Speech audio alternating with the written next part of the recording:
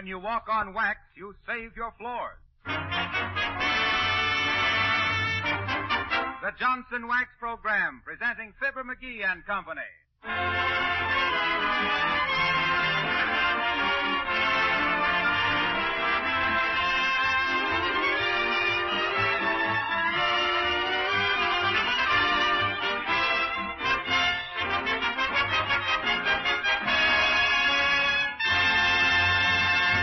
Billy Mills and his orchestra open the show with Fine and Dandy.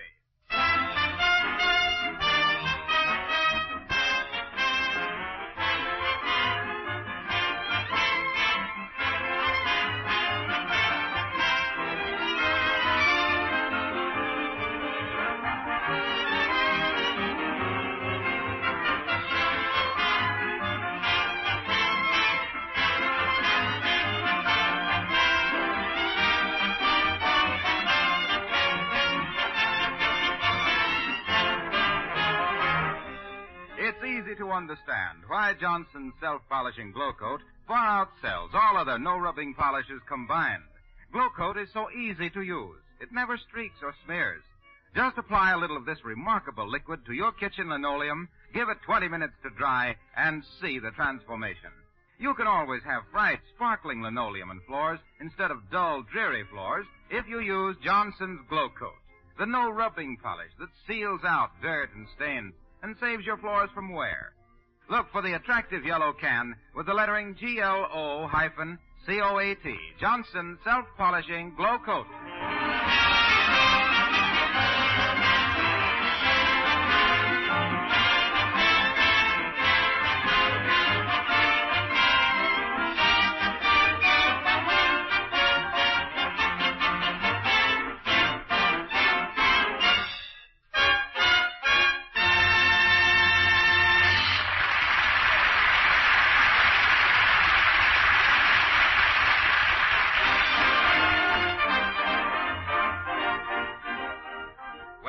This is the day Fibber has been waiting for. Nothing to do but stay at home for a little rest and relaxation. All he wants today is a magazine and a good cigar. On second thought, it doesn't even need to be a good cigar. So here in the living room at 79 Wistful Vista, with his Monday man Friday, Silly Watson, we find Fibber Do Not Disturb McGee.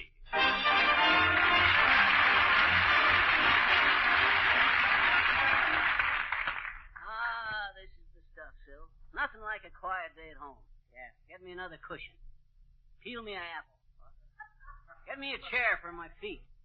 And prop the paper up on it with the help wanted ads facing me. Well, yes, can you read the warrant ad from where you're sitting, please? I don't want to read them. I don't want to read them. I'm going to sneer at them. I'll get it. McGee residence, if it ain't important, hang up. Huh? This is McGee speaking. Who? Oh, Sam Sagamore. Hiya, Sam. What you doing in town? Oh, you got your circus here, eh? Well, I'll come down and see it someday this week. Huh? No, I don't want no job, Sam. My circus days are over. You know that. Huh? I don't care how big a job it is, Sam. I ain't interested. I'm staying home to relax this week. You betcha. Okay, Sam. Thanks for calling anyway. Imagine that, Phil. Offering me a job with his circus. Come in. Oh, hi, Mrs. Fiditch. Oh, how do you do, Mr. McGee? Tell me, do you like children? Well, of course I do, Mrs. Fiditch. But, why did you ask? Well, I just got to thinking. Here you are right next door, and with your wife away, you must wonder what to do with your time. And I simply must go to the beauty parlor, and you get along so well with children. Oh, well, I didn't So mean... I'm going to let you have my little Rose for a few hours. Won't that be fun? Oh, hey, now, wait a minute, Mrs. Fiditch. I can't... I don't know anything well, about... Well, just don't let her swallow things, and here's a bottle with her formula, and But you'll find everything you need in this shopping bag. Oh, no. You know, it isn't everyone I leave her with. Oh, I gee, almost envy you, you lucky man. Oh.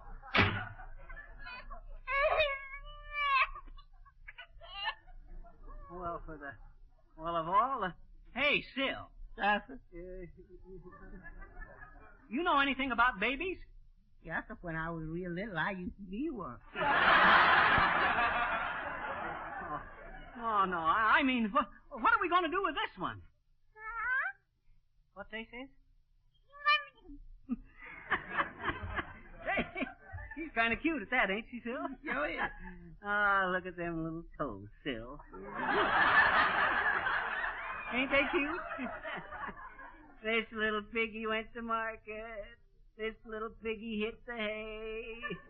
This little pig was plowed under by orders of the AA. This little pig was... It kind of look like pork. Don't agree with her, please. Hey, we better sing to her, Sil. You know any lullabies? Well, I just know only rock and rhyme my baby, please. Rock and roll. You mean rockabye baby? Yeah. Well, let's try it.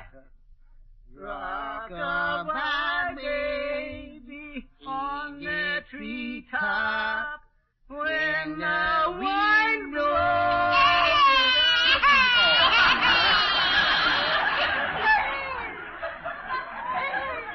By the way, Sil, you better be sure the windows are all closed. We don't want no drafts on this kid. Yes.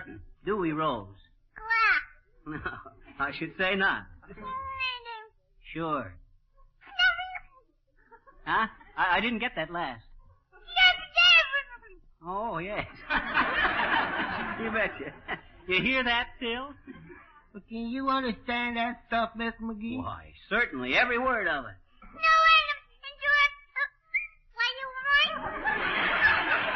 What'd she say then? She says she wants to hear Billy Mills play Whistle While You Work from Snow White and the Seven Dwarfs. You hear that, Billy Mills? Da-da.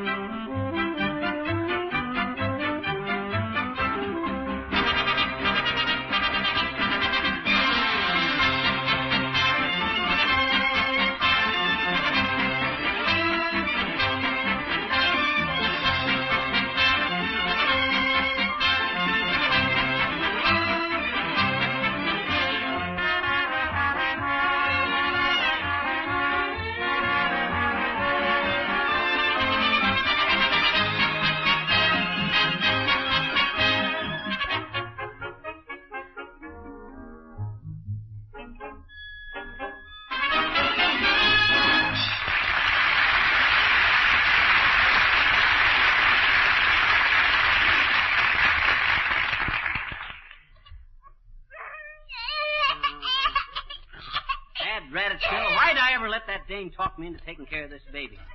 Well, ain't it about time she ought to be fed, please? Oh, I guess so. But I took a swig of that stuff in the baby's bottle, and it tastes terrible. I ain't going to feed no baby none of that stuff like that there. Yeah, no.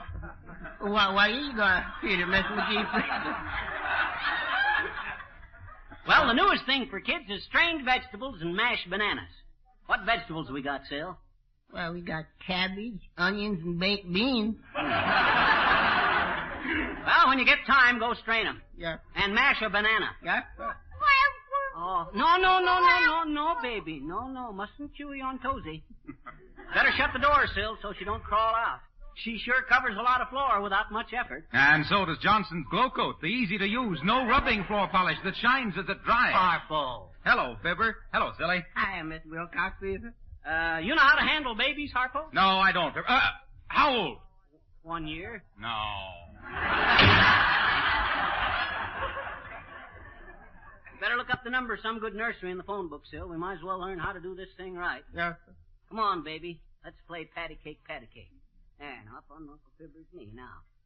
Patty cake, what's his man? Doctor, lawyer, merchant, chief. When your mama comes home, it'll be a relief.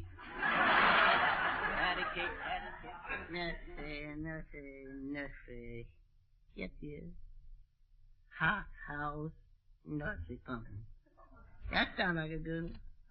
And Miss McGee, it was Wistful Vista 2400. Oh, much obliged. Well, you play with Rose while I call him. Yes.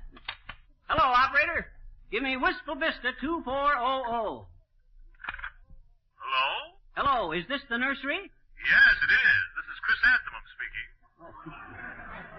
Hi, Chris. This is Fibber McGee, 79 Wistful Vista. Mind if I ask you a few questions? Not at all. Not at all. Well, seems like I ought to talk to a woman about this, but... Well, that's all right, McGee. I've been taking care of Mother Nature's little darlings for several years now. Well, this one's a rosebud. A rosebud? Well, what kind?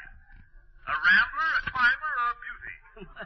She's a kind of a combination climber and creeper, Bud. Oh. Have you got a little lattice for her? No, I ain't, Bud. Wait a minute.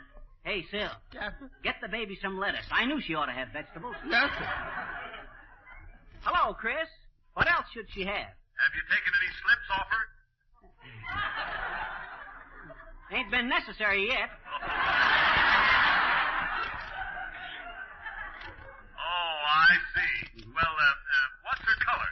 Oh, kind of a pale pink. Say, Bud, should we ought to keep Rose wrapped in a blanket? No, never, no. Too hot. An old piece of gunny sack is better. Gunny sack, huh? That's a new one. But then I don't know much about this business. Oh, is this the first one you've raised, McGee? Yes, it is. Well, I started out the small way myself, yes. The first year I only had 50. 50? Yeah. Now we have over 1,000. 1,000? And I think I got trouble. Yes. Are her stems good and straight? Stems? Oh, yeah. Well, they're pretty short, but she ain't bow-legged that I can see. Now you're being funny, McGee. Yeah. By the way, are her stems nice and green? Now who's being funny? Yeah. Well, tell me, did your rose come of good stock? Well, I don't know, Bud. I ain't one to talk about the neighbors, but... Oh, I see. Yeah, you got it from a neighbor. Yes? Not a nursery. No, I don't think so. Probably just grew wild in somebody's garden. You're kind of poetic, ain't you, Bud? Whoever heard of a baby growing in a garden? Yeah. A what? A baby. A baby? Yes, a baby. Oh, no wonder. What you want is a day nursery. Yeah, this is a plant nursery. A plant nursery? Well, what's the idea of stringing me along? Say, I'm going to come up and call on you, Bud. Yeah? You betcha. Yeah, come up in the spring with the rest of the saps.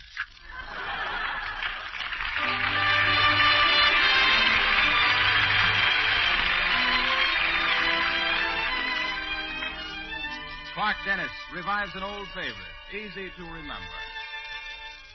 Your sweet expression, the smile you gave me, the way you looked when we met.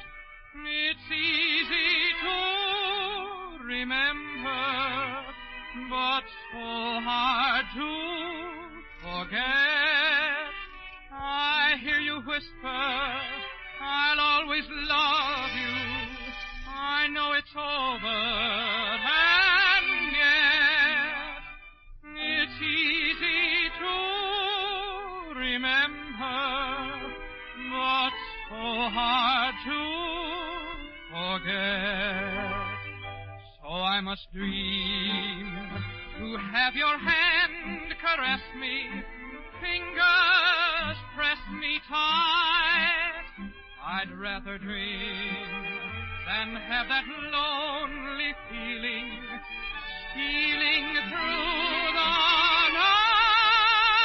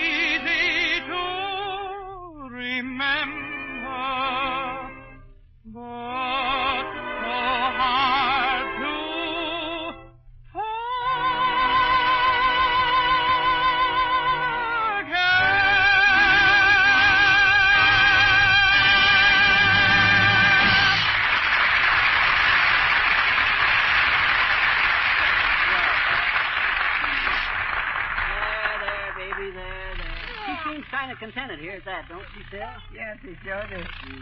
It look like you got the real maternity instinct, please. Oh, I don't know. Oh, now what'll I do? Oh, I know. Hand me the goldfish bowl, Sil. That ought to catch your eye. Yes. Yes, yes. Ah. You see, baby? See the pretty fish? Pretty fish? No. Don't look at me. Look at the fish bowl. Coochie. Pretty fishy. See, Sil? I knew these would get her. Dad ratted. Hey, Sil, pick up them fish, quick. Put them in a saucepan or something. Just with water or butter? They ain't good to eat. Hurry up, Sil. Yeah, come on, Fishy. Come on, what's Silly? Silly, put your back in aqua firma again. Come on. Now, baby, was that nice? Slapping the goldfish out of Uncle Fibber's hand? Okay, I accept your apology. Dad ratted, why don't people... Hello? Who? Sam Sagamore? Oh, Listen, Sam, for the last time, I don't want a job with your circuit. No. Besides, last time I worked for you, you give me a raw deal. Huh? Oh, you remember all right, Sam. I had my office in the hottest tent on the grounds, and you wouldn't even let me borrow the fan dancer between shows. Okay, Sam, and don't call me again because my mind is made up. You put them goldfish back in the water, Sil? Yes, sir, they were wriggling around real contented, please. I envy them. Their lives may be public, but they're peaceful. After we get rid of this baby, I think I'll dive in the bowl with them. No. Don't cry, baby. Here. Look at the nice watch. Ticky. You like that little watch, please? Yeah, well, that's a girl for you. Pickle. Show them a new face and they go gaga. You hear that, Sil? Look, baby, hear the watchy?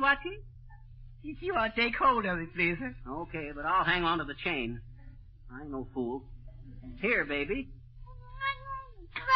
Yes. Hey, quit yanking. Hey, you'll bust the chain. Quit it! Now look what she done. My nice new watch. Oh, well, I don't want to be cheap about this. Bring in the grandfather's clock in the hall, Sil. She'll get a big kick out of that. She must see what time it was, please. She looked kind of sleepy now. Say, she does, don't she? Uh-huh. Here, baby. Let Uncle Fibber rock you to sleep. There. Go to sleep. Rock-a-bye, baby, on the treetop. As a substitute, Mother McGee is a flop. When this row... Hey, look, Sil. Yeah. She's asleep. Dad Rabbit, don't answer, Sil. Yes, you better, too. Maybe that's Mrs. Fiditch after the baby. Hello there, Sonny. How about a vacuum cleaner? Be quiet, old-timer. Me? What's he? I says be quiet. Take it easy. Speak up, Johnny. Got a cold? No, I ain't got a cold. I got a baby. Congratulations. Where's the cigar? That I ain't got any cigars. It ain't my baby. Me? I says it ain't mine. Now pipe down. Yep, 5 down and 3 a month. Put it on your light bill. How about a demonstration? It's the finest vacuum cleaner on the market. No, Dad Ratted, I ain't interested. Now scram out the door. Slam the door? Okay, but it might wake the baby.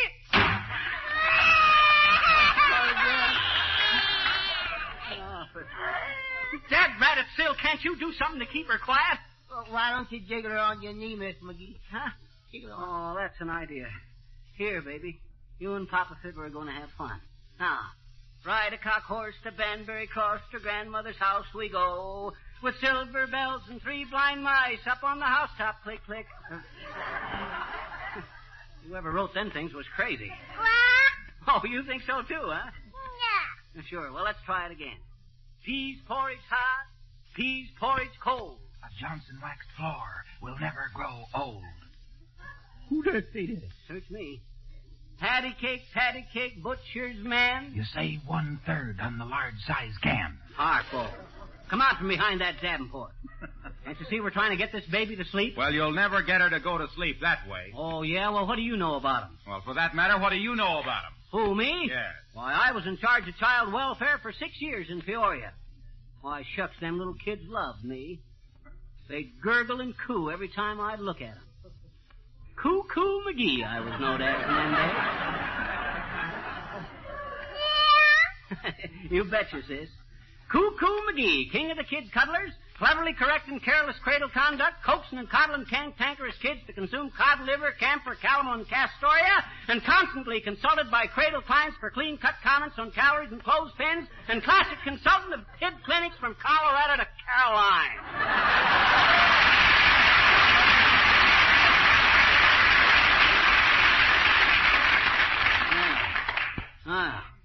What do you think of that, baby?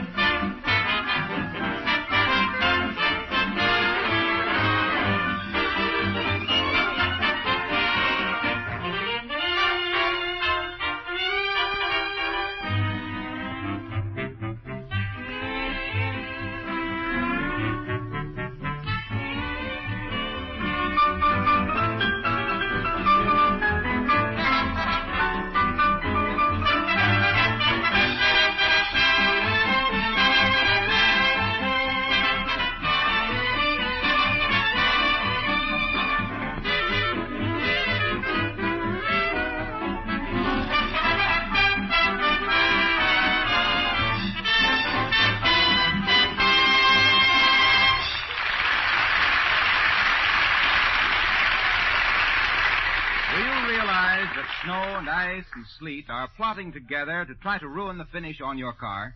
They'll never succeed if you protect your car now with a shining, tough coat of Johnson's Auto Wax. This superior wax polish will keep your car beautiful always. It will save you money in car washings and increase the trade-in value of your car. So don't delay another day. Wax your car the Johnson way. Oh, boy, am I tired. Here I try to get a little rest, and somebody parks a baby with me.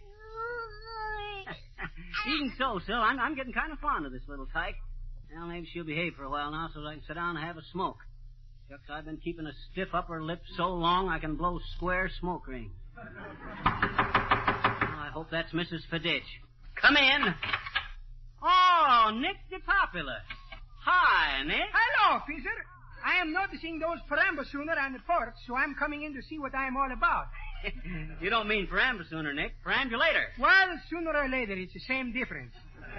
How is it that you are having a little infantry and I am not knowing something about you? Is this Cupid being brought with a stork in its beak, or are you adapting some little orphan Fanny? Neither one, Nick. One of the neighbors left it with me. Well, I hope you are not giving these babies too much trouble, Fizzer. As the trigger is bent, the tree will grow up and shoot somebody, you know. Well, don't worry, Nick. This is my last experience with babies. That is a very fine resolution, Fizzer, and I hope you get stuck with it. Remember the old sayings. Big maple trees from a little peanut is growing up. It ain't maple, it's oak. Sure, it is oak with me, too. So long, Fizzer. Here, Sil, put these dishes away. I'm so nervous and upset, I can't eat anything anyway. Oh, what's the matter, baby? Here, watch Uncle Fibber juggle the plates. Yeah. 1, 2, 3, 4. Oops! You like that, Blizzard? Okay. Hand me some more dishes. Nothing matters now. Now watch, baby. Watch this. You don't have to juggle them, please. At the same time, if you just bust them. Well, that's an idea.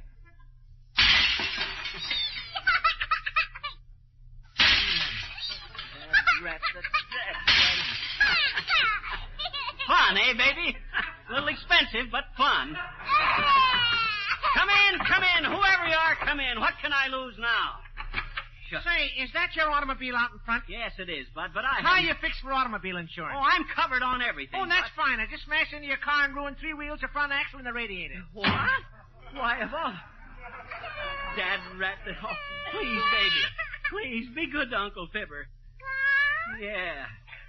She's staying real quiet now, please. Look, she kind of craves a little old tablecloth. Oh, good. She can't hurt that any. Nice, fringy-wingy, baby. Nice. Look out, Miss McGee. She pulled the cover off the table. Hey, pick up that lamp. Quick, Phil. Pick it up. But I got to blot up this here whitening before it ruined the rug. Oh, what did I ever do to deserve this? Oh, if that's Mrs. Fiditch, come in. McGee? Yes. Summons for you. Jury duty. Oh, what a day. Of all the... No, baby. Mustn't eat the cigar butt. No. Oh, hey, Sil, do something. I'm going crazy. Oh. Hello. Who? Sam Sagamore? How many times must I tell you I don't... Hey, Sam, what kind of a job is it? It is? After what I've been through, it's a cinch. I'll take it. I'll be right over. You watch that kid, Sil. I can't stand this anymore. I'm taking that job with the circus. Well, what kind of a job is it, please, sir? Lion tamer. Oh, sure.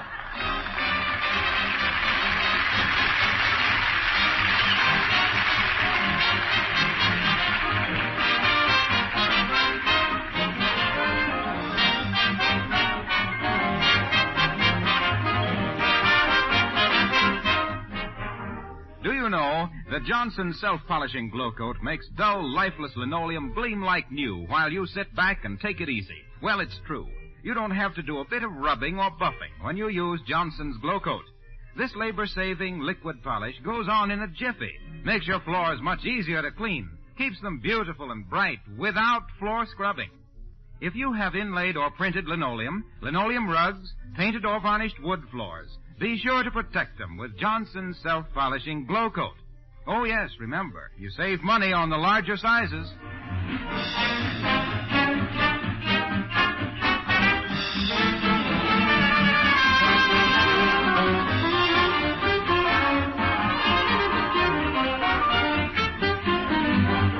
Well, folks, we want to take this opportunity to congratulate Billy Mills and his orchestra for their swell music.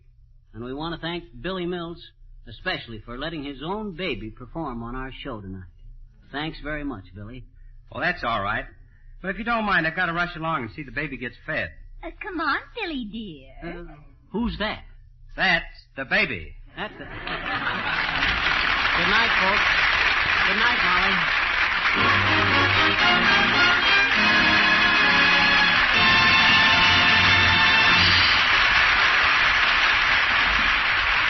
If you want to help fight infantile paralysis, please send $1 to President Roosevelt, the White House, Washington, D.C. We can lick infantile paralysis with the March of Dimes. This is Harlow Wilcox speaking for the makers of Johnson's Wax at Racine, Wisconsin, and inviting you all to be with us again next Monday night at this same time. Good night. This is the Red Network of the National Broadcasting Company.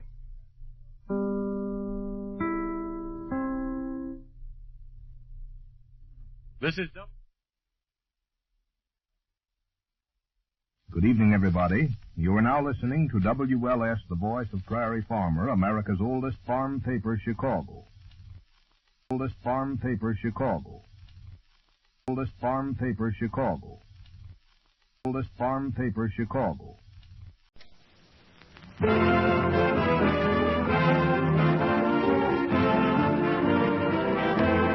Makers of Johnson's Wax and Johnson's Self-Polishing Glow Coat present Fibber McGee and Company with Jim Jordan as Fibber, Donald Novis, Billy Mills Orchestra, and our special guest for tonight, Schlepperman. The show opens with I Hit a New High.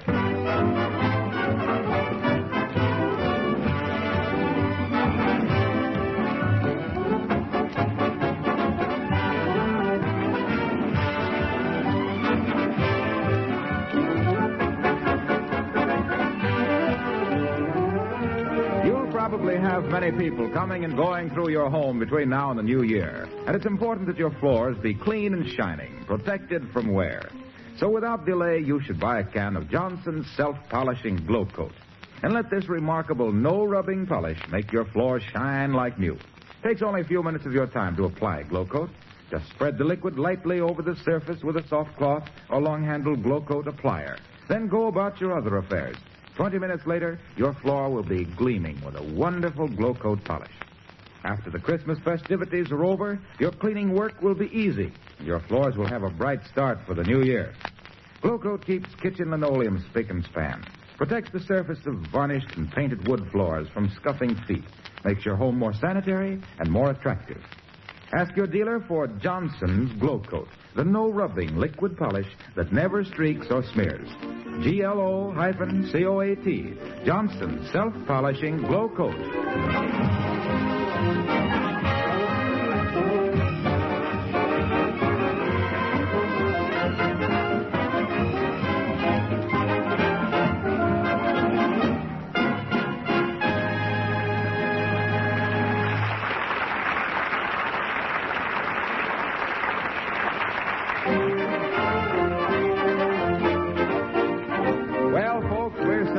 Comes to you as a shock, but tonight Fibber is not doing his Christmas shopping.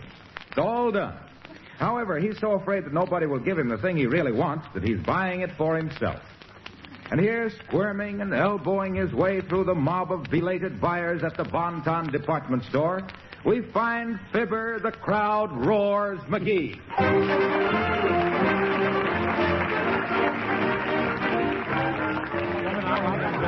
Pardon me, please. I'm going down to that necktie counter, yeah. Boy, what a jam. I wonder. Hey, floor walker. Yes, sir? Where do I find the stationery? The stationery what? Listen, Bud, that was not a very good joke. Oh, I know it, sir, but during the Christmas rush, we employees must take our fun where we find it. Yeah, I suppose so. I bet if all the Christmas shoppers that ask you foolish questions were laid end to end, you could have a lot of fun with a steamroller. Yes, or a lawnmower if they all had beards. What was it you wished to buy, sir? A pencil, an automatic pencil. Oh, yes, sir. You go right over here. Excuse me, floor walker. Whom do I speak to about a card table I bought from a salesman that has wobbly legs? Well, the old age pension clerk, 4th floor. Now then, sir, about the pencil. Yeah. You'll find them second aisle over. Oh, thanks, Bud. And a Merry Christmas. The formal answer to that, sir, is the same to you. But my heart isn't in it. Good day. Pardon me. Nice girl. Hey, sis, do you carry pencils at this counter? Yes, sir. Oh, that's good. Now, I ain't a regular Christmas shopper. My shopping is all taken care of, but I do want a good automatic pencil for myself. Why, certainly, sir. Now, here's a beautiful pencil with 6 different colored leads. It comes in a beautiful gift box. I don't want a gift box, and I don't want a pencil with colored leads. All I want is a good, plain, automatic pencil that makes black marks on white paper. That's simple enough, ain't it? Oh, certainly. Yeah. Who's it for, you little boy? Dad, drat it, I tell you, it's for me. This has nothing to do with Christmas. Then why did you want it in a gift box? Well, simply because I don't want it in a gift box. Listen, sis, how much is that black pencil in the case there? A special for Christmas, $1. Ordinarily 75 cents. Okay, wrap it up. As a gift? Yes. No, Dad, wrap it. Oh, what's the use? Yes, wrap it as a gift. And put a card in it that says, to Fibber McGee, from Fibber McGee with difficulty. Send it to me at 79 Wistful Vista. Yes, sir, and I can promise you, sir, it will reach you in time for Christmas. Pardon me, lady. I want to get through here. Ask, girl. Shucks, these clerks are so full of Christmas, they look for antlers on dray horses. Now, let's see, which way is it? Excuse me, sir. Can you tell me where the children's toys are? Well, that depends, Bud. If you come home late from a movie, they're usually in the middle of the floor where you can stumble over them. A wise guy, huh? I ask a simple question, that's why. Asking me where the children's toys are. We're standing right in the middle of the department. Something about the soldier. There's something about the soldier. He walks along with a 1, 2, 3, 4, 5, 6, 7 ticket. Slapper man. Hello, stranger.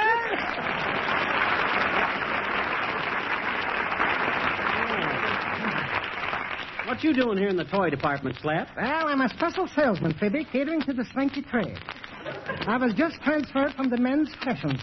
Oh, men's fashions, eh? Yeah. Say, there's something I've been meaning to find out. Suppose I wear a brown suit, brown tie, brown hat, and brown shoes. How about socks? Put on a pair. It's considered very smart.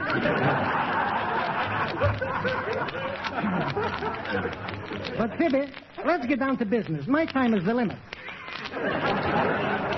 Phoebe, would you like something today in a cheap, high-class bargain? Nope, I got my Christmas shopping all done, Slap. I don't agree with you. What do you mean you don't agree with me? I guess I know when I got my shopping done, I guess. Phoebe, I hate to disillusion you, but when you meet a special salesman with my classification, you're doing some more shopping. Is that so? Oh, no, I'm not. I ain't buying another thing. I'm through. Excuse me a minute, please. What's that? My safety valve. I'm a high-pressure salesman.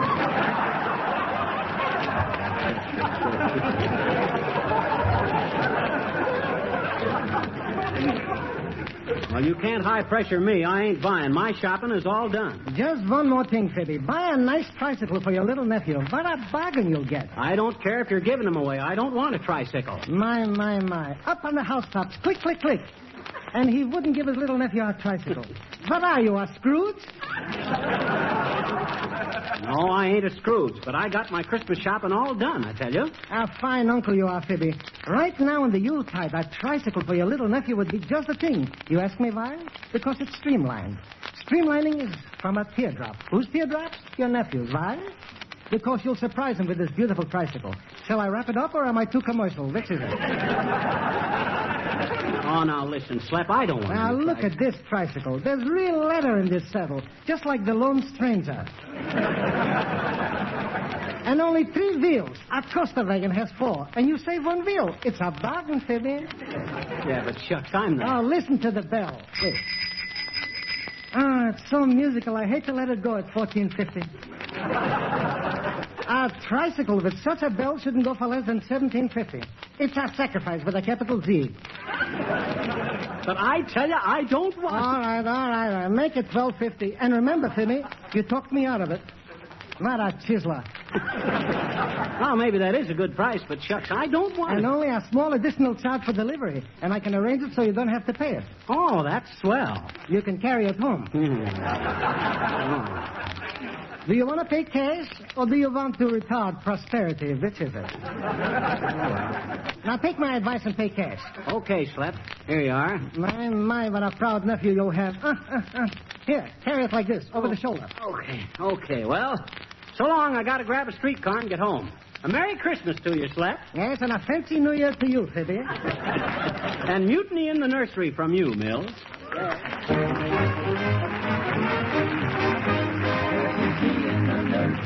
Mutiny in the nursery. Mother Goose is on the loose. Her kids are swinging out.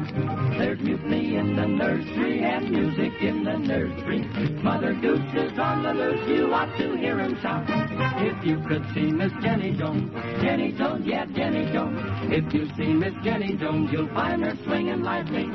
Lazy Mary won't get up. She won't get up. Won't get up. Lazy Mary won't get up. She stays out too late nightly. Little Bo Peep has lost her sheep, but she knows where to find them, for they all stand around the bend, wagging their tails behind them. 1 little, 2 little, 3 little jitterbugs, 4 little, 5 little, 6 little jitterbugs, 7 little, 8 little, 9 little jitterbugs, 10 little jitterbug boys, 10 little, 9 little, 8 little jitterbugs, 7 little, 6 little, 5 little jitterbugs, 4 little, 3 little, 2 little jitterbugs, 1 little jitterbug girl. Mutiny in the nursery, mutiny in the nursery. Mother Goose is on the loose, her kids are swinging out. Little Jack Horner came to the corner playing his clarinet. He stuck in his gum and played so down he ruined their hot duet. Mutiny in the nursery when they all got loose. They began to yell for old Mother Goose. A goosey, goosey gander, take a tip from me. Better trot on home before you miss the jamboree. Oh, there's mutiny in the nursery. Mutiny in the nursery. Yeah, Mother Goose is on the loose. Her kids are swinging out.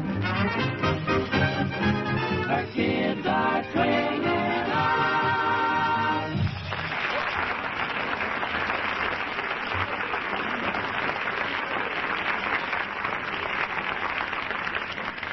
Folks, that was Mutiny in the Nursery, played by Captain Bligh Mills and sung by the Four Notes. Hey, officer, is this where I catch a car to 14th Street? Sure it is, me bucko. You think you can get on a streetcar with that tricycle, no? Oh, I think so. You'll admit it's easier than getting on a tricycle with a streetcar. Uh-oh, here she comes. All aboard. Easy with that tricycle, mister. We're pretty crowded. Folks, move back in the car, please. Okay, conductor, I'm on.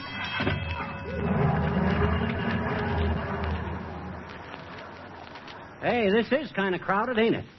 Anybody got a gallon of olive oil we can pour over us? What for? Well, we might as well smell like sardines, too. Say, conductor, would you give me a transfer? Why, certainly, Mr. Mills. Wait till I punch it.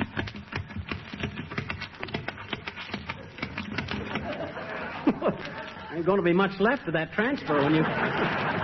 Won't be much left when you get through punching it, Bud. Yeah, I know. But I'm going to a New Year's Eve party, and I need the confetti. Here you are, sir. Thanks. Incidentally, Billy, where's Harpo? Oh, he's up ahead somewhere. See, up past the fella carrying the Christmas tree. Oh, is he the one with the green fedora standing under the words, no rubbing, no buffing on that glow coat car card? I think so. I'll find out. Hey, Harpo, is that you up there under that glow coat car card? The one that says Johnson self-polishing glow coat is the easiest to use preparation for floors and linoleum because it shines as it dries and gives a beautiful polish with no rubbing or buffing. That's the one. Yeah, that's me. Yeah, that's him, Billy. Is Don Novus aboard? Yes, he is. I thought so. He always rides free. Why? Well, no conductor can ever change a tenor. Dear, dear. Hey, can you folks give us a little more room here?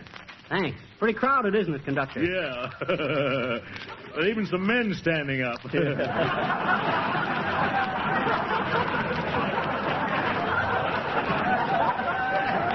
All right, folks. 23rd Street, I believe. 23rd Street. Anybody want to take a chance on this being 23rd Street? Don't you know the streets, Bud? Too many people. I can't see out of the window. But I can guess pretty accurately. Oh, you can? Well, where are we now? We're just passing the brewery. Oh, no, we're not either. Stop breathing down my neck, will you, brother? I'm sorry. Hey, somebody's standing on my left foot. Who is it? Who's standing on my foot? Just a moment, folks. Will the person who thinks he might be standing on Mr. McGee's foot please stamp twice? Well, maybe it's me. Say, it is me. I'm sorry, folks. I had my right foot standing on my left one. 9th Street, 9th Street. I hope. Anybody want off at 9th Street? Oh, darn it. Nobody wants off at 9th Street. Why'd you want him to, Bud? Well, there's a big puddle of water in the gutter at 9th Street. And I got a bet with the motorman he can't stop exactly in front of it every time.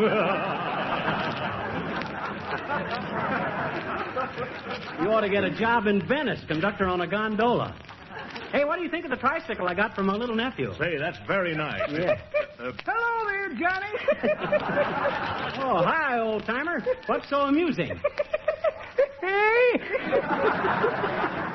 I says, what's so amusing?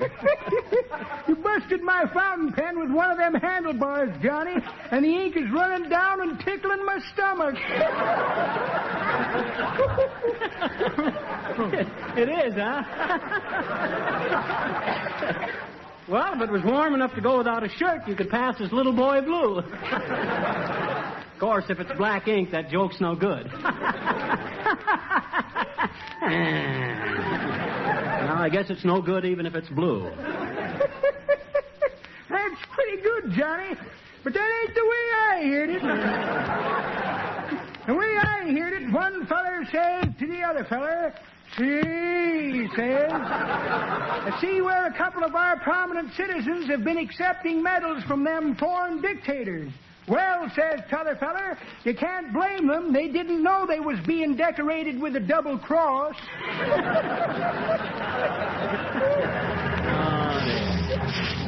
Hey, let me off here, conductor. This is as far as I go this week.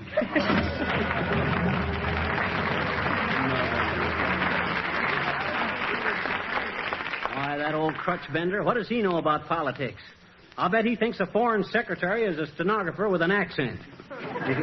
Oh, hi, Sil. I didn't know you were on this streetcar. Hi, Mr. McGee, Fraser. We get a little old tricycle. Oh, I bought that for my little nephew, Sil. Cute, ain't it? Yes, it sure is. Mm-hmm. Guess he's going to be real happy with that. Mm-hmm. I've been doing my shopping, too, Fraser. Oh, yeah. What'd you get? Well, sir, for Rosebud. Rosebud, that's my gal.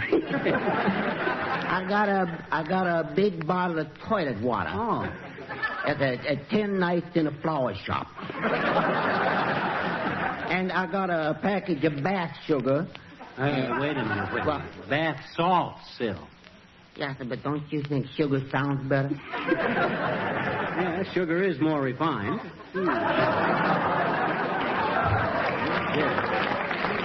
Now, what else did you get her, Sil? A nice new dress, but I ain't going to give that to her till after New Year's, though. No, afraid she'll go to a party and spill something on it?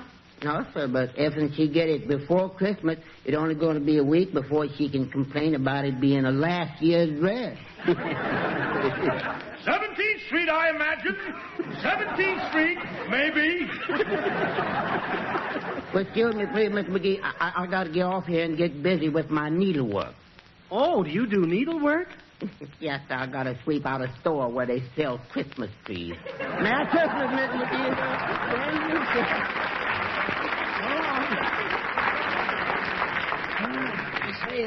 This tricycle is getting a little too heavy to hold. Would you folks mind moving just a little bit, please, so as I can set this tricycle down? Ooh, please, Mr. McGee. Watch out where you put those handlebars.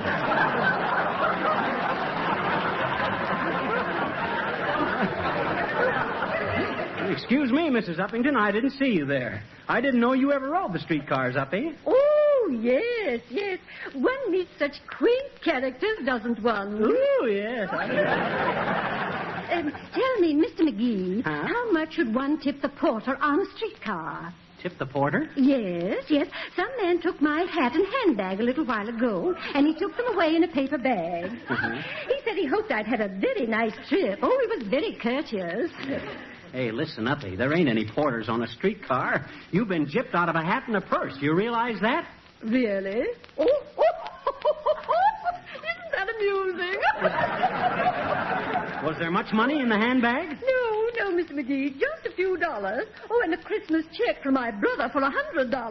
$100? Look, do you realize that all he's got to do is forge your name on the back of that check and get the money? Oh, now, don't be upset, Mr. McGee. He couldn't do that, you know. He couldn't? No. He wouldn't know what name to forge, really. Well, why not? It's made out to you, ain't it? Of course not, silly boy. It's made out to cash.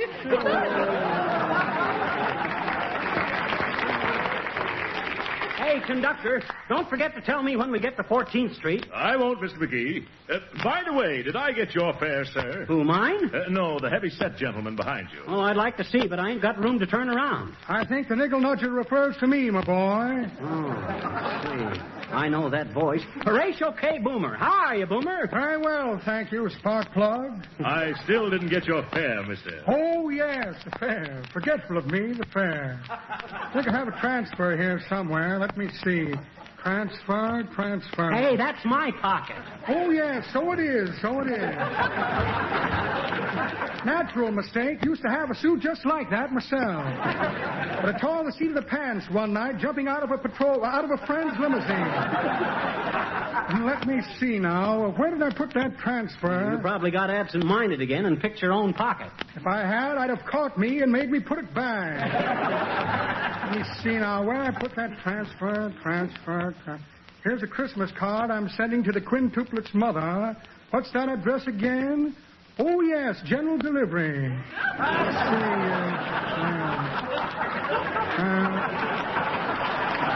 see. Lady's platinum wristwatch. Ah, the dear girl. To think I shall never meet her again, if I have any luck.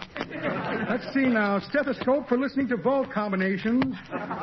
Heard one last night with a leaky ventricle. Interesting case. Needed a change and a rest. I left the change and took the rest. Yes, indeed. And a short beer. Well, imagine that. No transfer. Oh, well, must be getting off here anyway. I'm taking potluck tonight with a small group of poker players. Good day, meatball. So long, jailbait.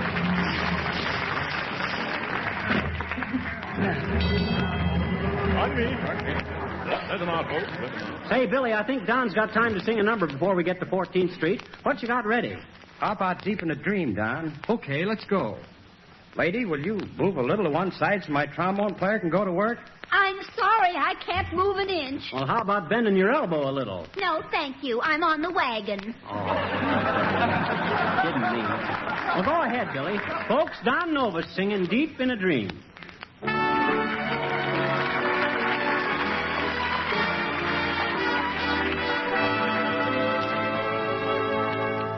I've always been a dreamer, for I was born that way. And I was born to love you, keep dreaming of you each day. I dim all the lights and I sink in my chair. The smoke from my cigarette climbs through the air. The walls of my room fade away in the blue, and I'm deep in a dream of you. The smoke makes a stairway for you to descend. You come to my arms, may this bliss never end, for we love anew just as we used to do.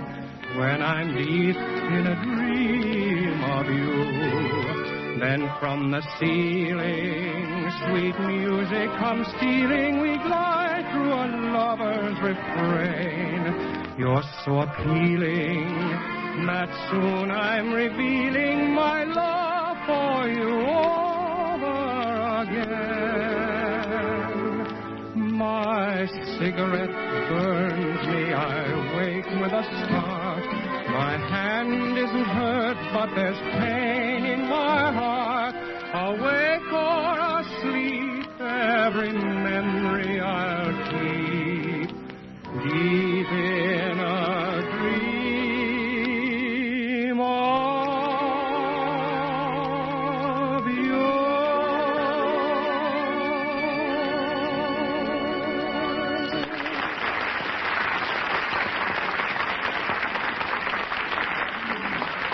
That was beautiful, Don.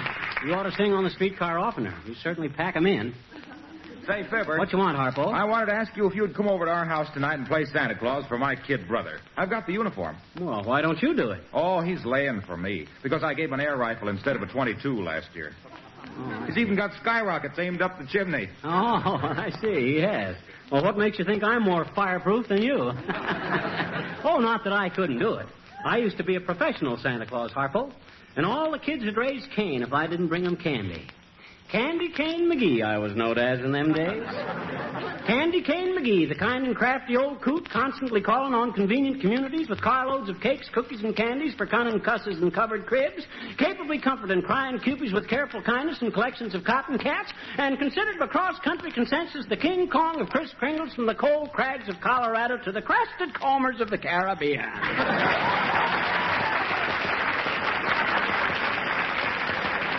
14th Street, I believe. 14th Street, no doubt. Mr. McGee, here comes 14th Street. Okay, hold it for me, Bud, till I get off. All right, folks, now please let me get out. One side, please. Let me out, please, folks. Don't grab the tricycle, little boy. That's a good boy. Excuse me, Bud, can I get through here?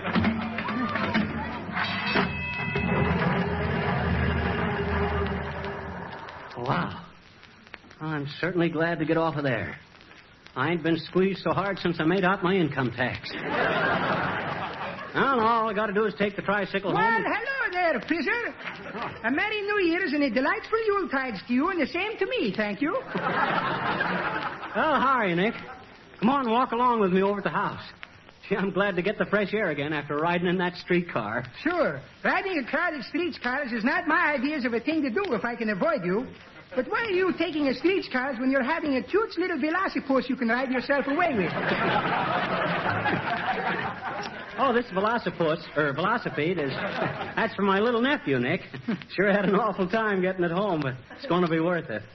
You got the shopping done for all your kids? Oh, sure. Saturday nights I'm dressing up in the Kraus Crumble red union suits. And I'm coming down the smokestacks like a stork bringing a new baby. Only I hope not. My little Demetrios is hardly waiting till Santa Claus is starting to drive his team of buffaloes through the snowdrifts.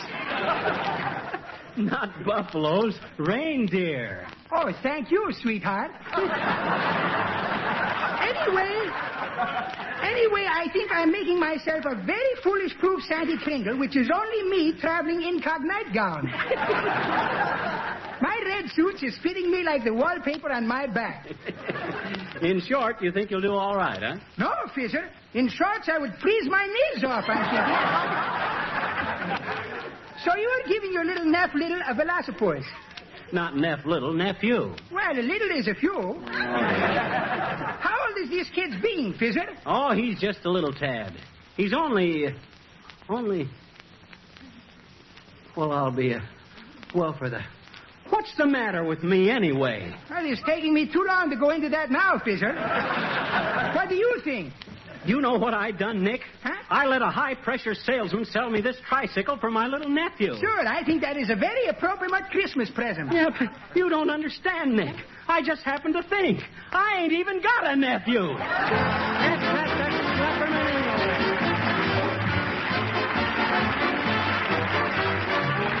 Zither will be back just a moment. But now, I think you'll be interested to know that more than 1 million new housewives have started using Johnson's self-polishing Glow Coat during the past 2 years. And here's why.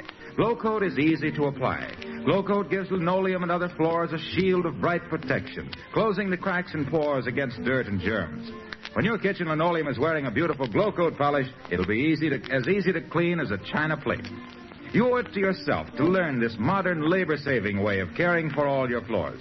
Glow Coat assures you less work and more play, and it earns you the reputation of being a wonderful housekeeper.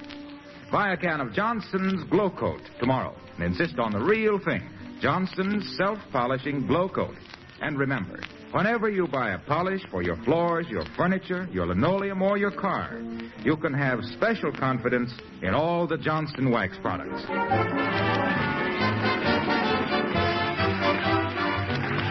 Folks, in addition to thanking Mr. Sam Hearn Schlepperman for being our guest tonight, we want to extend our sincere wishes for a wonderful Christmas to all of you. You've given us the best Christmas present you possibly could by making this the biggest year that the makers of Johnson's Wax products ever had. And we hope your new year will be as bright as the floors and furniture you use your wax on. And though Molly can't be with us on the program yet, she wants me to wish you a special Merry Christmas for her. So here it is. Merry Christmas, folks, and good night.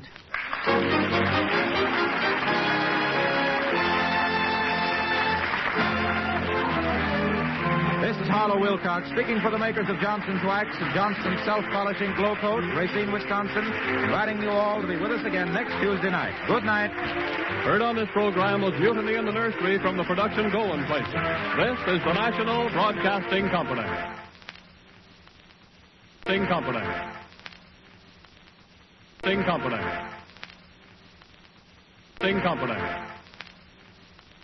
The Johnson's Wax Program with Fibber McGee and Molly.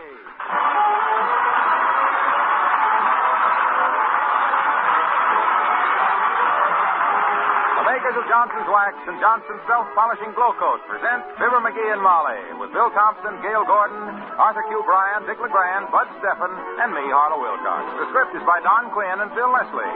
Music by the King's Men and Billy Mills Orchestra.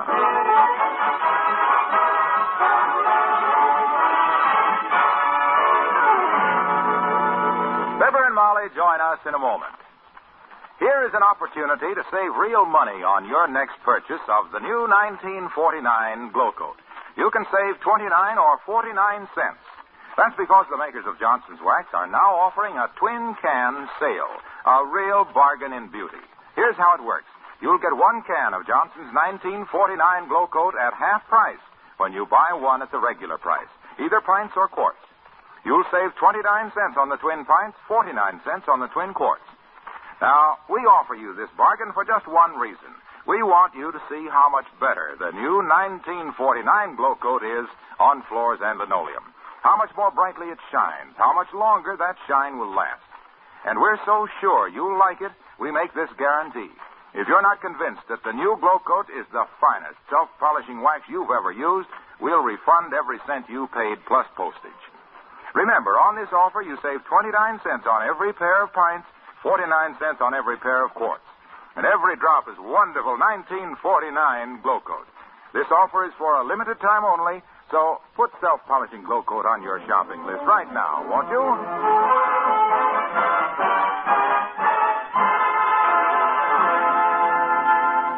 Engine House number 7 of the Wistful Vista Fire Department has just ended its annual used clothing drive. The first prize was a ride around town on the new $30,000 fire engine. And who do you suppose is riding up there on that driver's seat in all their helmeted glory? Yep, it's Fibber McGee and Molly.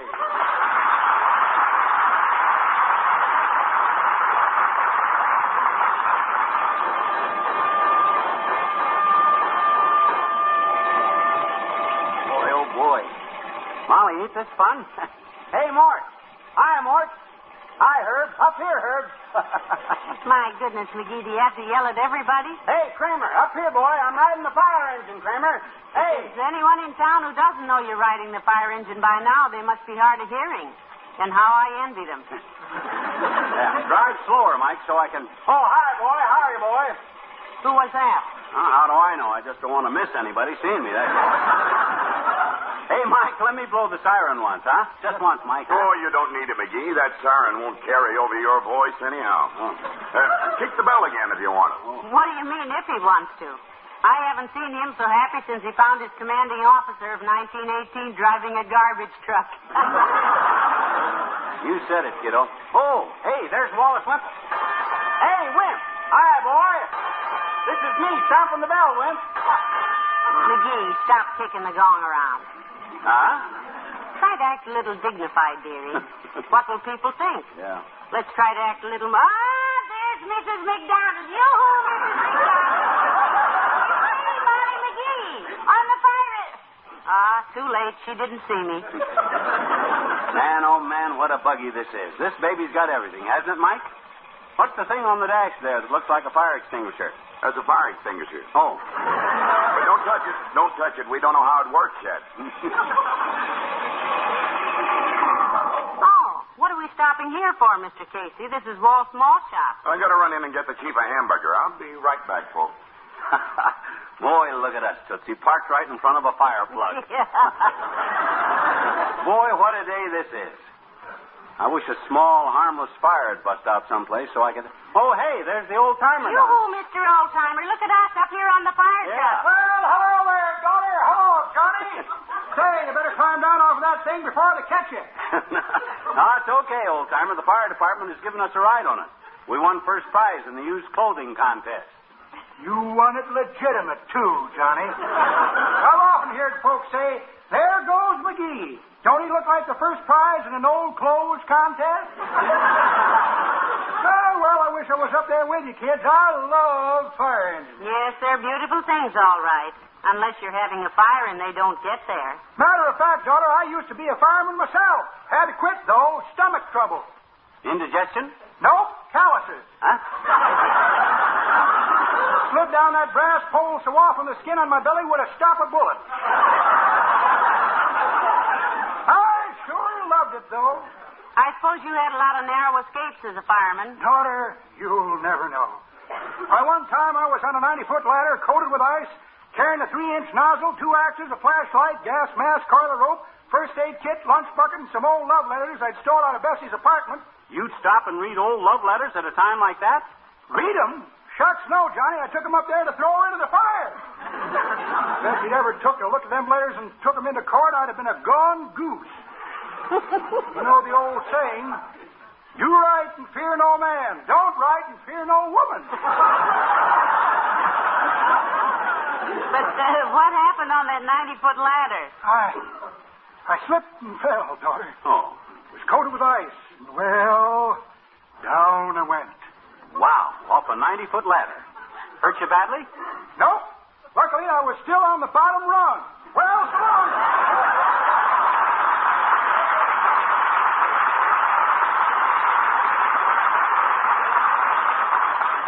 Some fireman he must have been. I'll bet. Oh, here's Mike. Scoot over, kiddo. We haven't touched a thing, Mr. Casey. I hope you got the hamburger all right. All set, Mrs. McGee. You want to drive it back to the station, McGee? Huh? Me? Oh, my gosh. You hear that, Molly? Yeah. I'm going to drive it. I'm going to drive the fire engine. 18 million horsepower, and I'm going to drive it. Where can I get a taxi?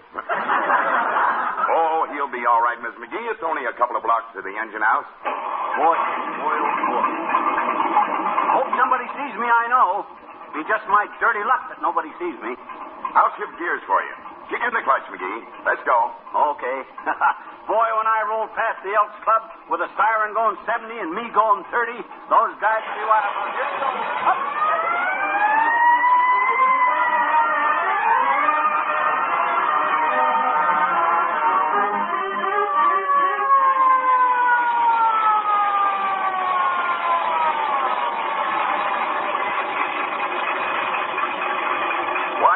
Here we are. Huh? Just park it at the curb there. I'll put it in the engine house later. Oh, that's okay, Mike. I'll wheel her right up the driveway, boy. I'll take her right on inside the firehouse. Now, maybe you better let him do it, dearie.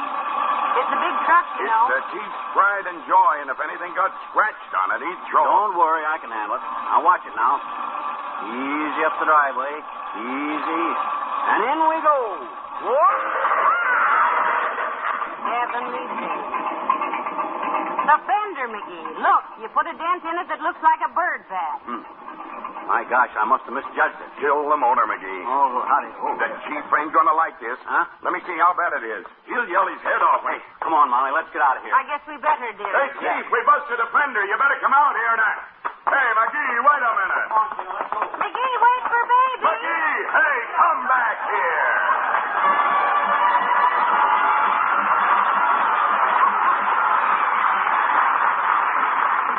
Billy Mills to the orchestra and Valley High.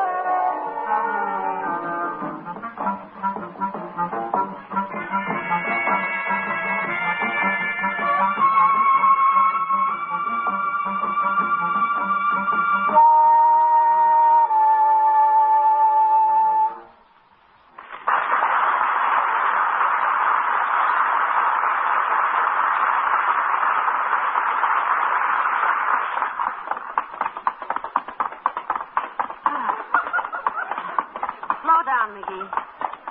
Take it easy. I'm winded. You too, kiddo.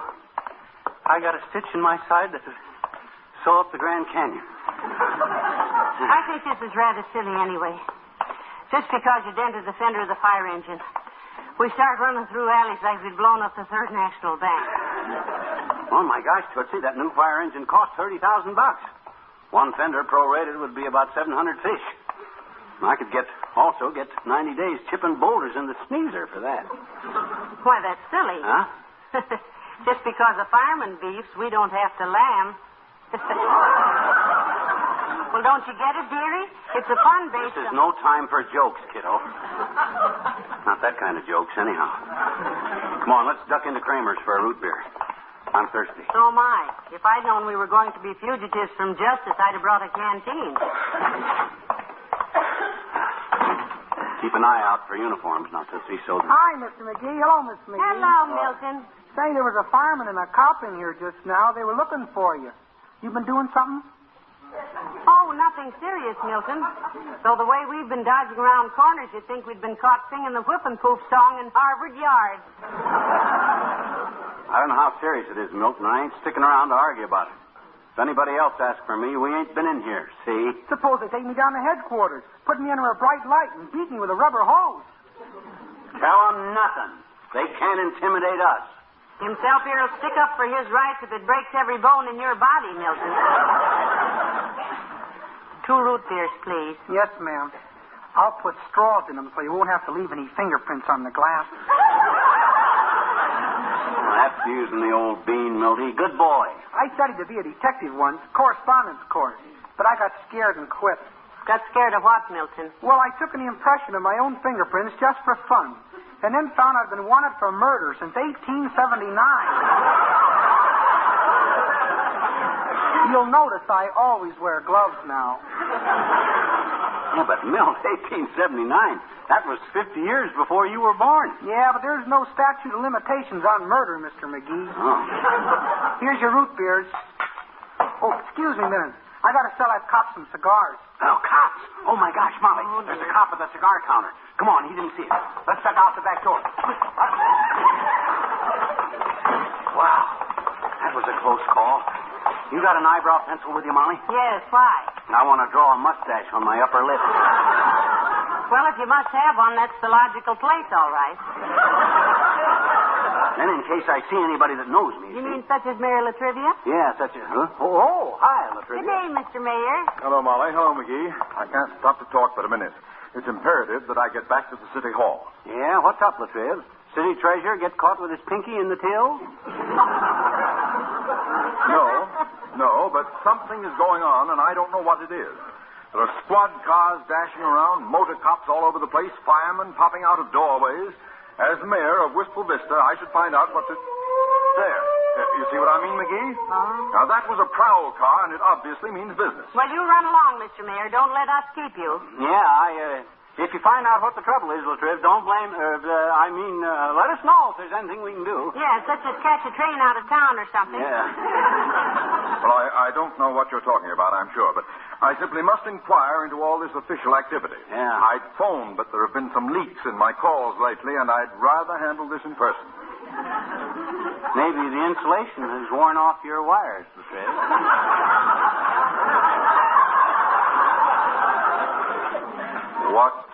What difference would that make? Well, that would account for the leak. You see, if the water soaks through the insulation... Oh, no. I didn't mean that kind of a leak. I found a puddle of water under our phone one time, Latriv. Right after I'd been talking to the bank about liquidating some stock. So I naturally figured the leak was caused by... I said I didn't mean that kind of a leak. A leak. Look, when I said there was a leak in the Fellowstone, a freak in the Yellowstone... Anyway, I haven't time for this sort of thing today. Yeah. I have to get back to the Hitty's Hall. City Hall. Good day. A good day!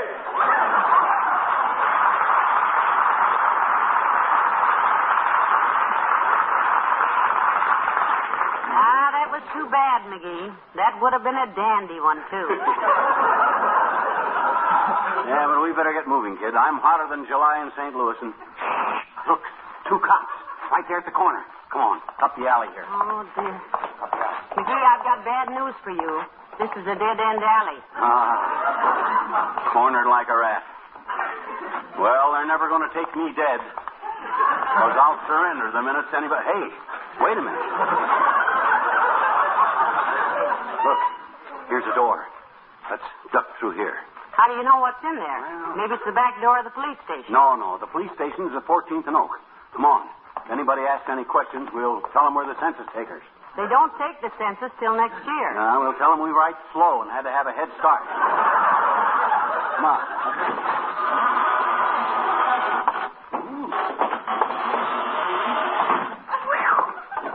Heavenly days. Look at all the boxes in here. I wonder what this stuff is.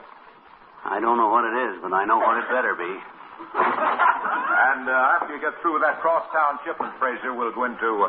Well, hello, Molly. Hello, pal. See what I mean? What are you doing in here? The whole dad-ratted police force and the fire department is out looking for me, Junior. Look, if you won first prize collecting used clothing and won a ride on a fire engine, and just because I didn't defend her, if anybody comes in here looking for me, is it my fault if the truck was too big for the engine house, and would you turn me in, boy? Is there any reward? Not that we know of. Why, certainly I wouldn't turn you in, pal. You can hide here as long as you like. Though we're awfully busy with the special new Johnson's Glow Coat offer, you know. Yes, I believe we heard something about You're keeping me hopping, believe me. Yeah. You see, Johnson's are offering 1/3 more Glow Coat at no extra cost. Yeah, but the new 1949 Glow Coat with the new glow. And they're offering on a money-back, if not satisfied basis. Yeah, but the cops are after me. Wonderful offer. I don't see how anybody could resist it. Just imagine 1/3 more Glow Coat for no extra money, pal. Yeah. The new 1949 Glow Coat that shines as it But dries. if the police come looking for With an extra gleam and an extra measure of protection. The Glow Coat that's so easy to use, that's always saves you time and effort, and that now saves you money, too. We should have give ourselves up. Look, the cops come Because with this great bargain offer, more housewives than ever are learning about Johnson's self-polishing Glow Coat and how it's the finest polish. It look, is. Look, Waxy. Yes, pal. We'd like your advice, Mr. Wilcox. What'll I do, Junior? Stay on the lam or turn myself in? Pal, my advice is give yourself up. You'll never have a minute's peace with this horrible thing on your conscience. Give yourself up and pay for the damage. Look, suppose it costs you $50 or so. Isn't that better than hiding from the law all your life? Do you know anybody that could fix it, Mr. Wilcox? Why, certainly. My cousin, Big Iron Things Out Wilcox. Oh, dear. Slip him $100 and your troubles will be solved. Well, what is he, Junior? A politician? No, he's got a shop on 14th Street. He straightens out fenders. Oh, dear. Come on, McGee. Let's let Mr. Wilcox get to work. Yeah. Thanks for nothing at all, Junior. Oh, don't mention it. We won't.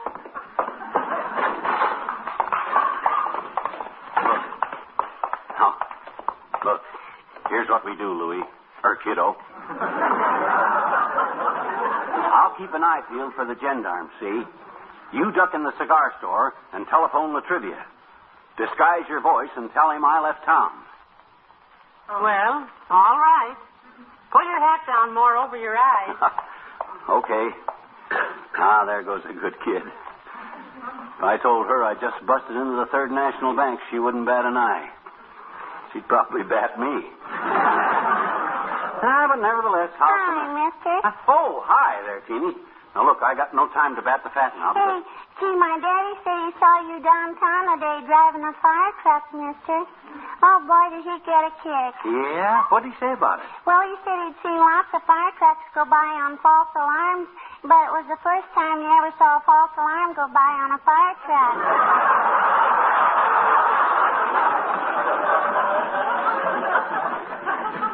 What does that mean, mister? What does it? I don't know, Teeny. And I got no time to figure it out. I'm in trouble, see? With the cops. Trouble? With the law? Yeah. Well, you came to the right woman, mister. Never fear, I shall hide you from your pursuers. Well, that's very nice of you. See, But me and Willie Toops, we got a dandy hideout, I betcha. Huh? It's a platform up in a tree, and see, the cops couldn't ever find you up there, I betcha. They wouldn't, eh? No, because... I says they wouldn't, eh? Wouldn't what? Never find me. Who wouldn't? The cops. Why? Because I'd be in your hideout. Up in a tree, I know it. Hey, what you do, mister, really? Well, That fire truck I was driving, Teeny. You stole it. No. I didn't steal anything. I was driving it, see, and... Oh, boy, you wrecked it. I did not. Look, I was driving it into the firehouse. And bumped into a fireman and busted his leg. Oh. Oh, gee, you are in trouble, mister, because busting a fireman... I didn't bust anybody's leg. I just dented a fender. And all the cops in town are looking for me. Well, if it's that bad, mister, maybe we better not try to hide you because our hideout is up in a tree. Yeah, I know, but why... And you're far enough out on a limb already.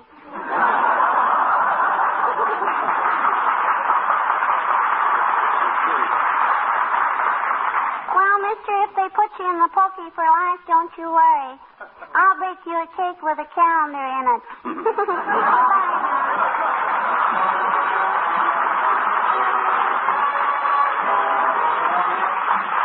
King's Man and the Beautiful Blonde from Bashful Bend.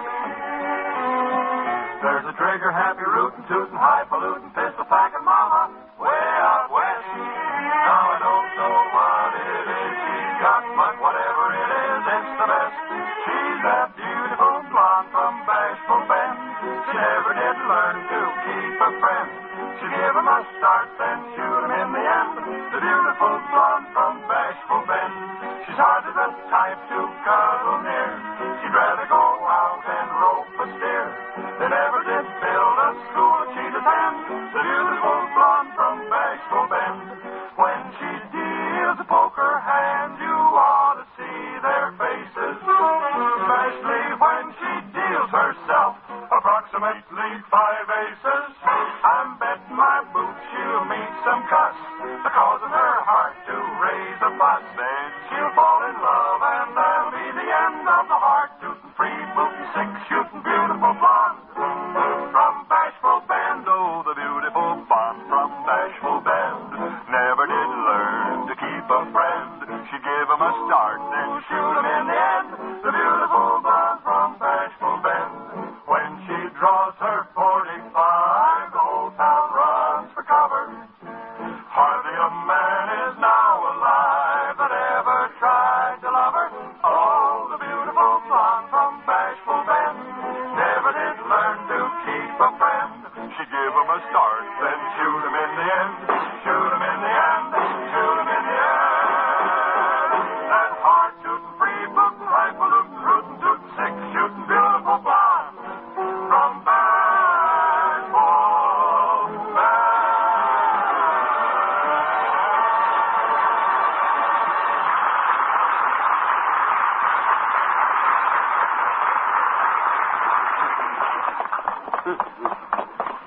Oh, me. This has to stop. I can't run any longer. Me either.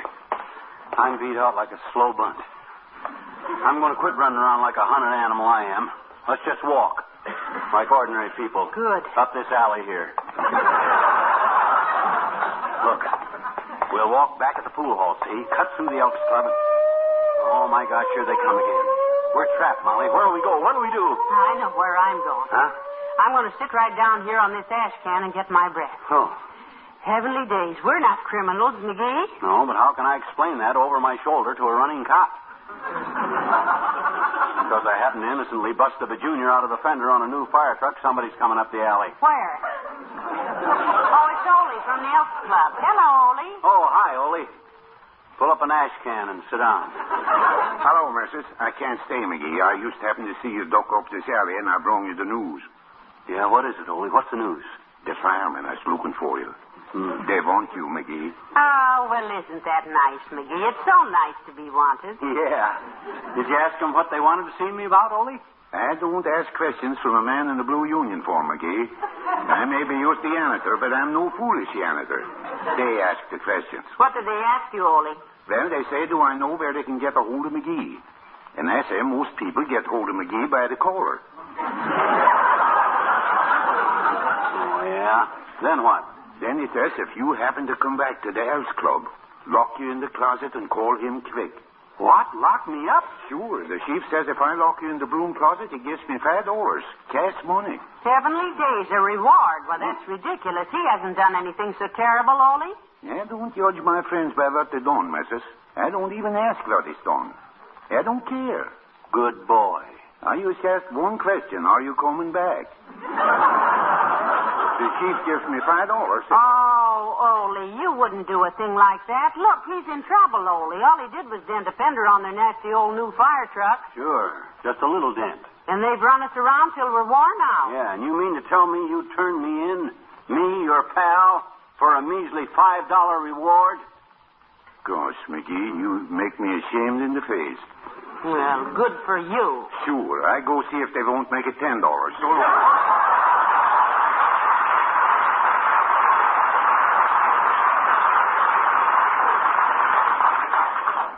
Fine friend he is. Come on, Molly, it's almost dark.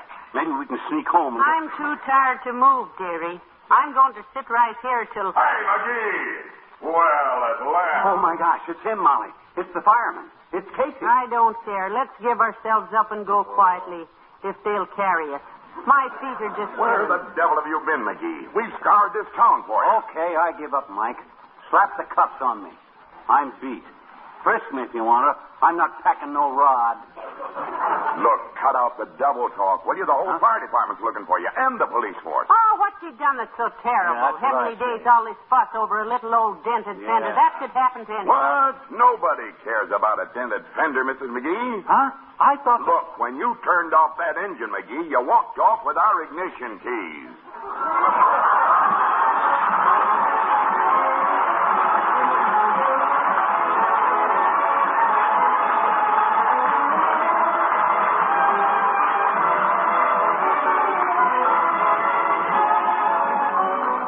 Fibber and Molly return in a moment.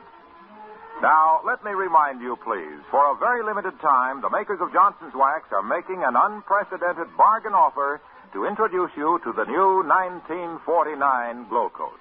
You can get a can of Glow Coat, the wonderful new Glow Coat with the bright new glow, for 1/2 its usual price when you buy another can at the regular price.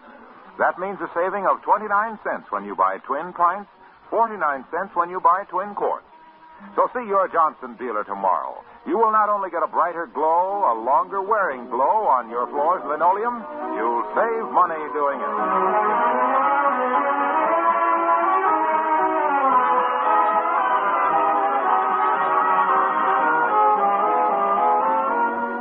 Ladies and gentlemen, now that we've given the car keys back to the firemen, we'd like to put in a little plug for them.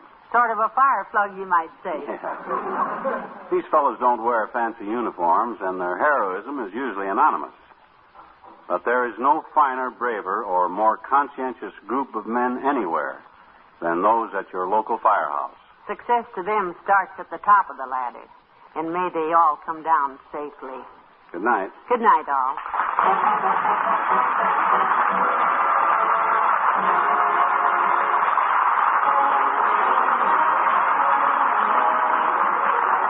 Makers of Johnson's Wax and Johnson's Self-Polishing Glow Coat, Racine, Wisconsin, and Brantford, Canada, bring you Fibber McGee and Molly each week at this time. Be with us again next Tuesday night, won't you? Rub it on. Wipe it off. That's all you do with Johnson's Car New, the wax-fortified auto polish that cleans and polishes in one easy application. Car New cuts through traffic tarnish, whisks it away. Water can't touch that traffic tarnish, but Car New will. Car New polishes your car, too, gives it a brilliant luster that makes it look like new. Ask for Johnson's wax-fortified Car New tomorrow. Cleaning a car can be hard work. Car New saves you a lot of that work, saves you time, too, and gives your car a real Sunday shine. Rub it on, wipe it off. That's all you do with Car New.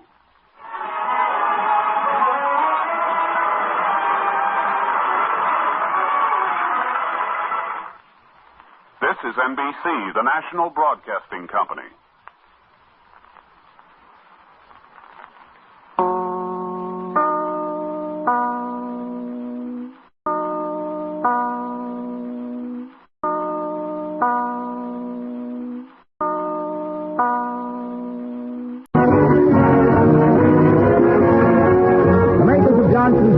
Johnson's Self-Polishing Glow Coat presents Fibber McGee and Company with Jim Jordan as Fibber, Donald Novus, the Four Notes, and Billy Mills Orchestra. The show opens with There's a New Sun in the Sky.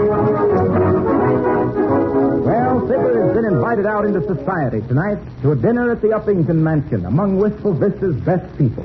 However, society doesn't frighten him. After all, says he, what is the upper crust but a bunch of crumbs who stick together? So here, all dressed up in his best clothes, we find... Hey, Papa, hold it. Hey. What's the matter, Fibber? Easy on that party announcement. I may not be able to go. Well, what happened? Why can't you go? The button just come off the collar of my shirt. You got a needle and thread? No, I'm sorry. I left my sewing basket home on the piano. Shucks, I can't go around like this with a nude neck. Well, why don't you keep your muffler on? You can wrap that around your neck sort of in the Ascot style, you know. I've seen Jack Benny wear his scarf like that. That's okay for him, but I ain't got any Fred Allen reaching for my throat. Somebody around here ought to have a needle and thread, or at least a pin. Hey, Billy. Yes? Say, I just busted the button off the collar of my shirt.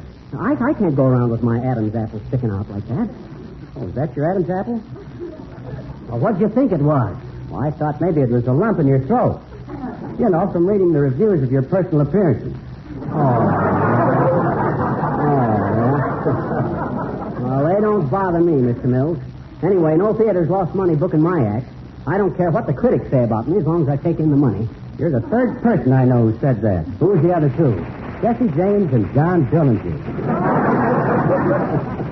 Why, they were public enemies. Yeah. Now that you've given me the needle, you never mind the thread, Billy. You got a magnifying glass, Mill? No, what do you want a magnifying glass for? I want to go over your contract again more carefully.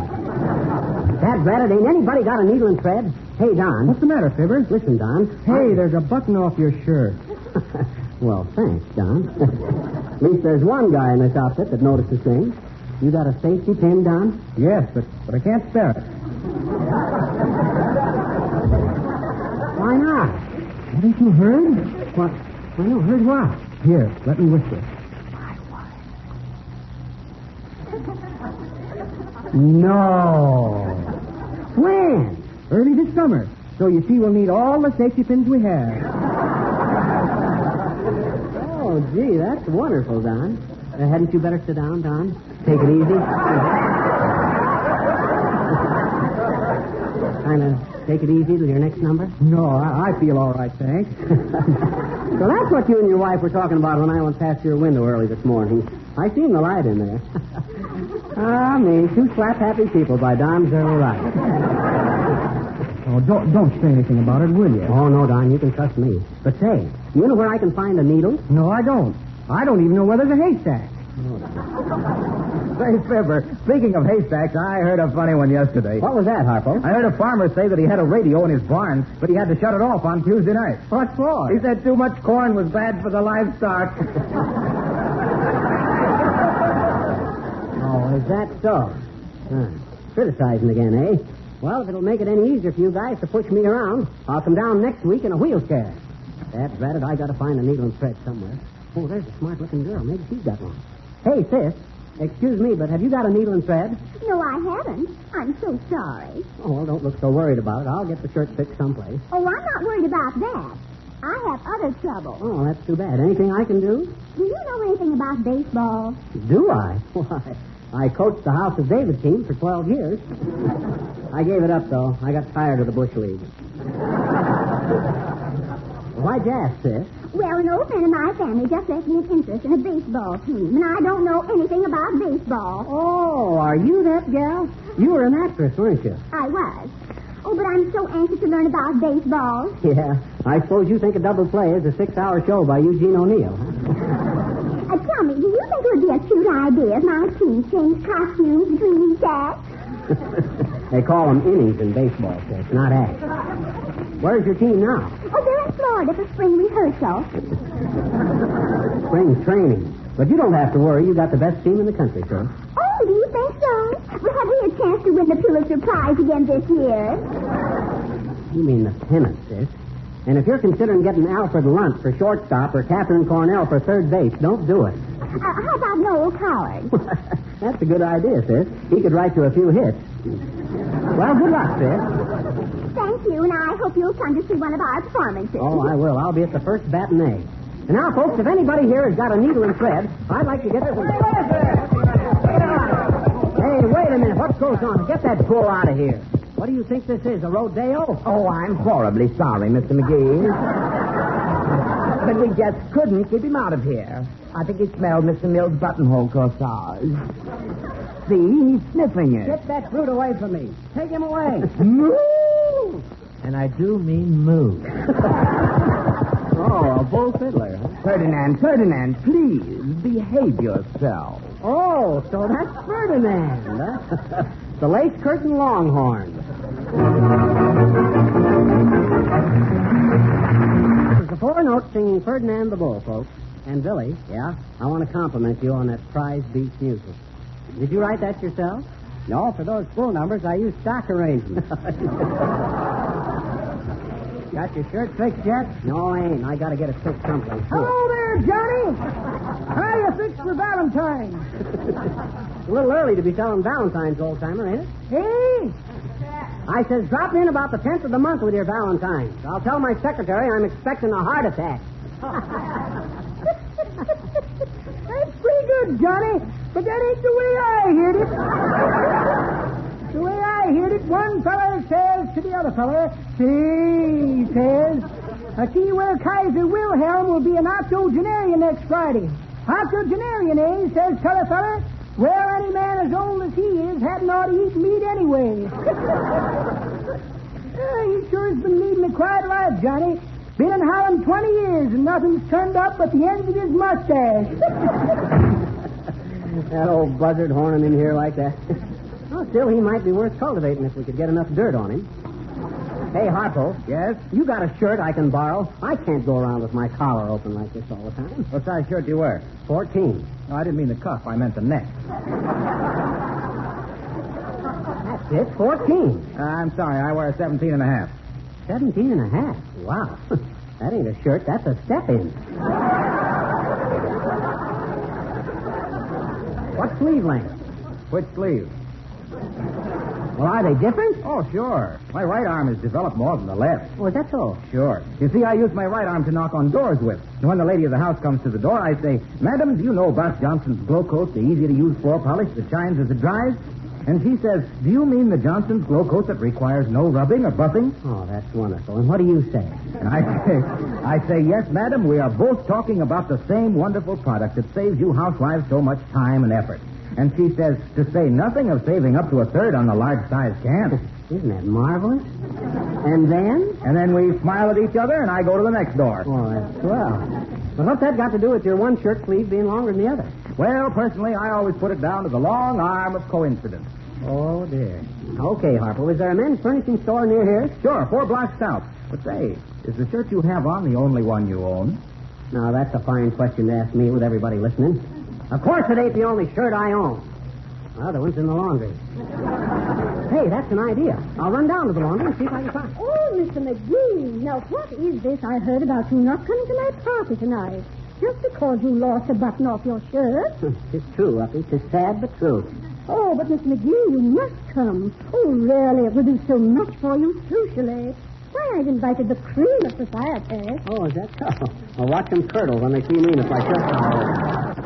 Oh, but I've even arranged for you to take Mrs. Morganwell's Sterlingdale into dinner. No. Yes, the Mrs. Morganwell's Sterlingdale. Well. Yes, she's very social.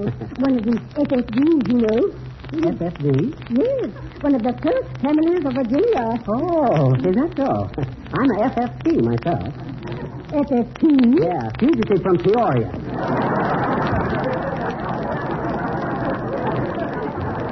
Oh, I'm sorry, Uppy. It was nice of you to invite me, but with my collar the way it is, now, Mr. McGee. Oh, really, I so hoped you would come. Of course, if you're the least bit apprehensive about the etiquette of formal dress. Oh, don't worry about my etiquette, Uppy. I know my way around.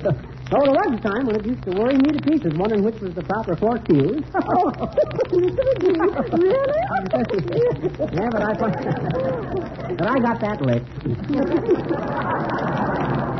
Now I just pick out one knife, one fork, and one spoon and shove the rest of the tools in my pocket till after dinner. Oh, really, Mr. McGee? Oh, my, how original. You put the extra silver in your pocket. How very delightful. Tell me, Mr. McGee, are you picnic? Huh? Why, yes, a little while. Oh, my goodness. Maybe I am just a silly girl, but I can hardly wait till my buffalo frisks you when he has to in your overcoat.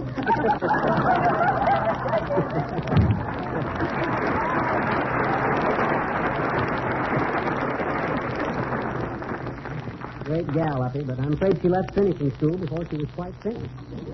Now let's see. Oh, yeah. Hey, Harpo, wait here for me. I'm going over to the laundry and get my other shirt. Oh, say, look at the old man walking by in the white gown and the long beard, carrying the big sigh. Hello, Father. Hello there, son. You get it, folks? A little symbolical device to denote the passing of time. Now we're at the laundry.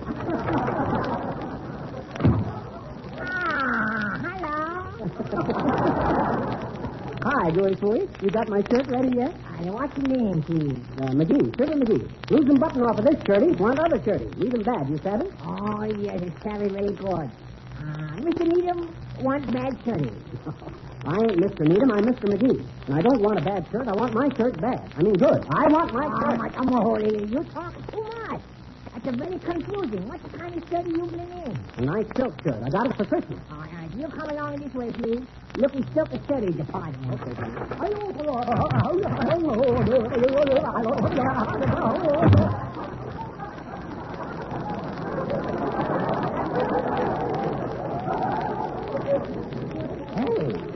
Hey, that was my shirt he was tearing up. That's very sorry. You don't get the shirty back. Make the silliest mistake of bringing Japanese silk to Chinese laundry. Oh, my holy. Goodbye now. That's that. Now I ain't even got another shirt. When I think of the trouble a little thing like a shirt button can cause a Hi, fellow... Miss McGee, please. What are you talking about? Oh, hi, Phil. There's a button off of my shirt collar, and I can't seem to get one sewed on. You know where I can buy a shirt around here, Phil? Yes, there's a real risky men's store down the street, please. Oh, thanks, Phil. Where was you going? I'm going down to the New Year. Oh. I'm working down there. Oh, well, that ought to be both amusing and instructive. What do you do, Phil? Well, I carry bones from one room to the other, please. They're building a skeleton of a dining car or something. You mean a dinosaur? Yes, sir, that's what it is. They got some bones 20 feet long, and they're deep and stuffy. This is the first time I ever did load the bones for regular salary. Hey, what you got there, Phil? A bottle of beer? I thought you didn't drink beer. Well, this ain't for me, please, sir. This is for one of the men down at the museum. Oh, I see. Rosebud, she won't let me drink no beer. Oh. Rosebud, that's my gal. Well, good for Rosebud. Keep you on the wagon, eh? Yes, sir, she sure do. Oh, that's fine. Yes, sir, that's what I think too, Miss McGee. She's perfectly right, Bud. It's just like she said, please, sir. If an hour goes around drinking that nasty old beer every day in a week, how are we going to have enough money left on Saturday night to buy gin? Well, so long.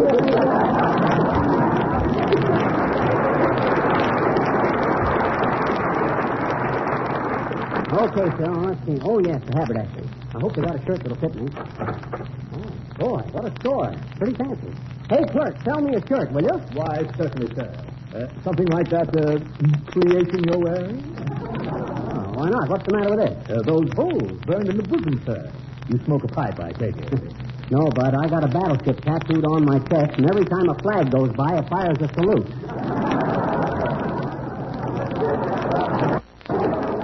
Really, sir? The recoil must be terrific. By the way, sir, when you've selected a shirt, may I show you something nice in a bathing suit? Oh, certainly. A friend of yours? Yes.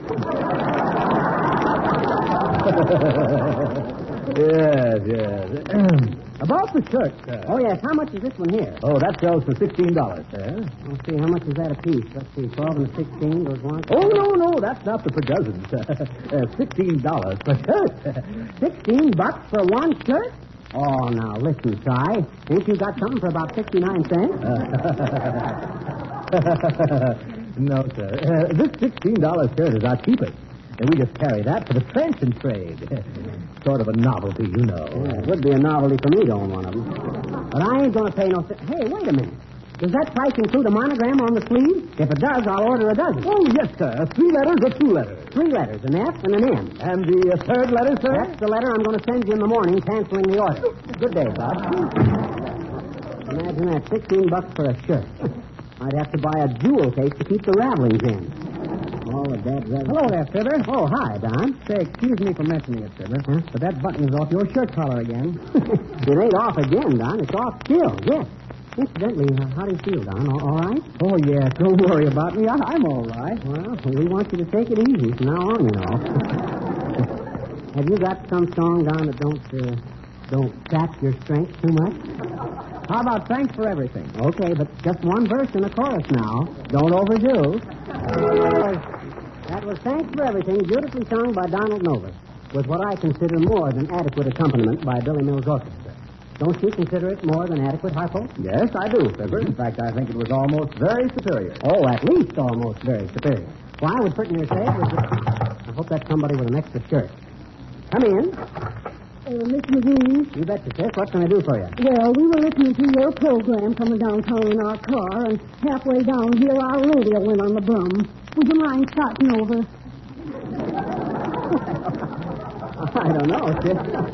I don't believe we got time for that. What was the last thing you heard? Why, when some old man came in and said, "That ain't the way I heard it," then the radio went bluey. Well, I guess we can repeat that part for you. Hey, old-timer. Hey! You mind repeating that wheeze of yours for a lady? You know, the one about the Kaiser? Never repeat 'em, Johnny. But here's one I heard coming down in my car this morning. I had the radio on, and one fellow says to the other fellow, "He says, I see by the paper where..." "That so," says the fellow, "but how did..." I always thought it was a peanut stand. I thought that was a good one, Johnny. Yeah, but I didn't hear the middle part of it. Neither did I, darling. Just at that time, I was going under a viaduct.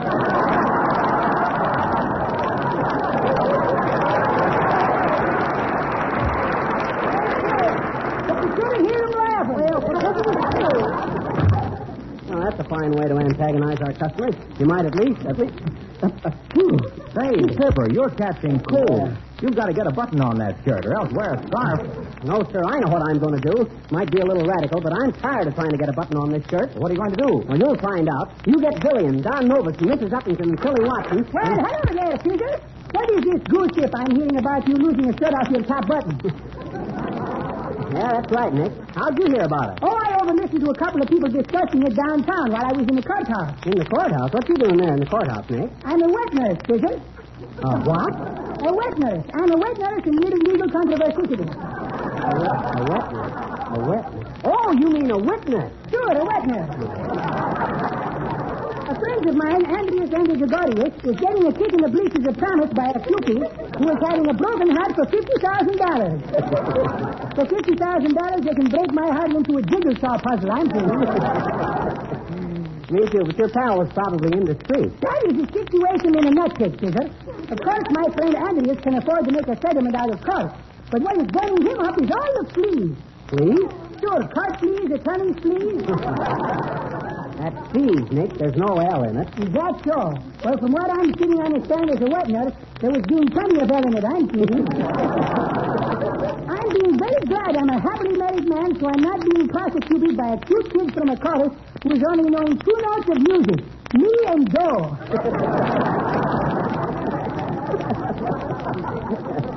Well, that'll probably teach that guy a lesson anyway, huh? You said it with a mouthful that time.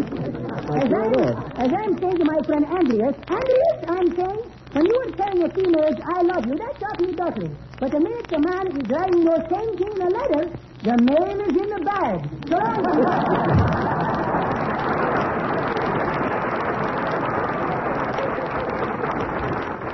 you think after what them Greeks learned at Troy, they wouldn't horse around so much. Hey, Harpo, is everybody here? Yes, I think so. Mrs. Uppington, Don Novus, Billy, old-timer, Tilly Watson, Nick DePapa. Now listen, folks. Sit down and listen to me.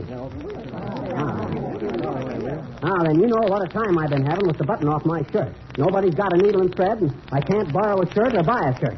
And I'm going to do something about it. I want you all to go home and pack your trunks and meet me at Union Station tomorrow morning. Union Station? What are you going to do? I'm going to move this show to Hollywood, where a guy can go around with his shirt collar open. I won't be the only one out there who hasn't got all his buttons. This is Harlow Wilcox speaking for the makers of Johnson's Wax and Johnson's Self-Polishing Glow Coat, Racine, Wisconsin. Racine, Wisconsin. Racine, Wisconsin.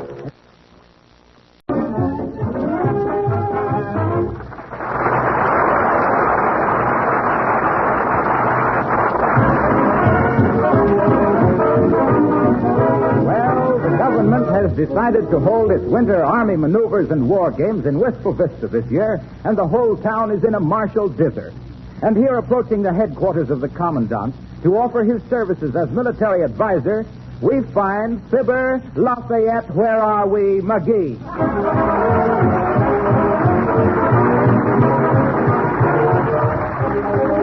Oh, you're in the Army now. You're not behind the plow. The uniform's it. Help! Who goes there? Oh, hi, Bud. What was the question? I said, who goes there? I ain't going. I'm coming.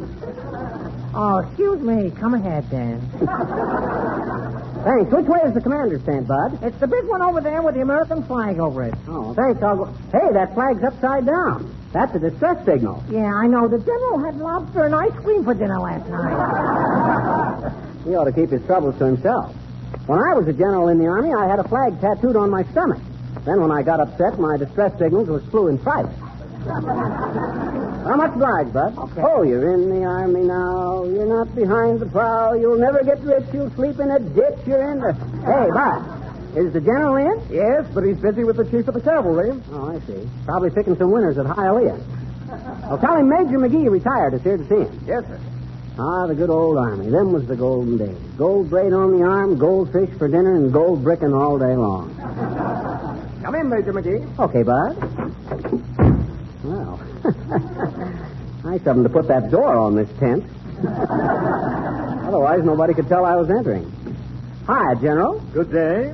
Did I understand the sentry to say that you were a retired officer, Mr. McGee, Bud? Fibber McGee. Late Major of the U.S. Marines, Air Service, Tank Corps, Cavalry, Engineers, Infantry, and all stuff like that there. How about intelligence? Oh, enough to get by. That's very good, yes.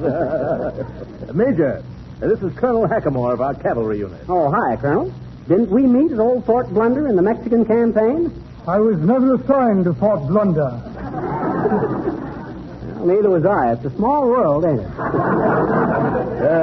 Excuse me, Major McGee, but that is, we're in the midst of planning our maneuvers, and we're very busy. Oh, that's okay, General. The reason I come in is I thought you might want a military advisor, somebody familiar with the local territory. Well, Now, for instance, suppose you planned an attack on the opposing forces and marched across town to take them in the flank. Now, you wouldn't want to find your advanced guard smack dab up against a brewery or something. The fellow has something there, General. Yes.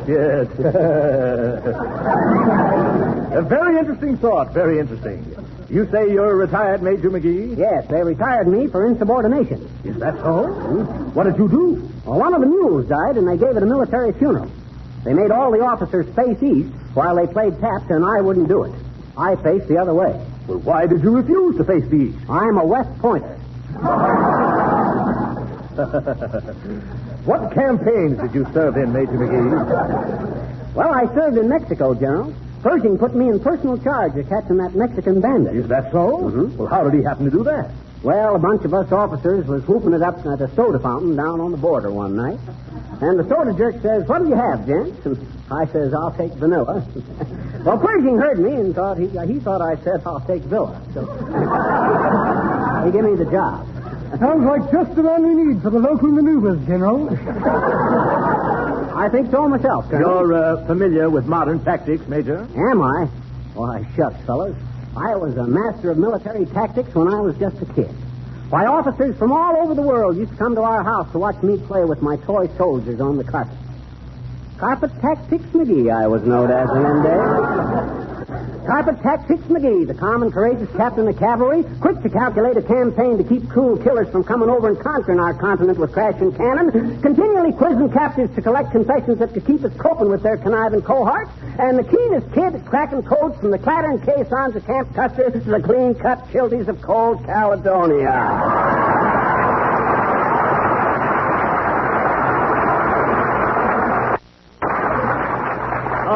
that's splendid, splendid. I think you're just the local contact we need, Major. Suppose you wait here in my tent while the Colonel and I check our supplies. Okay, boss. Come, Colonel. I told, General. Well, here I am in the Army again, and I didn't even have to cough. Now, let's see. Come in. Well, what you want, sis? I'm a nurse in the hospital unit, sir. Well, then why ain't you in uniform? I'm supposed to be on leave of absence, sir. Now they want to cancel my leave during these maneuvers. Please don't let them. What's your name, sis? Adams, sir. Eve Adams. Eve, eh? Oh, well, quit worrying, sis. Nobody named Eve should have her leave canceled during winter maneuvers.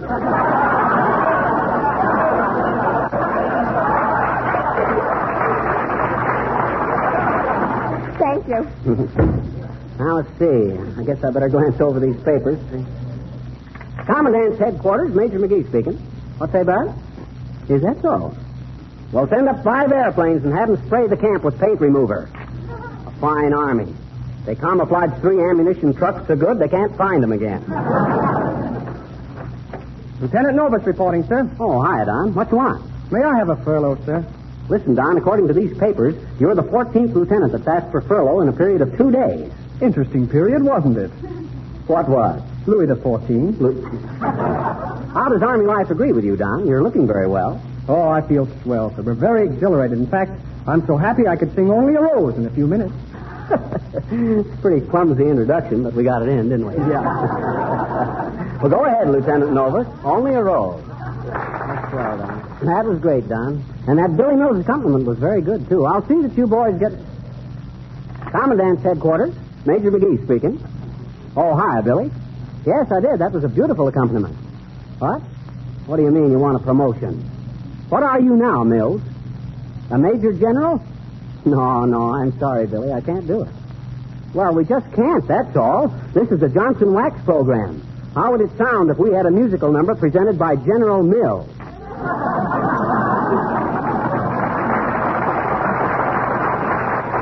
All the dumb clucks I ever saw in Hello there, Johnny. Need any new recruits? Nope, I don't believe so, old-timer. Hey! I says no, we got all the soldiers we need. Though I can understand why living in a pup tent would appeal to an old Airedale like you. That's pretty good, Johnny. But that ain't the way I heard it. The way I heard it, one feller says to the other feller, he says, see where them southern planters are worried about the big cotton surplus. Is that so, says feller. Why don't they get all the gals to wear cotton stockings? Can't do it, says the first feller. That way, both the cotton and the gal would be out on a limb. It just goes to show, Johnny, why gals like silk. It just goes to show.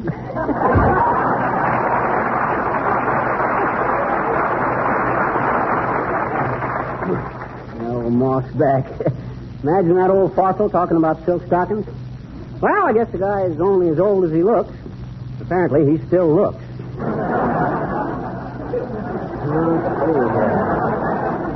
Guess I better go out and inspect the camp so I know what's going on.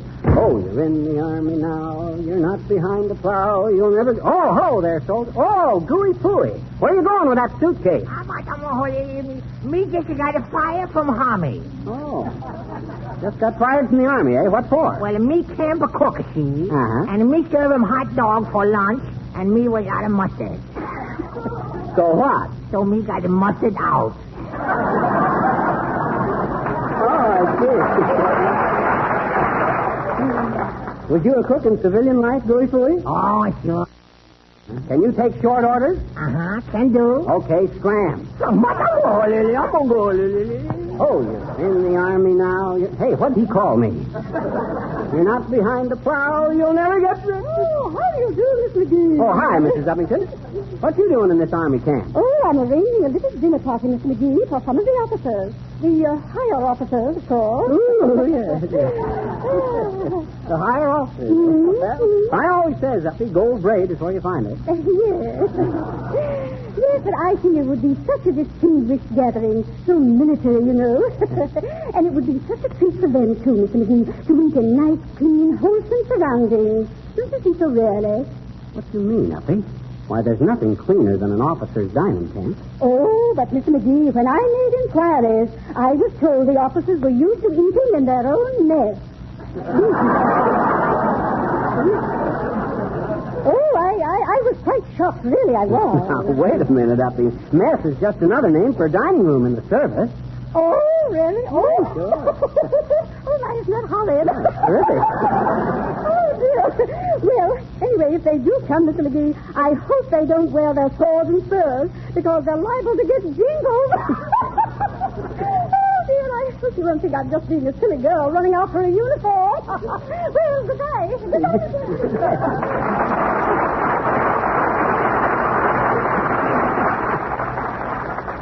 After knowing a few society dames like her, it's easy to figure out how you get such a cold, damp handshake from them.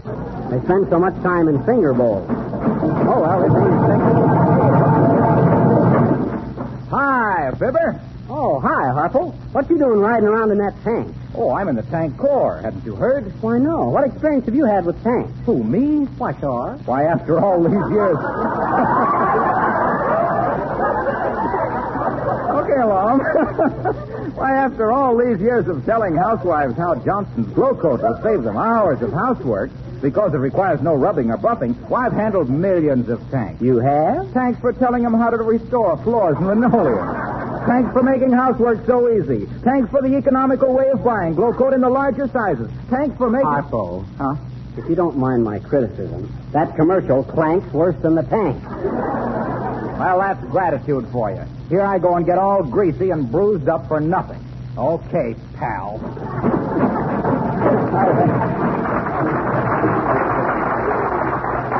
I'd have had him tossed in the guardhouse, only he'd have busted out with something about guarding houses against mars and scratches with Johnson's waxes.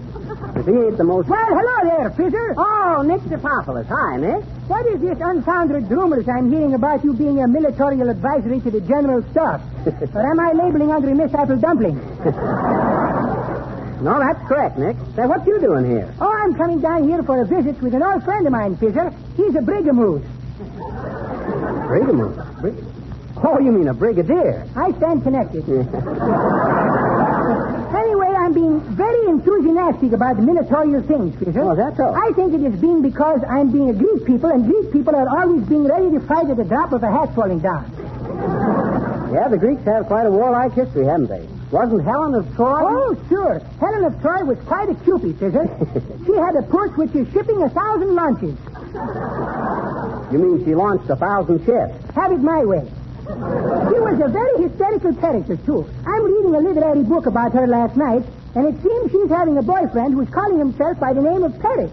You're probably not knowing about that, Fisher. If you would read more, you wouldn't be so illegitimate.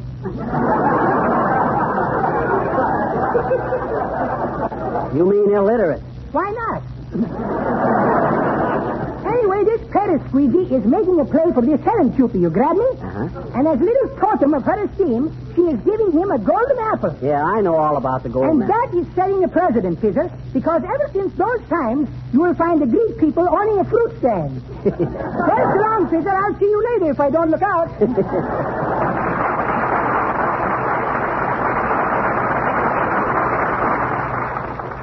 Trouble with that guy is he tried to cross an unabridged dictionary and fell in. Well, I better get on with this. There, Major McGee. We were looking for you. Oh, hi, General. What's up? Well, we're planning our campaign, Major. Just step into my tent, please. Okay. There you are. Now, here's our problem, Major. Uh-huh. We're dividing the army into two forces, the red and the blue. Here, take a look at my map. I have been. You need a shave, Bud. No, I mean this military map. Now, you say that you're familiar with the local terrain. Why, shucks, General. I know this country like the back of my hand, with mittens on. What do you want to know, Bud? Here's the problem. Uh-huh. I propose to deploy the red forces in this area here. Machine gun emplacements here, a flanking movement here by this wooded patch, then the cavalry and the motorized units will come this way. Oh, you're getting this all wrong, Bud. Here, let me take that map. Give me a pencil. Now, sit down and relax. I'll figure out the tactics for you. Have a cigar? Thanks, I have one. You got two? Now, here's the way to go. You put your infantry here, bring the tanks up here, engineers over here, and then when you come around this way, presto, hemmed in. Simple, ain't it? Yes, it seems very simple. Why, sure. Thank you, Major. I believe that solves the whole problem. You certainly know this country, don't you? Oh, I'll say so. Only thing that puzzles me on this map is this hill over here to the north. I never knew that was there. That's my finger. Oh. Yeah. Well, good luck, General. Thank you, my boy. The maneuvers will start immediately. I'll issue the orders right away. Okay, General. And just to get your men into a fighting mood, get them into a real military pitch of excitement, I'll have Major General Mills play something really stirring. What you got there, Major General Mills? Patty cake, patty cake. Patty cake, patty cake. Won't this infantry ever grow up? Well, go ahead, men. Patty cake with the 4 notes. Right, that was the 4 notes, folks, singing patty cake, accompanied by butcher's man Billy Mills. Nice caking, Patty. My name's Marjorie. Oh, yeah. Well, you kids better go climb into a dugout someplace. There's a war about to start around here, and I don't want any of you to get hurt. Ah, there, my boy. Are you the officer of the day? But I'm not only the officer of the day, I'm the man of the hour and chief of the Minutemen. Sit down, and I'll split a second with you. By the way, ain't you Horatio K. Boomer? In the flesh, my boy, in the lovely quivering flesh. Have here an article which should be of great interest to every Army officer in this great and glorious land of freedom. The land where... Okay, get to the point, Boomer. What you got? A Sam Brown belt with a roller skate attachment. You've heard the old aphorism, I have no doubt, that an army marches on its stomach. And this remarkable device will enable regiment after regiment to skim across hill and dale with a minimum amount of wear and tear on the bosom. Now, this article Listen, Boomer, you can't sell anything to this army unless you got authorization from the War Department. Ah, yes, authorization. I'm glad to show it to you, Rabbit Nose. Very happy to. Let me see now. Authorization. Where to put that authorization? Here's a small rat-tail file. Tried to give it to a friend of mine, but the warden smelled him out. Autograph photo of Hedy Lamarr. Wrote it myself. Was afraid she couldn't spell Horatio. Package of $20 bills. Don't touch them. They're not quite dry yet. A false mustache with a slight sneer. And a check for a short beard. Well, no authorization. Imagine that. Could have sworn I had it with me. At least I could have sworn when you asked for it. I'll be back some other time, Cashew. Right now I have to run back to my hotel while it's still light enough to locate the fire escape.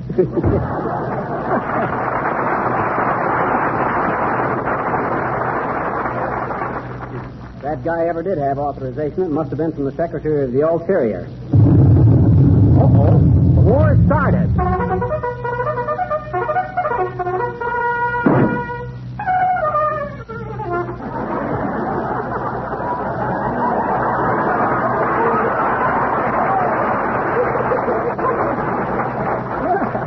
Somebody shot the bugler. That's the most intelligent beginning of a war I ever heard.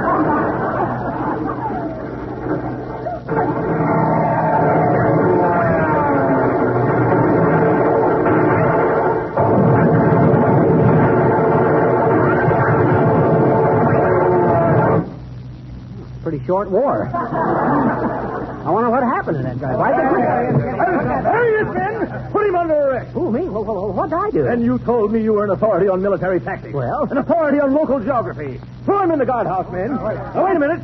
I have a better idea. Hey, say, what is this? Did something go wrong, General? McGee, do you know what you've done? Well, now, let me think. I'll tell you. Huh? You sent our tanks through a swamp. You sent our cavalry swimming across a 4-mile lake. The infantry fell in a drainage canal. Our machine gun emplacements were run over by passing freight trains. And our entire division was cornered in a dead-end street. Oh, the dead-end kids. It's treason, McGee. That's what it is. Blindfold him in. Wait a minute. Kick him. Just right in. Hey, let go of me. Quiet, you. Take him out and stand him with his back to the wall. Hey, you can't do this to me. Come on, you. I'm an American citizen, and I demand a trial. You can't take my back. You're a military officer and subject to military discipline. Where's the firing squad? Here they come, General.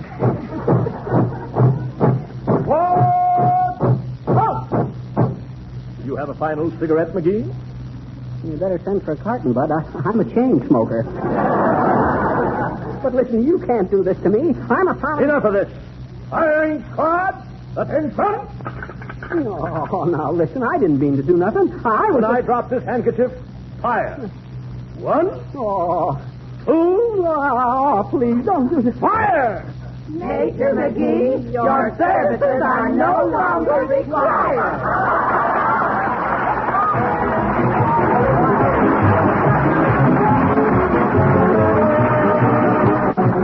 To Hollywood, we regret very much that we had to lose our old friend Silly Watson for the time being, but because of previous commitments, he couldn't make the trip with us now.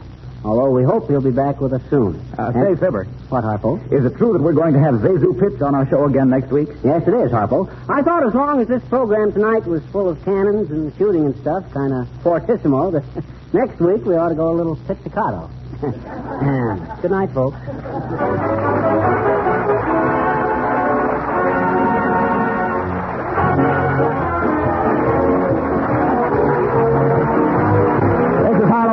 Speaking for the makers of Johnson's Wax and Johnson's Self-Polishing Glow Coat, Racine, Wisconsin, inviting you all to be with us again next week. Good night. Next week. Good night. Next week. Good night. Well, Fibber is vastly annoyed. It seems that one of the window shades in his front room, like a good man, can't be kept down. It's always flying up on its roller. So as our curtain rises tonight... That's a dead-ratted thing anyway. Hear it go up, folks. As our curtain rises on the living room at 79 Wistful Vista, we find Fibber, it takes a heap of fixin' to make a house a home, McGee.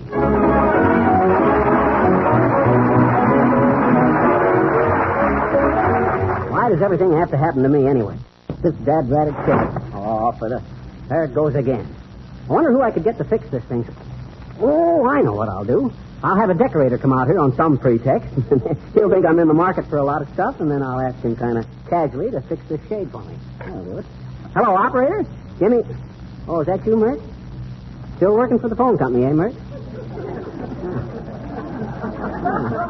How's everything, Mert? Oh, it is, huh? What's your old man doing now? Oh, same thing, huh? 90 days. Oh, well... He ain't so dumb. He'll miss all this winter weather, and he'll be sprung in the spring. Oh, and speaking of springs, connect me with some good interior decorating outfit, will you, Mert? Yeah. Oh, mid-play. Hello, decorating company? It's Fibber McGee, 79 Wistful Vista. Yeah. Listen, send me out an expert who knows something about carpets and furniture and draperies and rugs and all stuff like that there. Oh, yeah, and window shades. Yeah. Okay, bud. Thanks. Now, let's see. Oh, shucks. Come in. Hello there, Johnny. Got a punch board here. Care to take a chance on an electric razor? 2 bits to punch. No thanks, old-timer. I don't believe so. Really? I says, no thanks. I can't use an electric razor. I got so much personal magnetism, I short-circuit him. That's pretty good, Johnny. But that ain't the way I heard it. The way I heard it... Hey, what was that, Johnny?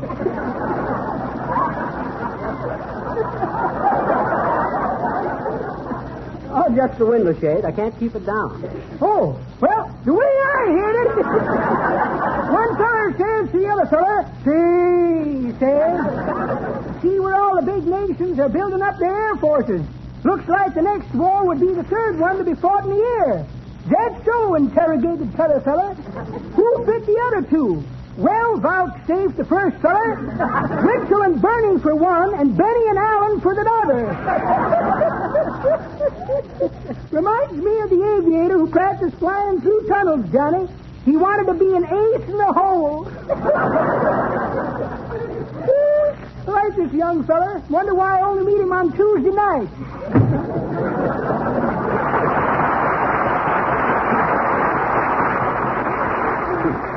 That old dodo. I'll bet he thinks our anti-aircraft division wears skirts. Now I gotta get this shade fixed. Oh, now what? Come in. Oh, hi, Uppy. Gee, you look like the original Merry Widow.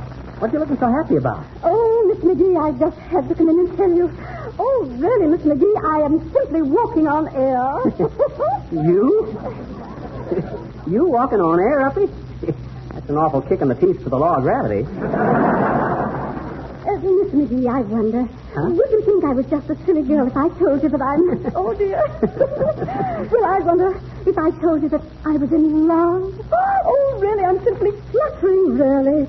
At last, I have met my dream man. Oh, sure. Your dream man, eh? Well, who is the lucky guy, Mrs. Uppington? Do I know him? Oh, I don't think so, Miss McGee, but he is simply divine. So romantic, so handsome, and oh, his manners are so continental. And do you know, he writes poetry to me. Poetry? Yes, he does really. And I'm such a happy girl. Oh, listen, Uppy, quit palpitating a minute and give me the lowdown. Who is he? Oh, you must meet him, Miss McGee.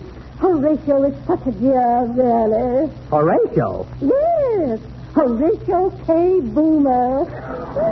Oh, such a lovely name, don't you think so? Hey, listen, Uppy, that guy's I don't know why all you men don't cultivate such charming manners, Miss McGee. Huh?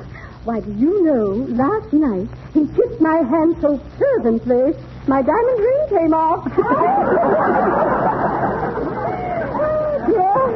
I think that was the sweetest thing. Really, I do. Oh, well, now, I must be going now, Miss McGee. Horatio is coming for tea. Well, goodbye, Mr. McGee. Goodbye.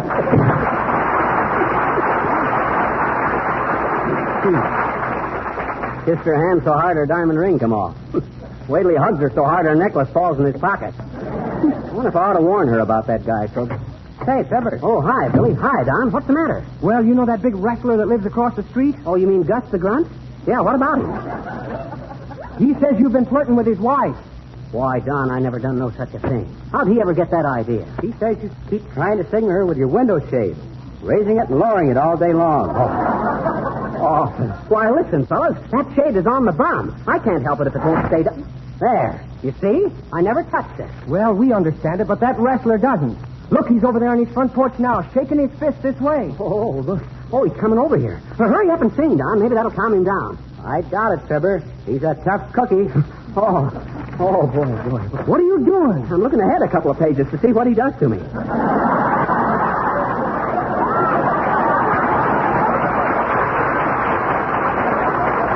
You go ahead and sing, Don. Have you forgotten? That was great, Don. That was one of the most beautiful... Oh, there's that wrestler. Let's take a peek at him. Boy, what a bruiser. Look at them muscles. Makes Man Mountain Dean look like a foothill. Oh, well, I'll have to talk to him. Hi, Bud. I got some of your bones to pick with me. Now, wait a minute, Bud. Control yourself. I can explain everything. You better talk faster, kid. You flirted with my wife with his window shade. What do you mean by those, huh? Oh, now listen, chump. Or champ. You are a champ, ain't you? Sure. I'm a champ this week. Next week it's Louis Madisco's turn to be champ. After that, it's my turn again. Well, that's fine, but look, Gus, I ain't been flirting with your wife or anybody else's wife, see? That window shade is busted. It keeps flying up, and I pull it down again. I'll have it fixed today, sure. Little fella, I'm going to let you go this time. But don't let me happen to you again. Oh!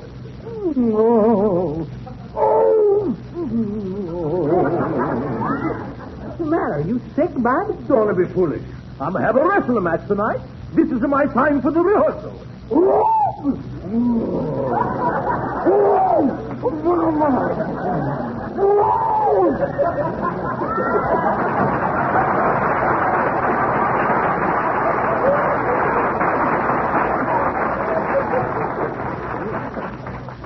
It's doing so. I bet some of them wrestlers don't know whether to join an athletic club or the Actors Guild. Oh, well, I got to do Well, something. hello there, Fibber. Oh, hi, Harper. What you wearing the riding breeches for? Oh, I've got a Charlie horse. Oh, how'd you get that there? Oh, I got it scrubbing floors. I was foolish enough to demonstrate to a housewife how much labor there was in the old-fashioned way of rubbing and scrubbing floors with linoleum, as if she didn't know. Do people still do that? Well, a few. Boy, was that work. And then, by way of contrast, I showed her how Johnson's self-polishing glow coat would keep her floors and linoleum clean and sparkling with no effort at all. You know, no rubbing or buffing. And then I... Ain't he wonderful, folks? He's sincere about that, too. And when I got through with the demonstration, she said, "You mean I just have to pour a little glow coat out and spread it around?" And I said, "Yes, madam, that's all you have to do." You get that enthusiasm, folks? Such fire. And then she started to put her hat on. And I said, "Where are you going, madam?" And she said, "Why, this is the best news I've had for years about glow coat. I'm going to spread it around." Oh, gee. That was wonderful. That was great, Harpo. You know, I admire you very much. Oh, gee. I do, really. Oh, go on. You just say that. I mean it, Harpo. Say, do you know how to fix a window shade that won't stay down? No, I'm sorry, I don't. Why don't you go out and buy a new one? No, sirree, not me. I'll fix that shade myself or bust a leg trying. I'll see you later, Harpo. Okay, pal. I don't know, where did I put that screwdriver? Oh, yeah. I got to take the shade down. That's a dad. Come in. Oh, there, Mr. McGee. Yeah, Bud, what's on your mind? Well, I'm from the Wistful Vista Decorating Company, Mr. McGee. Oh. I'm the chief interior decorator. Oh. No, why? Oh, I don't know. You being an interior decorator, that bass voice kind of fooled me.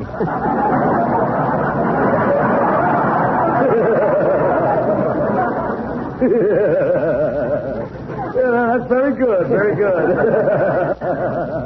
Or is it?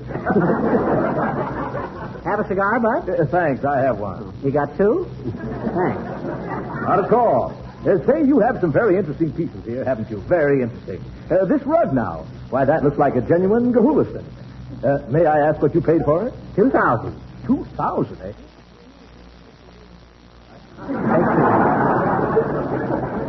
Say, can you tell what's wrong with this window shade, Bud? Dad Ratted thing keeps flying up all the time. Is that so? Yeah. The catch doesn't work, probably. Well... Now, let me see.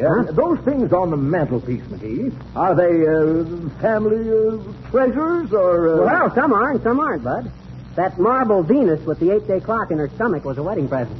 That's what it was. Since Molly's been sick, I've been too bashful to wind it.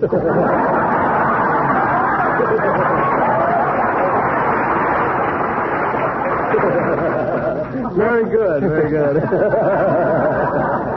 That coconut with the face painted on it is a souvenir of, it's just a souvenir. Yeah, souvenir. Oh, yeah. I got quite a valuable collection of souvenirs, Bud. Leather watch fob from Petoskey, Michigan, with my initials burned onto it. Glass paperweight from Niagara Falls. Look, it's got a picture of the falls glued right into it. Glass blowers do that stuff. Tricky, huh? That Cupid doll there, I won that at the county fair in Fort Wayne. Dad, Reddit, there it goes again. What? That shade. Here, Bud, fix it for me, will you? Oh, so that's all you called me out here for. What? I thought so. I won't waste another minute here. What do you mean? I know your ilk. Good day, sir. Huh. How do you know I was a ilk? I'm not worth...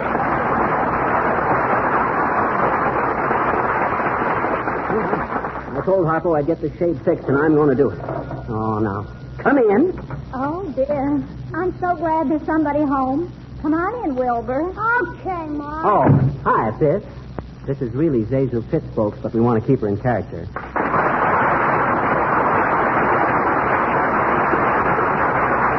Well, what can we do for you, sis? Now, have a chair. Just throw that fishing tackle on the floor. That's it. Now, what can I do for you? Well, I was talking to Mr. Wilcox, and he said you were having some trouble with a window shade. Uh-huh. So I thought maybe you could be interested in one of these books I'm selling to put Wilbur through school. Wilbur, you're breaking the nice man's fishing pole. I know it. All right, dear, as long as you know what you're doing. And Wilbur, don't mark on the wallpaper with your crayons. Why not? It doesn't show very well there, dear. Go out in the hall where the paper's lighter. Hey, listen, sis, you know what that kid just done? He busted my best fishing rod. I paid $18 for that pole. Oh, did you really? And he broke it all by himself. My goodness, he's going to be a very strong man when he grows up. Oh, then you're going to let him grow up. You say you're selling a book, sis? What's the name of it? It's called The Handyman's Guide to Simple Repairs or What to Do Till a Plumber Comes. It's really 2 books in one. I guess that's why it costs so much more than it's worth. Wilbur, careful with that air rifle, dear. What air rifle? I ain't got any air rifle. Hey, that's my target rifle. Give me that gun, you little... Give me that gun. Wilbur, you mustn't shoot people. Anyway, not till after Mother sells the book. Listen, sis, does that book tell how to repair a window shade that's gone haywire? Oh, yes. What window is it for? The front window. Then it will probably be in the front of the book. Now, let me see. Window shade. Wilbur, what are you doing, dear? Carving my initials on a piano leg. Well, don't cut yourself. and pick up the shavings after you like a good boy. Oh, dear. What were we talking about, mister? Window shades, sis. You find anything about them in that book? My goodness, I don't seem to. Let me look again. Okay. Window boxes, windmills, windshield wipers. Oh, don't you just love windshield wipers? The way they go back and forth, back and forth. I always feel like waving back at them, don't you? Listen, sis, about the window shade. Oh, yes, the window shade. Let me look again. And, Wilbur, don't swing on the chandelier. You might fall. There's matches in the kitchen, Wilbur, if you'd like to burn the house down. Okay. Wait a minute. Oh, dear, isn't he sweet? He's so much company for me. Yeah, he's so much company, I'd like to see him incorporated and cut up into small shares. None preferred.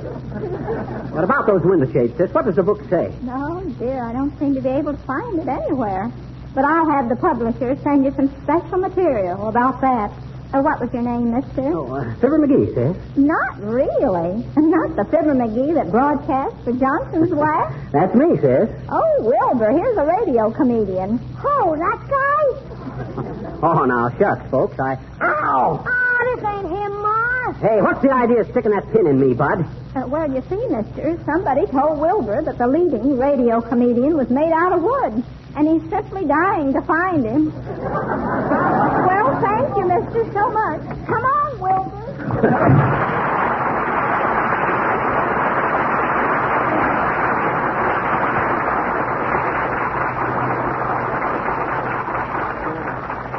Imagine all this trouble rolled up in one little window shade. Oh, well, if I... Hey, Fibber. Oh, hey, Billy, what you so excited about? Why, haven't you heard? They're taking him for a ride. Taking who for a ride, Wilbur? No, Paul Revere. Who's taking him? The 4 notes. Oh, hot dog. I'll call the Parco and tell him the glow coats are coming. Oh, no, that's the red coat. Oh, well, go ahead, Billy. Paul Revere with the 4 notes. That was the 4 notes singing Paul Revere. 1th by land and 2th by NBC. Fix that dead-ratted window shades sometime. What is it? I'm going to have to build me a concentration camp where I can think. Come in. Oh, there, Scatterbrain. Glad to find you at home. Like to ask you a question. Oh. Hi, Boomer. Say, what's this about you and Mrs. Uppington? Oh, yes. Charming girl, Mrs. Uppington. Looks like the beginning of a beautiful friendship. Really does. We've seen quite a bit of each other. Oh, yeah. So with that backless evening gown of hers, I've been seeing a bit more of her than she has of me. Now, listen, Boomer. Mrs. Uppington is a very wealthy woman and a good friend of mine. I don't like the idea of a guy like... Oh, yes. That's what I wanted to inquire about, Whipstockers. Is the old war horse really in the clover, or does instinct fail me?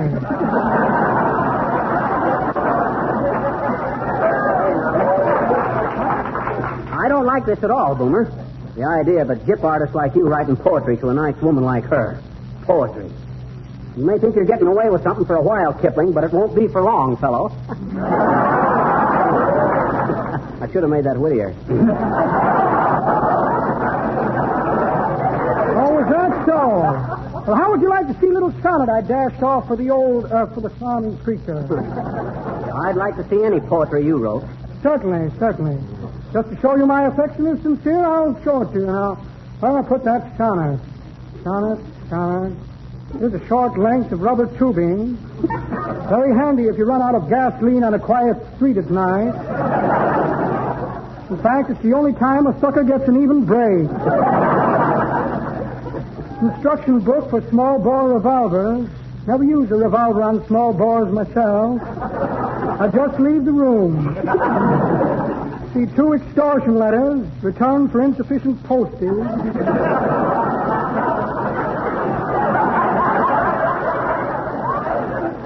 And a check for short beer. Well, imagine that. No sonnet.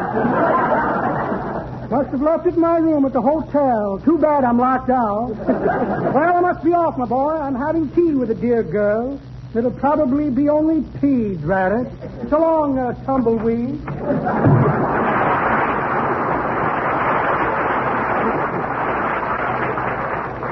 Why did Uppy have to fall for a four-flusher like him? If she ain't the silliest woman. No wonder the 400 is 2/3 zeros.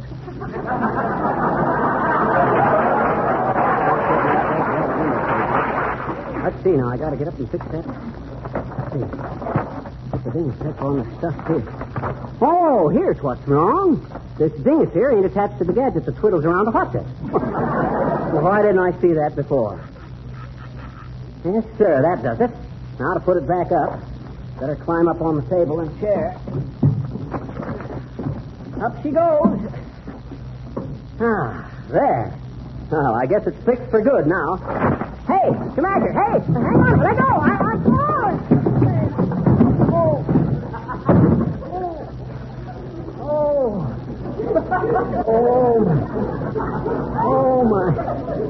Oh, my stuff. I wonder if I can reach the phone from here. Ah, I got it. Oh, hello, operator. Hi, Mert.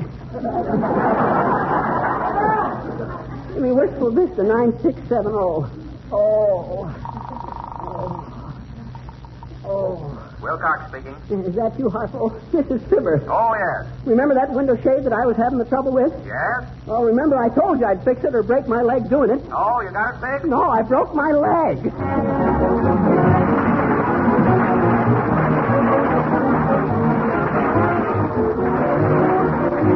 Folks, we want to thank Miss Zazu Fitz for appearing on our show tonight. And in case you're interested, I didn't really bust my leg. Just turned my ankle. Which we thought was a kind of a cute twist to end the show with. Good night, folks.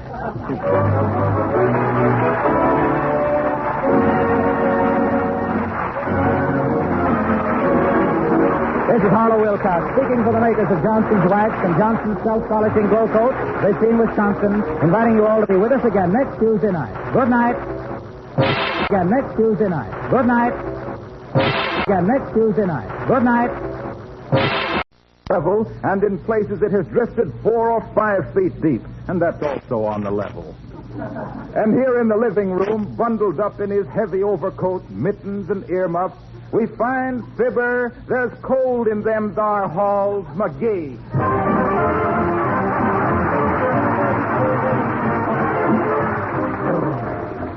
Boy, am I cold. Ooh. I ain't had such a chill since I asked the bank for that last loan. And snowed in, too. I'm macarooned. That coal I ordered don't get here pretty quick. I'll get it. What do I mean, I'll get it? I'm the only one here. Except I've only been snowbound overnight, and here I am talking to myself.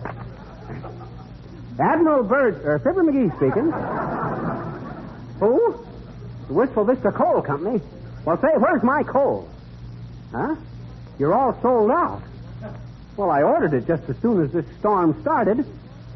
Oh, so did everybody else, huh? Well, make it as snappy as you can, Bud. Okay.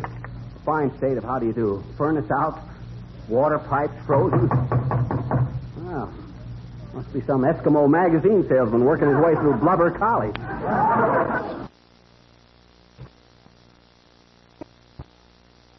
I do for you? Is this Fibber McGee's joint? Yes, it is, Bud. I'm Fibber McGee, in person, 3 sweaters, 2 shirts, and an overcoat. Well, did you call up a plumber to come and thaw out the pipes? I think you better go to work on your own.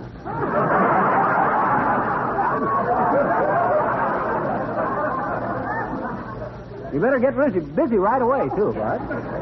What are you talking about?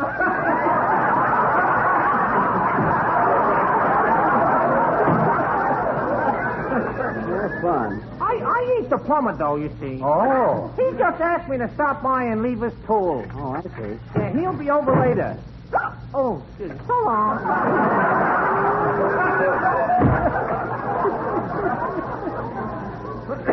Well, he left enough tools. Maybe he thought I wanted him to fix Boulder Dam. I never saw so many. Hello there, Johnny.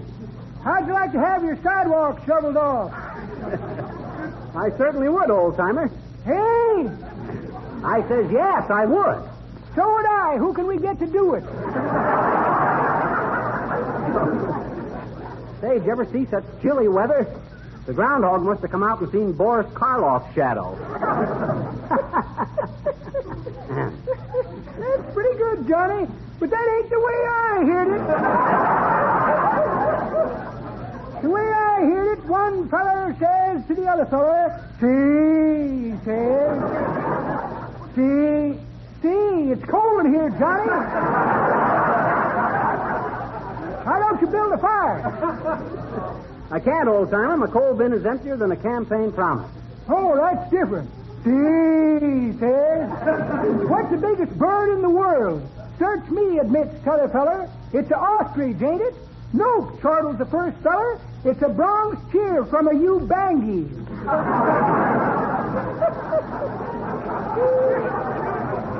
I knew a Ubangi gal once, Johnny. Every time she'd pout, 3 people had to get out of the room. That's enough of your lip, old-timer. Say, do something for me, will you? Hey? Do something for me. Go to the basement and see if you can start a fire. Chop something up if you have to. I'll do it, Johnny. Which way is the basement? Underneath the house. Well, we used to have it up on the roof, but it was too far for the mice to walk. Don't get snippy, Johnny. Remember, I'm twice your age. Yeah, but you're only half my size. Go on, get busy. All righty.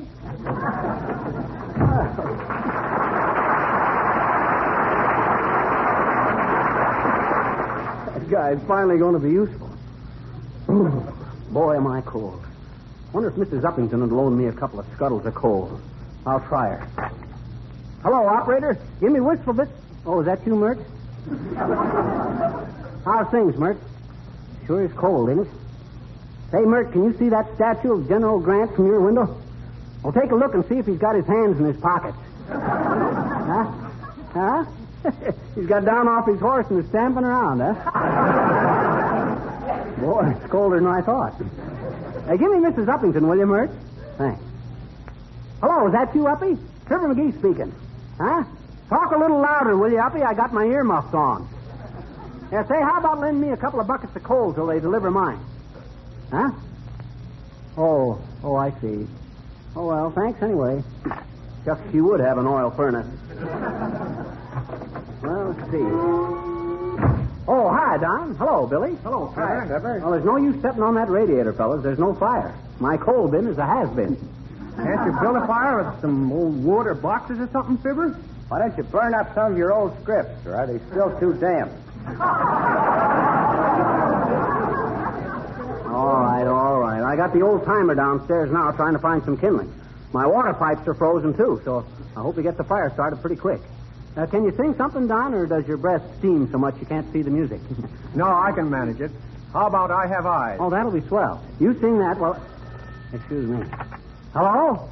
Yeah, this is Mr. McGee. The plumbing shop. Huh? What do you mean the plumber went to the hockey game? He was supposed to come over and thaw these pipes out. Huh? He did? Oh, for the... Fellas, you've just heard history being made. Why, what's the matter, Fibber? The plumber sent his tools over and forgot to come himself. Now I got to run down to the water company and tell them to send a man out. Why don't you call him up? Oh, no. It's too cold in here. I'm going to go out for a while into the nice, warm blizzard. Go ahead, Don. I have eyes. Oh, it's cold. Well, I don't know if I done right by letting you sing out here in this blizzard, Don. I shouldn't expose you to the elements like this. What was that? That's that new sound man. He thought I said elephant.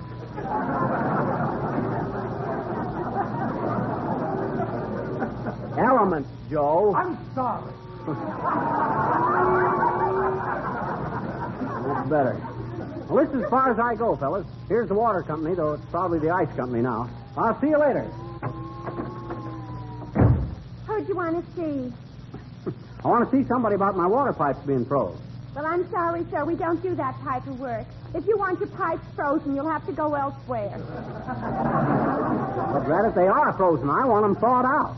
Oh, I see. How long have they been frozen, sir? All night and all morning. Well, don't worry then. They say a man can go 3 days without water. I suppose if I really got a hump on myself, I could go 7. Who's the manager of this water company, sis? Mr. Van Meter. Just a minute. I'll see if he's through with the directors' meeting. All right, boys. Heads, we declare dividend this year. Tails, we don't. Ready? Ready. Heads. Shall we declare the dividend, gentlemen? Or shall we make it 2 out of 3? Mr. Van Meter's still in the directors' meeting, sir. Will you wait? Yeah, I'll wait. They might want to draw straws to see how much they raise the rate of all the dumb things. Excuse me, sir. Wistful Vista Water Company. What is it, madam? Oh, there's a fish caught in your water pipe. Well, turn the faucet again in half an hour, madam. We'll send you a slice of lemon. Oh, that's nice service. You can't send a chicken through my water pipes about Sunday, can you, sis? I could use them. Oh, there, Miss Cadwell. Anyone to see me? Me, Bud. I want to talk to you. Certainly. Just step into my office. Okay, Bud. Now then, sit right down, sir. Have a cigar. Thanks, I got one. You got 2?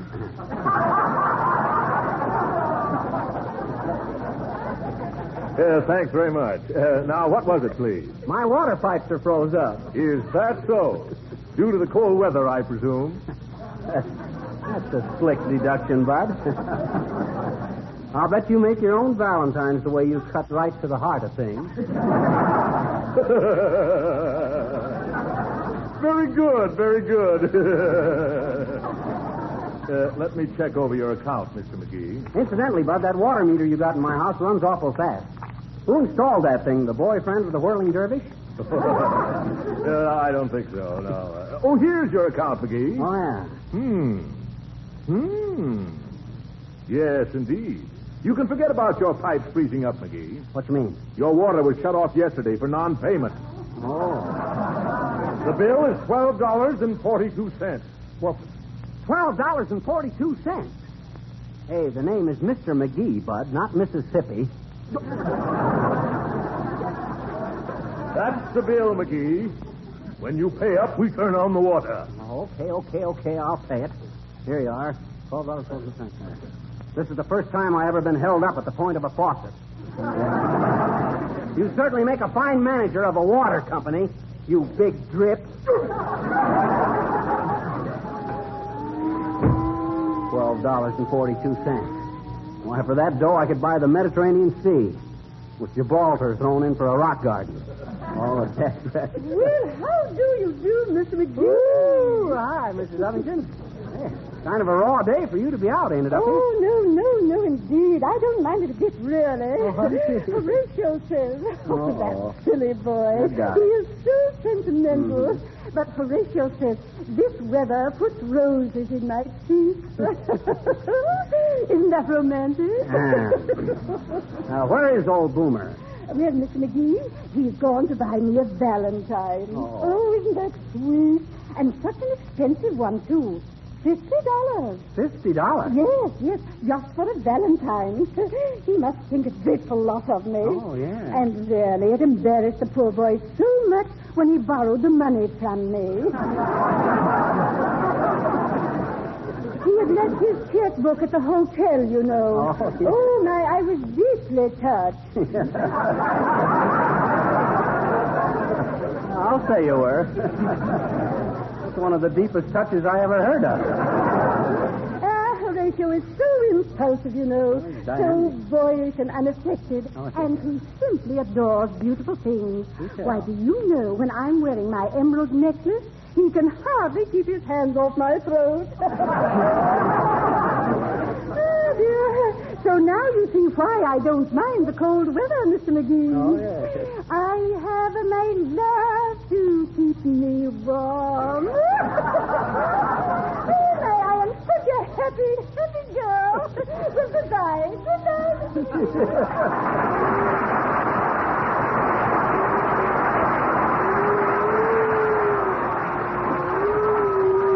Slap-happy girl. She's got her love to keep her warm. Old Boomer, the deadbeat of her heart. I wonder if I ought to tell her what a chiseler Boomer is. Well, hey, what's this? Whoa there, no rub. Whoa, no buff. Hi there, Fibber. Can I give you a lift?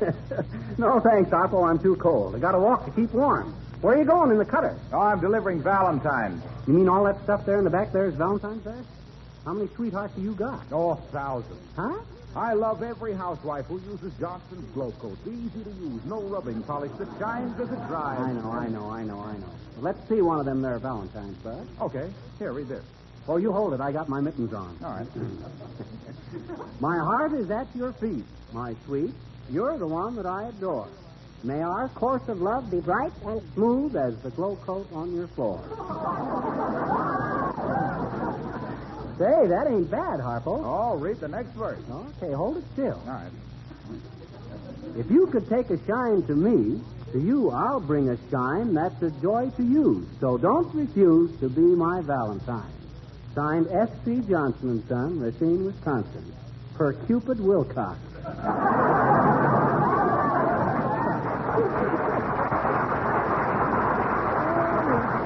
Well, do you like it, Fibber? Yeah, it's all right, but ain't you a little large for a Cupid, Harpo? Where's your wings? Oh, I can't wear them anymore. They grounded me for stunting too close to a blonde. You sure I can't give you a lift, Fibber? No, thanks. You slay me as it is. Okay, pal, I'll see you later. Get up there, no rub. Get up, no buff.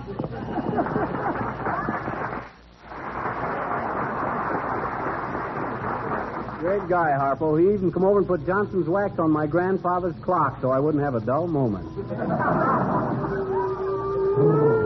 Oh, it's cold.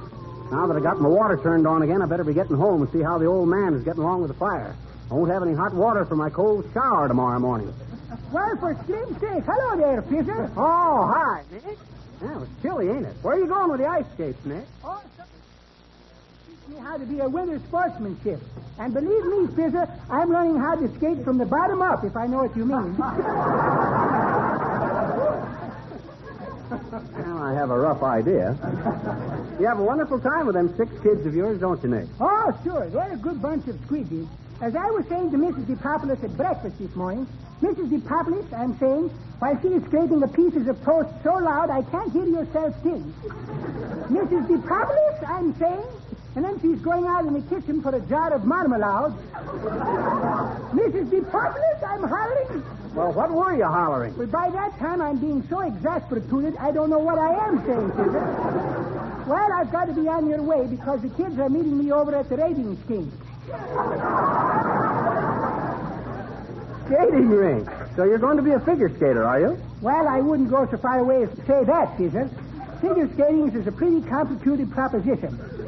I don't think I'm ever being a world champion, but I will be next best because my runners are always up. You grab me? Well, so long, Fisher. If I don't see you again in the next week or so, what difference does it make?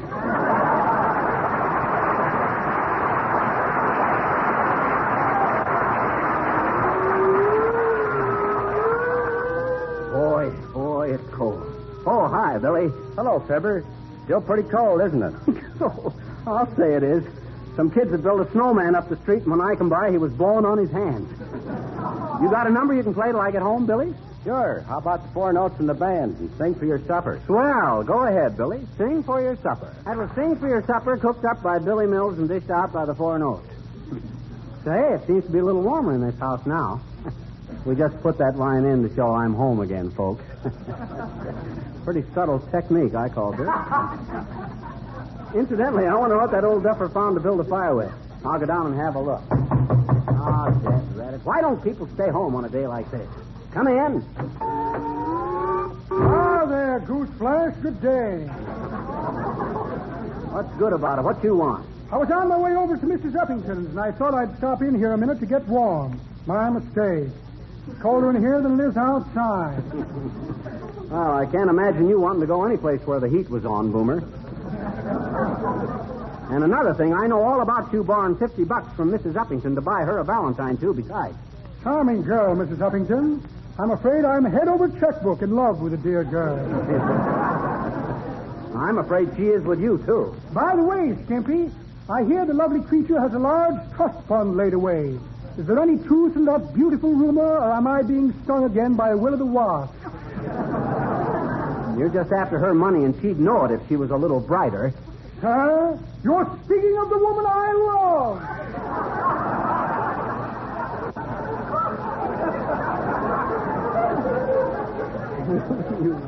Come off the high horse, Boomer, before it throws you. And another thing, she's going to be awful hurt if you don't come through with that $50 Valentine. You know that, don't you? Certainly. Wouldn't cause her a moment's distress. Not a moment. In fact, I put that $50 into a worthy charity. The Horatio K. Boomer Home for Old and Infirm Horatio K. Boomer. Then I wrote her Valentine myself. Yeah, I can imagine you writing a Valentine. Roses are red and violets are blue. This is wrote on the back of an IOU. That's very good, Thackeray. Very good. Let me show you mine. Let me see now. Where did I put that Valentine? Have it here someplace. Valentine. Here's a finger ring with a sharp point for marking cards. I have an unfortunate heredity, small fry.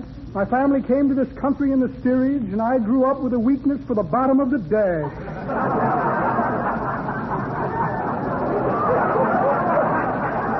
The steamship ticket to Venezuela. Lovely country, no extradition. Here's a bill from my tailor. Ignorant fellow, can't even spell reprobate.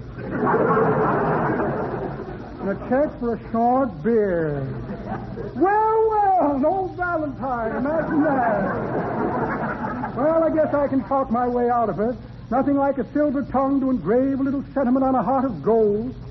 Very neat thought. Must run along and see the dear girl before I forget it. Good day, Pogo Stick.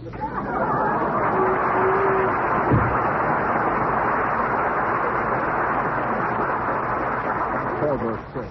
That guy's such a double dealer, he could play himself a game of cribbage. Say, the heat's coming up here all right. The old man must have found some kindling. I'll go down and see. Hey, old-timer, I'm home again. Did you get a fire built okay? Wonder if he's gone. Hey, old-timer, you down here? Why, that old duffer built a fire and didn't even stay to enjoy it. Hey, what's this? My golf bag. Aha, and empty, too. Well, now I know what to use for kindling. My tool chest all chopped up. And what's this pile of wood here? Well, what do you know about that? There's that golden oak dresser out of my bedroom. Why, that'll... Oh, well, I might as well put on some more wood and make a good fire. Ouch! That furnace door is hot. Come on in, Johnny, but don't hold that door open. This is the first time I've been warm in 2 days.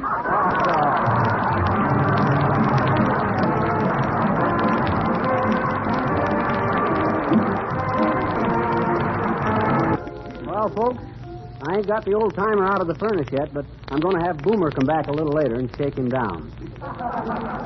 The old clinkers. Excuse me, folks. Hello? Oh, Zazu Pitt. Hi, Zazu. You got our Valentine, huh? Oh, shucks, that was nothing. What you doing next week, Toots? Well, why don't you ask your ma, can you come over to our house and play? You can? Oh, that's swell. I'll see you Tuesday, then. Okay, Zazu. So long. Good night, folks.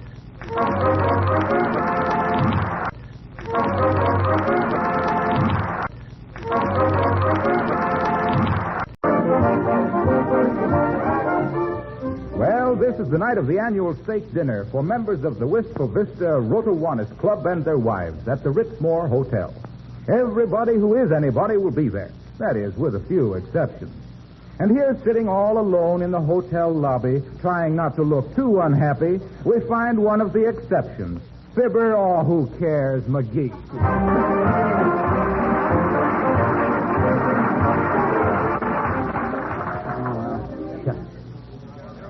What do I care about that dad-ratted old banker? Sat there for 3 hours, listening to a lot of stuffed shirts, eating a tough old steak, wearing paper hats, and singing There's a Long, Long Trail of Winding. Pooh.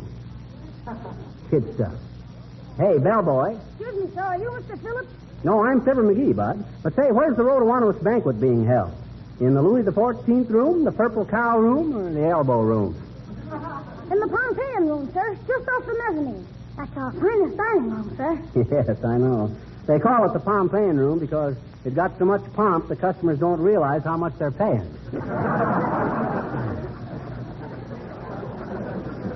Oh, thanks, Bud. Yes, sir. Excuse me, but I have to pay to Mr. Phillips. Okay. Call for Murray Phillips.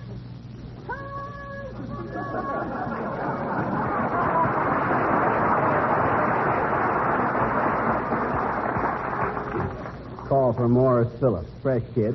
I should have wrote in a swift kick at the bottom of that page. Well, hello there, Fibber. Oh, hi, Harpo. What you wearing the badge for? Oh, all the ROTOWANTIS members wear these to the banquet. Oh, it sort of identifies us to the other members. Oh, let's see it. All right. Harlow, call me Harpo Wilcox. I sell Johnson's Glow Coat. All right, it's very nice, ain't it? Sure. Where are you sitting, Fibber? At the speaker's table? Who, me? Well, no, I don't think I'll go, Harpo. Them things kind of bore me. However, I might drop in for a minute as your guest. Oh, I'm sorry. No guests. Huh? No, just members and their wives. Oh. Sorry you can't come. You're sure missing a swell feed, boy. See you later, Fibber. Swell feed my eye. Trying to make me jealous. Oh, well, what do I care? What's a dad-ratted old banquet to me? Ishkabibble. That's what I always say, ishkabibble. Excuse me, sir. I am Mrs. Homer Gildersleeve. My husband is toastmaster of the banquet tonight. Oh. What am I supposed to do about it, sis? Sweep up the crumbs after him? Really? Our guest speaker hasn't arrived yet, and we saw you sitting here, and we thought you might be he. Well, I might be he, but I ain't him, sis. Who is he, and what's he going to talk about? Well, he's Professor Patrick Hathaway, and he's speaking on the subject of how the businessman can keep in training, or if you have a bay window, look out.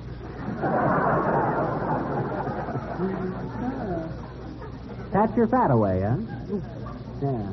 I think I know his partner, old Joe Doublechinsky. Well, you tell your husband, sis, that if the speaker don't show up, I'll be glad to address the banquet. Oh, it'll be a sacrifice, but I'll choke down a couple of steaks just to help out. Oh, thank you. Won't you come over and talk to my husband? Homer! Sounds more like a baseball game than a banquet. Oh, there, my dear. Is this the professor? No, Homer. I couldn't find a professor. But this gentleman is also a public speaker, so if our guest doesn't appear... I'll be glad to talk to the folks, Gildersleeve. Why don't I just go in now and sit down? Oh, not that I'm interested in the banquet or the feed or nothing, but I'd better be close at hand just in case. Oh, that won't be necessary, McGee. You just sit out here and I'll call you if we need you. Don Novus is getting ready to sing now. Did you say you were an expert after-dinner speaker? Am I? Why, shucks, Gildersleeve. I've been an extemporaneous speaker since I was a tiny baby. Why, when I was only 8 months old, my folks took me to a 4th of July picnic, and after the speeches, they says to me, what did you think of the nice speeches, baby? And I spit out my pacifier and says, blah.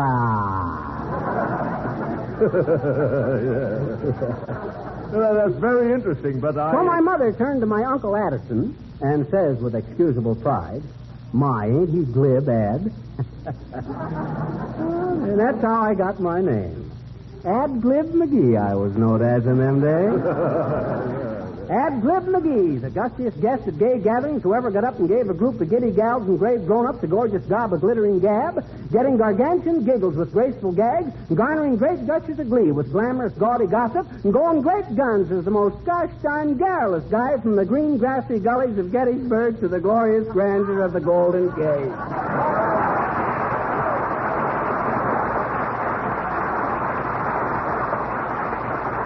Go ahead, Don. Beautiful, Don. That guy Novus can sure sing, can't he, Gildersleeve? I think I'll go in and congratulate him on it. Wait, McGee. You can't get into the banquet room without a badge. Oh, gee whiz. I'll bet you think I just want to go in so I can sit down and eat. Huh? Oh, no. Well, anyway, how'll I get in to make the speech if the professor don't show up? Oh, that's different. I'll take you in then. Now, you just wait out here, McGee. Okay. I see they're passing out the paper hats, and I don't want to be late. The last time I got a paper jockey cap, and they wouldn't let me eat anything but sea biscuits. Ah, but listen, Bud, can't I just go in and wait? No, you wait here for me, McGee. Okay. Oh, that's gratitude. I'm good enough to make a speech for him, but not good enough to eat with him. Oh, well, what do I care? Hello, Fibber. Are you still around? Yeah, I am, Harpo. Why ain't you in there at the banquet? Oh, I had to get away for a while. All that gaiety, laughter, music. I couldn't take it. Got me down. Well, what you mean? Oh, I don't know. I got to thinking of all the housewives who were tired and worn out and discouraged tonight. Because they didn't know about Johnson's glow coat. Well, when I think of how easy it is to just pour a little glow coat on the floor or linoleum and spread it around with a long-handled plier, and then simply wait for it to dry with no rubbing or buffing, well, to be so happy myself when there are actually some women who don't know about glow coat, I don't know. It just doesn't seem quite fair.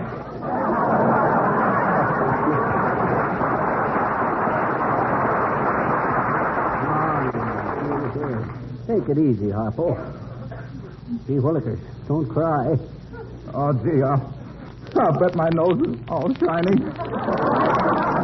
My eyes are all red. I'm sorry, Fibber. I guess I'm just an old softy. Oh, that's all right, Harpo, but you take your work too serious. You can't expect to sell every housewife on glow coat in one night.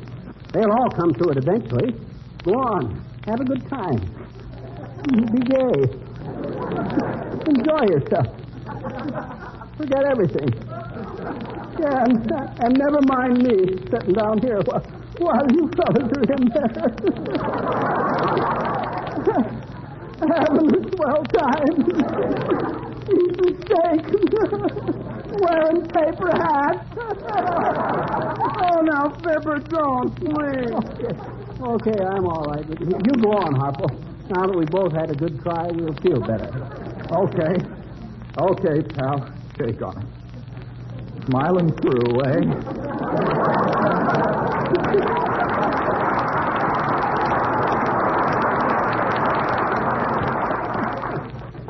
Good old Harpo. It's a good thing this show's only on once a week. He's too emotional. Oh, Fabrizio, why, there's Mr. McGee. You, Mr. McGee. Oh, my, how delightful meeting him here. Oh, yes. Good day to you, creeping jeeper. Oh, hi, Mrs. Upington. Hi, Boomer. What you two doing here? Oh, Horatio and I just had the most delightful dinner, Miss McGee. In the Louis XIV room. Oh, it was so cozy. Wasn't it, Horatio? Ah, yes, my love. When they brought the finger bowls, your little hands reminded me of two little doves in a bird bath. Listen, Uppy, when that guy gets spoony, it's time to count the silverware. No, little gutter snipe moonflower. He has a low mind. He verily believes my affection for you is based on unholy desire for personal gain. Perish the thought. My dear, neither my personal fortune nor yours shall ever come between us, particularly mine. Oh, Mr. McGee, isn't it simply delightful? He has such a sense of humor, really. You know, he simply kissed me and kissed him. You'll be lucky if you wind up with a stitch to be kept in, Uppy. Come, Abigail, let us not tarry to be twitted by this underling and his base insinuations. Oh, Horatio, my goodness, Miss McGee is just joking, dear.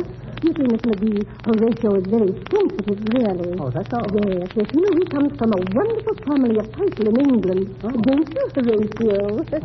Why, do you know? Believe me, Mr. McGee, he has several earls in his family. Earls? Yes. And one of them owns a simply tremendous fruit plantation in Central America. Yes. That's not exactly what I said, my dear. I said my family was famous for its banana earl.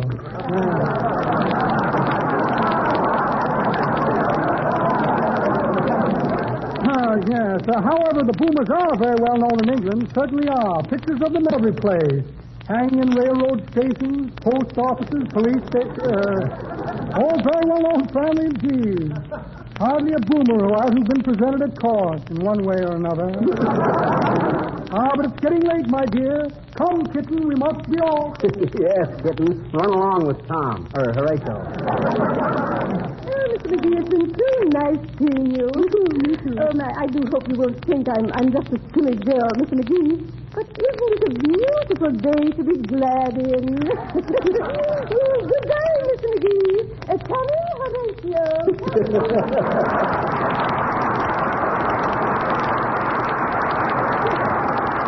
Beautiful day to be glad in. Oh, dear. What a romance. They'll have to rewrite the marriage service for that guy. I take this woman for all she's got. Boy, am I hungry. I wonder how I could finagle my way into the banquet room. Musician, busboy, telegraph boy, waiter, hot dog, a waiter. Hey, bellboy, who has charge of the uniform? The housekeeper, sir, in the linen room. Down the corridor, fourth door. Oh, thanks, Bud. If I can get her to loan me a waiter's uniform, I can pretend to be a waiter till I get it. Oh, this must be the linen room. Excuse me, sis. You the housekeeper? Oh, dear. Now what is it?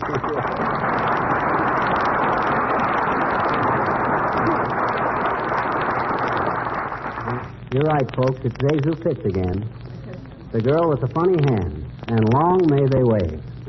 Listen, housekeeper, I want to play a kind of a little joke on some friends of mine. Oh, I know just the thing, mister. Huh? Did you ever see those little flowers you wear in your buttonhole that squirt water on people?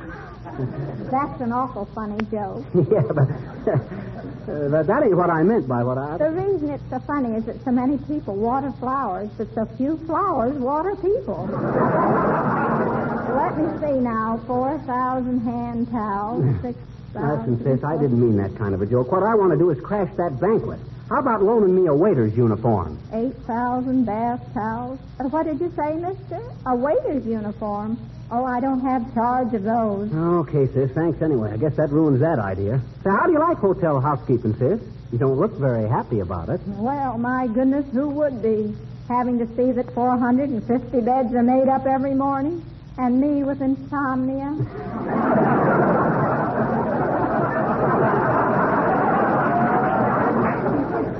That's too bad. How'd you happen to get this job anyway?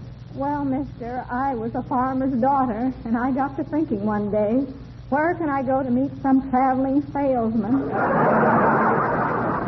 And here I am. Oh, I catch on to it. Have you met many? Oh, yes, hundreds of them. But my goodness, they don't pay the least attention to me. Mm-hmm. They look at me like I was just another piece of furniture and not very well upholstered. Oh, I wouldn't worry. Hey, excuse me, sis, but there's a piece of straw stuck in your hair. Yes, I know. I always keep that there. Otherwise, how would they know I was a farmer's daughter? 300 table runners, 82 bars of soap, 76 blankets. Hey, pardon me, but you got one odd blanket there, sis. Yes, I know. That belongs to a horse in room 342. A horse? Yes, there's a moving picture cowboy stopping here. Oh. He told the manager he wouldn't pay his rent till they gave him a better room, and the manager said that was just a stall. So the cowboy said, all right, send my horse up. He winked at me in the hall this morning. The horse? Oh, no, the cowboy. Oh. My, he's romantic. I know he's really from out west, too. Yeah? He was seeing snakes in his room the other night. 200 bath mats. So he winked at you in the hall, did he? Yes, but I don't think he meant it. I think he was just toying with my affections. I'm telling you, mister, I'm getting discouraged. You'd think any man would be glad to have a girl who could concentrate on just him after keeping house for 900 people at once. I've just about made up my mind to do something desperate. Oh, now, don't talk like that there, sis. It ain't that bad. What you going to do? Mister, you can think whatever you like of me. And my goodness, I hope my father never knows.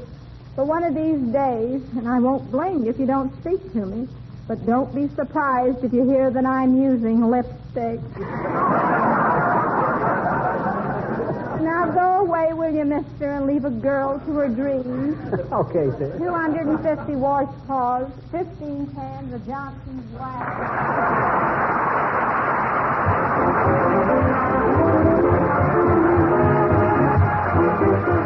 Johnny Mills and the Four Notes playing and singing I Must See Annie Tonight. And very good, too, kids. Even in my present mood, I enjoyed it. Shucks. Here I am, a prominent citizen. Pleasant personality. Good look. But do I get invited to a banquet? No. Why, shucks. Hello there, Johnny. What you doing around here? You one of the ones behind the Washington's birthday ball? No, I ain't, old-timer. Hey!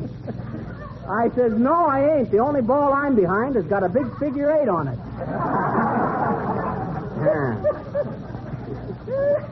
That's pretty good, Johnny. But that ain't the way I heard it.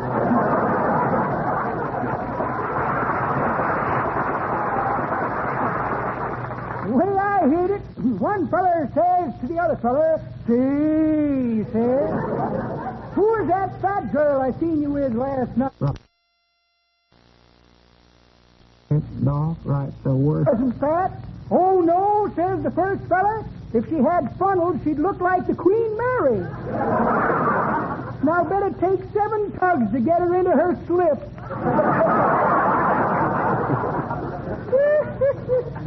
Wow, that's a good-looking gal over at the cigar counter. Wonder what she's doing tonight.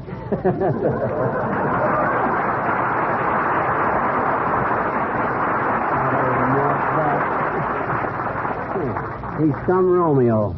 Why, his arteries are so hard, if they wanted to give him a transfusion, they'd have to use a diamond drill. Boy, am I hungry.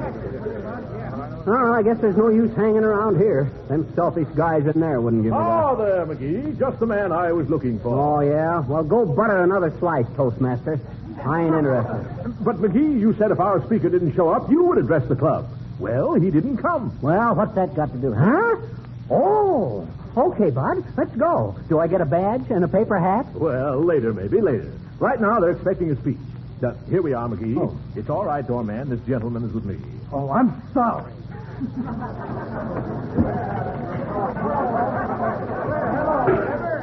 Attention! Attention, please, ladies and gentlemen. Attention! Attention! Members of the Wistful Vista ROTOWANTIS Club, we regret to announce that our speaker of the evening, Professor Patcher Fataway, has been unavoidably detained. But fortunately, we've obtained the generous services of a public-spirited fellow citizen and an after-dinner speaker of great renown. Lay off those olives, McGee. Okay, Bud. And so, ladies and gentlemen, it gives me great pleasure... Put down that celery, McGee. Gives me great pleasure to present as our guest speaker this evening, Mr. Fibber McGee, who will speak on the subject, how a businessman can keep fit. Mr. McGee. Ladies and gents, as I stand here tonight... Excuse me a minute. Give me a pitcher of water and a glass, Gildersleeve. And make my steak medium rare. Yep. As I stand here tonight, folks, looking down on all them smiling faces, under them paper hats, and behind them oversized badges, Did I say something wrong, Gildersleeve? No. Go ahead, McGee. The subject of my discourse tonight, folks, is how a businessman can keep fit.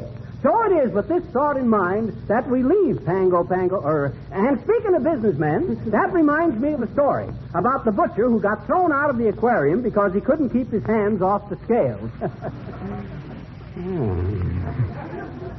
He didn't like that one either. Taking the subject from another angle, folks, or seeing that so few of you have angles, from another curve... Oh, now, listen, folks, I'm only trying to tell you for your own good... Dad Ratted, is that any way to treat a guest? Well, shucks, all I can say is, McGee,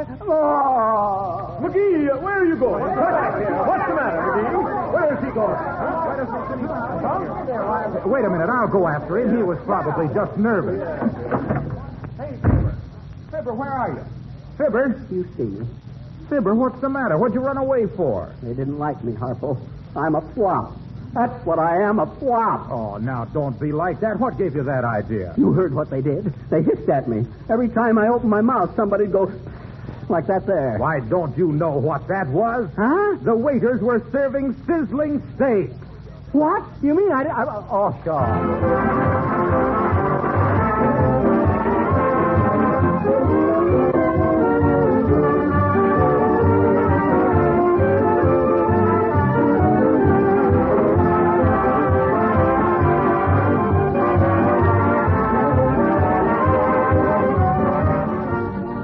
Folks, we want to thank Zezu Pitts, the farmer's daughter, for appearing with us again tonight, and we hope that sometime in the...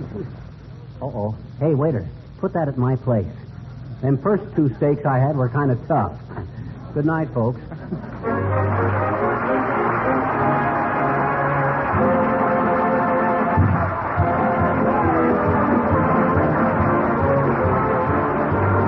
This is Harlow Wilcox speaking to the makers of Johnson's Wax and Johnson's Self-Polishing Glow Coat, Racine, Wisconsin, inviting you all to be with us again next Tuesday night. Good night. This is the National Broadcasting Company. District. Broadcasting Company. District. Broadcasting Company. District. Is the more or less happy home of a new Rendezvous de Sandwich on the corner of 14th and Oak Street. It's a new hamburger stand, owned and operated, temporarily at least, by our own leader of cafe society, Fibber. You know our hamburgers because we know our onions, McGee. Let's see, Bud. What do you have? 2 hamburgers and coffee. That'll be 30 cents. Thank you. Didn't you want some more coffee, Bud? The second cup is free. Ah, it's terrible. Well, Bud, I guess you didn't read the sign. What sign? Well, right up there. Coffee like Mother used to make. What do you mean insulting my mother that way? Oh, I'm sorry. I gotta make this joint more exclusive. Have to get some tablecloths and scare away the riffraff, I guess. Hey, Chef. Yes? I had a complaint on the coffee a minute ago. You sure it's okay? Oh, sure. I just had 4 cups myself, and I feel all right. Except I can't get my eyes uncrossed.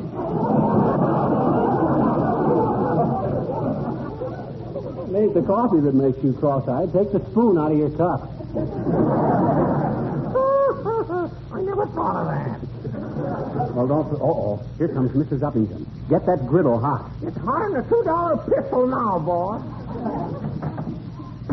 Oh, now, how do you do, Miss McGee? Oh, what a quaint little shop, really. Well, thanks, Uppy. How... Say, you look kind of upset. Oh, yes, I am, Miss McGee. Oh. I suppose I'm just a silly girl, but Horatio and I have... Well, we've quarreled. Oh. We've had a kiss. Oh, dear. A kiss? Mm-hmm. Oh, that's tough.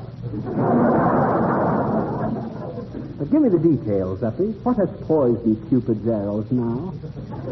Oh, it was such a trivial thing, Miss McGee. Oh, it was such a silly thing. So that old oil stock. Uh-oh. You see, Horatio was so hurt because my broker refused to permit me to turn in my AT&T for a wonderful investment in Brazilian oil. You see, Horatio is president of the oil company, too. Yes, I thought so. Oh, such a stupid misunderstanding. Oh, forget it, Uppy. Why don't you have a hamburger and forget your trouble? A nice, well-did hamburger with onions. Heavens, how Brazilian. Without onions, then. Better eat something. Remember, many an empty stomach has been mistaken for a broken heart. Perhaps you're right. Sure I am. Come on, grab a stool, Uppy, and order up. Very well. Now, I think I shall start with some caviar. Okay, Uppy. Hey, Chef. Rob a sturgeon. Fish.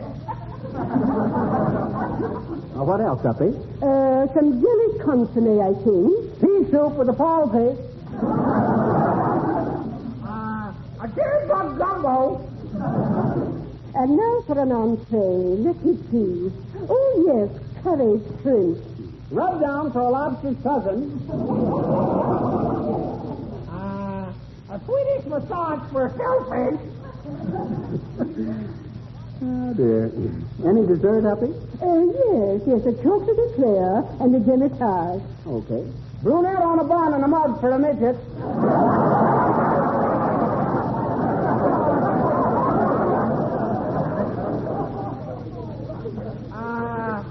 A sunshine cream puff and a drop in the bucket. Now dry them tears and take it easy, Uppy. Your hamburger will be right up. Hamburger? Why, sir? But really, I didn't want a hamburger. No, but these hamburgers. Why, listen, Uppy. Do you realize that every cow in the country hopes its kids will grow up to be a McGee hamburger? What? For a calf, that's like growing up to be president. I'm telling you, Uppy, you never had such a ham... Please, Mr. McGee. Can't you see that I'm in no mood for this? Oh, dear me, I'm such an unhappy girl.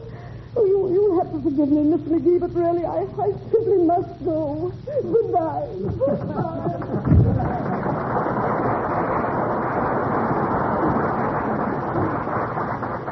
You gotta go.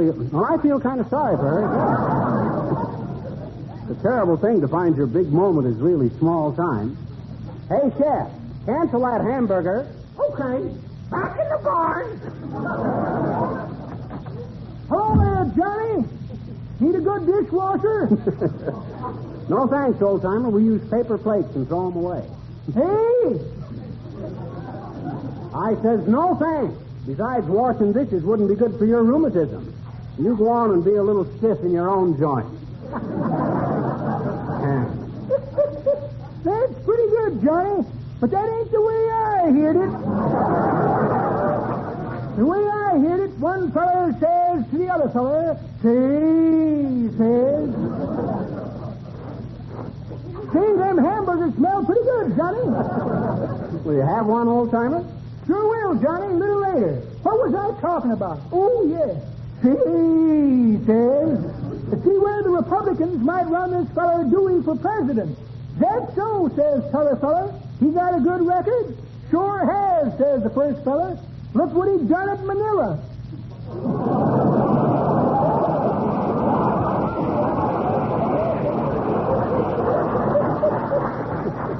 Make that hamburger of mine with plenty onions, Johnny. I ain't got a date tonight.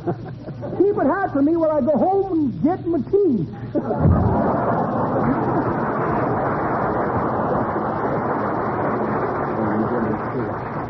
I'll say he ain't got a date tonight.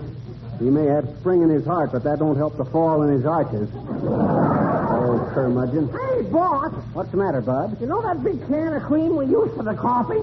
Yes. Oh, we ain't got much milk left in it. Okay, I'll order some right away. Hello, operator. Give me the Wistful Vista cream. Oh, is that you, Mert? Fibber McGee, Mert. How's everything? Huh? Your old man. Oh, that's too bad. Split his what? Oh, dear. Rushed him right down there, huh? What's that, Mert? 22 stitches, eh? Well, I warned him, Mert. I told him them pants was too tight. Just call the creamy for me, will you, Mert, and tell him to send me over some cream? Okay, thanks, Mert. Oh, hi, Billy. Hello, Fibber. Hi, Don. Hi, Fibber. Well, have a couple of hamburgers? No, thanks. I had one this morning and didn't like it. Found a piece of cloth in it. Why, Don, a piece of cloth in one of our hamburgers? What? Hey, wait a minute. What color was it? Blue. I thought so. That was blue ribbon beef you was eating there, boy. What you going to sing, Don? I promise you. Oh, I like that there. You go ahead and sing while I... Oh. Greeting, Gates. What do you have on your plate? That's from the Hope Show, and we sure hope you like our hamburgers. Well, I do. I was in this morning and bought 6. Fix me up a couple more of them, will you? Just like the last one. Very thin and very well done. Better make it 4 of them to go out. Oh, okay, Bud. A quartet for a road show.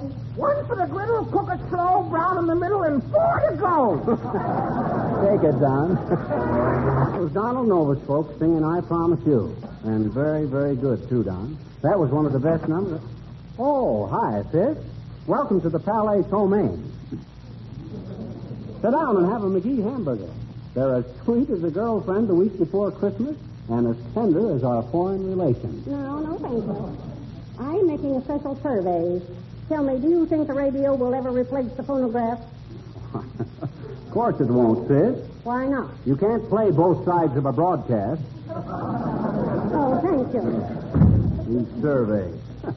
I'll bet the reason so many businessmen go out of business is they have to take so much time from business to fill out questionnaires asking them how business is. Wow, some business.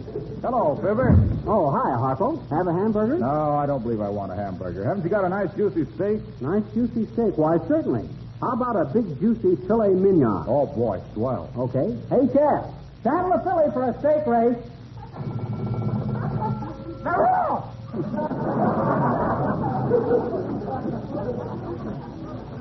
You going to be a regular customer, Harpo? Oh, probably. I eat all my meals out, you know. Gee, but don't you get tired of that, Harpo? Well, why don't you get married and settle down?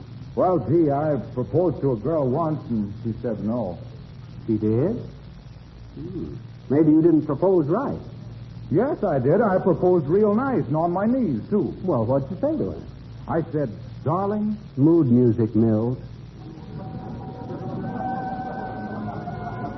I said, darling, look at this dull, dingy floor. Let me build you a little love nest, and we'll call it Glowcoat Manor. I'll show you how you can keep your floors and linoleum bright and shining with Johnson's Glowcoat, with absolutely no rubbing or buffing to roughen those little hands of yours. Oh, boy, what passion. And then I said, think of it, dear, just to pour a little Glowcoat on the floor and spread it around with the long-handled pliers, and then you and I holding hands on the sofa for 20 precious minutes while the Glowcoat dries to a beautiful mirror-like polish. I'd like to have seen the love light in her eyes when you got to the part about saving 1/3 on the large-sized can.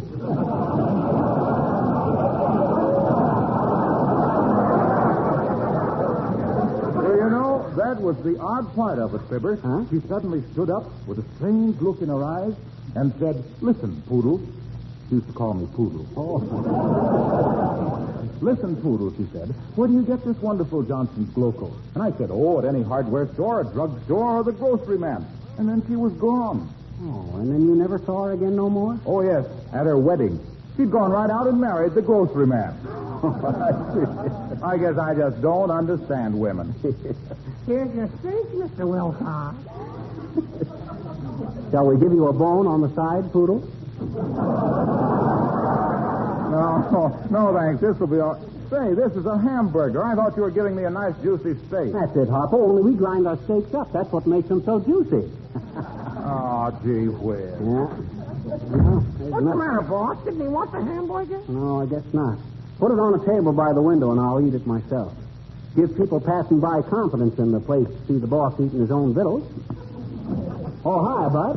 Here's the hamburgers you ordered. Oh, thanks. Fix me a half a dozen more, cooked exactly like those others. Thin and well done. Oh. Even better done this time. I'll be back for them later. Okay, Bud.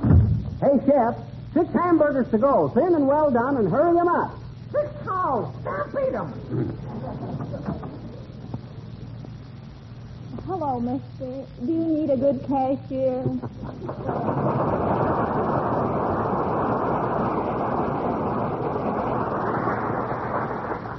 Yes, it's days who fits again, folks. The gal with the permanent wave in each hand. What made you think I might need a cashier, sis?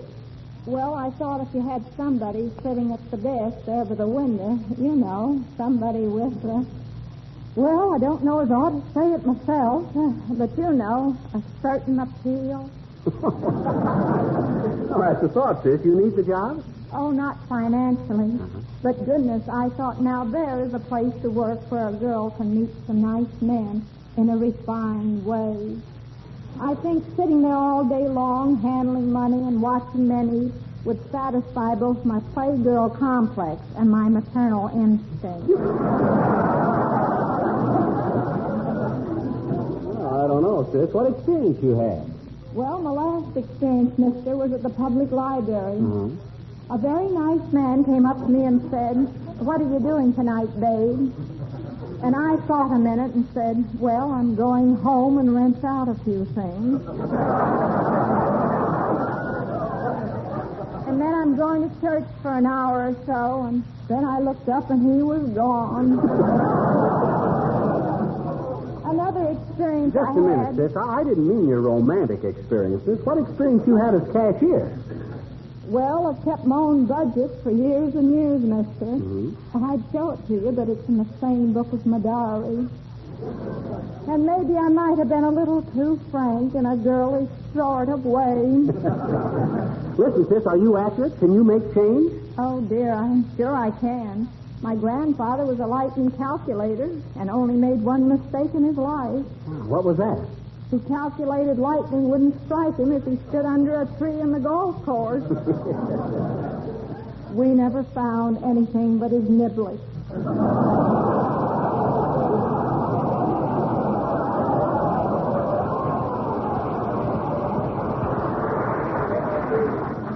Well, that's too bad. But it just takes one stroke to ruin a man's game. Now listen, sis. If you work here, we can't have you eating hamburgers all day long. You realize that, don't you? No, dear, yes. I don't like hamburgers anyway. Don't you ever serve chicken? We always have chicken at our house. That's all. I take the wings, my brother takes the legs, and Mother gets the liver, but the heart belongs to Daddy. We don't seem to be getting anywhere, sis. I'll give you a simple test. Now, suppose I just had a couple of hamburgers at 10 cents apiece, 2 cups of coffee, the second one free, and a piece of pie at a dime. How much would I have to pay? Nothing. Why not? Dear me, you own this place, don't you? Yes, I'm sorry, but I'm afraid you won't do. Well, all right, but if you change your mind, my telephone number is 476. 476. Oh, tell me, mister, is your Mr. Wilcox married? Why? No, he ain't, sis. Oh, my, and he's so nice, too. Where does he live, mister? At the Wistful Vista Bachelor Apartment. Why do you want to know where Harco lives? Well, it's probably just fate, mister, but you realize I pass by his house almost every afternoon, starting tomorrow. That was the 4 notes singing the Billy Mills arrangement of There's an Aperture in the Old Oaken Container. Well, that was nice going, kid. If I wasn't wrapped up in this hamburger joint, I'd back you in a bucket shop. Now, let's see. I better make out the menu for tomorrow. HAMBURGERS. There. That's taken care of. Oh, hi, Boomer. Good day, Fancy Pants. Good day. What's this about you and Mrs. Uppington having a falling out? I hope it's nothing temporary. Quite true, quite true. The dear girl has been badly advised, I think. That's all. After all we have in common, she insists on holding her preferred. Yes, yes. And you, Nosy Parker, I hold responsible for the lovely creature's financial stubbornness. Who, me? Why, shucks, Boomer. All I ever said about you was that you was a crook and a bum and the kind of a chiseler that would scrape the gold leaf off the sign in front of the old lady's home. Shucks. I thought that was a real conservative estimate. Crumbleface, one of these days you will go too far with me. But I'm not the one to hold a grudge. No, not Horatio K. Boomer. By the way, how is my credit for a hamburger? Bad, Boomer, bad. No dough, no grub. I was afraid of that. Only reason I ask, I don't believe I have anything smaller with me than a $100 bill. That's so. Well, let's see it. Oh, certainly, certainly. Have it right here. Someplace. Let's see now. Where did I put that $100 bill? $100 bill, $100 bill. Beautiful sound, isn't it? $100 bill. Oh, let's put that bill. Here's a personal letter from a collection agency. Very affectionate, too. A little squeeze in every paragraph. Driver's license for a man named Dillaway. Seemed to have driven his car away by mistake. Must have been an important citizen, too. Had a motorcycle escort behind me for 12 miles. Let's see, letter opener. What do you mean, letter opener? That's a tea kettle. It's still a letter opener, Potato Bug. Well, come on, Boomer. The $100 bill or no hamburger. Ah, yes, the $100 bill. Where can I put it? Invitation to a reception. Small affair. No one there. Had to crawl in through a window. The Gold wristwatch. Birthday present from little hula dancer. Beautiful movement, too. Toupee with gray hair. Always wear that when I want to worry about something. And a check for a short beard. Well, imagine that. No $100 bill. Surprise. Yeah, I wonder what I could have done with it. Too bad if I lost it. It was made by a dear friend of mine. He ran all 10 of them and then ran off. Somebody hollered, seize it, and he welched the rabbit. Well, good day, son of Frankenstein. Good day.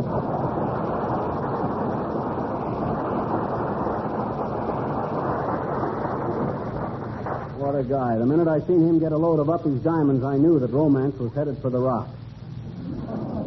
Oh, well, I don't suppose there's anything... Hello there. My hamburger's ready? Oh, you betcha, Bud. That'll be 60 cents. Thank you. I certainly appreciate your trade, Bud. You're my best customer. I hope you come in often. Oh, I will. Your hamburgers are just right for me. Fried, well done and thin. Oh, that's fine. You say you got a shop near here? Yeah, right down the street. What kind of work do you do that makes you so hungry? Hungry? Oh, I don't eat those things. I'm a cobbler, and I use them for half soles.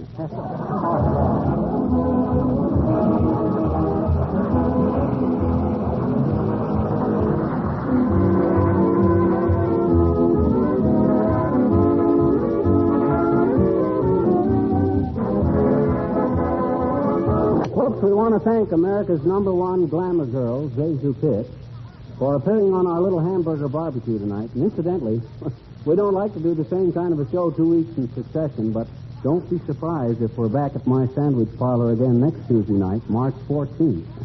Our income tax man is insisting on a joint return. Good night, folks.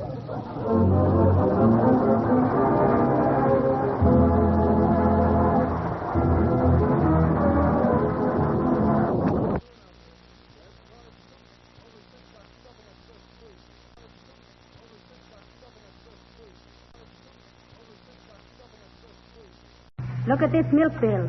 What on earth have you been doing? Sprinkling the lawn with it? Now, there's a little high, ain't it? What say we get a cow? Why, who'd milk it? Oh, you got to milk 'em? No, you just leave some empty bottles around the barn and then go out in the morning and rob the cow's nest. Do you have to milk 'em? And how about this electric light bill? Oh, is that high, too? Is it high? Well, look at it. Looks like the annual report of the TVA. Well, I was up late a couple of nights reading. You don't want me to be ignorant on current events, do you? No, but what events have been worth this much current? Now, look here, dearie. Answer the door. Okay. Insurance, man. 45 cents, please. 45 cents for insurance?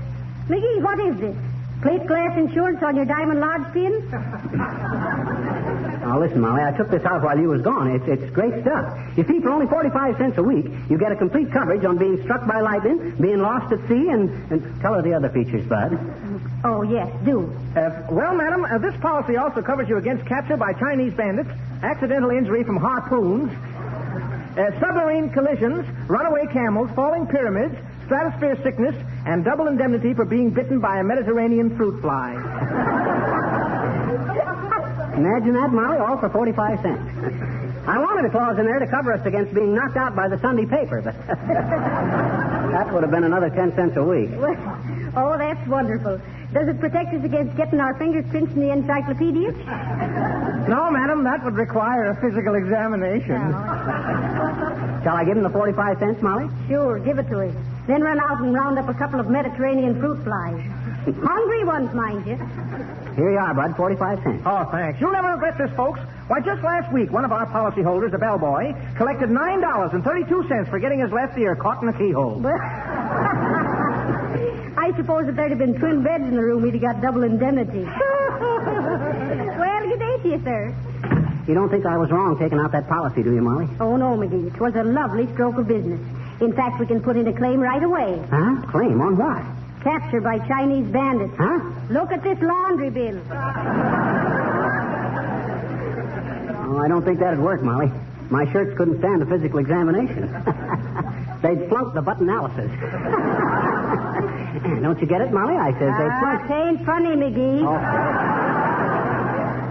But now let's get down to business.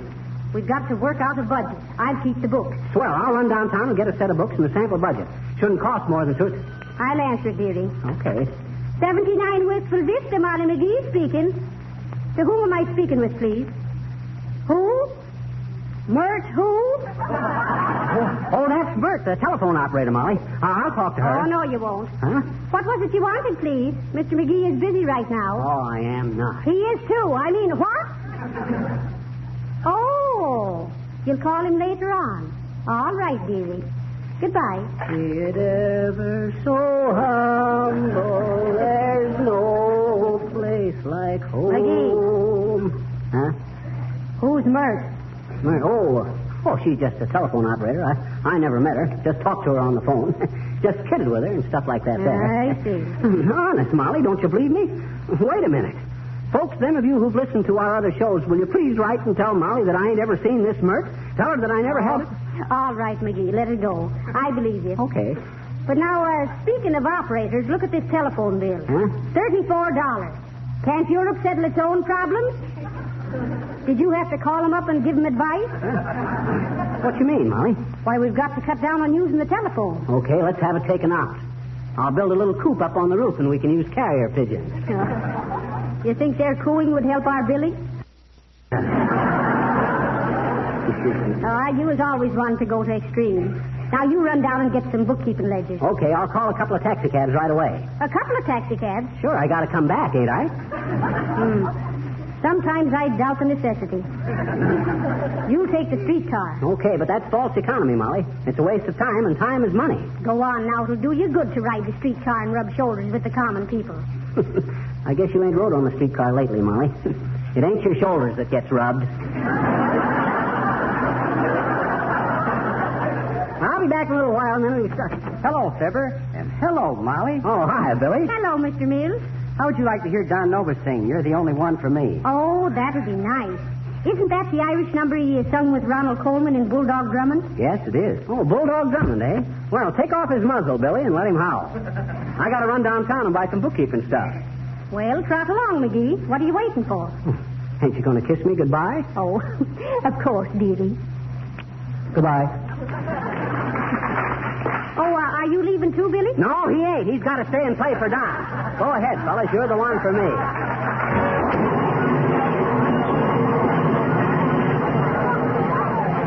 Kind of crowded in this car, Bud. Am I standing on your foot? I don't know, mister. Jump up and down once. Okay. Oh, yeah, that's my foot. Thanks. You're welcome. Hey there, Johnny. Did I collect your fare? Oh, are you the conductor, old-timer? I ride for half fare, you know. Hey? I says I ride for half fare. This is a broadcast, and radio is still in its infancy. That's pretty good, Johnny. But that ain't the... Hey, step 4 in the car, please. How was I saying, Johnny? Oh, yes. That ain't the way I heard it. The way I heard it... Excuse me, conductor. May I please have a transfer? You won't need none, daughter. Just tell the other conductor that Joe sent you.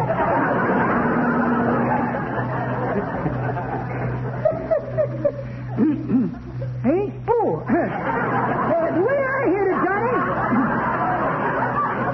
One feller says to the other feller, she says, this Joe Louis does a lot of fighting, don't he? Yep, says t'other feller. He must get pretty tired of it. Why shouldn't he, says the first feller. To him, life is just one round of fighting.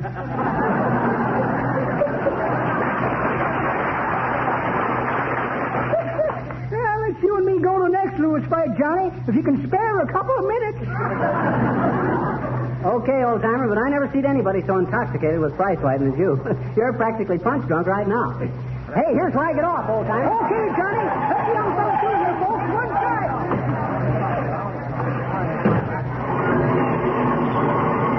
Whew. Wish I'd have been born rich. To me, a streetcar ride is just a mob scene parted in the middle. Well, what's the joke, Bud? Oh, nothing much. I'm an artist. Oh, you are, eh? One of your brushes tickling you? No, I'm a modern artist, you know. I paint those screwy-looking things, you know. Hey, they don't make any sense. I know, but what's funny about that? I just had an exhibition. And somebody bought one of them, the darn fool.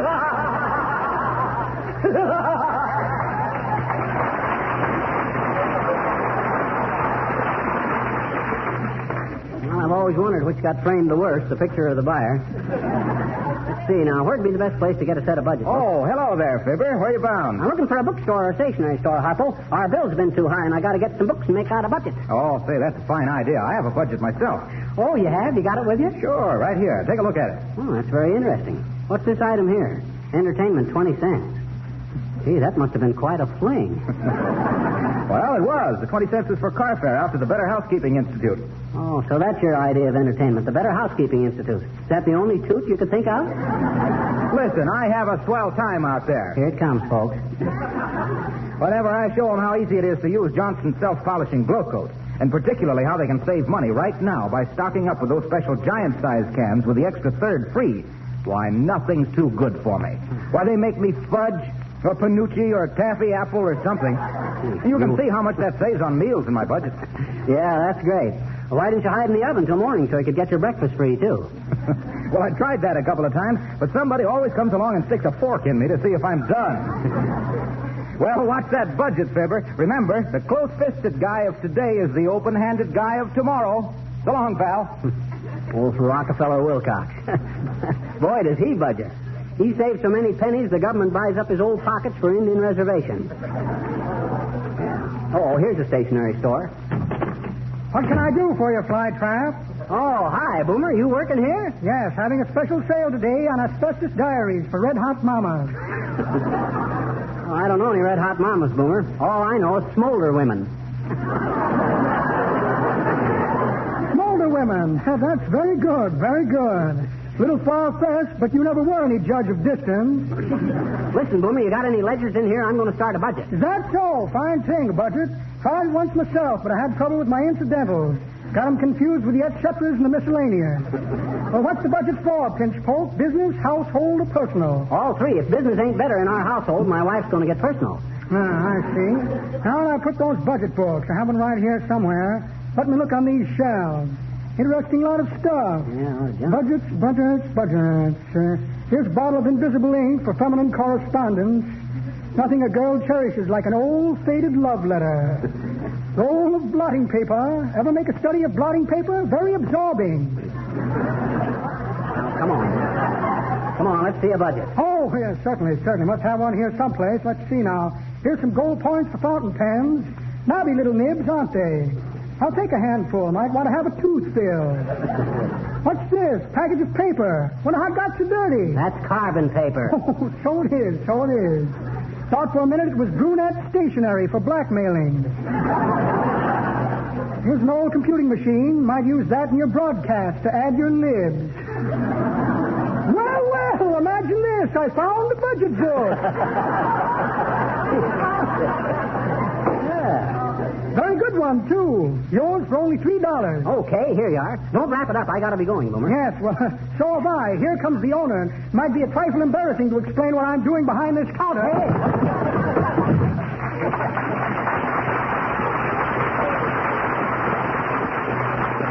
Can you imagine that? And I thought he was working in there. The crook. Well, let's see what's in this budget book anyway. Husband's clothing per year, $1,200. Say, that's great. I ought to get a nice outfit for that. Say, buddy, can you spare a dime for a cup of coffee? Wait till I look at my budget, bud. Oh, yeah, charities per year, $350. Well, might as well clear that up for the year. Here's $100, bud. I'll meet you here tomorrow noon and give you the other $250. All right, but don't keep me waiting. I'm going to the races. Okay, bud. Now, let's see. Wife's clothing per year, $1,500. Boy, won't Molly be happy at that? This is a wonderful book. Gee, I never thought we could do it. Well, how do you do, Mr. McGee? Oh, it's so nice to see you. Oh, hi, Mrs. Uppington. Where are you going in such a hurry? Oh, I must get down to the caterer's, Mr. McGee. You see, I'm giving a tea, and I must get some advice about the hors d'oeuvres. Oh. Why, do you know the anchovies I bought simply refused to respond to the curling iron? Oh, yes. Oh. Curling the anchovies, eh? Some stuff. How do you get the toothpicks into the little sausages, Uppy? With a bow and arrow? Oh, now, Mr. McGee, I'm afraid you're tricking me, really. I quitted myself with that one. Oh, and that reminds me, I'm so glad Mrs. McGee has returned. Do tell her to come to my tea on Wednesday. Just a simple, homely affair. Only 60 or 70 people invited, you know. Oh, that sounds very chummy. Where are you holding it? At home or in the ale bowl? How very amusing. The ale bowl. Yes, it is that, ain't it? I can just see some old mug in a frock coat plunging around your left end with a piece of cake. Well, I'll tell Molly, Uppy, and much obliged. She'll be glad to get a free meal now on account of we're on a budget. Oh, really? How yes. fascinating. Oh, I've been through that budgeting nuisance myself, you know. Even now, I often say to myself, Abigail, you naughty girl. Not another string of pearls until next week. Well, so nice to see you again, Mr. McGee. Good day. Goodbye.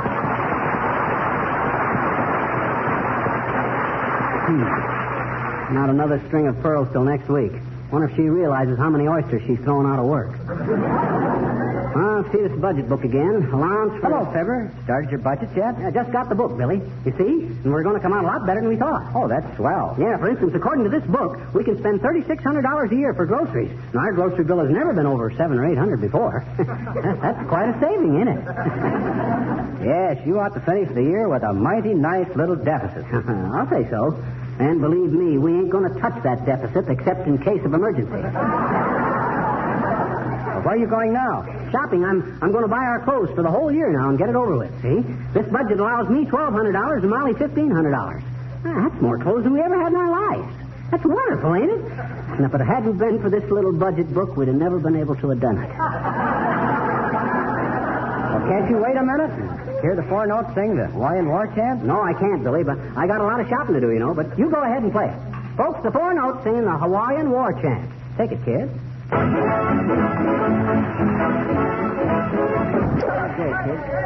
Oh, boy, all our shopping done for the whole year now. Gee, will Molly be tickled. $1,500 worth of clothes. Boy, I hope she likes her hat. Oh, hello there, little girl. Hi, mister.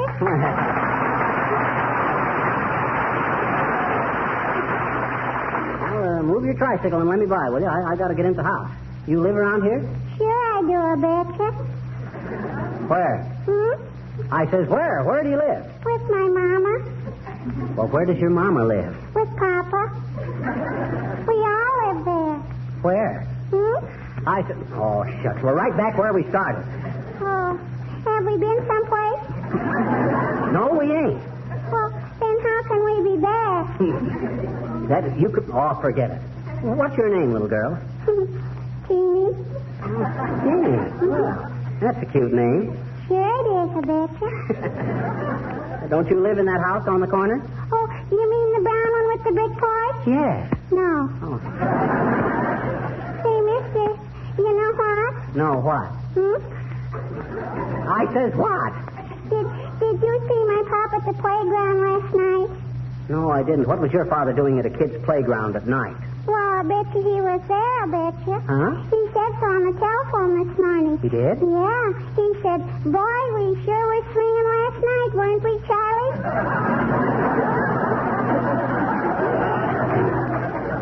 Where'd you say you live, little girl? Right over there. Oh, in that house. Oh, then you're the little girl whose mom is... Say, I got some news for you, little girl. I met somebody downtown, and they told me you just got a new little baby sister. Oh, gee, Anna? Yes, sir. Ain't that great? Oh, that's dandy, I bet. Yeah. I guess I gotta go now. Give me a push, will you, mister? Sure. Where are you going? I'm going down to the hospital and tell Mama. Gee, will she be surprised? Goodbye, mister.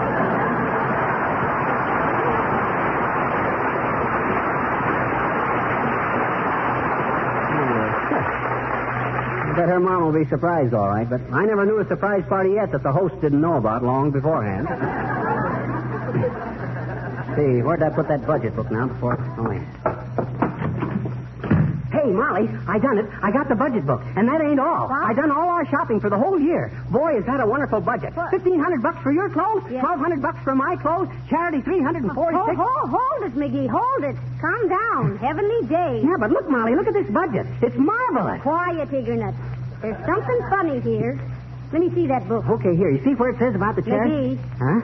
This budget is for an income of $20,000. Why, sure. What? It is? You mean I got to make $20,000 this year to pay for all? Oh, well, what's the difference? I can handle it. I got the whole world ahead of me. Oh, you have you? Yeah. That isn't the world in front of you, dearie. What you mean? You're behind the 8 ball.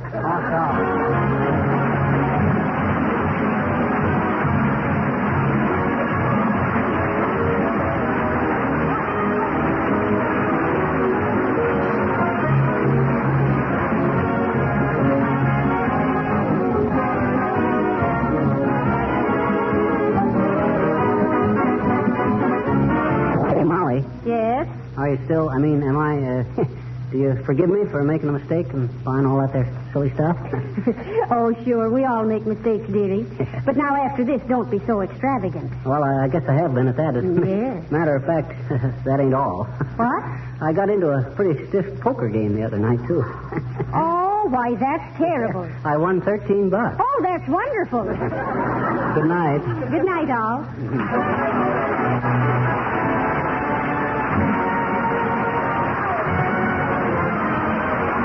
Wilcox, speaking for the makers of Johnson's Wax and Johnson's Self-Polishing Glow Coat, Racine, Wisconsin, inviting you all to be with us again next Tuesday night. Good night. With us again next Tuesday night. Good night.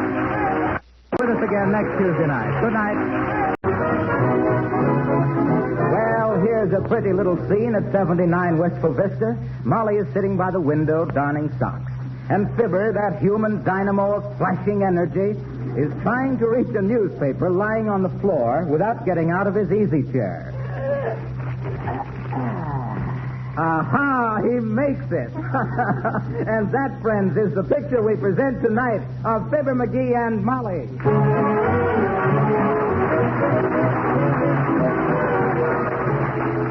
Well, congratulations, McGee. On what? Reaching the paper without getting out of that chair. I guess you never heard it's good for you to stretch, Molly. That's what makes cats so healthy. They're always stretching. Oh. Well, turtles live longer and they don't stretch. You know why turtles live so long? Why, Mr. Bones? On account of they got a thick shell they can duck back under if they see they've stuck their neck out too far. Heavenly days, McGee. How do you wear your socks out so fast? Look at them. Oh, well, they got to wear out sometime. Socks ain't immortal. No, I suppose not. Well, what's in the paper, McGee? Huh? I says, what's the news in the paper? I don't know, Molly. What do you mean you don't know, Kent? Why, McGee, what's the matter, darling? Why do you look like that? There's something the matter with me, Molly. The type is all blurry. Oh. I can't make head nor tail of it. It all runs together. Well, maybe you need glasses, dearie. Oh. You been having any headaches lately? No. Well, yes, I have. I had a terrible one the morning after that party at the Elks Club. I know, but that wasn't from any lack of glasses.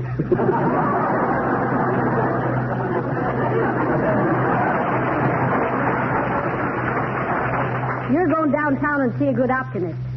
You mean optometrist? I mean oculist. Maybe you mean optician. I mean a man who examines you for glasses, Ignorant. I don't want to wear glasses, Molly. This is just a temporary condition. Oh, yeah? That's what my grandfather said when people stopped buying his buggy whips. You know what you got? No. You got a pygmastism. You really think I have? The pygmastism is pretty bad, ain't it? Why, it's terrible. Get your hat now. You're going downtown for some glasses. Oh, Molly, let's wait a while. My eyes is all right if I rest them. Now, come on, dearie. You worry me. Oh, shucks. Besides, you look real distinguished in spectacles. Say, I bet I will at that. I'll get me a pair of the pinch nose kind with a black ribbon. People will probably think I'm a banker. I don't care if you get them with blinkers on so they'll think you're a horse, but get them. I wonder how you locate a good eye doctor. I'll ask information on the telephone. Hello, operator. Say, who's the best eye doctor? Oh, is that you, Mert? Mert, Molly. Get to the point, gossip. Hello, Mert. Say, you know a good eye doctor in town? Who? Oh, Dr. Gildersleeve, eh? Where's his office? 14th and Oak. Oh, thanks, Mert. How's everything with you? What? Your cousin? What? Oh, that's terrible. Oh, my. Where did it happen, Mert? What? Oh, Princeton, eh? Oh. Oh, I'm sorry to hear that. He was a nice guy, too. Oh, my. Well, don't take it too hard, Mert. Oh. And thanks for the information. So long, Mert. What was that, McGee? She lost her cousin in an accident. Oh, dear. He was a college student. Oh, what happened? She got swallowed by a goldfish.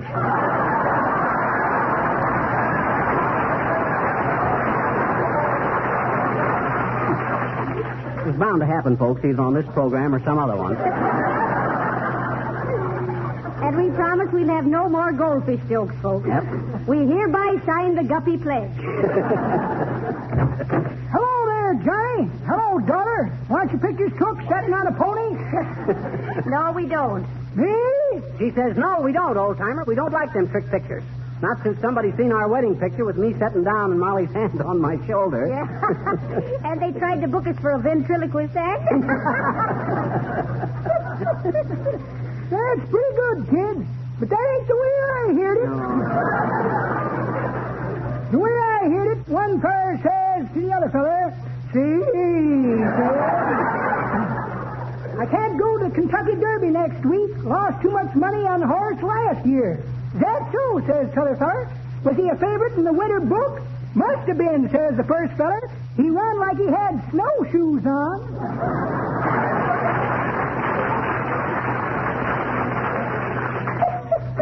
That always makes me stop and think, youngsters, when I see a 3-year-old horse make a chump out of a 40-year-old man.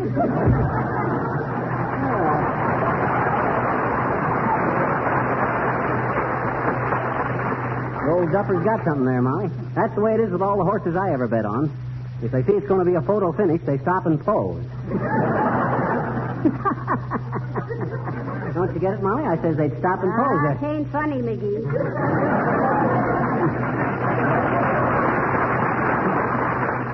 Just I rather like you. Say, listen, are you going to go down and buy you some glasses? Are you going to neglect your eyes? No, I'm going right away. But don't take it so serious, Molly. My eyes ain't really bad. Oh, no? No. Well, then take my sewing basket off your head and put your hat on. I thought that brim seemed kind of narrow. Oh, hi, Billy. Oh, I was just leaving. Well, can't you wait a few minutes? CONOVA'S is going to sing my reverie. Oh, that's one of my favorites. Oh, I'd love to hear it, Mr. Mills. McGee's got to run down and get him a pair of glasses. Yeah, glasses? Yeah, I got a pigmatism or something, Billy. Must have strained my eyes. I was afraid that would happen. The type in those old joke books is terrible. Oh, yeah, well, let me tell you. Oh, his eyes aren't awfully bad, Billy. Well, his eyes aren't too good. You know what happened to him on the train going to California? No, what was that? Well, he had his smoke glasses on, and when he passed the mirror, he mistook himself for the porter and tipped himself $3.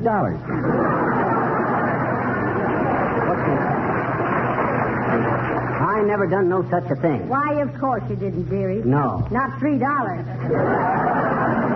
Now, you run along whilst I listen to Mr. Nova sing my reverie. All right. Well, see you later, Molly. So long, Billy. Take it, Don. Hi, Sis. I'm Mr. McGee. Is Dr. Gildersleeve in? Yes, sir, with reference to what you just wished to see him about, sir. He's eye doctor, ain't he? Yes, sir. What'd you think I wanted to see him about? Raising petunias? Just a minute, sir. Hello, doctor. Mr. McGee is here to see you about raising petunias. I am not. You're not what, sir? A petunia. I didn't. Dad read it. It's about my eye. Oh. Correction, doctor. He's changed his mind about the petunias. Now it's his eyes. Yes, doctor. Will you have a chair, sir? The doctor will see us very shortly. Thanks. Move over a little, will you, bud? Thanks. Oh, that's okay, buddy. Which doctor are you waiting to see? Oh, none of them. They just hired me to sit here so it'll look like a busy joint, see? Well, say, you know anything about this Dr. Gildersleeve? He's a pretty good eye man, ain't he? Oh, he's wonderful. Mm-hmm. He treated me uncle for 15 years. That's all. Me uncle kept bumping into things, chairs and tables and stuff. Mm-hmm. Couldn't even walk downstairs alone. Oh, I see. What did Doc find wrong with him? Nearsighted? No, drunk.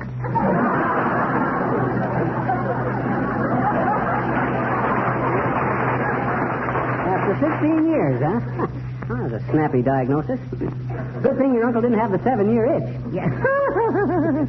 Hey, what's your trouble, buddy? I don't know. Touch of a pigmatism, I think. You don't mean a pigmatism. You mean a stigmatism.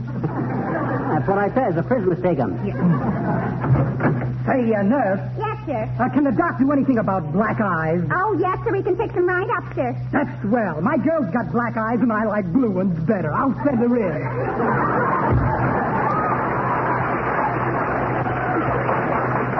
Right guy. I suppose he'll be back for an eye wash because his girl gave him a dirty look.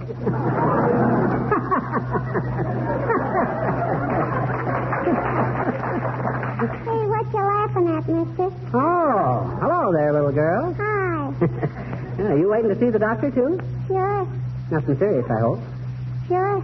Sure what? Hmm? Skipper. Is something wrong with your eyes? I hope you ain't been reading in bed too much. Oh, you mean stories like Mother Goose and Jack and the Beanstalk and Little Red Riding Hood? Yes? No. Oh. Well, then what is the matter with your eyes? Oh, I bet you there's nothing the matter with them, I bet you. Well, then what you waiting to see the doctor for? Well, gee, mister, Shucks, just let it go, sis. Sure. Hey, mister, you know what? No, what? Oh. I says no, what? I got a turtle and a chickie and a puppy and a kitty, and when the doctor comes out, I'm going to have a duck, too, I bet you. You are, huh? Is the doctor going to give you a duck? No, but I'm going to wait till he lays an egg. The duck? No, the doctor. My papa says he's just an old quack. Oh, maybe I'll come back tomorrow. So long, mister.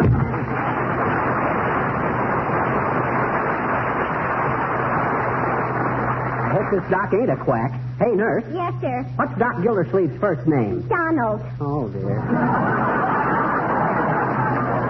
was afraid of that. I don't seem to be able to... I tell you, Doctor, I feel like a new woman. And to think I never thought of that treatment myself. Thank you so much, Dr. Wilcox. Dr. Wilcox? That's quite all right, Mrs. Jones. And remember, no heavy housework. You'll keep on using the Johnson's Glow Coat I prescribed for your floors and linoleum.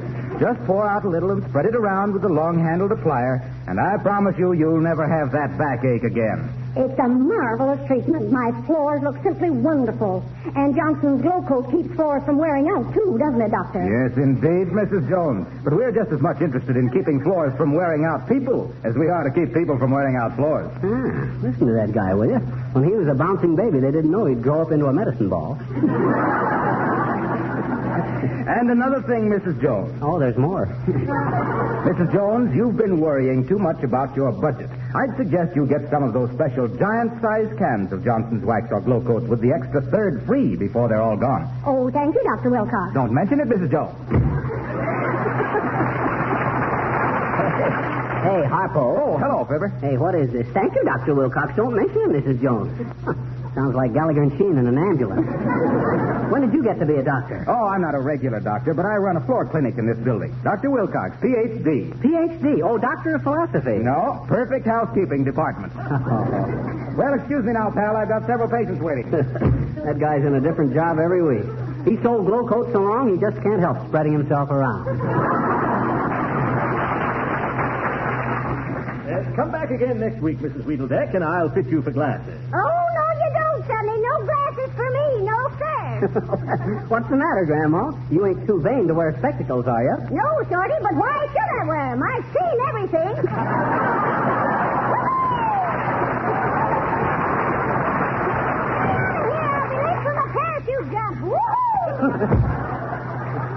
Well, merry old soul, but a little run down. You ready to see me, Doc? I'm in a kind of a hurry. Oh, I certainly. Come in, Mr. McGee. Okay, Bud. Now then, just what seems to be the trouble? Well, I got a pygmatism or something. I tried to read a newspaper this morning, and the type got all blurry and run together. Is that so? Probably a slight conjunctivitis of the inferior corona. Close your eyes tight. Okay. You see anything? No. Very interesting. Any history of eye trouble in your family? Only my cousin Sanford. Blondes made him wink. Oh, yes. Well-known disease. We call it peroxidus flirtatious. One usually outgrows it, though. Now, just sit here a moment while I adjust the pupillometer. Steady now. Okay, Bob. Oh, splendid. What is it? They turned on my current again. Somebody must have paid my light bill. Now, while I hold my hand over your left eye, McGee, you read the top line on that chart over there. Ready? Yeah. What does it say? It says MKNPGXBT. Very good. Now the other eye. Read the same line. MKNPGXBT. Oh, boy, my eyes are worse than I thought. I read it twice, and it still don't make sense. Yeah.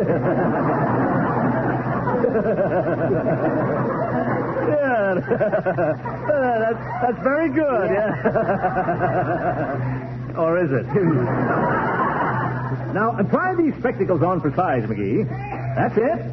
How's that? Oh, say, these are wonderful, Doc. I can see just as plain. Is that so?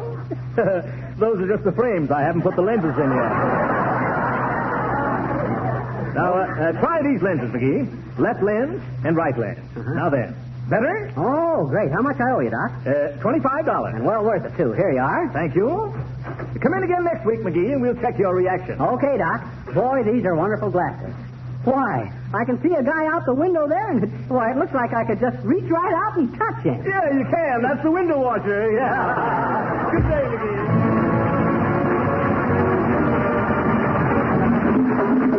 That was the 4 notes singing the Basement Street Blues. Boy, are these spectacles wonderful.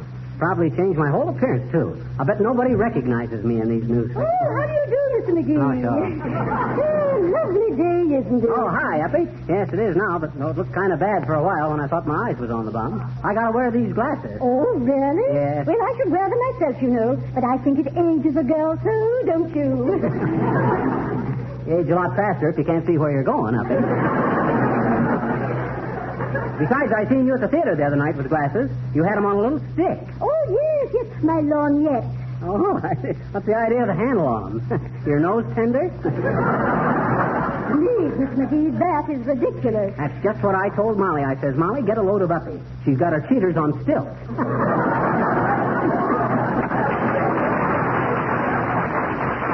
Well, Horatio thinks they're very distinguished. And, of course, they are quite de rigueur at the theater.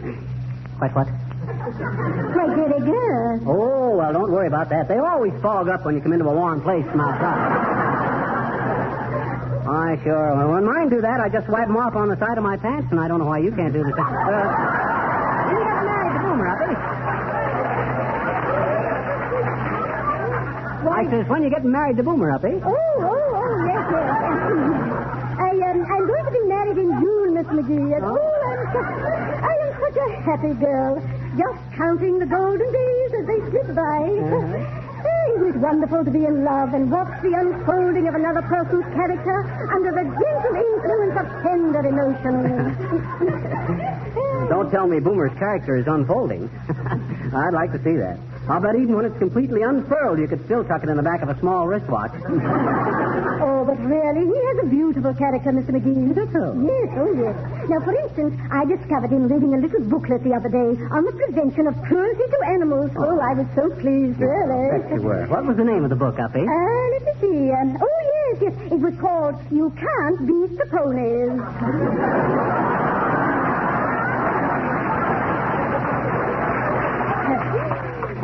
Just as if anyone would want to beat a dear little pony. But you see, Mr. McGee, it's just those little things which make me so sure of Horatio. Or do you think I'm being just a silly girl? Oh, well, it's so nice to see you, Mr. McGee. Goodbye. Goodbye. So long, Uppy.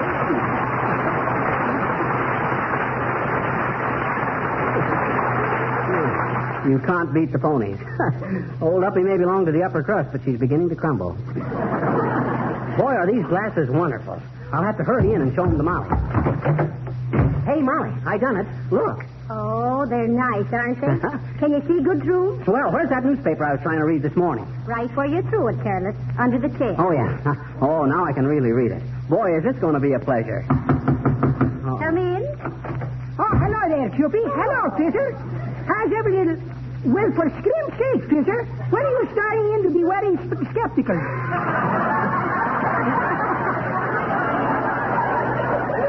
Spectacles, Nick. I just got them. Pretty doggy, eh? Yes. His eyes were getting a little weak, Mr. DePopulis. Yeah. They look nice on him, don't they? Kind of distinguished looking. Oh, sure. As a matter of fact, I was saying to somebody last night that if anybody should be extinguished, it is my friend Fisher. You mean distinguished, Nick. Extinguished means to get put out. Well, for once, I guess I know what I'm talking about then, if I know what you mean. But all of the kidding over on one side, Fizzle, those skepticals are very big-going to you. Be-going? Oh, you mean becoming, Mr. DePopular. Well, going or coming, Cupid, they're the nuts, I'm thinking. Wait till I show you how I can read with them. Well, speaking of newspapers, Fizzle, Now, wait a minute, Nick. Wait till I try these glasses on this small type. Yes, but Oh, McGee, what's the matter? Molly, I still can't read. The type still runs all together. Oh, well, you got the wrong glasses then. Dad's read it anyway, and I thought I was all set. Why, look, it even makes me dizzy to look at the headline. But listen, if you're letting me get an edge in wordways... Well, what is it, Mr. DePopular? That is the newspaper I'm leaving here by mistake last night. Well, what of it? That's a Greek newspaper. A Greek newspaper? Heavenly day. Then I don't need glasses, am I? Oh, sure. We want to extend our congratulations and best wishes to the Johnson Wax people in Racine, Wisconsin, who this week opened their beautiful new office building designed by Frank Lloyd Wright. And it's the most modern and unique building of its kind in the world. Indeed it is. And if you're touring around this summer, folks, why, they'd be glad to have you drop in and look it over. It's well worth a visit. And while you're there, if you should happen to remember that you need some glow coat or some furniture polish... McGee. Huh? Oh, good night. Good night, all.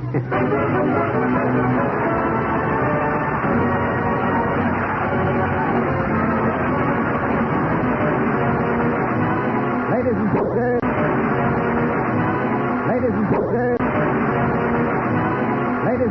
Don't Be a Wallflower Zither Corporation has finally delivered Fibber's instrument. We almost said musical instrument, but we've heard him practicing on it.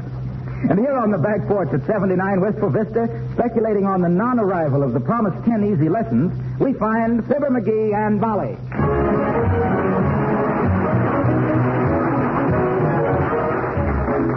Well, what happened to them 10 lessons they were going to send with this thing? Ain't this a beautiful instrument? I like a piano better. Well, piano's all right, but it's a little hard to manage in a canoe. Say, why don't you play something, McGee? Try the Three Little Fishes. Oh, I can't. I don't know how to play Boom Boom Dim Datum Wadum on a zither. You know what my favorite song would be on that hangnail harpsichord? No, what? I Get Along Without You Very Well. Hey, how about Little Sirocco? Oh, that's a cute number. But that sounds good. Little Sirocco, how do you do? Hello. McGee. What's the matter? Look at your garden. Huh? The neighbor's chickens are in there again. What? Why, those two-legged beat bandits? I'll show them. Here, hold this zither. Get out of there, you jackass.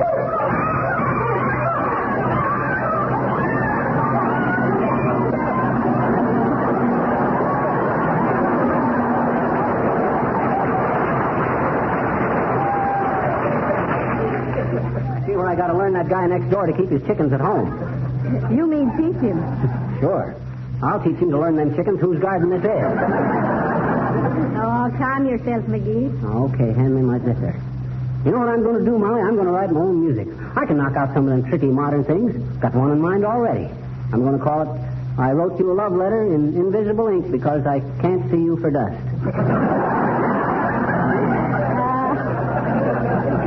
Well, that's very sweet, dearie. And maybe you could pound out a little lullaby and call it, Baby Couldn't Wait for the Sandman, so we didn't wash the spinach.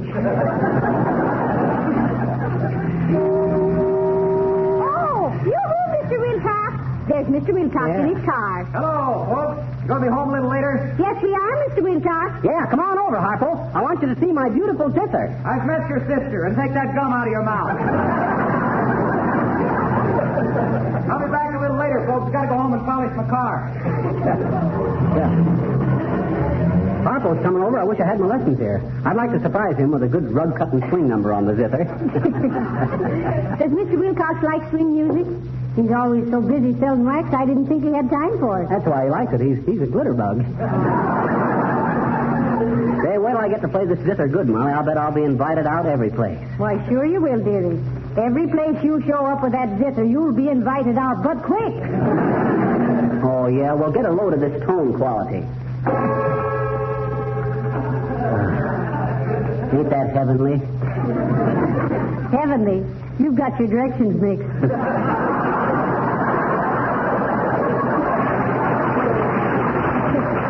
But now, don't let me discourage you. Oh, you ain't discouraging me, Molly. Though I can't honestly say you're pouring no kerosene on the flames of my genius. Well, have your fun, dearie. I've got to go in and finish mixing the cake. And keep an eye on those chickens now. Okay.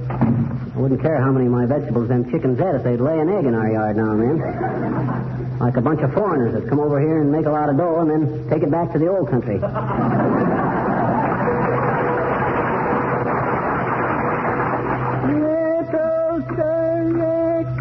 How do you do? Hello.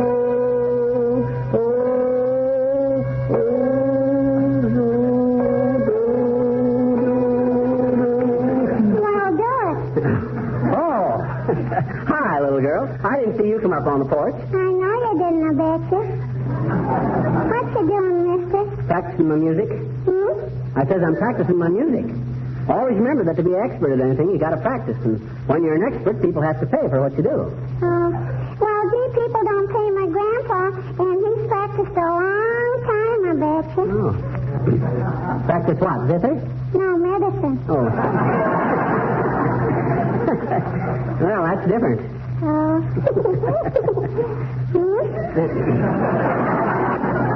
You says I'm in... Oh, skip it. What's the matter, little girl? What you looking at? Did somebody run over your mandolin? It ain't a mandolin, it's a zither. All zithers is flat-chested like this. Here, you want me to play it for you? No. Oh, you like it when you hear it. I bet you I won't, I bet you. I bet you will. Here, listen.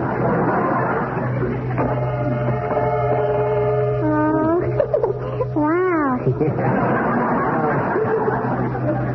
I am a little out of practice, sis, but I used to be quite a musician. Why, back in 1914, all the songwriters used to come to me for help because they knew that they could depend on me to give an old tune a new twist. Tune Twister McGee, I was known as in them days. Tune Twister McGee, the Titanic talent that taught Toscanini to tremble timidly when I took the time, toil, and trouble to tear off a tender two-step, tossing off toe-tapping tunes to tease and tickle the twinkling tootsies of teeth and squirts, tantalizing the testy tunesmiths of Tin Pan Alley with my torrid tropical tempos, and counted as a typical tip-top tone tycoon from tiscuits and caskets and tripe that's new to time tellers tried and true.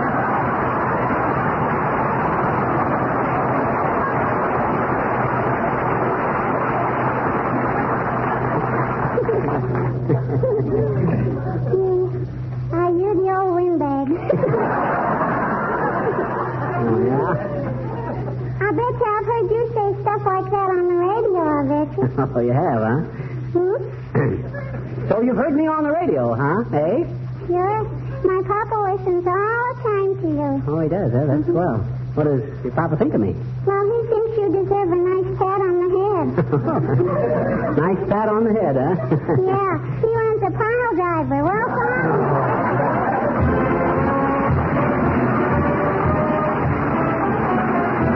Donald Nova singing Our Love. That was swell, too, Don. I think so, too, Mr. Novus. Thanks, Molly. I see Fibber finally got his zither. Yeah. He's got an artistic soul, Mr. Novus. He wants to express himself. He'll get a lot of support in that idea. You crate him up, and I'll pay the express. Well, I'll see you later, folks. What is this, Molly? Can't a guy have a hobby without being a social outcast? Why, certainly, but why didn't you take up something constructive? Such as which? Well, piling matches up on beer bottles or balancing a straw on your nose or something really useful. What's more useful than the knowledge of music? Why, listen to this. Little Sir Echo, how do you do? Hello. Hello there, Johnny. Good day, daughter. You want to buy some soap? I only got to sell 72 more bars today, and I'll win a magic lantern. Oh, thank you, little Sir Echo. I guess not. She said, no, we don't want any soap. Besides, you want to be careful of them magic lanterns. They're kind of dangerous. Why are they, dearie? Well, I had one once, but the only slide I had for it was a view of Niagara Falls, and I threw that on the wall so often the plaster all come off.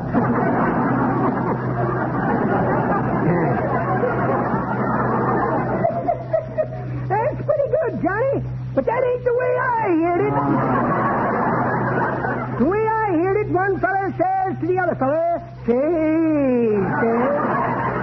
I see where a couple of kidnappers in California tied up a big publisher and carried him away. Is that so, says t'other feller. How did they treat him? Well, says the first feller, speaking as a book expert, he says he didn't care for their bold-faced type, but they certainly gave him a nice binding.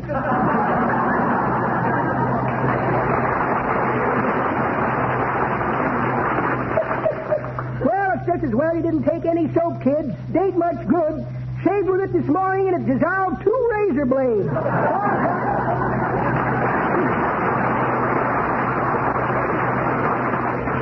Buying soap salesman he is. Yeah, that'd Buying soap salesman he is. be pretty good laundry soap if you had a nice, dirty 3-story laundry you wanted washed.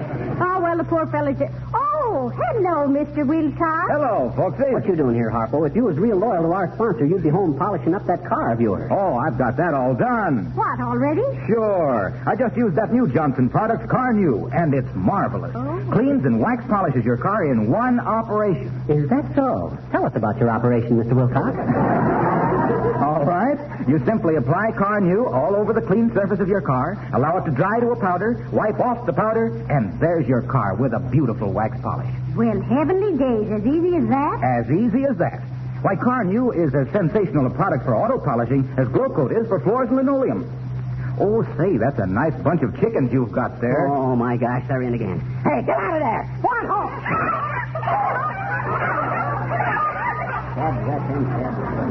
Oh, those chickens belong next door, eh? And they're very crafty, too, Mr. Wilcox.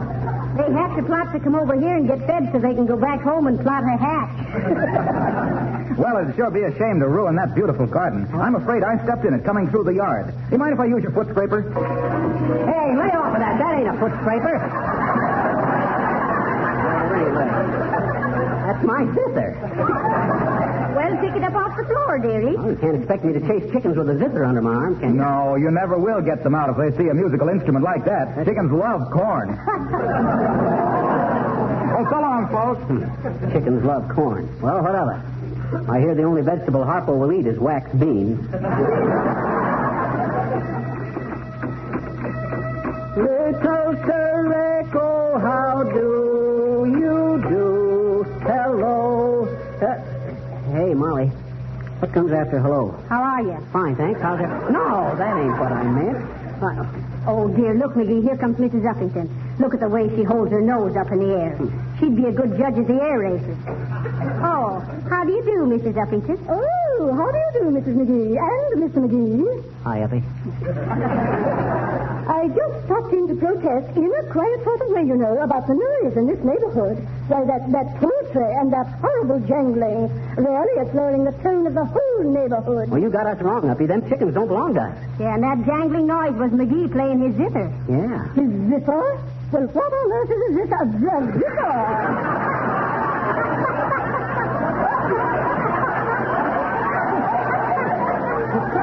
Why, this is the zither up here. We do all right, accidentally. And believe me, you get some wonderful music out of a little dingus like this. Yes, indeed. In fact, I think they got all the music out of this one before they sent it to McGee. Oh, my, really? Good-looking instrument, isn't it? How does one hold it? Like a cat, Mrs. Uppington. Like a cat. It sits on your lap, and when you stroke it, it makes funny noises. Oh, well, at least I am relieved to know that those are not your chickens. Oh, my, such noisy creatures. Well, even a chicken is entitled to a voice in its own affairs, Uppy. And it's something to crow about when you can have a blessed event every day in the year.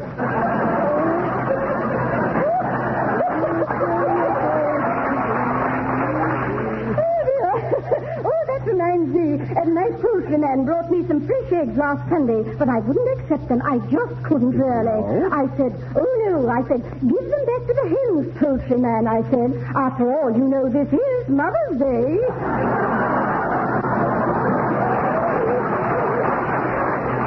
Well, I'm so sorry if I've upset you all. Goodbye.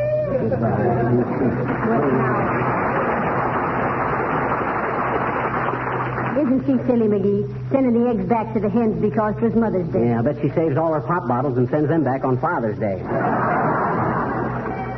This thing has got more strings to it than a Jip accident policy. Little Sir Echo, how do you do? Hello. That's right, Go.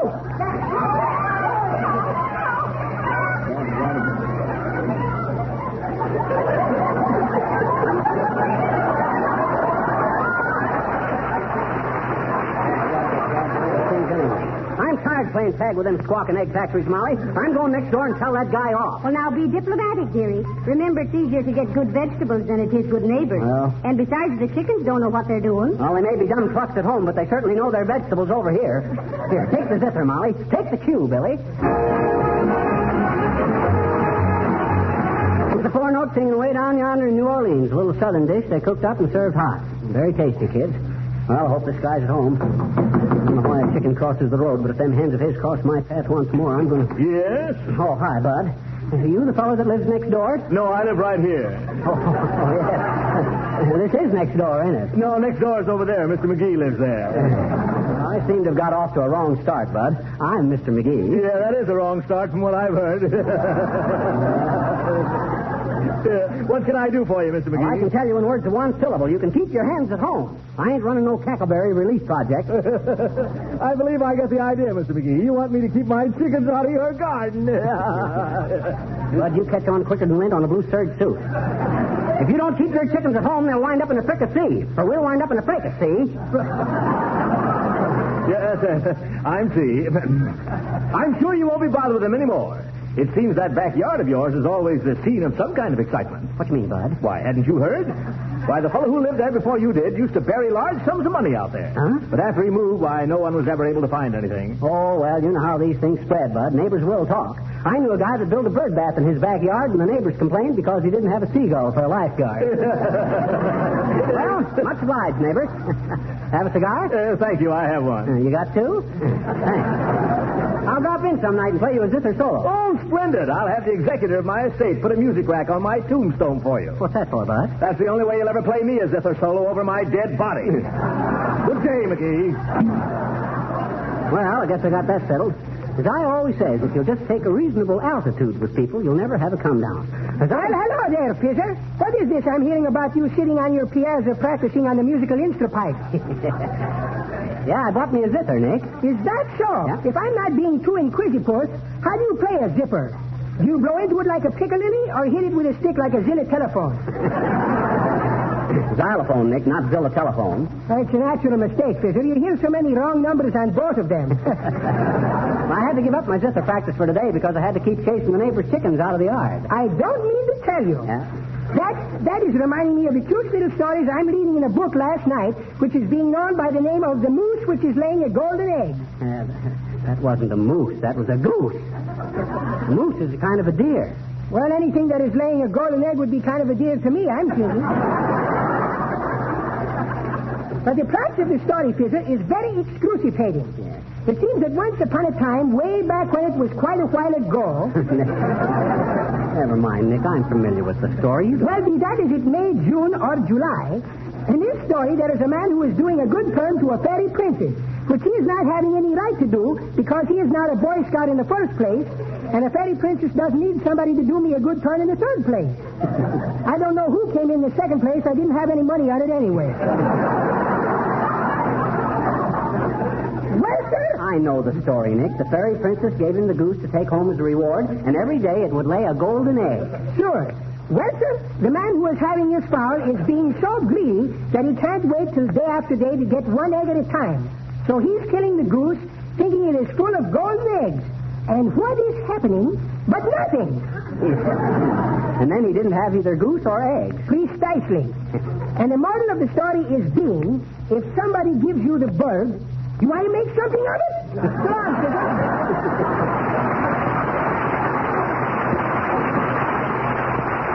One of that guy's main foibles is feeble fables. Oh, now maybe I can get back to my zither practice. I hope little Sireko ain't been lonesome for me while I've been gone.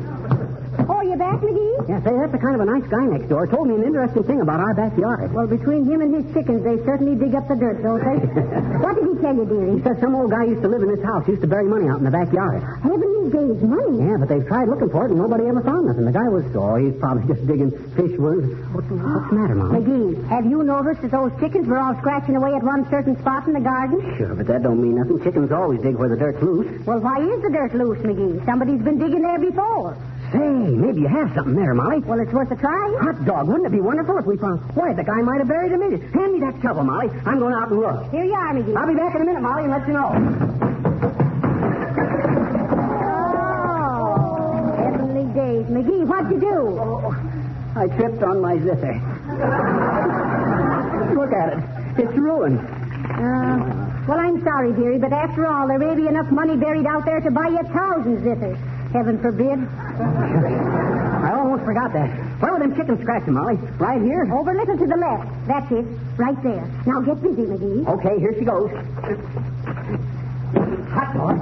I struck something. Well, don't stand there trembling. Dig it out. I am, and it ain't very, very deep. Here it is. Oh, it's a wooden box. Oh, McGee, I'm so excited. Is it heavy? No, it must be paper money. Let me open it. Huh?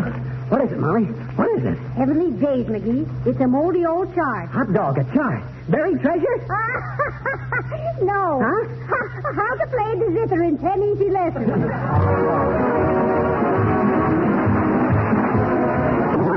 I'm just sick about busting my zither, Molly. Well, I am too, dearie, but I was getting a little tired of hearing you tunk, tunk, tunk away at it. What do you mean, tunk, tunk, tunk? A zither don't tunk. Well, what does it do? Well, confidentially, it tinks. Good night. Good night, all.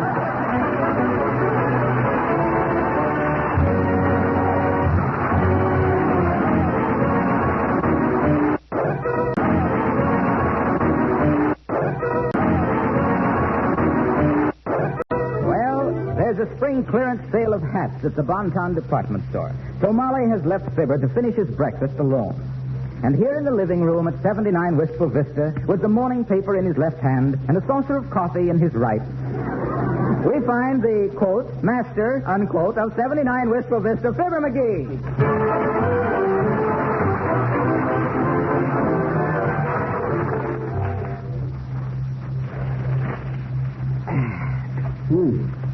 United States cruisers Quincy, San Francisco, and Tuscaloosa arrive in South America on Goodwill Tour.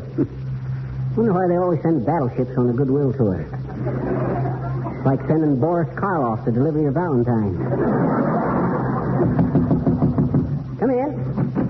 Is this the resident? Does Fibber McGee live here? You betcha, bud. I'm Fibber McGee. Okay, here's a cable.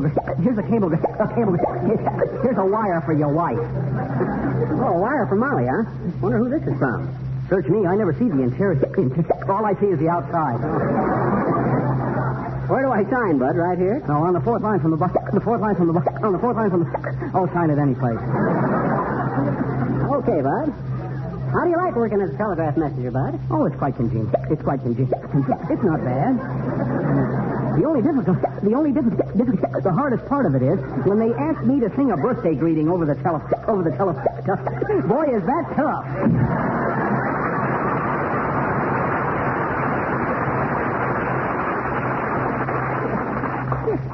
That guy ought to be good at singing sentimental messages over the phone. He's got a nice catch in his throat. I thought I'd open up this telegram. Hope that ain't that messenger again. I was hoping he wouldn't notice I didn't give him the tip. Come in. Hello, Mr. McGee. Me bring him back laundry. I'm going to go with it. $2.43, please. Okay, Gooey Fooey, here you are. Oh, thank you very much. Okay. Thank you very much. By the way, Gooey Fooey, what do you do with all the money you make?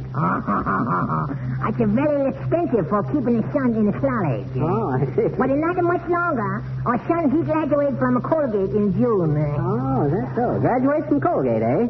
That's fine. Did he make any of the teams? He tried very hard for making football, basketball, track team, and rowing on clothes. Rowing on crew. Oh, you mean rowing on the crew? Yeah. Didn't he make any of them, Gooey? Oh, no, he studied too hard, you see. All the muscles in the brains, no brains in the muscles. Oh, that's tough. Too bad, though, he couldn't win his letter after 4 years at Colgate. That's what he said, too. Yes, sir. Yeah, he said, ha, long time, no see. Goodbye now.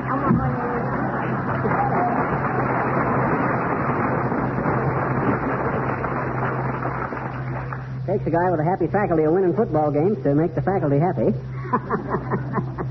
Don't you get it, Molly? I said, oh, she ain't here, is she? Dad ratted, if ever he knocks a boost, I ought to be higher than a kite. Oh, hi, little girl. Hi, mister. What's on your mind?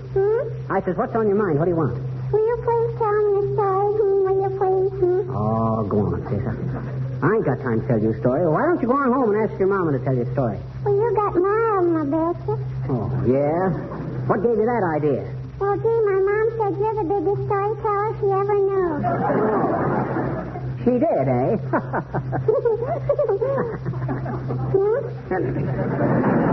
I says, what's the... I mean, she don't... All right, I'll tell you a story. Once upon a time, there was 3 bears. I bet you've heard that one, I bet. Oh, you have, eh? You just wait till I get to the part where Goldilocks comes in. That's the love interest. Bear meets girl. Once upon a time, there were 3 bears, and their names was Winkin', Blinkin', and Nod. That's that old Hollywood stuff, I bet you. That's right. Quit interrupting me, will you? What's Winkin' and Blinkin' and Nod got to do with Hollywood, anyhow? Well, I asked my papa who Winkin', Blinkin', and Nod were, and he said it was 2 producers and a yes man.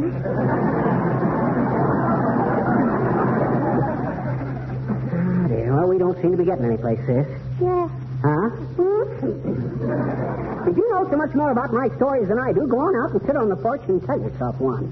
I bet you I can't, I bet you. You can't tell yourself a story? No, I can't sit down. Why not? I says, why can't you sit down? I got spanked. Oh. Well, that's the best news I've heard. Who spanked you and what for? My papa. Because I got bad marks in spelling, I bet you. Oh, you did, huh? Yes.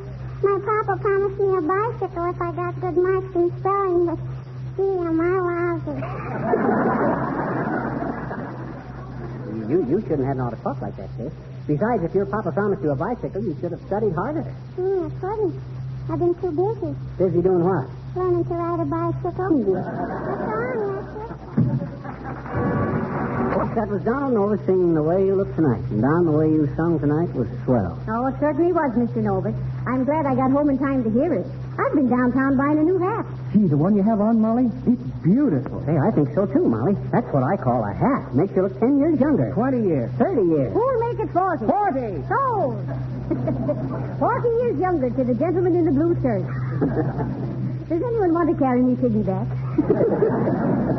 No fooling, Molly. That's the best-looking hat you've had in years. Well, I'm glad you think so. It's the only hat I've had in years. What do you mean?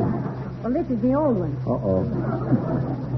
Well, Molly, you're one of those girls who just has a knack of wearing clothes. Oh, now, go on. I wish you'd teach Fibber the secret. His pants are so baggy at the knees, he always looks like he's on his way home from a craft game.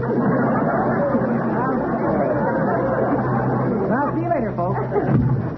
Oh, my, he's a nice boy, isn't he, McGee? Oh, yeah, crude sort of way. Yeah. Oh, by the way, Molly, here's a cablegram for you. A cablegram? Yeah. For goodness sake, I wonder who this is from. I don't know.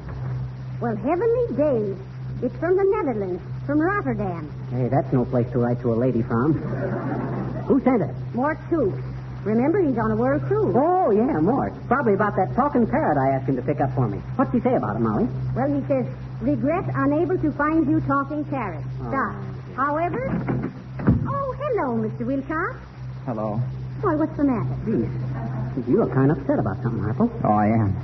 I'm terribly worried. Oh, don't you feel well? Oh, I feel all right, but did you see last Sunday's paper? Why, yes. What about it? Well, did you read Tarzan? They've got him in a terrible spot.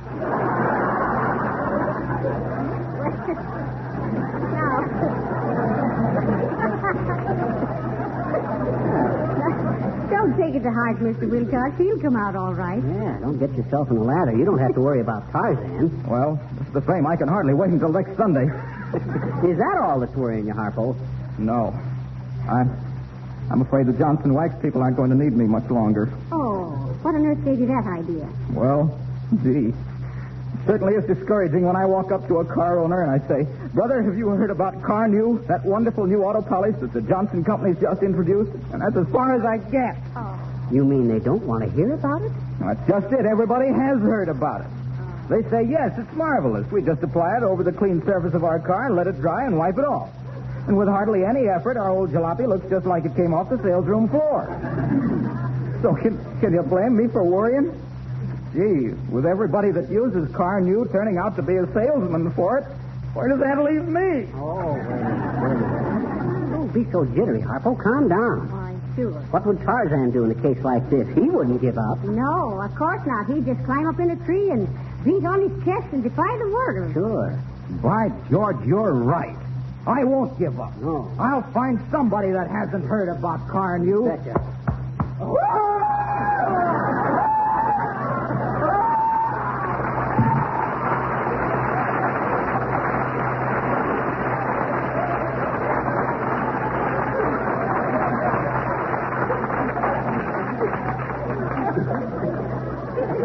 Harpo's killing himself, isn't he? Well, I hope he gets over that Tarzan complex by next winter. Why, McGee? Well, I suppose he has to stop and polish a car someplace, and he ain't got nothing on but a loincloth. Better read the rest of the telegram, cablegram, Molly. Oh, yes. Regret unable to find you talking parrot. Yeah. Stop. However, knowing you love birds, have sent you beautiful stork. Stork? Stop. Should be there by time you get this. Stop. Regards. Signed Tooth. Well, heavenly days, a stork. That's a fine substitute for a parrot. A stork. I suppose if we'd wanted a bald eagle, he'd have shaved an ostrich for us. Stork. Well, I suppose you'll have to take it, McGee. Call up the freight depot and see if it's here yet. Okay, but I don't get the idea of what's in Hello, Fisher. Hello, Cupid. I hope I'm not butting myself in what I'm not wanting. Certainly not, Mr. DePopulis. McGee was just going to call the freight depot. Yeah, a guy was going to send us a parrot, but he... Oh, parrots is being a wonderful bird, I'm thinking. It is a constant source of amusement to me. Our birds is learning to talk like people. There is talking parrots, Florence Nightingales, stool pigeons. We didn't get a parrot, Nick. The guy sent us... You know, it's a funny coincidence that I'm reading about. A parrot in a book just last night, which the name of it is calling itself by the title of a man whose name was Robin Hood Crusoe. Oh. You mean Robinson Crusoe, Mr. DePopulis. Oh, I stand connected. Anyway, these stories is being all about a sailor who's being marined on a desert island. He's a regular castaway. Castaway. Sure. Well, sir, this Robinson Crusoe is having almost hardly nothing to do with anything except this parrot and a cannonball, which he is life-saving from some other cannonballs, who's inviting him for lunch, and he was going to be the lunch. Not cannonballs, Mr. DePopulis. Cannibals. Oh, what is the difference? They're both a sort of a gun to be monkeying with, I'm thinking. Anyway, Robin Hood is naming his savages My Man Godfrey. This man Friday. All right, but send him back Saturday because I haven't finished the book. Anyway, these parrots, which is being kind of a chicken in technicolor, was able to hold very intelligent conversations, which is just going to prove that parrots is different from people like you, Fisher, because they're laying an egg before they're learning to talk.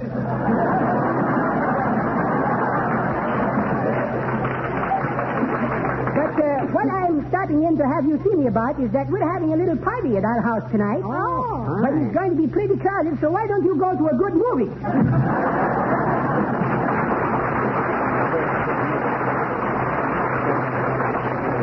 Molly, do you believe in the hereafter? Quite certain. Well, hereafter, when that guy comes over, don't open the door. Oh, Mr. DePopulis is all right, McGee. Now get busy and telephone the freight depot. Oh, again, Oh, dear. Come in. Oh, it's Mrs. Uppington. How do you do, Mrs. Uppington? Oh, how do you do, Mrs. McGee? And Mr. McGee? Hi, Uppy. I just thought I'd stop in, Mrs. McGee, to see you a new hat. You did just buy a new hat at the Bon Town, did you not? Oh, why, yes, I did, Mrs. Uppington. But it hasn't been delivered yet. Did you see me at the Bon Town? Oh, my, no. But my maid did. She says it's a wonderful place to buy hats. So economical, you know. Oh, is that so, Mrs. Uppington? My, it must be wonderful to have your maids buy your hats for you. Personally, I like to select my own. Oh, my dear, you don't understand. My maid buys all of her own hats there. I, of course, get mine directly from Paris. Ah, you poor thing. How terrible. No wonder they're all out of style by the time you get them. Molly's round. But really, Mrs. McGee, they're not, you know. My couturier assures me that my hats are in the latest mode. Original Parisian styling, of course. Oh, of course, Mrs. Uppington. McGee, remember what I said about that last hat of Mrs. Uppington's? Huh? Didn't I say at the time it looked real French to me? Oh, well, that ain't exactly the way you put it, Molly. You said get a load of the lid on Snooty Puss. It looks like the Eiffel Tower. There, you see, Mrs. Uppington? Yes. I'm so glad you liked them, my dear. After this, I shall send them over to you when I'm through with them, rather than throw them out with the rubbish. Oh, well, that's so sweet of you, Mrs. Uppington. But I couldn't think of accepting them without making some precipitation.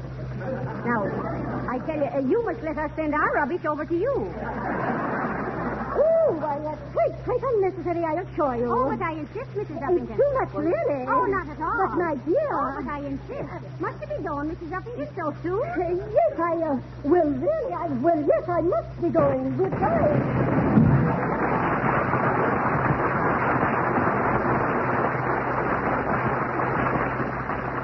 Nice footwork, Molly. You and Uppington make the Golden Gloves look like a pair of lead mittens. Well, hand me the phone, Molly. I'll call and see if that long-legged Yankee Clipper has arrived yet. Hello, operator. Connect me with the freight people. Oh, is that you, Mert? That again. And to think that Alexander Graham Bell spent his life for something like this. I think I'll write Don Amici a nasty letter. Quiet. How's everything, Mert? It is, huh? What? He is? They did? He will?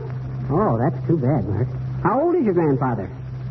Huh? Oh, well, it's about time, isn't it? Now, let me get this straight, Mert. They took a bullet out of his what? Oh. Is that so? Oh, heavenly days. Did Mert's grandfather get shot? Yeah. Where? Gettysburg. Yeah. Hey, Mert, connect me with the railroad freight office, will you? Thanks. Oh, hello, freight office? You got a Stork letter for Fibber McGee? Huh? Due in on the 224, eh?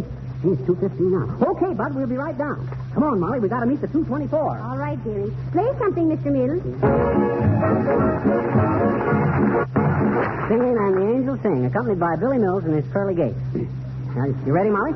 All set, McGee. Is there enough gas in the car? Oh, plenty. I put 2 gallons in Sunday. Wait till I see that more tooth. Hi there, Stuart Face. Oh, hi, Boomer. Good day, Mrs. McGee. I have a little punch board here. Thought you might take a chance on a candid camera. Only 10 cents a punch. Very cheap, too. But to be candid, so's the camera. No, thanks, Boomer. Not today. Oh, go on, McGee. It'd be nice to have a camera. Let's see the punch board, Mr. Boomer. Thank you, my dear. Thank you. Have it right here somewhere. Now, where I put that punch board? Punch board, punch board. All right, come on, Boomer. We're in a hurry. Now, don't get in an uproar, Puzzle Pan. Have it right here somewhere. Now, where I put that punch board? Here's a letter from my son, Horatio Jr., inviting me to attend the commencement exercises. Clever lad, went through reform school in 3.5 years. Extra credits for pocket picking. What's this? Well, a bitter note from the finance company.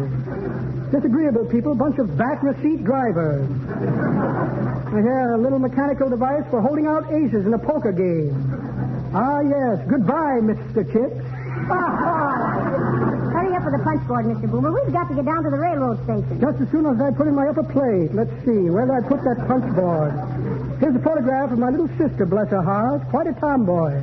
Loves to get into slacks and breeches of promise. Small packet of arsenic. Going to play a joke on an old friend of mine. Yes, indeed. This will have him in convulsions. And a check for a short beer. Well, imagine that. No punch board. Wonder what I could have done with it. Well, I'll see you about it later, my dear. Good day, Addlepate. Good day, Mr. Boomer.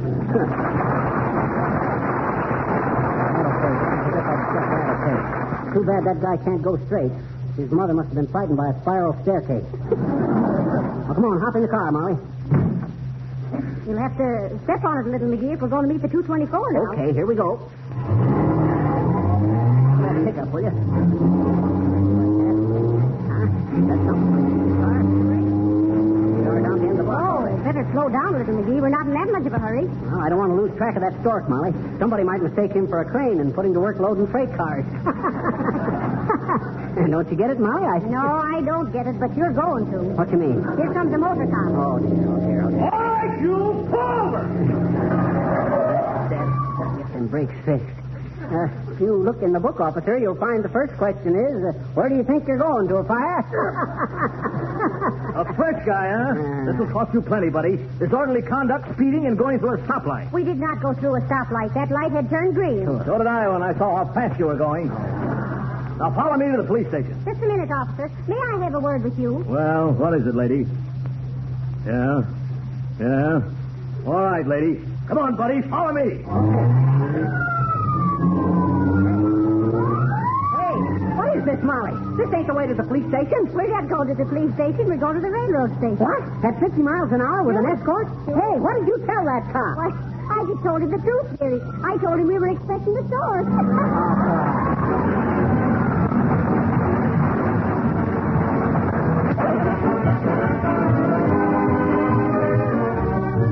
Well, now that we've got a STORK, McGee, what on earth are we going to do with it? Well, I'm going to keep it till a week from Thursday and then present it to the Wistful Vista Zoo. Well, why don't you give it to him today? Why wait till a week from Thursday? Oh, I don't know. Just habit, I guess. I always like to get the big bills out of the way by the first of the month. Good night. Good night, all. Good night, all.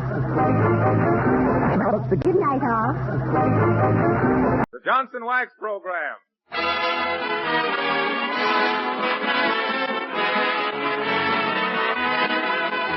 The makers of Johnson's Wax and Johnson's Self-Polishing Glow Coat present Marion and Jim Jordan as Fibber McGee and Molly, with Donald Novis, the Four Notes, and Billy Mills Orchestra. The show opens with The Lady's in Love with You.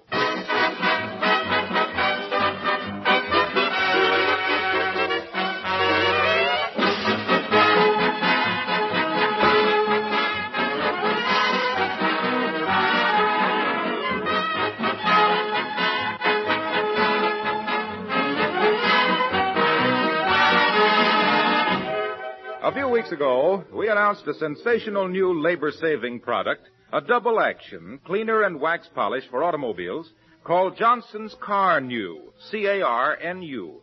Since then, unsolicited letters have been pouring in from listeners everywhere who say that Johnson's Car-Nu is even easier to use, gives more wonderful results than they believed possible. Some of these comments are from women who wax polish their own cars without help. Now, if you want your car to take on a brilliant, gleaming polish, if you want the finish to look as bright as it did the day it was new, then get a can of Johnson's Car-Nu at once. Remember, this is a double-action cleaner. It cleans and wax polishes your car in one simple, easy operation. The liquid is easily and quickly applied. It dries almost immediately to a white powder. Wipe off the powder, and off goes the old dirty film. Streaks and stains disappear like magic. Your car shines like a mirror without any hard rubbing. Why, the whole job can be done in an hour. Johnson's Car-Nu is for sale at filling stations, auto supply stores, garages, and at your regular wax dealers. Try it, and you'll agree that your car looks like new when you use Car-Nu.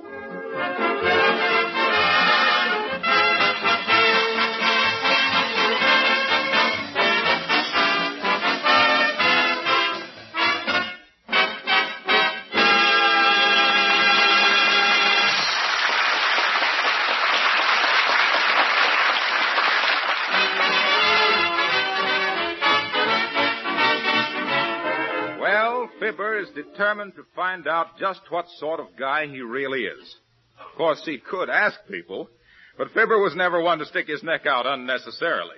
So here in the living room at 79 Wistful Vista, typing a letter to the famous handwriting analyst, Professor John Hancock, we find Fibber McGee and Molly.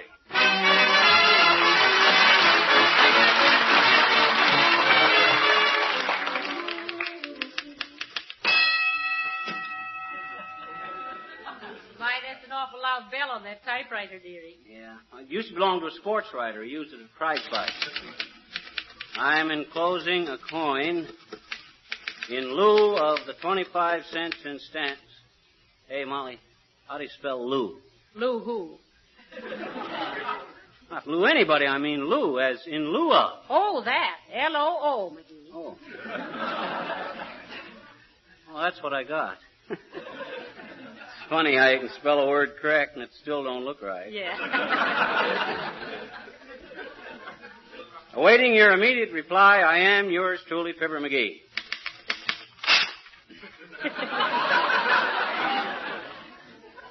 Now, let's see. I'll have to enclose a sample of my handwriting. Come in. Fibber McGee? You betcha, Bud. Do you need a gag writer? No, we don't. Oh, no?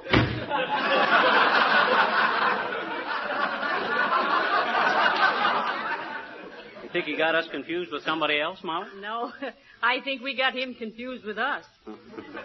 What do you expect this handwriting expert to tell you, dearie? Oh, I'll bet he tells me that I'm the creative type, Molly. A dreamer. Oh, how wonderful. Being a dreamer and still able to do things. Do you think so? Yes, anyone who can dream and snore at the same time. Gee, I wonder if that's an answer from the handwriting expert. Why, you haven't mailed your application yet. Oh, that's right. Come in. Ah, there, Dropstick. Oh, hi, Boomer. Good day to you, my dear. Just dropped in with a little proposition. Splendid investment. I plan to open a small casino on the outskirts of town, where an adventuresome citizen may do his best to repeal the laws of chance. Oh, a gambling place. We wouldn't be interested, Mr. Boomer. It's again the law. What a coincidence. So am I. I have the floor plans right here. Plan to call it the safety pin. Safety pin? Oh, I get it. Every time it opens, somebody gets stuck. Don't you get it, Boomer? I says every time. Sorry, we don't pay off on 00. Now, where I put those floor plans? Here's a heavy rubber band. Found it in an overcoat in a restaurant. Round roll of bills. Little dandy glass cutter, very therapeutic for jewelry store windows. Minor operation and the pain is gone. Pair of white gloves, ducky, aren't they? Made by the Snow White Glove Company. Guaranteed not to leave your prints. Well, imagine that. No floor plan. Wait till the wheels stop spinning, my dear. How I put those floor plans. Here's a gold-plated shoehorn. Very useful. Never know when some heel is going to get in a tight spot. Ah, what's this? An invitation to an art exhibit. Must drop in and see the new sculpture. Always like to know what the other chiselers are doing. Elk's tooth needs brushing. Maybe Bob Hope would give it a guest appearance. Greetings, chum. Let's Irium. Small revolver. Dangerous little weapon. An old friend of mine was shot with this 6 times. My mistake, 5 times. Well, imagine that. No floor plans. Wonder what could have happened to them. Probably the same thing as the egg the little red hen dropped in the mud, Boomer. Not lost, just mislaid. Not a bad yolk if you could clean it up. Good day, Timber Skull.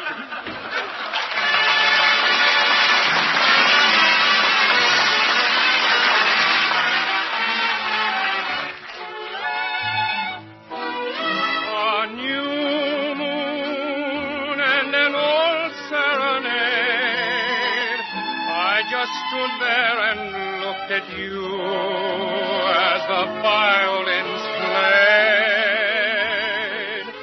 A new thrill, we were both so afraid, but the moon and the melody seemed to come to our aid. Heaven gleamed in a rose-colored light, and the music seemed to be saying, I'm yours tonight. Your heart called, and I gladly obeyed, 'neath the spell of a new moon and an old serenade.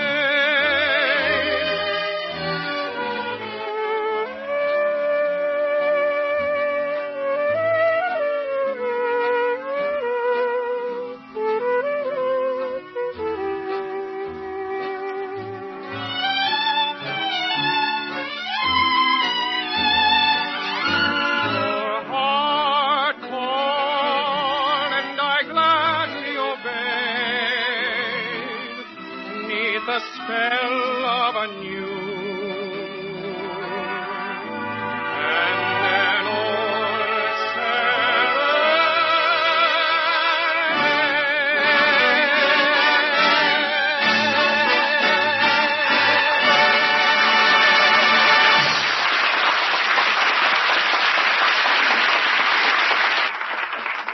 Folks, that was Donald Nova singing A New Moon and an Old Serenade. And Don, as one creative artist to another, I can't speak too highly of your rendition. Well, thanks, Fibber. What have you created lately? Oh, he's creating an imaginary character of himself, Mr. Novus. He just mailed a letter to have his handwriting analyzed. Yeah, you see, Don, I just want to verify everybody's opinion of me as being the artistic type. Oh. You know, sensitive and emotional and anesthetic. Oh. Stuff like that. Personally, I think it's a very valuable thing to get acquainted with yourself. Well, yes. Mm-hmm. But you meet an awfully lot of strange people that way. See you later, folks. There's too many comedians on this show. Name one. If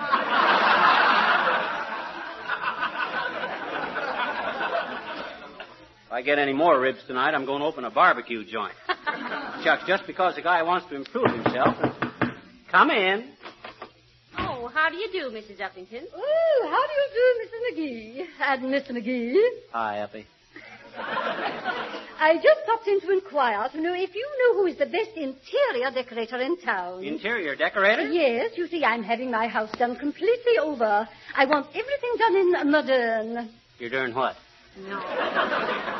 She means modern, dearie. Oh. You know, the kind of furniture that looks like it was designed by an acrobat and built by a geometry teacher.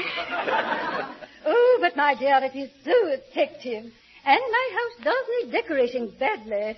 Now, let me see. It hasn't been done completely over since, oh, dear, now, let me see. I think it was 4 years ago. No, 5. 5 years ago on my birthday. Oh. I had just turned 32. 32. Careful there, Uppy. You took that turn awful fast. She's well banked. Well, very amusing, I'm sure. I'll tell you what, Uppy. I don't know where you could get any better advice on interior decoration than I could give you. Oh, really? Did you ever do any decorating, Mr. McGee? Did I? Remember that new ritzy residential suburb that was built a couple of years ago? Snob Hollow? Oh, yes. Well, McGee designed every mustache on every billboard in the whole suburb. Oh, I never know such a thing, Molly. I done the beards. More Toops done the mustaches. He was taller than I was. But frankly, Mrs. Uppington, I've always been interested in artistic things. Now, I think for your living room...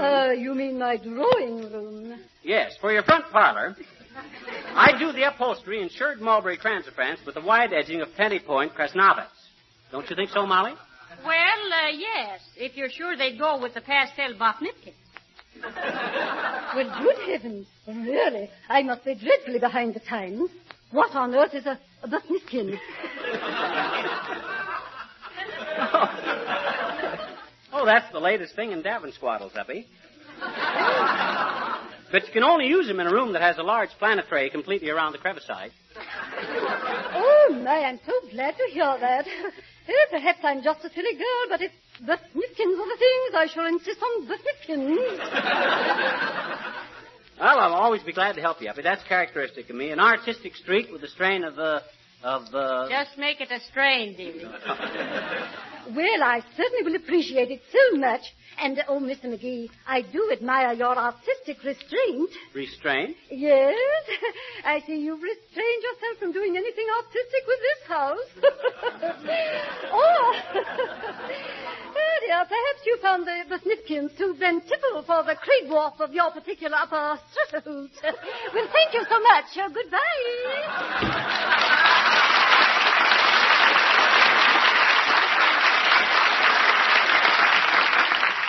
I bet she didn't know what she was talking about. I didn't either. Me too. Same here. Oh, hi, Harlow. Glad you came in. I just wrote for an analysis of my handwriting.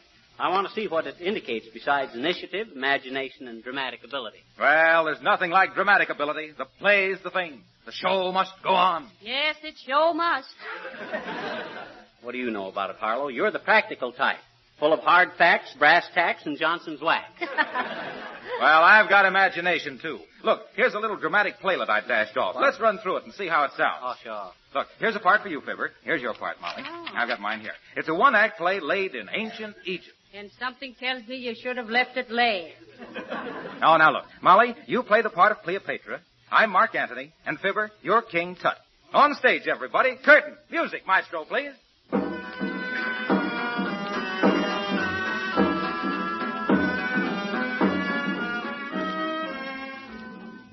Ah, there, Mark Anthony. Sit thee doon. Slave, bring Mark Anthony a hunk of ambrosia and a slug of nectar. Thanks, Tut. Well, nice pyramid you've got here. Oh, not bad. Still working on it, Si.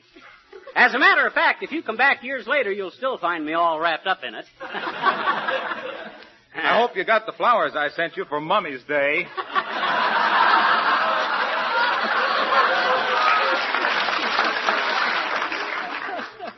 Shall we go on? Come in, Cleopatra. Here's your Roman Romeo. Hi, Cleo. Hi, Bud. Say, Cleo, I saw you in your last picture, The Dance of the Seven Veils. And if you'll take my advice, you'll demand a recount. Easy, Mark. I mean, none of your lip, Mr. Anthony. Well, come on, honey. Put your scarabs on and let's take a chariot ride. I know a swell joint to eat in. It's called Nebuchadnezzar's Nook on the Nile. Oh, and, baby, you ought to taste their barbecued camel. Oh, no, you don't. The last time one of you Romans took me for some barbecued camel, I had to walk back a mile. Besides, I refuse to ride in that awful old dusty chariot of yours. Uh-oh, boy loses girl. Wax gets plugged. Cleo, you should see my chariot now. A wise man, the son of John, brought me some precious ointment out of the West. It is called Johnson's Car New. Yes, I read about it in this morning's parchment. Cleo, 'tis wonderful stuff. Both cleans and wax polishes in one simple operation. You just apply it to the clean surface of your chariot, let it dry, and wipe it off. And there's your chariot, with a beautiful wax polish, gleaming and sparkling like the morning sun on the Red Sea. Oh, that's wonderful, Mark. It's very dusty on the Red Sea at this time of year. Well, leave it to Carnew to protect your chariot against the sun, and the sand, and the rain. Better get some yourself, Tut. I'll do that, Bud. But it's going to throw a lot of slaves out of work. Well, run along, kids, and have a good time. Okay, Pop. Come on, Cleo. I have to be back in Rome tomorrow. We're building a dam across the Tiber River. What's that for, Mark? To hold that Tiber. Hold that Tiber! Hold that Tiber! Hold that Tiber!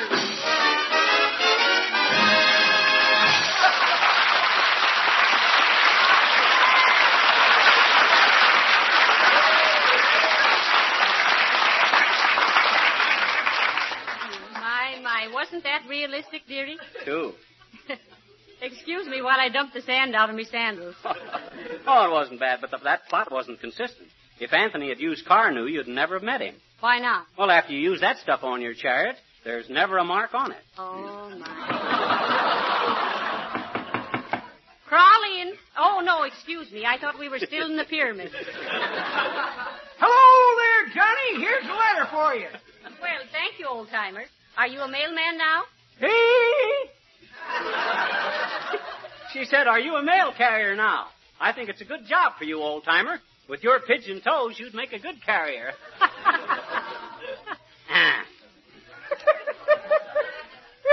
That's pretty good, Johnny. But that ain't the way I heard it. The way I heard it, a moonshiner says to a revenue officer, says, did you get the message I sent you about that still up on the ridge? Yep, says revenuer, but I tore it up. I thought it was just another MASH note.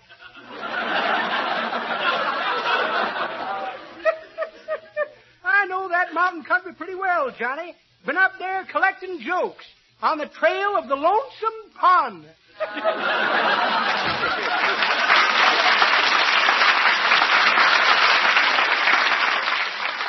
Who's the letter from, McGee? Let me see. Oh, say, can you beat this? It's an answer from Professor Hancock, the handwriting expert. What, already? Why, Yeah. you only mailed your letter 15 minutes ago. That's wonderful service. It is, ain't it? Mr. Farley must be running for president, too. Listen to this, Molly. It says, Dear Client, as the foremost exponent of graphology... hey, Molly, what's graphology? Why, that's easy, dearie. Ology means the study of, and graph means Zeppelin. Uh-huh. He's got you analyzed as a big gas bag.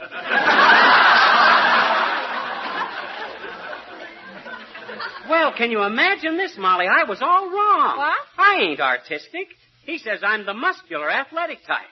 He says I got the same handwriting as all the great wrestlers. Strangler Lewis, Stanislaus Zabisco, and Man Mountain Dean. Huh. Well, you can't make a mountain out of a molehill.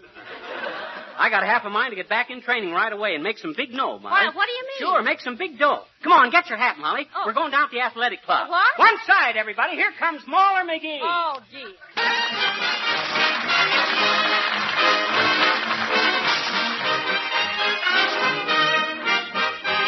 I wandered today to the hill, Maggie, to watch the scene below.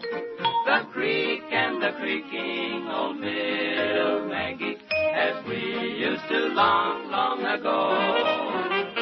The green grove is gone from the hill, Maggie, where first the pretty daisy sprung. Do-do-do-do. The creaking old mill is still, Maggie, since you and I were young. And now we are aged and gray, Maggie, and the trials of life are nearly done. Let us sing of the days that are gone, Maggie, when you and I were young. Oh, Maggie, my own. Oh, Maggie, my own. Although they say we are feeble with age, Maggie, and our steps aren't as sprightly as them. Dari, our faces are a well-written page. Whoa, Maggie, but time alone was a pen. They say we are aged and gray, Maggie, as brave by the wide breakers flung. Be to me, you're as fair as you were, Maggie, when you and I were young. Maggie, my queen, Maggie, my dream, Maggie, you're the same today.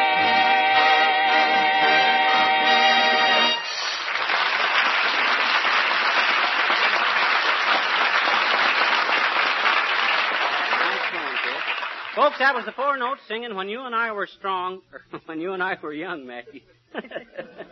Guess I got muscles on the brain tonight, Molly. Well, they'll never get any exercise there.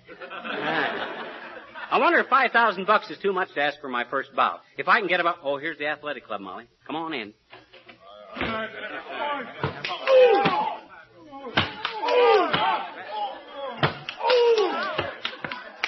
Heavenly days, what a place. How can these wrestlers train in all this cigar smoke, McGee? That's part of the training, Molly. It'd be silly to train in fresh air and then wrestle in a lot of cigar smoke. Is there something you folks wanted? I'm the manager of the joint.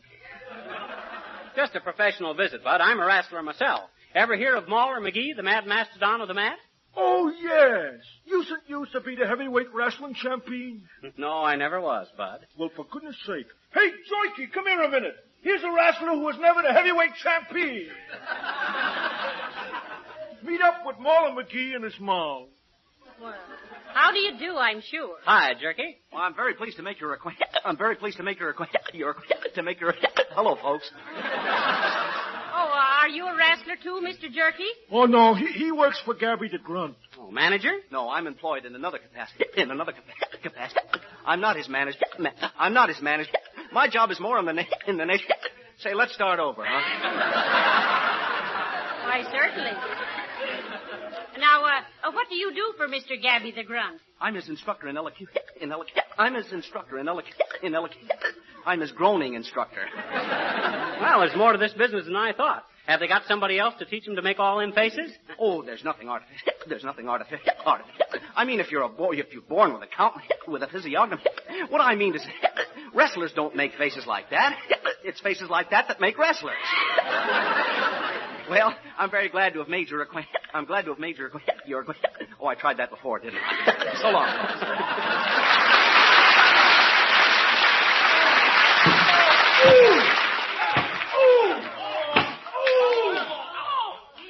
Hey, look at those big bruisers, McGee. Do they have to play so rough? Oh, we get used to it, Molly. Oh, look, McGee, what's that little girl doing in a place like this? It's me. Oh, hello there, little girl. Hi, pal. Well, ain't you kind of young to be hanging around a place like this? Why? Why, you ought to be home in bed. I bet you hadn't, I bet you. Oh, yes, you have. Why, certainly, this is no place for little girls. No, I think we better report this to the juvenile authorities. Gee, I bet you're just the man me papa was talking about, I bet you. Huh? Who is your papa? Just a gorilla. Oh. And he's one of the best guys in the racket, too, I bet you. Oh, he is, huh?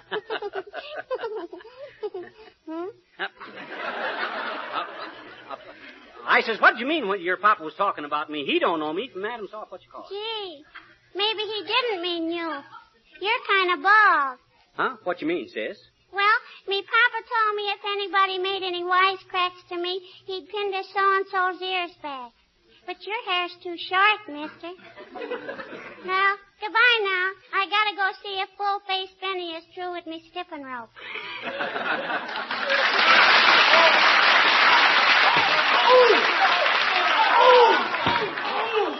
What's them mugs trying to wrestle, will you? Well, I could lick any two of them if I was blindfolded and had arthritis. Say, is you's been in the wrestling game long, buddy? Oh, several minutes. Who, me, Bud? Shucks, I've been a wrestler ever since I was born. It used to take my nursemaid 22 minutes to pin my shoulders down to my crib. You don't say. Yep, I was booked for matches all over the country. Why, when I opened up, the heat was on. Book Match McGee, I was known as in them days.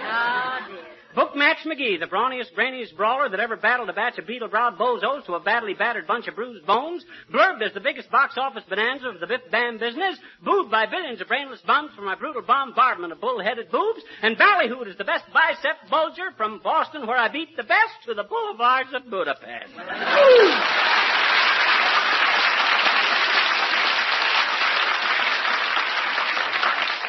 Say, I think you is just the guy we've been looking for. Gabby the Grunt's been looking for a guy to work out with. Oh, he has he? Well, let me in there with that guy. I'll show him some new twists. Here, hold my coat. Oh, now, wait a minute, McGee. After all, you know... McGee! Go on, lady. Let him have his fun. Look at the midget. Look at poor little McGee in the ring with that big bruiser. Looks like a ventriloquist act. Well, I don't know. Not with two dummies. Hey, look at him go, lady. McGee, be careful. Get down off of that man's hand. You better stand aside, lady. He's going to throw him this way.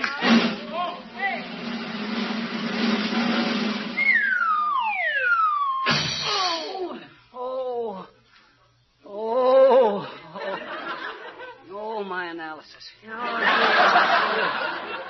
Are you hurt, dearie? Oh. Gee, that's too bad, pal. Here comes Gabby the Grunt to apologize, though. Oh, hi, Gabby. Boy, are you strong. You must have been wrestling a long time. No, it's just a hobby. I have to keep in trim after sitting at a desk all day long. At a desk? Ain't you a professional wrestler? No. Confidentially, I'm Professor John Hancock, the handwriting expert. Oh, sure.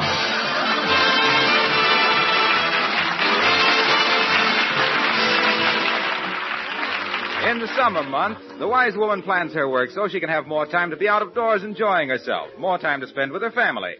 Do you know that there's an easy way to keep your floors sparkling and clean without scrubbing? Just let Johnson's self-polishing Glow Coat shine your floors for you.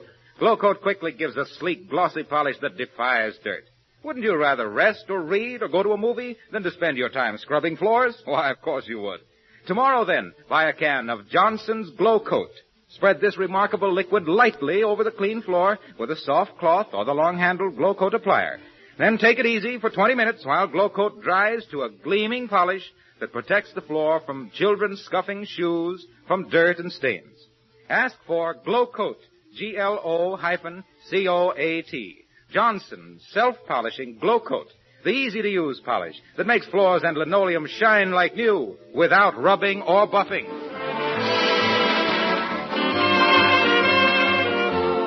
Oh, hey, Molly, put another pillow under my back. Oh, all right, dearie. Better let me take your specs, too. What's the matter? They broke? No, I'll put them away until your ears straighten out again. Oh. Good night. Good night, all.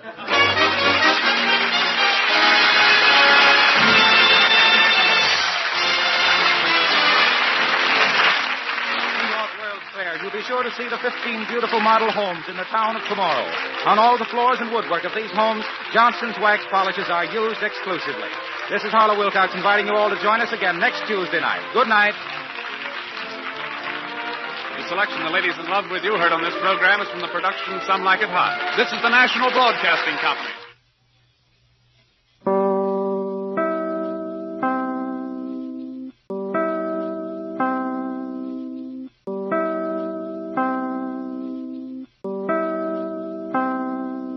The Johnson Wax Program.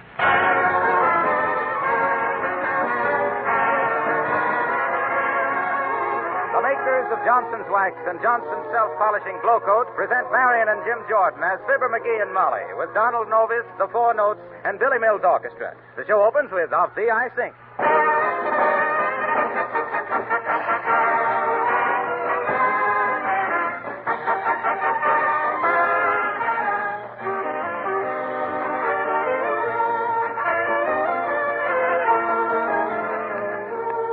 All car owners, it's very important to you that you know about Johnson's new double-action cleaner and wax polish for automobiles, Johnson's CarNew, CARNU.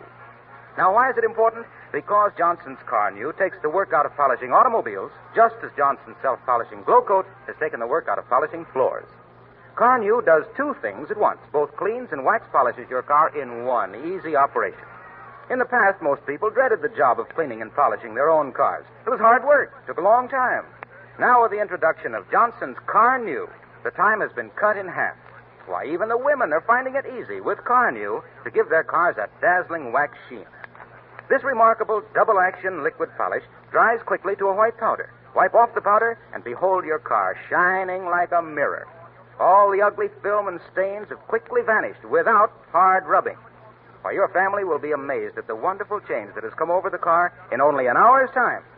Get a can of Johnson's CarNew before another day goes by. It's for sale at filling stations, auto supply stores, garages, and at your regular wax dealers. Try CarNew on your own car, and then you'll understand why this new double-action cleaner and wax polish is creating a sensation. And you'll say with thousands of other motorists, your car looks like new when you use CarNew.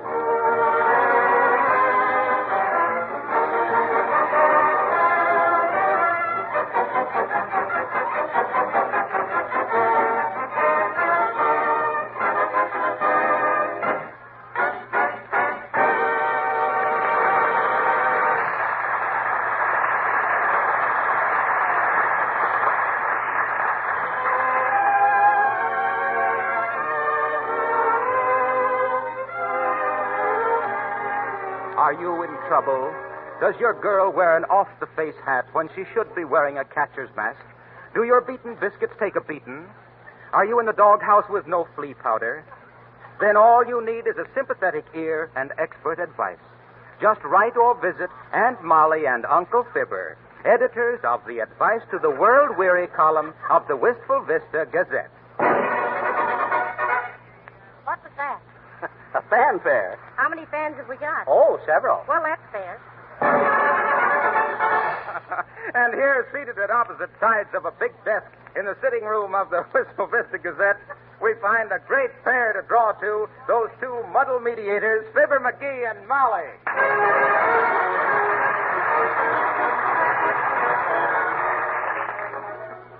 McGee, what do we know about Advice to the World-Weary? Oh, don't worry. What are we sitting in the sitting room for? All we got to do is sit here and look wise. You ever notice the expression on a stuffed owl? Yes, but it didn't mean a thing. What do you mean? It wasn't smart enough to keep from getting stuffed. Well, shucks, I always said. Advice to the world weary, Aunt Molly speaking. What was your trouble, sir? Oh, I see. No, I wouldn't actually forbid her to get her face lifted. Just tell her about the lady who was so full of paraffin that when her wandering boy didn't come home, she got lit and sat on the windowsill. Don't mention it. Goodbye. Got lit and sat on the windowsill. Was that an actual case, Molly? Well, who cares? As the three-cornered pants said to the kid, don't pin me down. That's an interesting point right there, Molly. How can you expect a peaceful life when you get mixed up in a triangle the first time you get dressed? Say, buddy, the advertising manager is worried. He says all the dames is wearing trousers and they can't sell any dresses. Why, of course they can't, Bud. This is the slack season. Oh, I'm sorry. Well, that reminds me, Molly. Buzz for the stenographer, will you? That second button there. Heavenly days, you call that a buzzer? No, but it's more efficient. This gal used to work in a hash joint with curb service. Well, what kind of a darn fool idea have you got now? Listen, sis, a little more respect when you speak to me. Yes, sir. What kind of a darn fool idea have you got now, sir? That's better. Oh, much better. Do you always smoke in the office, dearie? Yeah. My folks object to my smoking at home.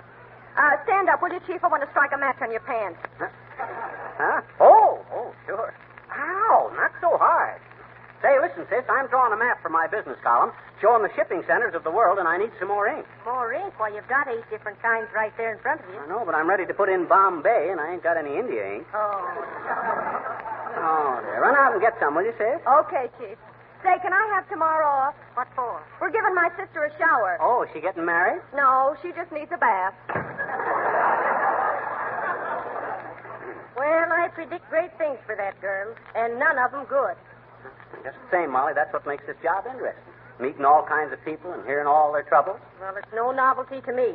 Bringing me troubles is like telling Earl Sandy if he's a good boy, he can ride on the pony.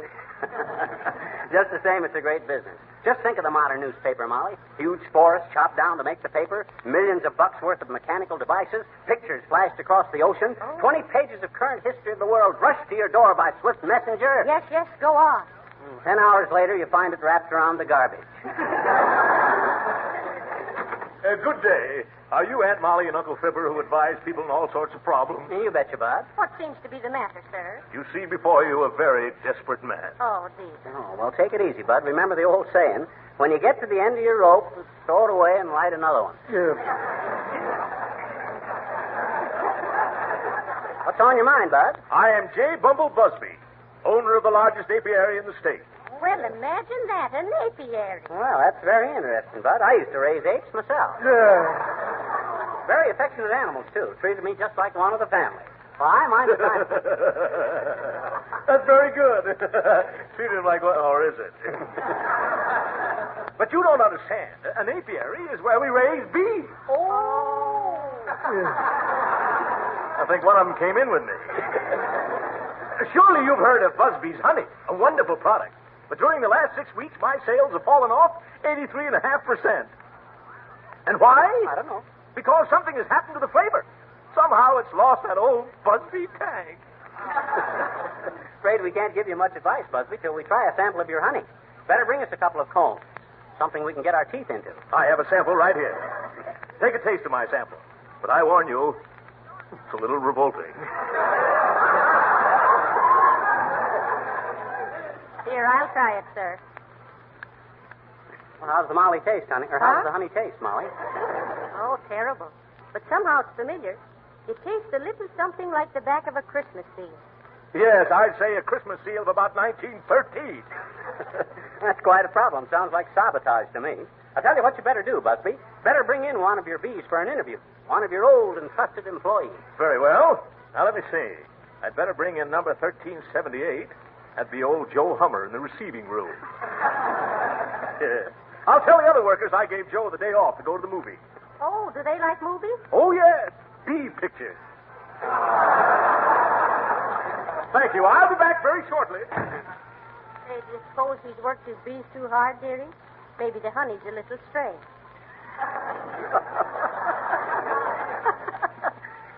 Who's that, if you don't mind my saying so? I got a hunch, Molly.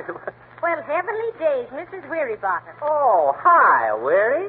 Haven't seen you in a long, long time. Oh, hello, folks. I heard you were running a column giving people advice, so I thought I'd come in and lay my troubles in your lap as long as you're kind of baggy at the knees anyway. What are you supposed to wear at a formal wedding? Well, as Aunt Molly always says in her column, Weary, for a proper wedding, you got to have something old, something new, something borrowed, and something blue. Well, I guess that explains it then, because when my sister saw her future husband in his morning coat, she said that coat is certainly old, but the way you wear it is something new, so he borrowed something like $50 in blue.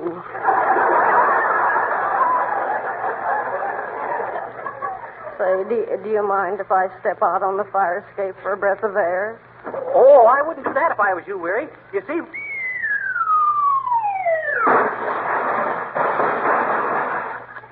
What did you start to tell her, McGee? Oh, nothing much.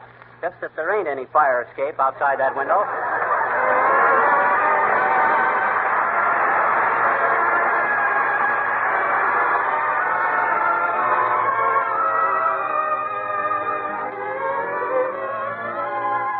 I never knew heaven could speak, but now I do.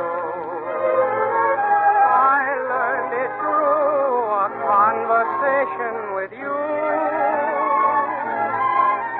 I never knew heaven could dance, but now I do. With every step, another little dream comes true. I always thought heaven was somewhere way up high in the sky up above. I never thought heaven was someone like you for me to love. I never thought heaven could hold such tender charm. I never thought heaven could be here in my arms.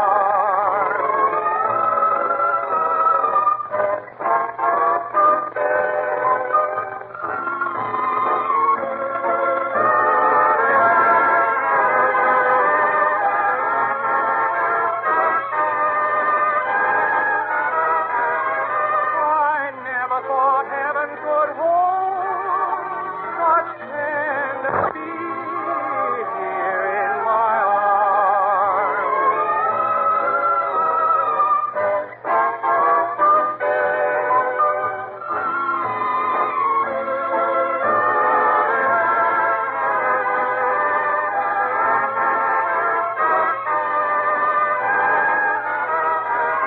I never thought heaven could hold such tender charms. I never thought heaven could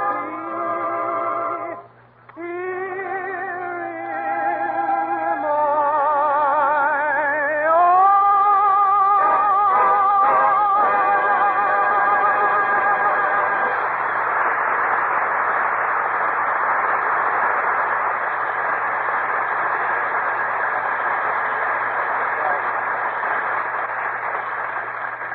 Drivers, or folks, that was Donald Novus, our car knew Caruso, singing I Never Knew Heaven Could Speak. Oh, and it was beautiful, Mr. Novus. I think I'll write you up in my column. Gee, that'll be swell. And maybe if I studied dramatics, I could get more lines to read on this show. Well, I don't see why not. I'll be glad if you did, Don. Give me a chance to relax. I'm just a bundle of nerves working as hard as I do. Well, why don't you learn to play, Rummy? You better try that again, Mr. Novus. Why don't you learn to play rummy?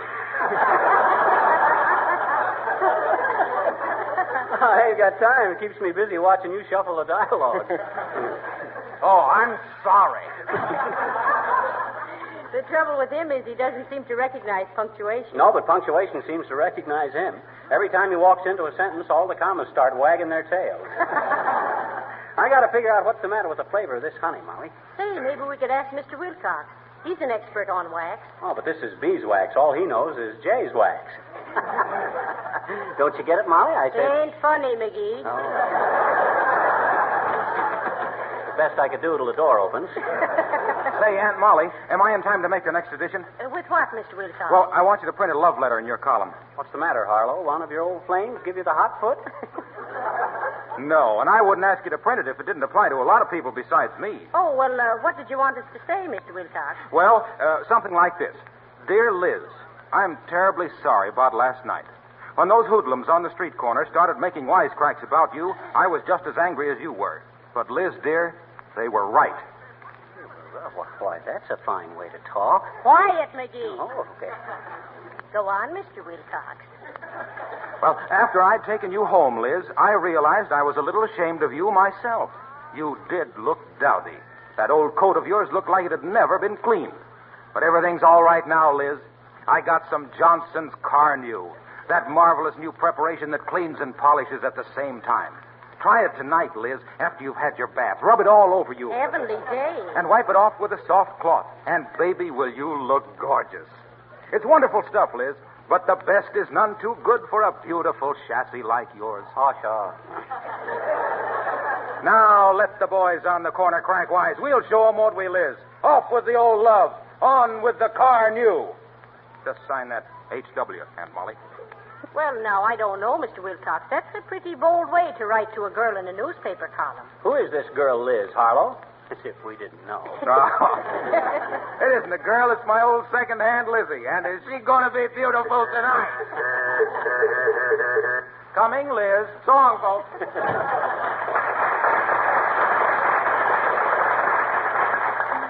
Well, I hope Lizzie likes the beauty treatment. Oh, she will. Lizzie's are limousines. They're all sisters under the tin. May I speak to Aunt Molly? Oh, how do you do, Mrs. McGee and Mr. McGee? Oh, how do you do, Mrs. Uppington? Hi, Uppy. Good heavens, don't tell me that you're Aunt Molly and Uncle Fibber. Yes, I are. I mean, we certainly am. Well, that's splendid. Then possibly you can assist me. I wish to enter a complaint and to cancel my subscription. Oh, well, we handle complaints, Uppy. What's the matter? I demand a retraction of the insult in last Sunday's society section. Retraction of what insult, Mrs. Uppington? Why, you printed a picture of my niece at her coming out party, and the caption underneath it said, Miss Brenda Uppington, the most beautiful dub of the season. Oh. That kind of tickled me. Those society gals are so snooty. I beg your pardon? What'd you do? Why, what did I do? Thank you. Thank you so much for your help. I hope I haven't been wasting your time, too. Goodbye.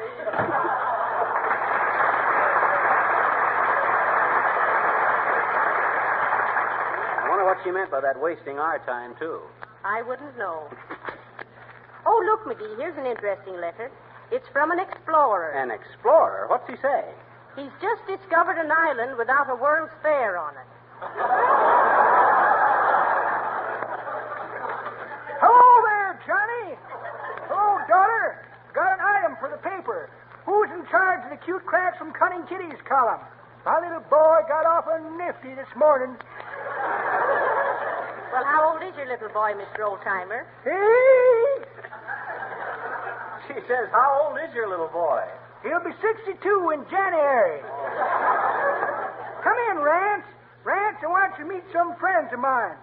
Folks, my little boy, Rance. How do you do, I'm sure. Hi, Rancid. My name is Ransom. Did you find out where the cute kitty's editor was, Papa? Hey! It's the fourth door down the hall. You'll know him by his sourpuss expression and a loaded shotgun. Run along and see him, Rance. I'll be there in a minute. All right, Papa. Fine-looking boy, Mr. Oldtimer, and only 62. Has he got his permanent teeth yet? Nope. Get some tomorrow. Ransom's a good boy.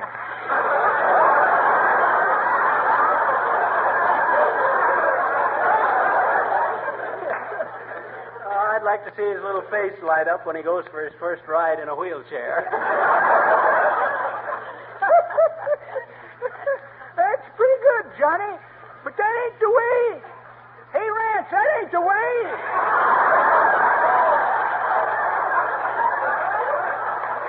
Rance, he said down the hall. Excuse me, folks, the kid's kind of fussed.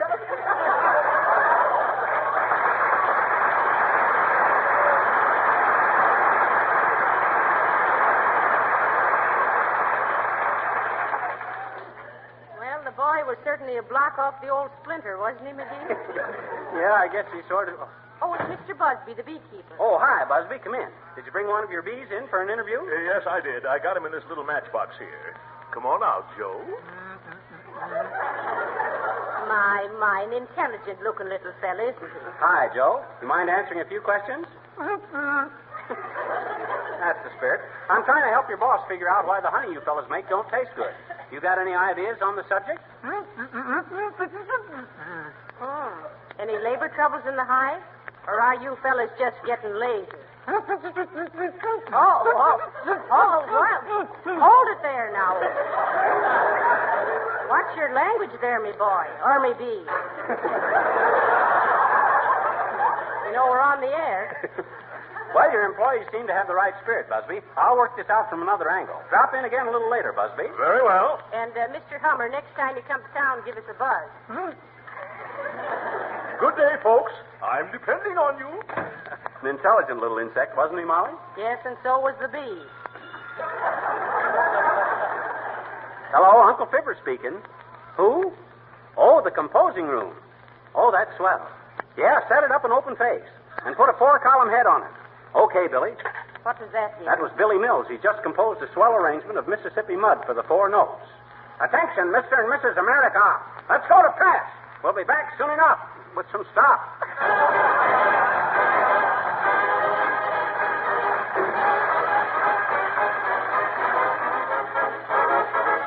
When the sun goes down, the tide goes out.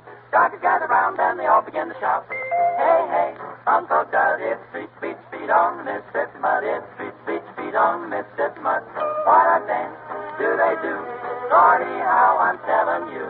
They don't need no band. They keep time by clapping their hands. Just happy as a cow doing their cut when the darkers beat the feet on the Mississippi Mud. Lordy, how they play it. Goodness, how they sway it. Uncle Joe, Uncle Jim, how they found that fire with Bigger and Vim. Joy, that music thrills me. Boy, it nearly kills me. What a show when they go. Say they beat it up, be the fast or slow. Sun goes down, tide goes out. Darkers gather round and they all begin to shout. Hey, hey, Uncle Dud, it's street to beach speed on the Mississippi Mud. It's street to beach speed on the Mississippi Mud. What a dance do they do? Lordy, how I'm telling you. They don't need no band. They can stand by clapping their hands. Just happy as a cow, chewing on her cut when the darkers beat the feet up on the Mississippi Mud. Sun goes down and the tide goes out and the darkers gather round and they all begin to shout. Whoa, hey, hey, hey. Uncle Dud, it's street speed speed on the Mississippi Mud. It's street speed speed on the Mississippi Mud. What a dance do they do? Lordy, how I'm telling you, they don't need no band. Ra-da-da-da-da-da. Just happy as a cow, chewing on a cut when the darkers beat the feet on the Mississippi Mud.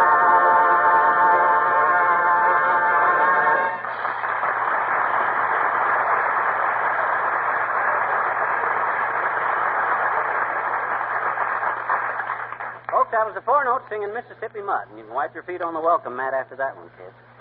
Say, Molly, I think I got it all figured out. What? What's the matter with Busby's honey? Hey, have we got a city map here? Well, there's one on the wall there, McGee, but I don't think it's very up to date. What's the matter with it? It shows 4 Indian teepees at 14th and Oak. Oh, don't matter anyway. I can find out what I want to know in the classified directory. But what is it, McGee? My goodness, the man will be ruined if he doesn't find out soon. Well, as the racehorse said when he come home after dark, there may be somebody ahead of me, but I think I'm on the right track.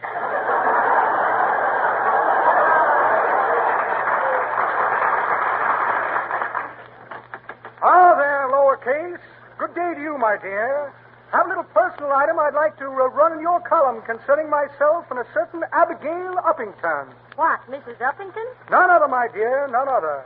Our engagement has been terminated. Our plans for the altar have been altered. And our turtle doves have turned turtle. Oh, yes. So, So the engagement's off, eh, Boomer? Well, I'm glad to hear it. Oh, what was the matter, Mr. Boomer? Were you incompatible? Slightly, yes. Slightly incompatible. But only up to the point where we hated the sight of each other. Probably best for all concerned. Certainly is best for Uppy, Boomer. I warned her you were a rattlesnake, so you better get your diamond back. Wow. Careful there, single feature. You're trifling with the temper of a broken-hearted man. Just print this little item, and I shall withdraw from the community and seek solace in some distant wilderness. McGee, do you detect the delicate fragrance of banana oil? Place reeks with it. Well, give me the item, Boomer, and I'll be glad to print it. Ah, yes, the item. Have it right here somewhere. I'll put that item. Item, diddum, dum, item. Here's a postcard from the hostess of a party I attended recently. Said all the guests considered me quite a card. But does that say cash? Bad light in here. Come on, Boomer, give us the item. We're awfully busy today. Quiet, by Cuthbert. Coming right up. Now let me see where I put that item. Here's the sheriff's badge. Took it off a sleeping deputy in Wyoming. Ah, yes, it was all quiet on his western front. Well, what's this? An invitation to share a rabbit dinner with an old friend. Must send my regrets. I'm in no mood to split hairs. Beautiful wristwatch I got from an intoxicated Italian. Odds Budkins, was that Venetian blind?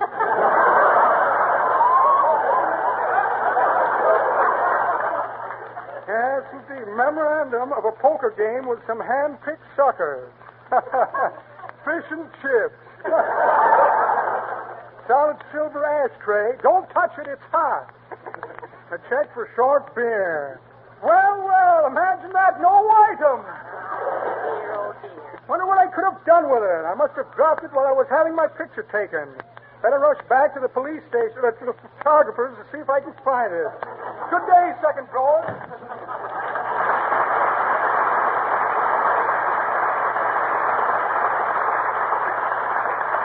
That guy's so two-faced he only has to shave every other day.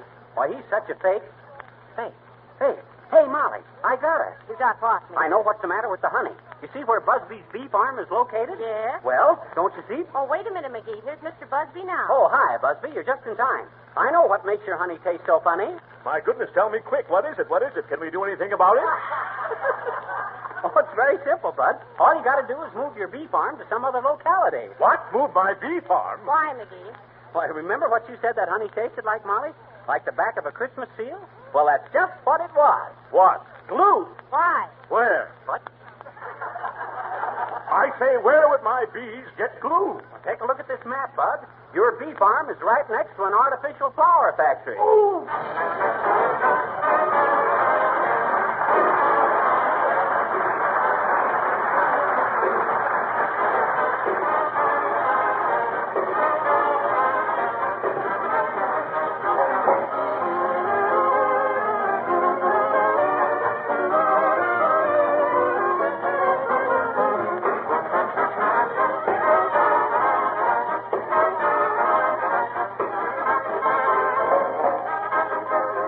Fibber and Molly will be back in just a moment. And now, may I say this?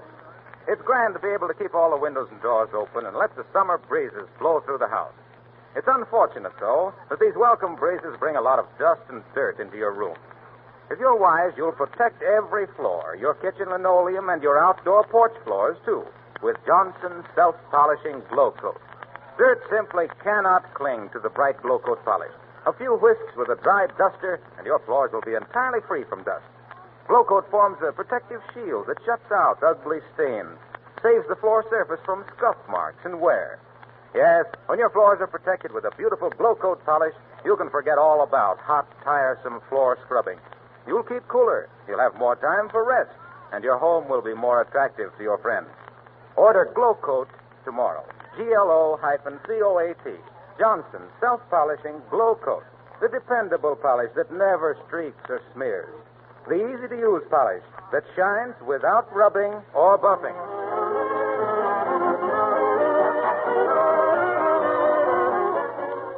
folks, next week we're going to present... What's the matter, Molly? Oh, Mickey, I'm so glad this newspaper show is over. Oh. Was it that bad? No, but it brought back memories. When I was a girl, I worked on the Peoria transcript. Why, Molly, you never told me that. What kind of work did you do? I was a sob sister.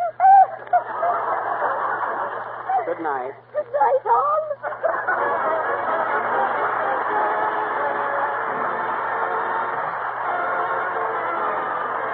This is Harlow Wilcox, speaking for the makers of Johnson's Wax and Johnson's Self-Polishing Glow Coat at Racine, Wisconsin, inviting you to be with us again next Tuesday night. Good night. May we suggest that when you visit the New York World's Fair, you'll be sure to see the 15 beautiful model homes in the town of tomorrow. On all the floors and woodwork of these homes, Johnson's wax polishes are used exclusively. Of thee I sing is from the show of the same name, I Never Knew Heaven Could Speak is from Rose of Washington Square. This is the National Broadcasting Company.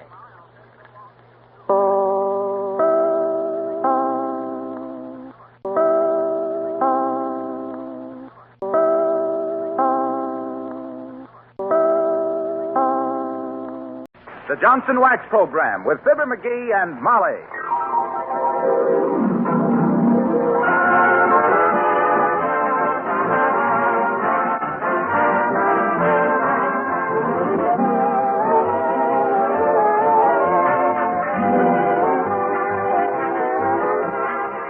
The makers of Johnson's Wax and Johnson's Self-Polishing Glow Coat present Marion and Jim Jordan as Fibber McGee and Molly with Donald Novis, Bill Thompson, and Billy Mills Orchestra. The show opens with Embraceable You.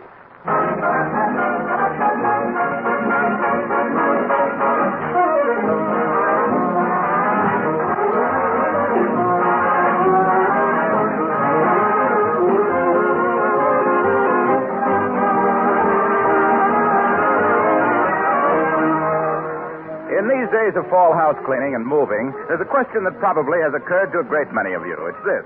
Is there anything I can do now that will make my housework easier throughout the year and at the same time add greater beauty to my home? Well, there is an answer to that question, and here it is. Take full advantage of the many uses for genuine Johnson's Wax. You may be using Johnson's paste or liquid wax now on your floors. If you are, then you know how much easier it is to keep the floors clean and how much more beautiful they become with every waxing. You know that floor scrubbing is done away with. The dust and dirt cannot stick to a Johnson Wax surface. You should know, then, that you can save more work, make your home more beautiful, by applying that same wax to many other things. Furniture and woodwork, for example, and windowsills, leather articles like luggage and book covers, parchment lampshades and picture frames, even your enameled refrigerator and pantry shelves. Do a little experimenting with Johnson's Wax in your home. You'll quickly realize its labor-saving possibilities.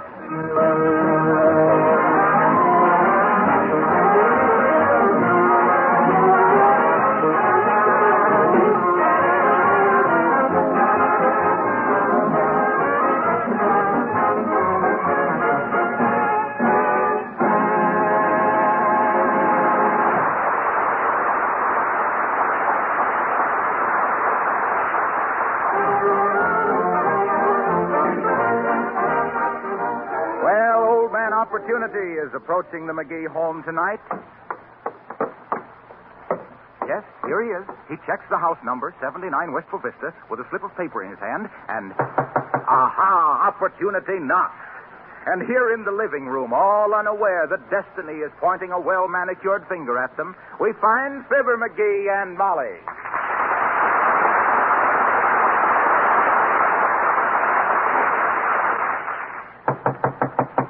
McGee, there's somebody at the door.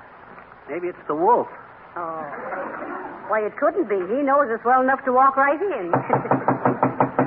McGee, are you going to answer that door, or am I? I'll play a game of rummy to see who answers it. All right, you set up the card table. Oh, no, you set up the card table. Flip you a coin to see who sets up the card table. Okay. Dad rat it, I ain't got a coin. Oh, dear, I'll go. Yes? How do you do? Is this the Fibber McGee residence? Yes, it is. Is Mr. McGee at home? Yes, he is. May I see him, please? Yes, you may. McGee, put your shoes on. A gentleman to see you. If he's a gentleman, he wouldn't notice I got him off. Just step in, sir. Thank you. Are you Fibber McGee? Well, that's how I'm known locally, Bud. Though during the Boxer Rebellion in China, I was known as Ping Fui Hao, the hero of Choi Mu. They gave me that name in the campaign of 1902 when I penetrated the interior of Ging Hoi with a cake of ice on my head. Cake of ice on your head? Yeah, I was disguised as a coolie. Well, sir, I says to this... McGee, why don't you see what the gentleman wants? And I don't think he wants any of that. Huh? Oh, excuse me, Bud. But whenever I meet anybody from China, it kind of brings back the good old days. The good... How long since you've been there?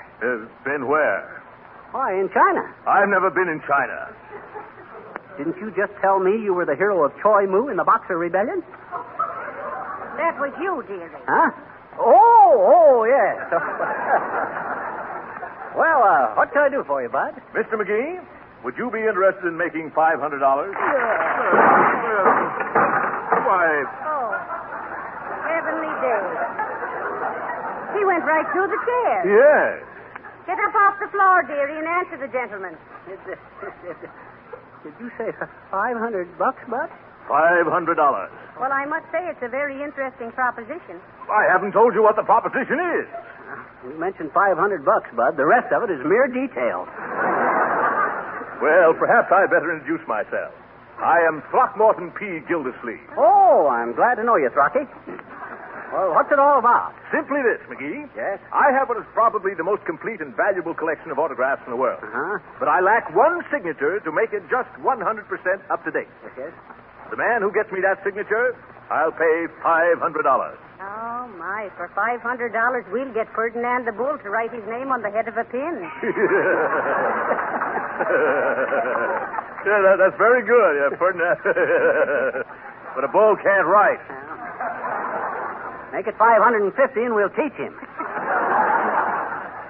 How'd you happen to come to me, Bub? Well, I was making inquiries. Yes? I was looking for a man with nerve and ingenuity. I see. A man who's not easily discouraged. A man with persistence and stick-to-itiveness. Well, that's me, Rocky. I got more stick-to-itiveness than chewing gum on a dance floor. Why, even as a kid, I was noted for my persistency, Bud. No matter how ugly things looked, I was always in there plugging. Yes? Plug Ugly McGee, I was known as in them days. Plug Ugly McGee, the ping-pong papa of persistency with a passionate pride for prying, probing, peeking, and poking into perfecting problems, poo-pooing personal perils when periodically penetrating the private practices of public personalities planning on plucking the public purse, and perennially popular as the personification of perseverance from the pound and pulse of the proud Pacific to the... Well, was I terrific?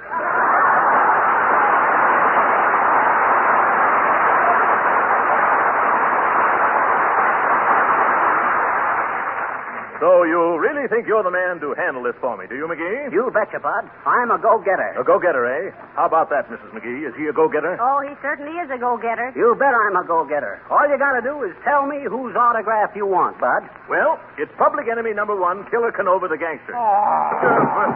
My goodness, he's fainted. Is there a doctor in the neighborhood? No, but there's a trained nurse next door. Shall I go get her? Yes, go get her.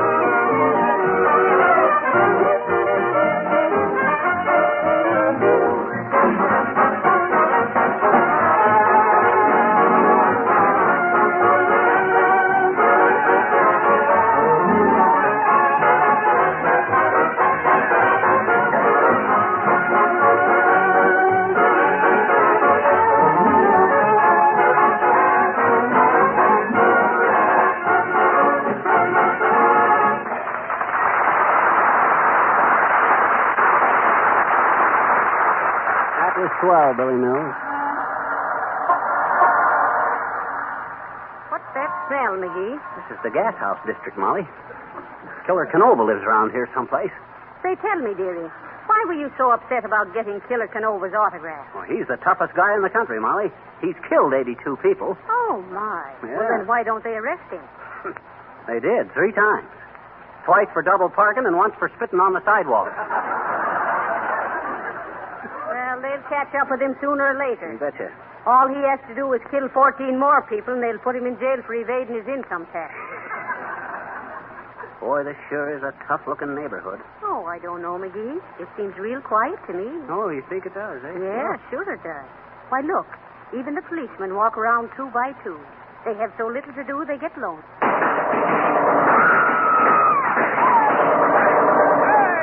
Heavenly days. Hey, what the... Who... what's going on here, Bud?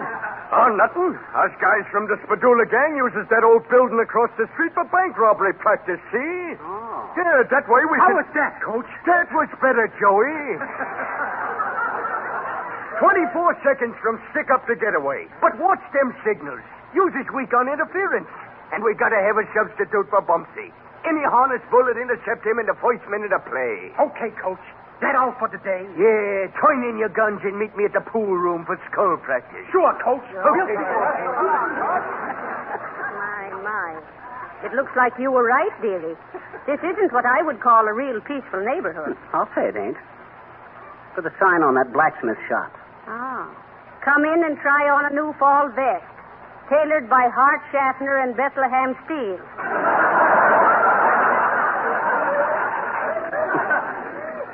I tell you, Molly, this district is tougher than a lamb chop on a blue plate special. Oh. Not that, McGee.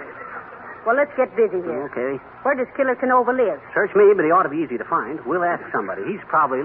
Hey there, kids. Want to buy some stolen perfume?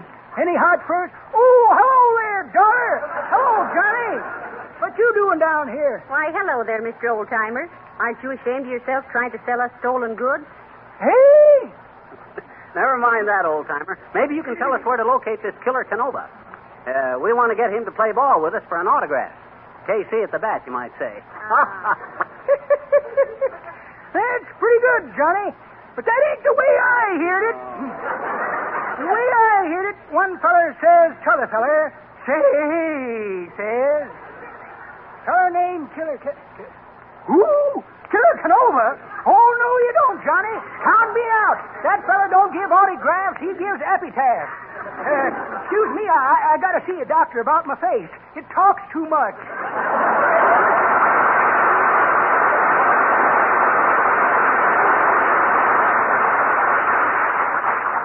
Heavenly days, McGee. Did you see his face turn white when you mentioned Canova's name? Yeah. Why, he was scared to death. Seems to be a slight nervousness in the neighborhood. Yeah. Yeah. Maybe the police have been down here. Yeah. Kicking the gang around. That hurts. You know, Molly, I think the government needs more yeast in its dough. That $500 looks smaller to me every minute. I have a notion to give up the... Oh, hello there, little girl. Hi, mister. Hey, listen, sis, this is a bad district for little girls like you. You better run on home. I says you better skip along home. I can't, I betcha. I got business down here. I see. What business? Well, there's a moving picture my darling and I want to see, and this is the only neighborhood we can see it in, I betcha. Oh, I see. What picture is it? The Wizard of Oz. Oh. It's a double future. Feature. It ain't double future, it's double feature. Why? Dad, rat it, because it is, that's why. Future means something that ain't here yet. It is too, I betcha. It started yesterday. Oh, well, let it go. Okay, after we see it. What other picture are you going to see? Well, I says, what's the other picture in the double feature? there isn't any, I betcha. Well, then it can't be a double feature if there's only one picture. Oh, yes, it can. No, it can't. Oh, yes, it can. Oh, no, it can't. Can it?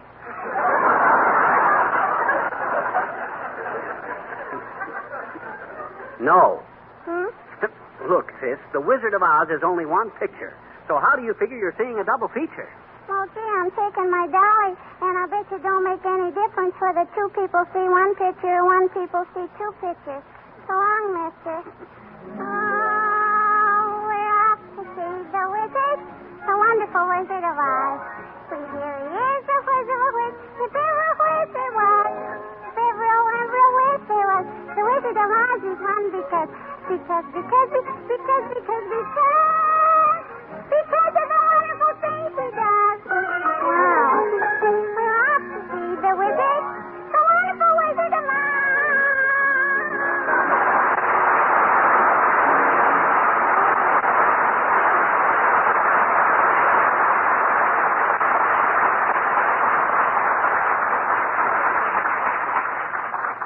Hey, Molly. What, dearie? Look, I got an idea.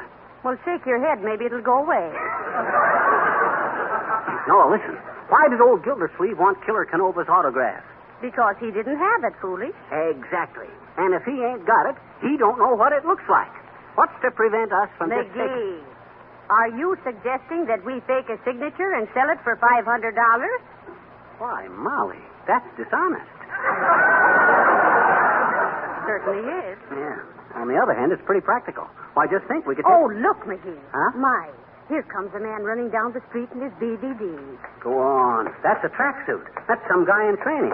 Hey, Bud, come here.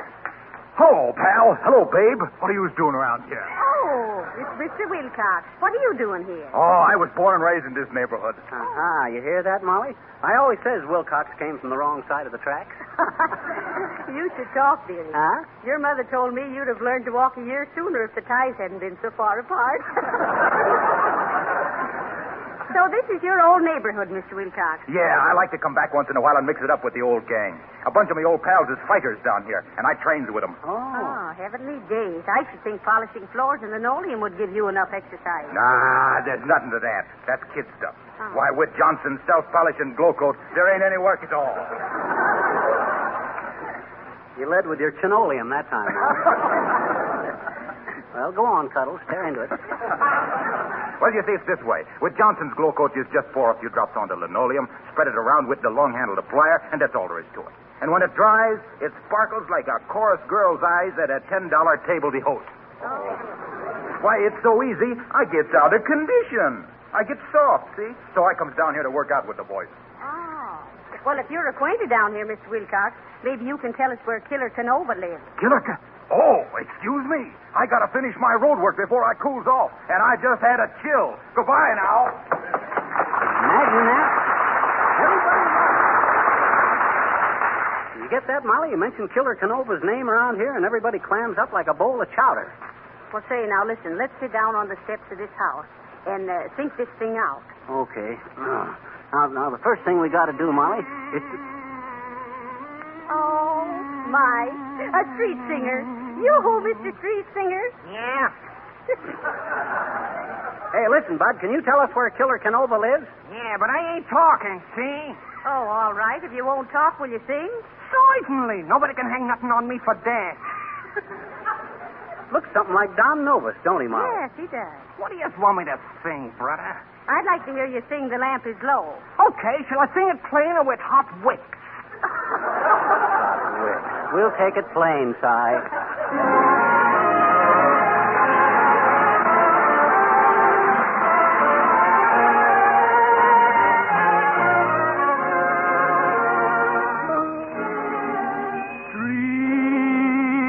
Beside me in the midnight glow, the lamp is low. Dream and watch the shadows come and go, the lamp is low. While you linger in my arms, my lips will sigh, I love you so. Dream the sweetest dream we'll ever know. Tonight the moon is high, the lamp is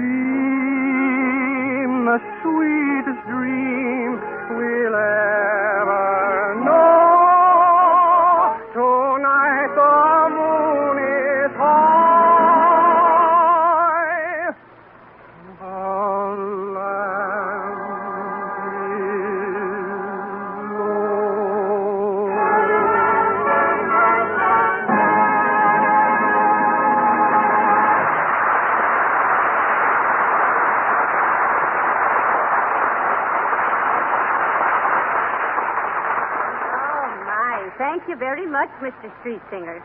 That was beautiful. Certainly was, Bud, and I can't get over how much you look like a friend of ours, Donald Novus. Gee, that's funny.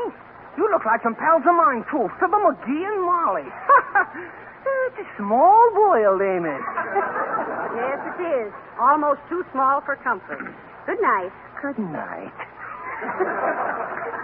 Well, come on, dearie. Get up off of those steps. Let's get going. Oh, gee, Molly, let's sit here and rest a while. We ain't bothered. Uh-oh, here comes somebody out of the house. I beg your pardon. You're trespassing, you know. Well, we're very sorry, sir. I shouldn't have mentioned it, madam, except that strangers lurking about make the master extremely known. Oh, okay, Bud. We'll go. But speaking of lurking, maybe you can tell us where to lurk for a guy named Killer Canova. This is Mr. Canova's residence, sir. Oh, my gosh. Heavenly days. Are you Mr. Canova? No, madam. I'm Mr. Canova's personal servant. I lay out the clothes he likes in the morning and the people he doesn't like in the evening.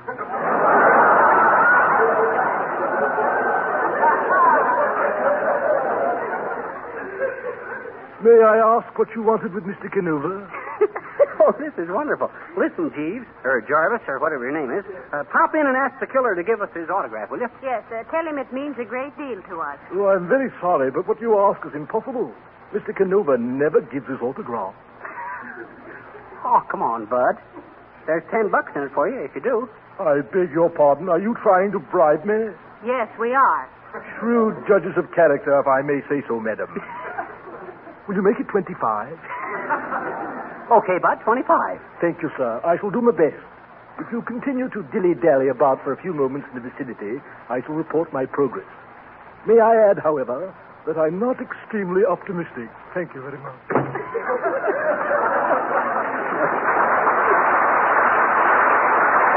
Boy.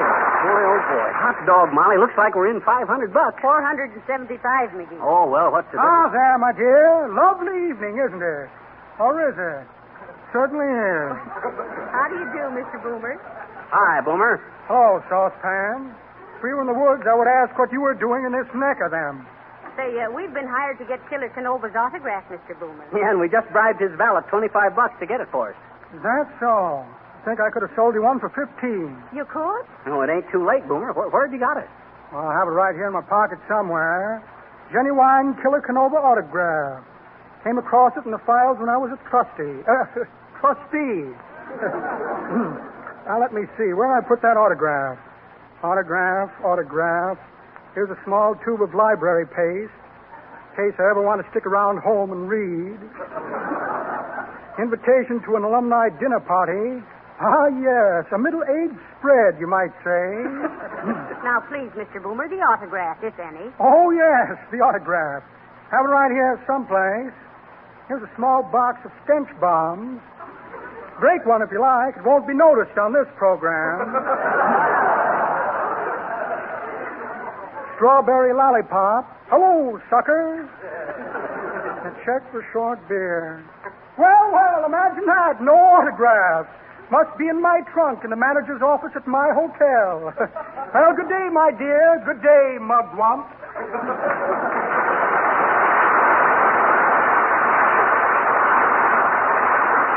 Hey, Molly, I just thought of something. What, again? What if Killer Canova finds out we tried to bribe his valet? Well, what if he does? Well, shucks. That's what I say. What if he does? I don't care if he is public enemy number one. If he comes out and gets tough with me, you know what I'll do? I certainly do. Well, what of it? I'll wait for you at the corner. Why, how do you do, Mrs. McGee? So nice to see you. How do you do, Mrs. Uppington? And Mr. McGee, how do you do? Hi, Uppy. Heavenly days, Mrs. Uppington. Isn't this rather a tough neighborhood to find you in? Oh, not a bit, my dear. You see, we club women take groups of children from every section in the city and teach them constructive things, such as folk dancing and basket weaving. Oh, not really. Well, now, isn't that useful? Particularly the basket weaving. You know, Mrs. Uppington, I was on my way to a party once. The fireman's ball, I think it was. And I suddenly felt if I could only weave a basket, I would be a great social success. Really? How dreadfully interesting. Well, now, if you can believe it, Mrs. Uppington, I stopped right there in the street, grabbed a handful of green and yellow twigs, and wove a little basket. Oh, what'd you do with it, Molly? Well, on the way I lost it. How very amusing. Well, I must be going. I must take these phonograph records down to my little class in music appreciation. Oh. What records are they, Mrs. Uppington? Oh, they are by some of the greatest masters. Now, let me see. Here is one by Arthur Shaw, Thomas and James Dorsey, Glenn Miller, and Theodore Weems, Robert Crosby, and Benjamin Goodman. Oh, here is even one by a nobleman, Count Basie. That's a pretty hot bunch of classics, Uppy. And you're smart not to mess around with them jitterbugs like Stokowski. Oh, I'm so glad you approve of my selections. Personally, I'm afraid I'm not too musical, although I adore the violin. Oh, but it was spoiled for me when I heard that violin music was merely the result of dragging the tail of a horse across the interior of a cat. Isn't that a horrible conception? Oh, nice and so nice seeing you. Well, good day. Good day.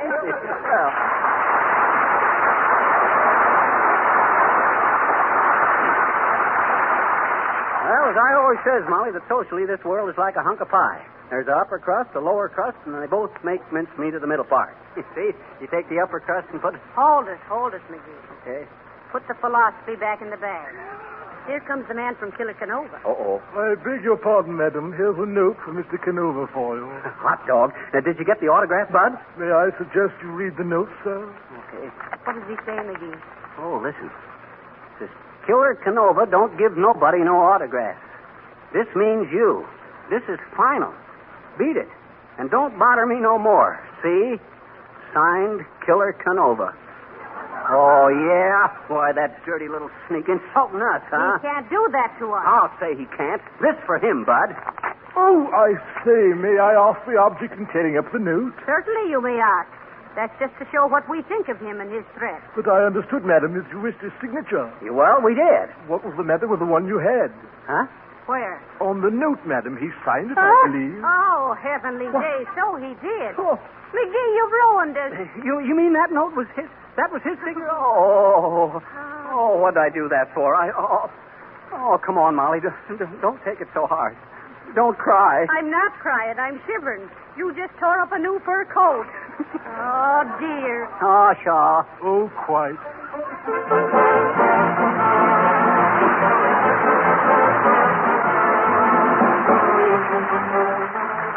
Fibber and Molly will be back in just a moment. What seven-letter word spells America's fastest-selling #1 floor polish? It's GLO-COAT, Johnson's Glow Coat. The popularity of Glow Coat is increasing every day, and more women discover what a satisfactory product it really is. Glow Coat is as easy to use as any floor polish you can buy. You simply put it on your floor, and in 20 minutes it dries to a beautiful hard polish without any rubbing or buffing. That's why Glow Coat is called self-polishing. But easy to use is only part of the story. It's because Glow Coat gives such complete satisfaction every time that women tell their friends about it. Try self-polishing Glow Coat on your kitchen linoleum and on varnished wood floors, too. It saves you work, makes floors easy to keep clean, and greatly adds to their beauty.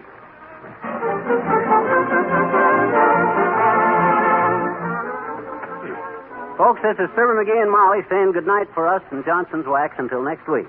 Incidentally, Molly, I'll say so long to you, too, for a week or so. Why, McGee? Where are you going? I've been called to New York. Oh. I have to be there tomorrow. I'm on a committee of 10 to consider ways and means of combating red activities in America. Well, a committee of 10. Who's the other 9? The New York Yankees. Good night. Good night, Hall.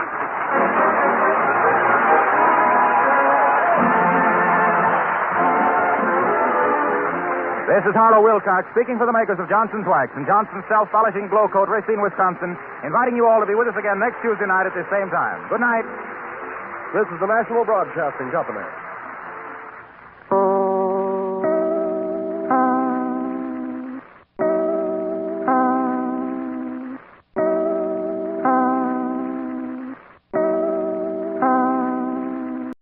The Johnson Wax Program with Fibber McGee and Molly.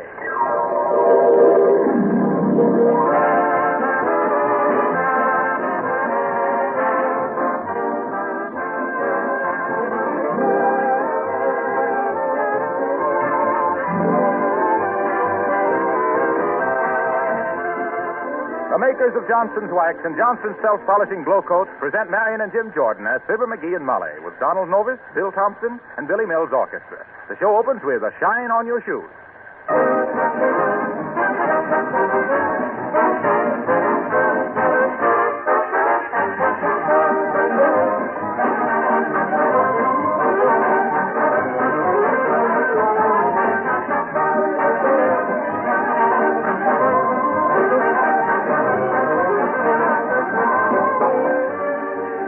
If I were Professor Quiz, I'd ask you this question. What are the three main benefits you get by using genuine Johnson's Wax on floors, furniture, and woodwork? Most of you know the answer, of course. Those three benefits are, number one, protection. Number two, beauty. Number three, saving work. How does Johnson's Wax give protection? By spreading an invisible, tough coat over the surface. A wax shield that guards against scratches, stains, scuffing shoes, fingerprints. How does Johnson's Wax give beauty?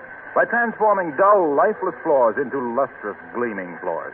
By adding a satiny, mellow polish to tabletops, chair arms, woodwork, windowsills. A polish that dust, dirt, and fingerprints cannot cling to. How does Johnson's Wax save work? By doing away with floor scrubbing. By cutting dusting in half. And by the ease with which a wax surface is kept clean and spotless. For these three reasons, protection, beauty, work-saving, buy some genuine Johnson's Wax, either paste or liquid, tomorrow.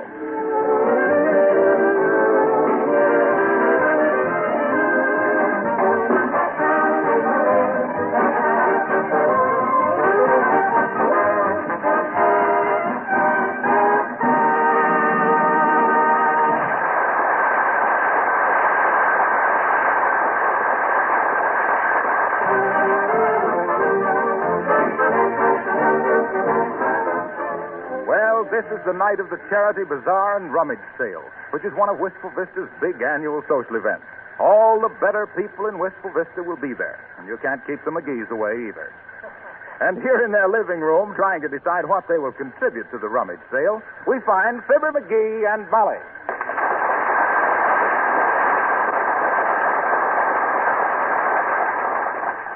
Well, McGee, what'll we give him? Let's donate that clock. What clock? Well, the one Aunt Sarah gave us for a wedding present. You know, that marble Venus with the clock in her stomach? Oh. Why give that away? I think it's very decorative. Oh, well, it makes me uncomfortable, that's why. I keep thinking how I'd feel if I was Venus. Having people glance at my stomach and say, "My, it's getting late. I guess I better go home."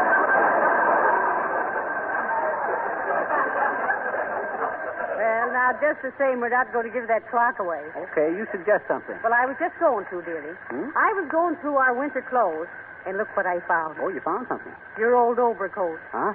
I think we'd better donate this. What? My overcoat? Sure. Why, Molly, you can't give that overcoat away. What's the matter with it? Well, for one thing, look at this fur collar. It looks all right to me. Oh, it does it? I'll bet this collar's known to every moth in town as McGee's picnic robe. And the buttons. What's the situation with the buttons? Very bad, dearie. 2 of them are only working part-time and 3 of them have quit. Oh, just the same, Molly, I can't part with that coat. Why, that's my old army overcoat, Molly, that I had dyed blue and a fur collar put onto it. Still looks good. People still compliment me on that overcoat.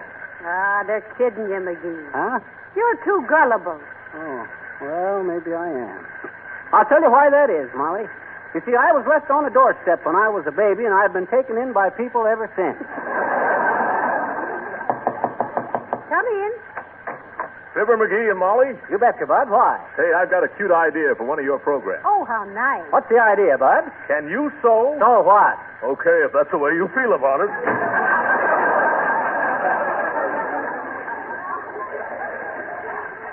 Must have said the wrong thing, Molly. You did, and I'll tell you why, McGee. Huh? Why? Well, when you were a little baby, they left you on a doorstep. And you've been putting your foot in your mouth ever since. But now about this overcoat. I definitely refuse to part with that overcoat, Molly. I got a great affection for that coat. People are still fond of Rip Van Winkle, too. I don't get the comparison. Well, you know what he looked like when his nap wore off.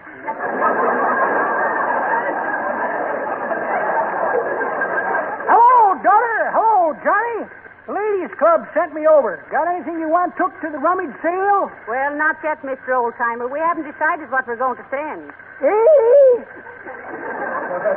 We was arguing about sending my overcoat. When you butted in, I was ahead by one sleeve and a shoulder pad.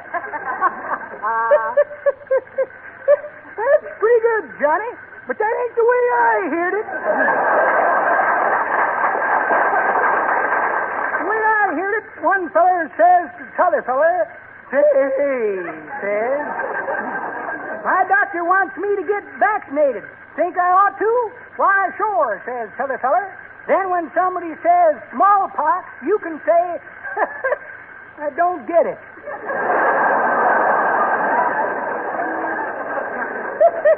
Well, when you make up your mind what you want to send to the auction, just let me know. All right. What's your phone number? Better send me a note, daughter. I ain't got a phone. What? No phone? Nope. Lots of my friends got 'em, and they ain't satisfied with 'em. I'm going to wait and see how they work out.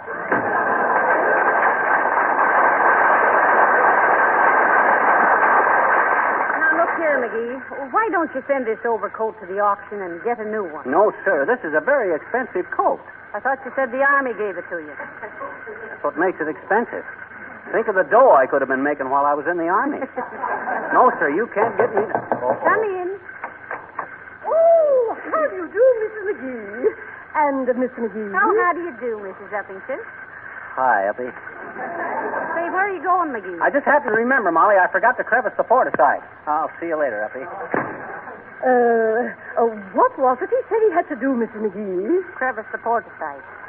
Oh, yes. Well, that must be very interesting work. Oh, now tell me, Mr. McGee, you are coming to the charity bazaar tonight, are you not? Oh, we certainly are, Mrs. Uppington. Listen, will you do me a favor? Take this overcoat and give it to them for the rummage sale. But for goodness sakes now, don't say anything to McGee about it. This is the only way I can get him to buy a new one. Oh, of course, my dear. Yes, I can't take it with me now, but I shall have my chauffeur call for it later in the day. Oh, thank you very much, Mrs. Uppington. I hate to trouble you, but you're so busy, you know, and all. Sometimes I wonder how you find time for all your social activities. Sometimes I wonder myself, my dear. Between my afternoon parties and my church work, I certainly have to mind my P's and Q's. Oh, my. So you think this is going to be quite an affair tonight, do you, Mrs. Uppington? Oh, but definitely. Oh, we're having several amusing novelties. Some of the junior league girls are going to auction off kisses. Positively, Mrs. Uppington? Absolutely, Mrs. McGee. Of course, if the girls get too busy, I shall be only too glad to offer my own services. That's the spirit, Mrs. Uppington. Just slap on a little evening in Paris and you'll give the boys a big night in Wistful Vista. Oh, but say you better wear your sorority pin for atmosphere. Oh, that's not a bad idea, my dear. But still, I'm afraid a sorority pin is not much indication of youthfulness. Why? After all, Mahatma Gandhi still wears his safety pin. Oh, am I just being a silly girl? Oh, well, goodbye.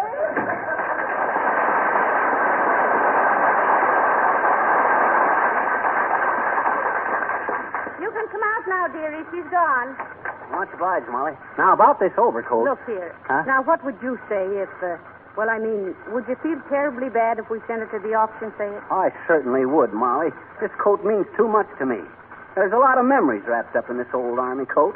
You see where it's been mended in the side here? Oh. That's where it got slashed with a bayonet. Oh, really, McGee? You betcha. It was a pretty bad moment, too, I tell you. I remember it just like it was yesterday. I don't know yet why I wasn't killed. Oh, my. There I was, shoulder to shoulder with two of my buddies, slashing, stabbing, and cutting away for dear life. Oh. And all of a sudden I felt cold steel sliding along my rib. Oh. Well, sir, quick as a flash, I dodged to one side, and that saved my life. And that taught me a lesson. What do you mean? That's the last time I ever tried to peel potatoes with a bayonet. Now, come on, let's go to the bazaar.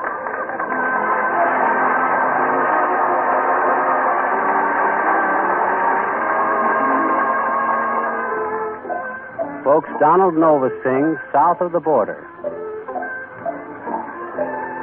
South of the border, down Mexico way, that's where I fell in love and stars above came out to play. And now as I wander, my thoughts ever stray south of the border, down Mexico way. She was a picture in old Spanish lace. Just for a tender while I kissed the smile upon her face, for it was fiesta, and we were so gay. South of the border, down Mexico way. Then she sighed as she whispered, Mañana, never dreaming that we were parting. And I lied as I whispered, Mañana, for our tomorrow never came. South of the border, I rode back one day. Then in a veil of white by candlelight she knelt to pray. The mission bells told me that I mustn't stay. South of the border, down Mexico way.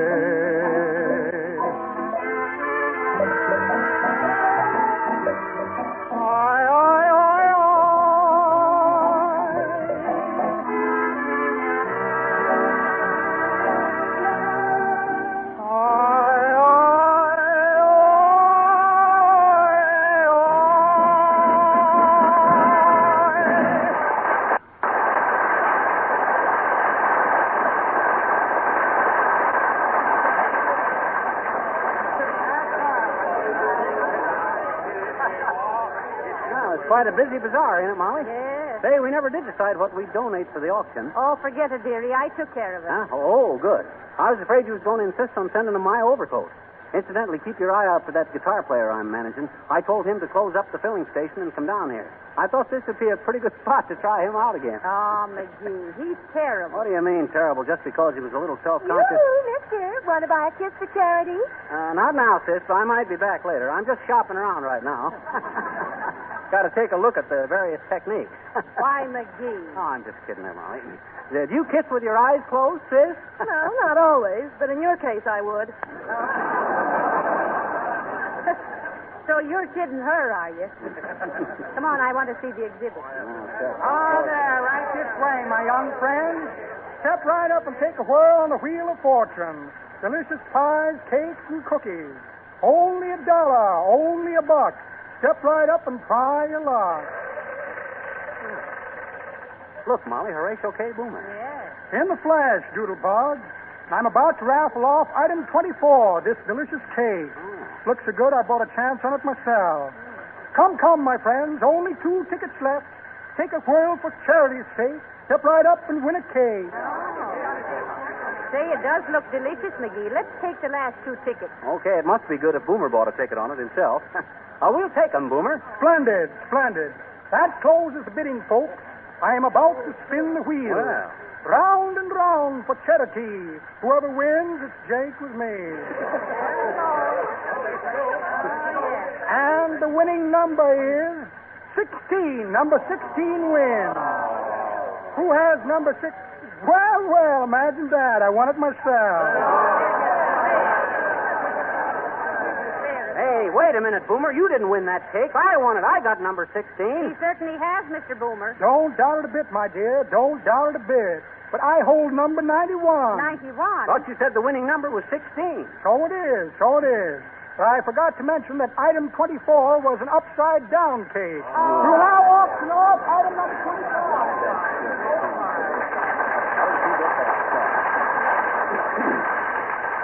I suppose if the wheel had stopped on 00, he'd have paid himself off with a couple of donuts.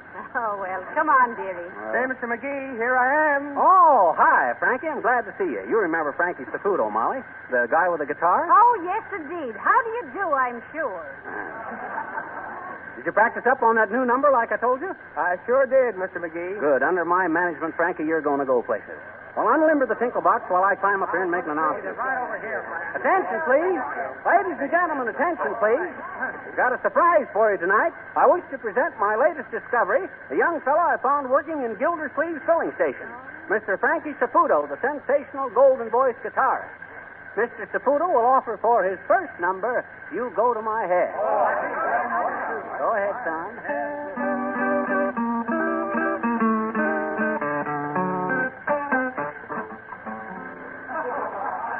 You go to my head, and you linger like a refrain, and I find you spinning my brain in a bottle of beer.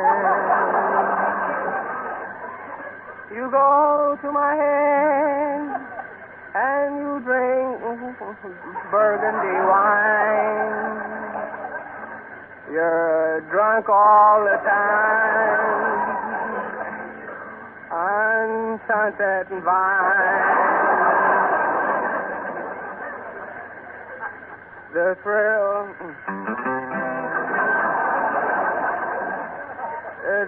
of the thought that you might say hello. Hello. It casts a spell over me. Still I say, right. You go to my head, and you smile till the temperature rises like April, May. January, February, March, April, May, June, and July. I'll kiss you and say goodbye. I'm not a ghost wearing pants. I am romance. You go to my head.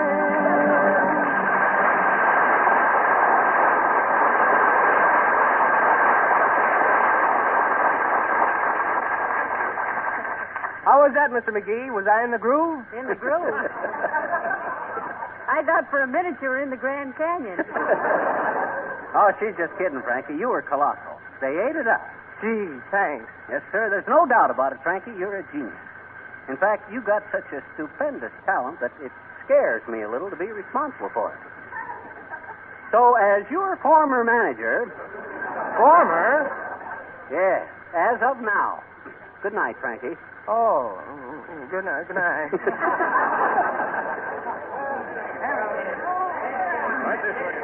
Heavenly days, McGee. The idea of telling him he's terrific.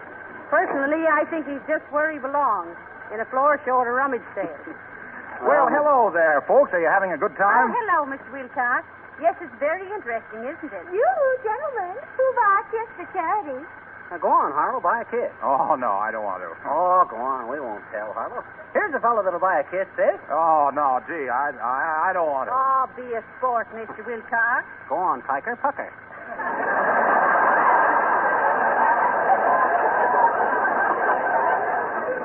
Well, all right, just a little one. How much, lady? Well, whatever you think it's worth. Pay afterwards. All right.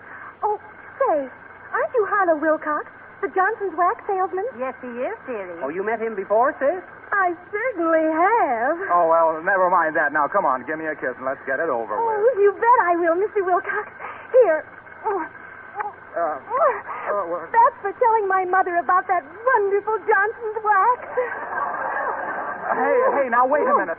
Oh, don't go yet. I want to show you how grateful I am for the way our house looks. Our wood floors and furniture look simply scrumptious. But just a minute, please. And Mother says that it cuts housework down to an absolute minimum.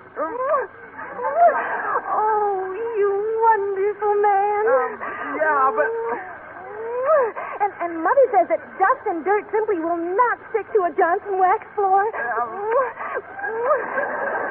And And not only floors, we use it on practically everything. That's why I wanted to thank you. And thank you. And thank you. And don't you dare try to pay me a penny.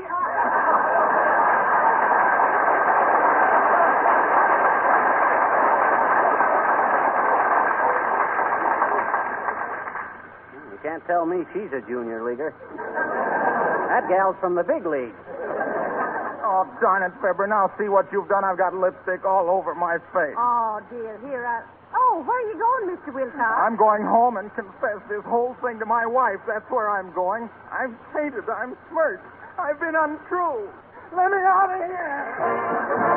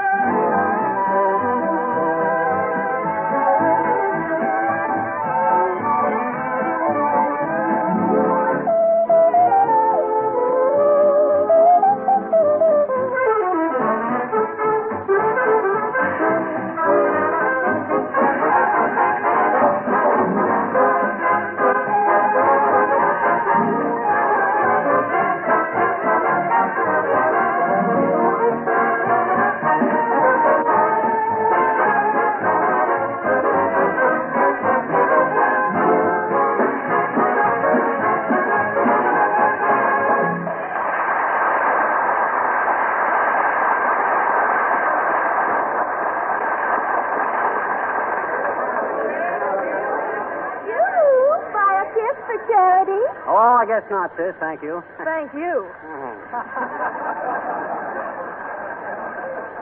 Didn't like the way she said that, Molly. Anyway, I don't like this idea of gals selling kisses. It ain't right. It's repulsive. Oh, well, it's for charity, McGee, and they seem to be doing a lot of business. Yeah, I guess they are at that. Say, look at that booth with all the jelly and preserves and pickles and all stuff like that there.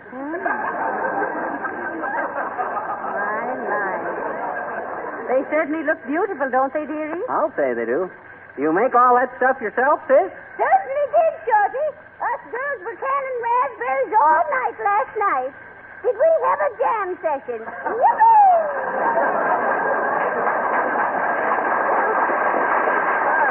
How's business, Grandma? Oh, I can't complain, Skippy. Our pickles are going good tonight, too. Yes, sir. Made a 50-50 deal with the girls in the kissing booth.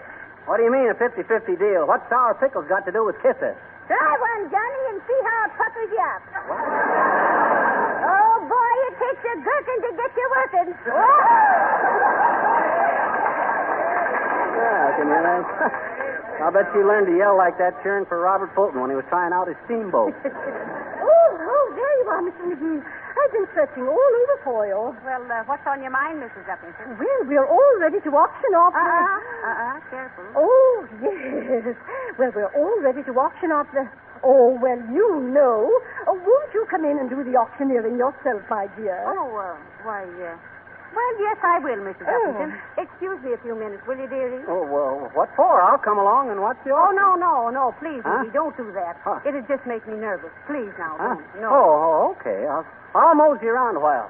I'll meet you at the entrance. Well, thank you so much, Mr. McGee. So nice of you not to embarrass me. Where did she get that stuff? What'd she mean, embarrass me? What could they be? Say, Fibber, did I get all that lipstick off? Say, what's the matter with you? Say, you know what I think Molly's going to do?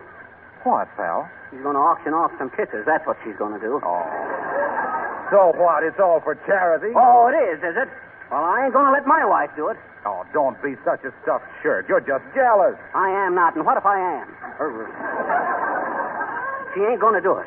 Come on, Harlow, let's go and stop her. Oh, don't try to stop her. Look, just go out and outbid everybody else. Hey, that's an idea. I'll duck down behind the crowd. Yeah. Come on. Here we are, folks. Remember now, folks, remember, this auction will only interest the gentlemen in the crowd. Oh, you hear that, Harlow? Now, take it easy, pal. Let me tell you, this is a genuine article. It's had a lot of wear and tear, but there's still plenty of good in it. Oh.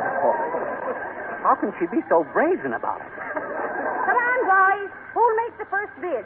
Remember, it'll keep you warm all winter. What am I bid? 50 cents. That cheapskate. $5. Now, that's more like it, gentlemen. I'm bid $5. $5.30. $6. Now we're getting somewhere, gentlemen. But after all, what's a little sum like $6? Don't you know value when you see it? 6 1/4. 6 1/4 I'm bid. $10. Wonderful. I'm bid $10. But it's worth more than that. Lots more than that. Look at this net. Hardly a wrinkle in it. Look at these arms. $20. $20. Who'll bid? $30. $30. Will anybody make it? $50. Hey, calm down, Fibber. You're bidding against yourself. Wait and see if anybody else bids. No, sir, I ain't taking no chances. I'm going to cinch it. $100. $100 I'm bid. Gentlemen, are there any more bids? Going, gone to the gentleman in the... Where's the man who bid $100? Okay, Molly, it was me all the time. What? Oh, it is a lot of dough to pay for kissing your own wife, but... McGee. Huh? I wasn't selling kisses. What? You just bought your own overcoat. What? You mean? Oh, no.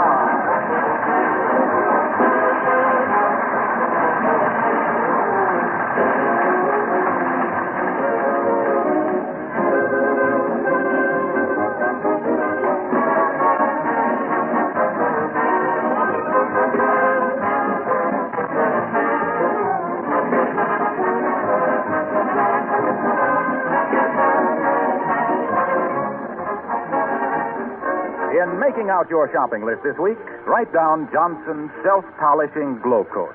It's wise always to have a can of this labor-saving floor polish on hand. Glow coat is used on millions of linoleum floors regularly, and the number increases every week because glow coat offers the easiest way to have beautiful floors with practically no work. Glow coat is self-polishing. It shines as it dries in 20 minutes without any rubbing or buffing. Your kitchen or sunroom floors will never be sticky or gummy when you use this remarkable floor polish. Use Johnson's Glow Coat on your linoleum and varnished or painted wood floors. It protects them from wear, keeps the colors fresh and clean, shuts out dirt, and saves you hours of cleaning time. Order Glow Coat in the attractive yellow and red can tomorrow.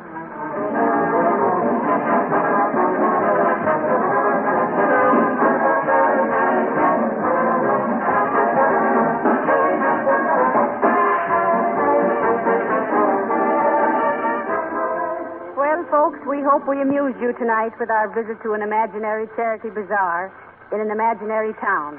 But in many real cities, this is a very real situation. So may we ask you to give generously in this year's mobilization for human needs. Remember, folks, a city's heart beats loudest in its community chest. Good night. Good night, all.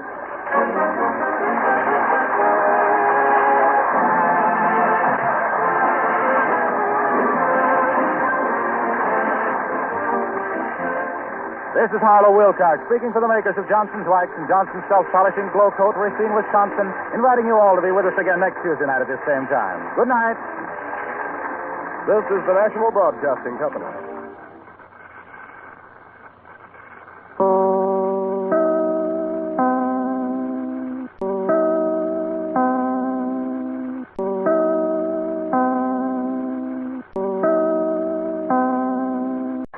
The Johnson Wax Program with Fibber McGee and Molly.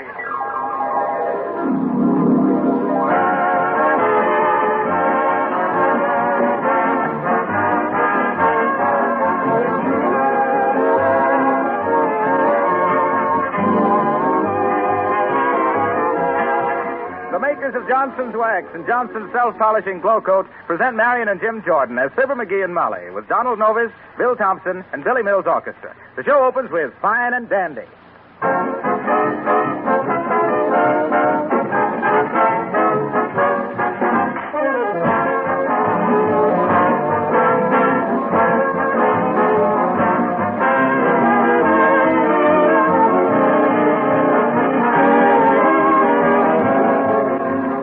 Haven't you often noticed how important floors are to the appearance of a home? It is a fact that mellow, gleaming waxed floors bring out the beauty of everything in the room, adding a rich charm that you can acquire in no other way. Throughout America, there are countless floors that have been made more beautiful every year with genuine Johnson's Wax. Every application of this famous wax polish gives increased protection and beauty. Johnson's Wax gets right down into the pores of the wood, seals out dirt, protects the finish against scuffing feet and sharp heels, and does away forever with tiresome floor scrubbing. There are more than 100 labor-saving uses for Johnson's Wax in your home. It protects and beautifies furniture and woodwork, windowsills, parchment lampshades, leather goods. You'll find these extra uses listed on the familiar red and yellow package of genuine Johnson's Wax, paste or liquid. Try some tomorrow.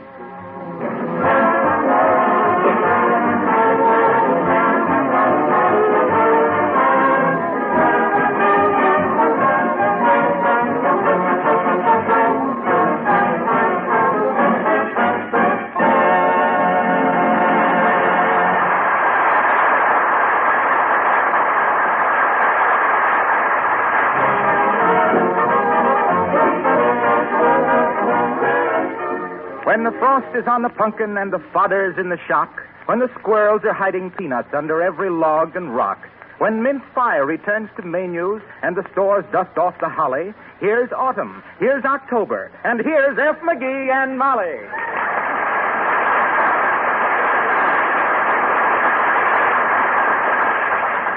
McGee, look at those leaves out there on the front lawn. Why, it's disgraceful. I thought you were going to rake them up today. Oh, what's the hurry, Molly? It took them 7 months to fall down. I guess they can wait an hour to be raked up. Well, now I tell you, Mr. Gildersleeve next door has been complaining. Oh, that guy. He said our leaves keep blowing over in his yard. Well, what am I supposed to do? Arrange for the wind to blow down some other street? Shucks, I can't control Well, the the wind. fact remains, McGee, you promised to rake up those leaves today. Can't do it, Molly. Not today. Why not? The rake's busted. Who busted it? Oh, well, it ain't exactly busted. Matter of fact, I used the handle to put up a trapeze in the garage. And you know what, Molly? I chinned myself 9 times this morning without taking my hand.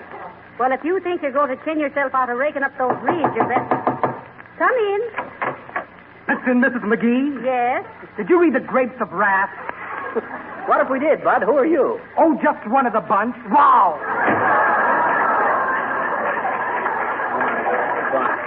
Of all the silly... Say, I hear one of the moving picture companies has bought that book, McGee. No, if they don't work faster on that than they did on Gone with the Wind, they'll have to call it The Raisins of Zanuck.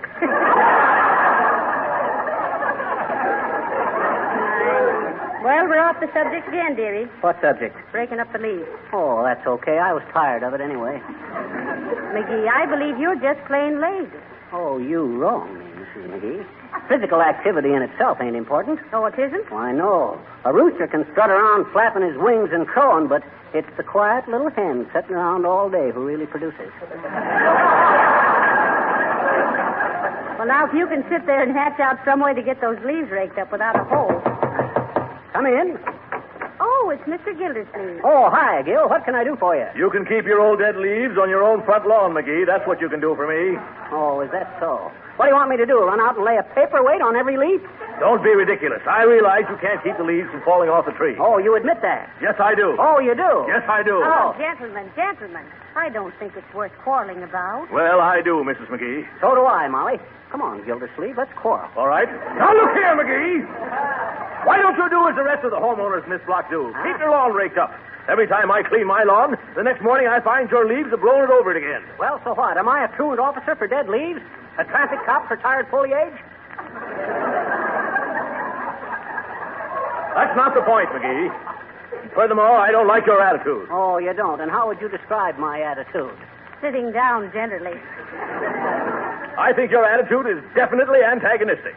Oh, you're too fussy, Gildersleeve. Yes, I am fussy. Well? I take a great deal of pride in the appearance of my property, McGee. I can understand that, but do we complain because your lilac bushes smell up the whole neighborhood? No. You mind your yard and we'll mind our yard. Well, why don't you then? Well, I like leaves flying around loose, that's why. It's more informal. I ain't one to interfere with nature. I suppose I interfere with nature. Well, I heard a rumor one day that you gave your morning glories a bawling out for opening up 10 minutes late.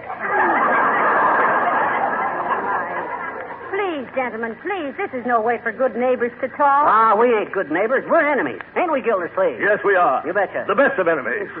You think I'm a stuffed shirt, and I think you're a gabby little good-for-nothing runt. There, you see, Molly? You don't find me and Gildersleeve indulging in those sentimental hands across the back fence drivel. Mrs. McGee, your husband is impossible. I am not. I may be a little improbable, but I ain't impossible. Well, I think I can assure you, Mr. Gildersleeve, that our yard will be raked up today, sure. Thank you. Incidentally, Gildersleeve, you got a rake I can borrow? I have a rake, but I'm using it to take your leaves from my yard. And I'm dumping them all back over the hedge onto your lawn. My leaves, eh? Yes, your leaves. You admit they're mine, eh? Admit it? Of course I admit it. Okay, then I warn you, Gildersleeve. I'm very proud of them leaves, and if I find any of them damaged when you send them back...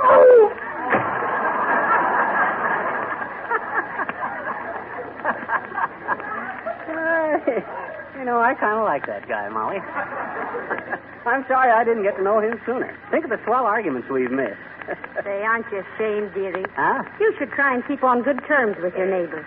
You don't get far without friends, you know. Well, you don't have much excitement without enemies either. But maybe you're right. I'll call up Mrs. Uppington and see if she's got a rake I can borrow. Hand me the phone. Here. Thanks. Hello, operator. Give me Wistful Vista 670... Oh, is that you, Mert? Fibber McGee. Give me Mrs. Uppington. Oh, line's busy, eh? Well, how's everything, Mert? No. Huh? Who? Your sister, eh? Got pinched, eh? Heavenly good. What's that, Mert? Oh, she was bound to get caught sooner or later. Did you get her out? Huh? Oh, I see. No, I won't say anything about it. Okay, Mert. What do you know about that, Molly? What happened? Mert's sister had on one of them new bustle dresses and got pinched going through a revolving door.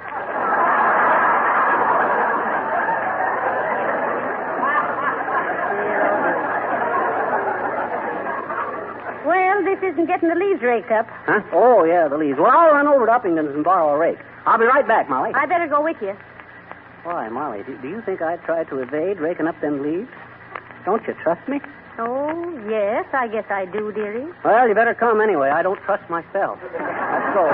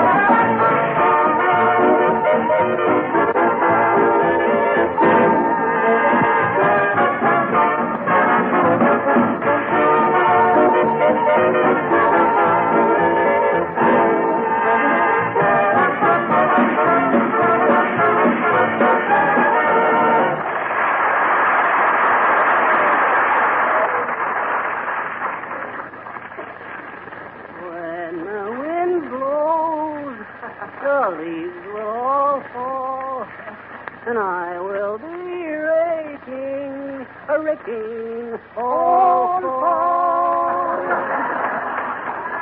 Don't rake so hard, McGee. You're tearing up the grass. Okay, all right. Hello there, Johnny. Hello, daughter. How you fixed for cider? Only 60 cents a gallon. Nothing like it to liven you up at a Halloween party. Matter of fact, there's nothing like it to liven you up. In other words, there's nothing like it. No, thank you, Mr. Oldtimer. I don't believe we want any. Hey! She says we don't want any old-timer. Besides, I swore off that stuff. Not only sneaks up on you, it follows you around for 4 days. That's pretty good, Johnny. But that ain't the way I heard it. The way I heard it, one feller says to t'other feller, says, have you seen them new automobiles with a bed built in the back seat? Have I, says t'other feller. I ain't only seen them, I just got my wife a job as chambermaid in the parking lot. Well, sorry you don't want any cider, kids. It's good for what ails you.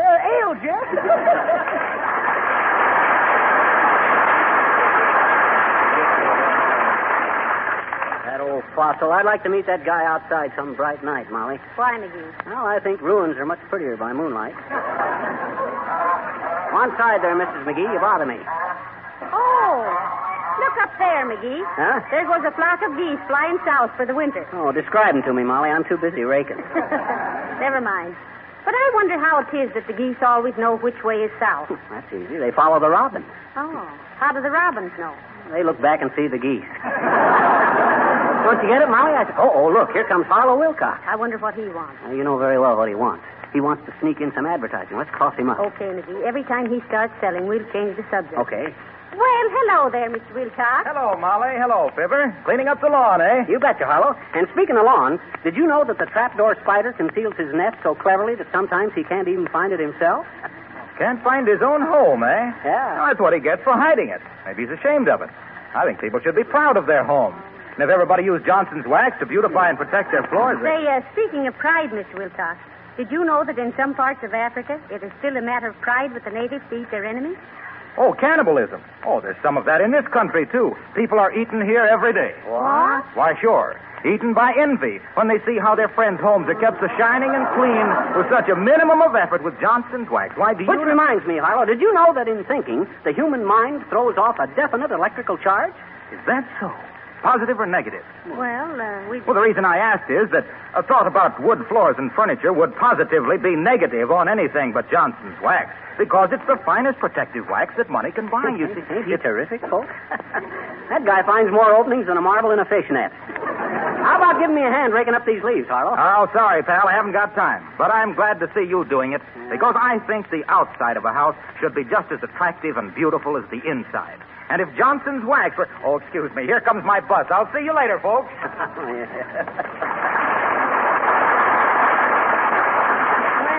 I wish you were as interested in your work as he is in his, McGee. Any guy with that much faith in his product ought to be testing parachutes.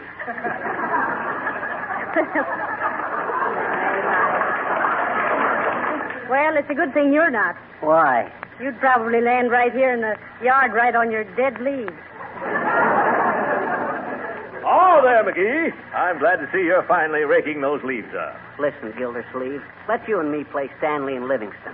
Stanley and Livingston? Yeah, only with a new twist. Let's pretend we never discovered each other. Oh, McGee, please. That's all right, Mrs. McGee. If that's the way he wants it. I merely saw him raking up these leaves, so I came over to bury the hatchet. Oh, skip it, Gildersleeve. When a guy wants to bury the hatchet, he usually's got an axe to grind.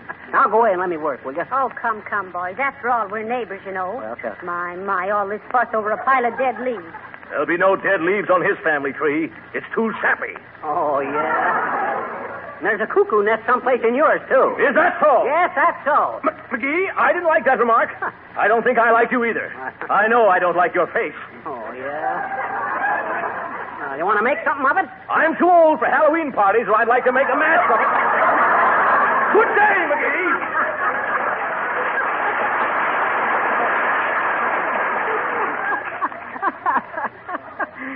That guy kills me, Mark. Well, that's the first bit of foresight you've shown for a long time, dearie. Oh, I'm just kidding him. Hey there, little girl. Quit playing in that pile of leaves. I just raked them up. Oh, gee, I'm just going to look for some pretty leaves, I betcha. Oh. Yare. I says Yare. What? Going to look for some pretty leaves. Gee, that's a dandy idea. I guess I will, too. Well, you were the... Oh, I get it.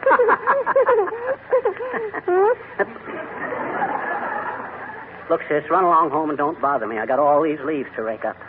Say, mister, what makes leaves turn all different colors like this? What does? Why don't they stay green all the time? Well, they're only green in the spring and summer, sis. They always turn red in the fall. Why? That ratted, how should I know? Well, I'll tell you, sis. You know what a stop-and-go sign is? Sure I do, I betcha. Well, leaves are nature's stop-and-go signs. Oh. You see, sis, in the spring, the leaves are green, and that means go. Oh. So the snow goes and the cold goes, and little girls go out and play. Oh, gee.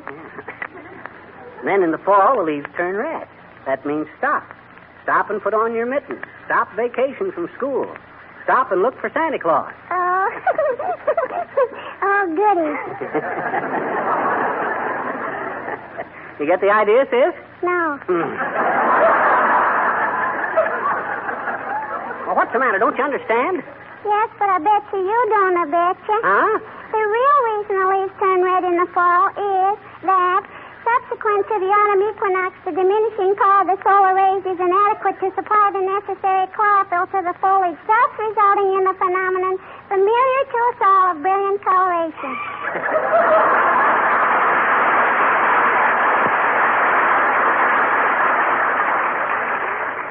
So don't give me any of that malarkey about stop and go lights.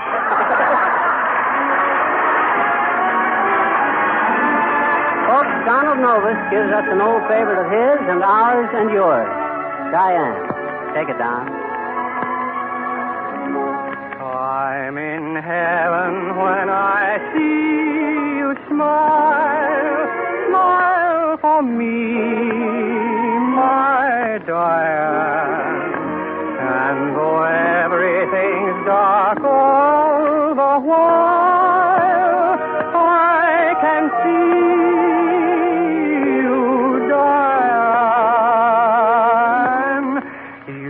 have lighted the road leading home. Pray for me when you can, and wherever my darling I roam, smile for me, my Diane.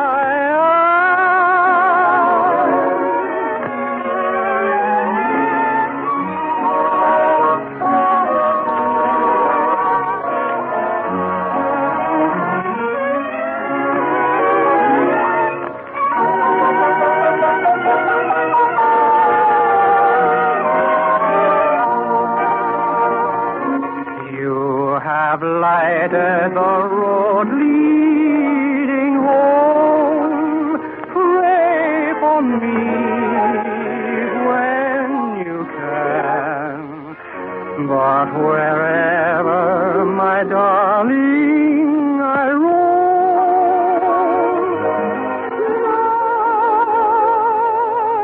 smile for me.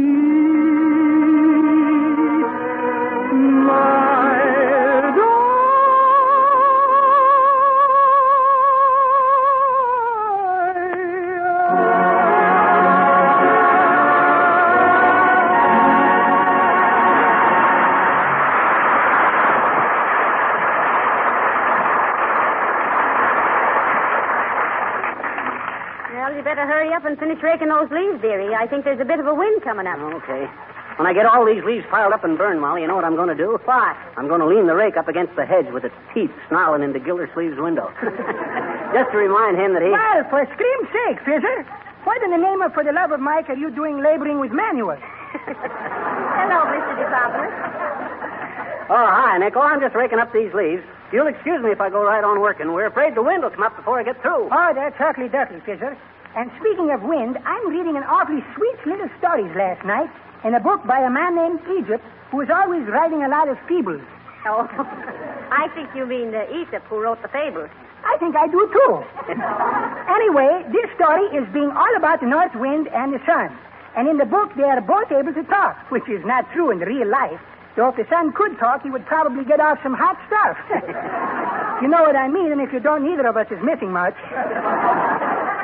Maybe you better tell us later, Nick. I got to get these leaves raked up. Oh, you don't bother me, Fizzer. I can tell you just as if you were loafing as usual. Well, sir, it seems that the wind and the sun were having an argument about who is having the most strong personality. So they are deciding to take turns to make a traveling man take off his coat. The north wind is blowing and blowing with a huff and a poof. And the man is only buttoning his coat all the more tighter. And then the sun is time. Yes, we know, Nick. The sun got hotter and hotter, and finally the guy took off his coat, and the sun won the bet. So what? Well, so it is all going to prove a little fact which is full of philosophy, poet Fizzer. And the moral of the story is arguments is being won by brightness, not by being a blowhard. Say, I think there is a windy breeze coming up. I better go raise the awning on my candy kitchen. Well, so long, Choopy. So long, Fizzer.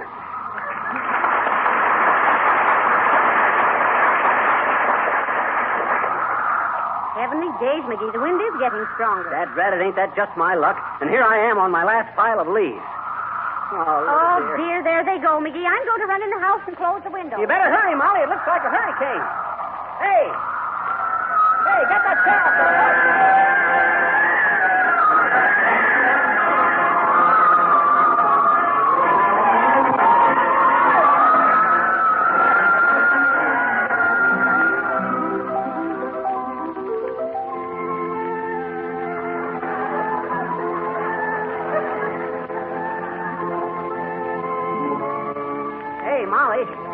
Molly, come here. My, that was quite a blow, wasn't it, dearie?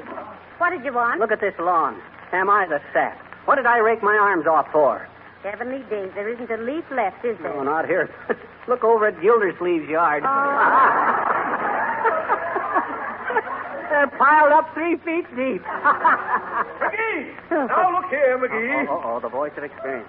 I've had about enough of this nonsense. Look at those leaves of yours on my lawn. Oh, well, what are you going to do about it, Gildersleeve? Have me pinched for blowing up a 40-mile gale in a 20-mile zone? Don't be ridiculous. But you could have raked those leaves up sooner. Oh. Look at my lawn. It's disgraceful. I'm going to see my lawyer about this, McGee. I'll take this to the United States Supreme Court. Well, if falling leaves is unconstitutional, maybe we don't... Oh, how do you do, Mrs. McGee? And Mr. McGee? Oh, how do you do, Mrs. Uppington? Hi, Uppy. That was quite a storm we had, wasn't it? Almost a tycoon. Typhoon. Pardon me? Typhoon, Mrs. Uppington. Typhoon. Yes, a tycoon is a big businessman. Yeah, like me. Oh, yes, of course. Well, I suppose one big bag of wind is just the same. Yes, very good. Oh, pardon me, Mrs. Leffingwell, how rude of me. Mrs. McGee, may I present Mrs. Leffingwell? How do you do? How do you do, I'm sure. And Mr. McGee, Mrs. Leffingwell. How do you do? How do you do? And Mrs. Uppington, this is Mr. Gildersleeve. Oh, how do you do? How do you do? Mr. Leffingwell, Mr. Gildersleeve. How do you do? How do you do? It's a pretty how do you do, ain't it, folks? You say your name is Leffingwell, sis? Yes, Mrs. Wentworth Leffingwell. Oh, well, it's nice to know you, Lefty. You a pal of Uppy's? Well, you might say so, Mr. McGee. I'm working with Mrs. Uppington on a committee. Oh, how cozy. Now, won't you ladies come in and have a cup of coffee? Oh, thank you, no, Mrs. McGee. Some other time, Mrs. McGee. I will, Mrs. McGee. She didn't ask you, Gildersleeve. Nice of you to ask us, Mr. McGee, but really, this is more or less in the nature of a business call. Oh, okay, Uppy. Here's your rake. I'd have brung it back if you'd have waited. Oh, I was not referring to the rake, Mr. McGee. Mrs. Leffingwell and I are on the Better Homes and Gardens Committee of the Ladies' Club. Oh, yes, the Ladies' Club. I believe my wife has spoken about it. Quiet, Gildersleeve. Quiet. Better Homes and Gardens, eh, Uppy? Well, if it's advice you're looking for, you come to the right place. I always was quite a hand with trees and flowers. And leaves. Yes, sir. I mind one time years ago I had me one of the finest prune orchards in the country. Oh, not really. Fancy that. Yeah, fancy prunes, too. My prunes were so big they whipped every other grower at the state fair. Prune Whip McGee, I was known as in them days. Prune Whip McGee, the pinnacle of perfection as a producer of prunes, peaches, pears, and pomegranates, proudly picking, packing, and purveying them to persnickety people who are pleased as punch to pay a pretty penny to possess such priceless packages of palatable products, and personally publicized as the premier paragon of the finest profession from the pleasant parks of old Peoria to the, pardon me, girls, does all this bore you?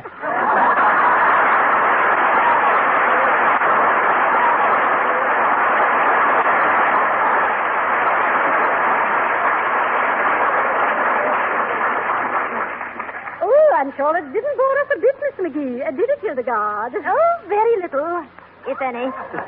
Well, it bored me. Oh, well, you're too easily bored, Gildersleeve. A woodpecker could have fun with you.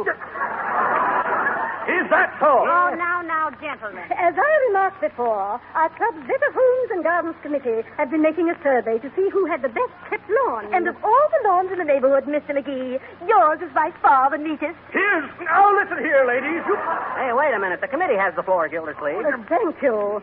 And so, Mr. McGee, we are happy to present you with this silver plaque for the best kept lawn in Wistful Vista. Well, thanks. Will you have your coffee now, Mr. Gildersleeve?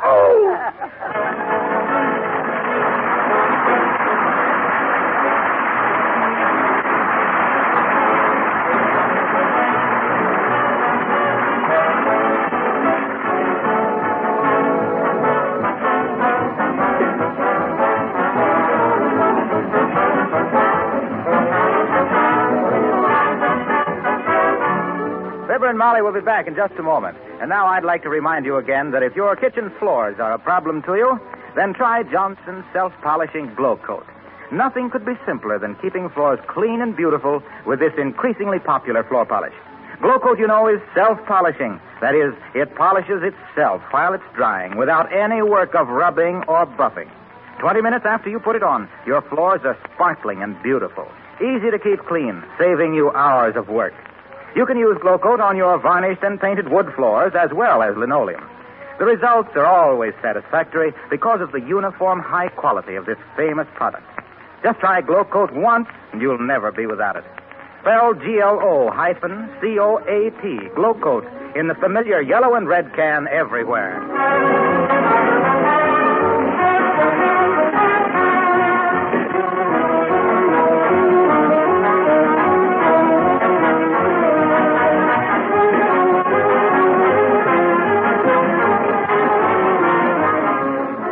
Molly, did you see that invitation we got to the NBC Halloween party? No, I didn't. Who's going to be there? Oh, everybody.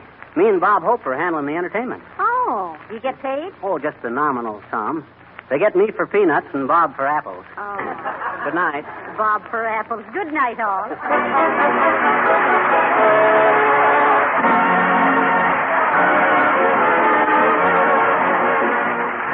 This is Harlow Wilcox, speaking for the makers of Johnson's Wax and Johnson's Self-Polishing Glow Coat, Racine, Wisconsin, inviting you all to be with us again next week at this same time. Good night.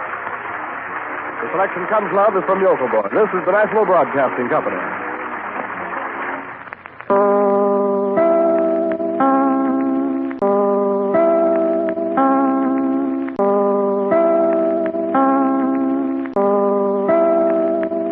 Johnson Wax Program with Fibber McGee and Molly.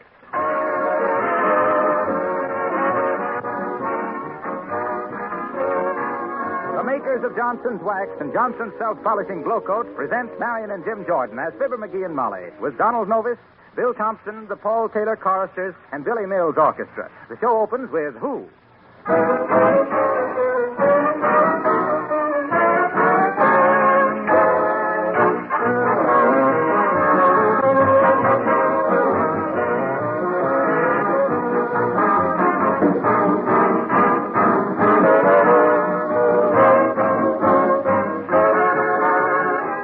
Has it ever occurred to you that when you're in the kitchen, most of the time you're on your feet?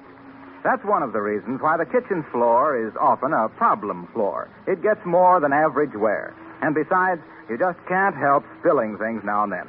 Millions of women have discovered the easy way to solve the problem of their kitchen floors with Johnson's Self-Polishing Glow Coat. When you apply Glow Coat to a linoleum floor, you do two things. Number one, you protect the surface of the linoleum. Keep its colors bright and fresh and make it wear indefinitely. Number two, you save work because it's so easy to keep a glow-coated floor clean and spotless.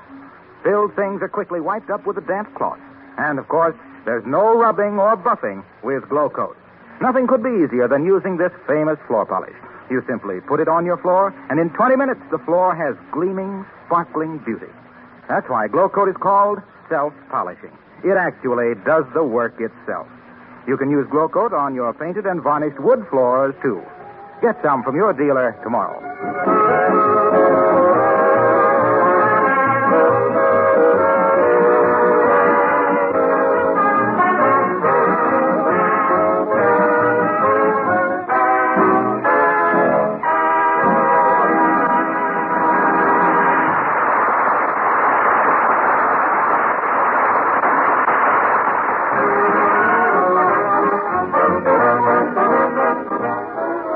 You might know is the week of Wistful Vista's annual auto show.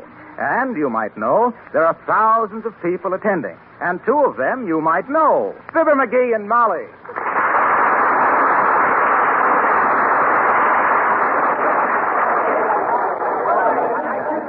Count. Dumbbell.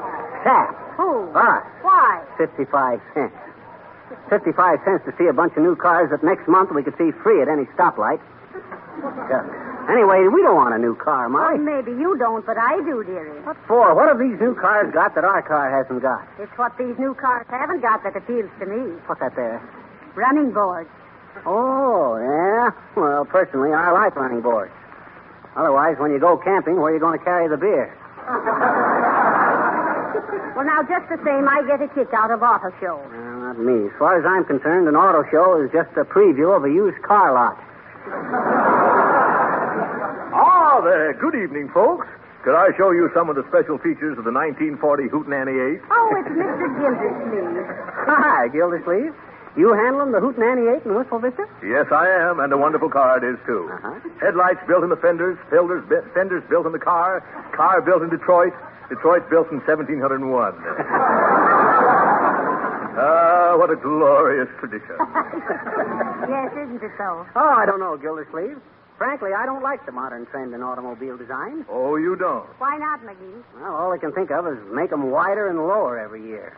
Why, shucks, by 1943, we'll have to drive cars laying on our stomachs like a kid on a sled. Well, you'll have to admit, McGee, we've made some radical changes this year. Such as what, Mr. Gildersleeve? The radio aerial, for one thing. Last year, you'll remember, we had a radio aerial that looked like a buggy whip. Yes? Well, this year, we've installed a buggy whip that looks like a radio aerial. Yes, that's the Hootenanny 8, folks, always the pioneer. Oh, yeah. Why, this year we have sealed beam headlights, sealed-in transmission, sealed-in lubrication. Who's that sitting in the back seat tapping on the window? That's another new feature this year, a sealed-in hitchhiker. Well, it's a beautiful car, Mr. Gildersleeve. I particularly like the idea of no running boards. How much does it sell for? Well, let me see. This car is $850 FOB. $850, eh? Say, that ain't bad. What would that be delivered, Gildersleeve? Let me figure a moment, McGee. $850 list. Drive-away charge, 10% of the federal tax, state tax, fire and theft insurance, 90-day guarantee. The carrying charge equal to 5% of the 18-month note. 6.5, carry the 2, drop the 2, import, export, special surtax. Oh, yes. With the various carrying charges and taxes, McGee, it comes to just about $14,500.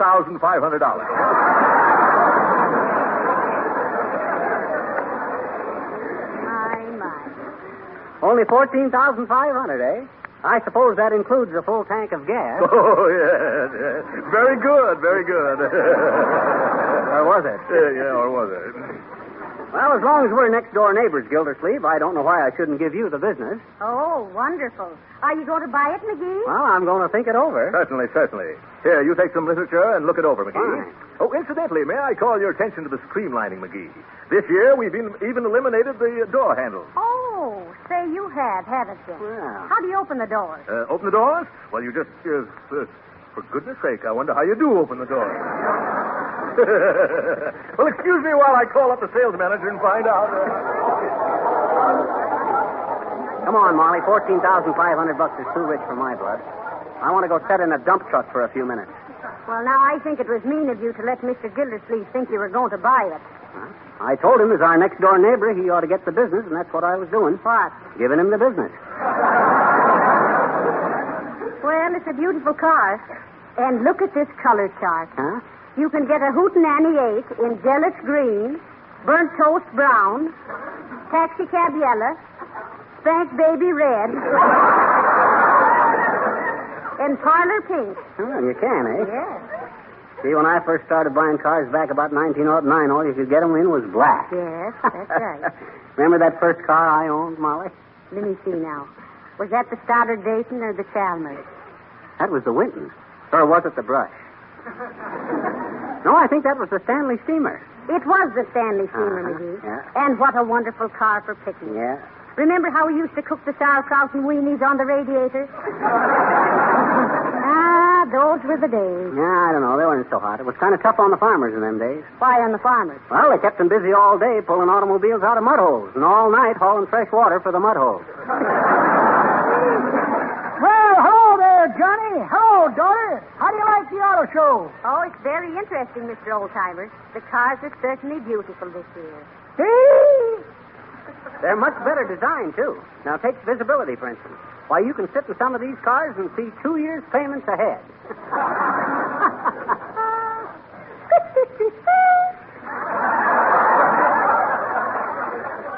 That's pretty good, Johnny, but that ain't the way I heard it. The way I heard it, one feller says to t'other feller, says,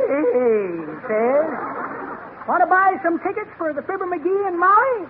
What you mean, buy 'em, says t'other feller. I didn't know their program was that good. It ain't, says the first feller.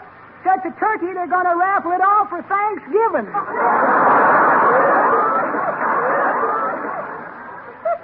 Well, so long, kid.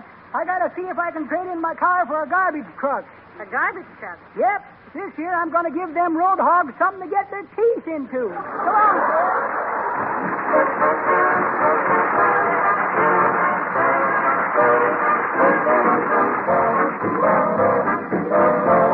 long, kid.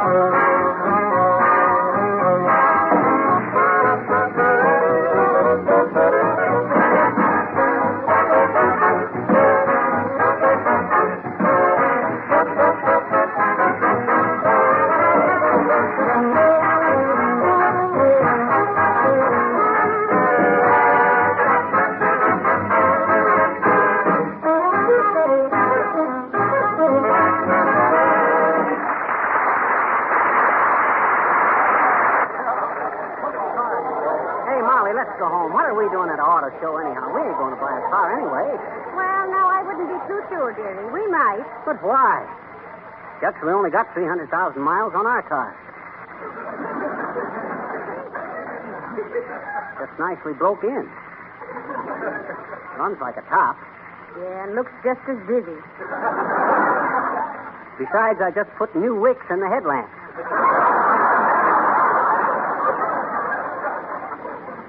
Why, that car has had the most loving care. Why, I treated it like a baby. I know you have, dearie. Yeah. And it's just crying to be fed.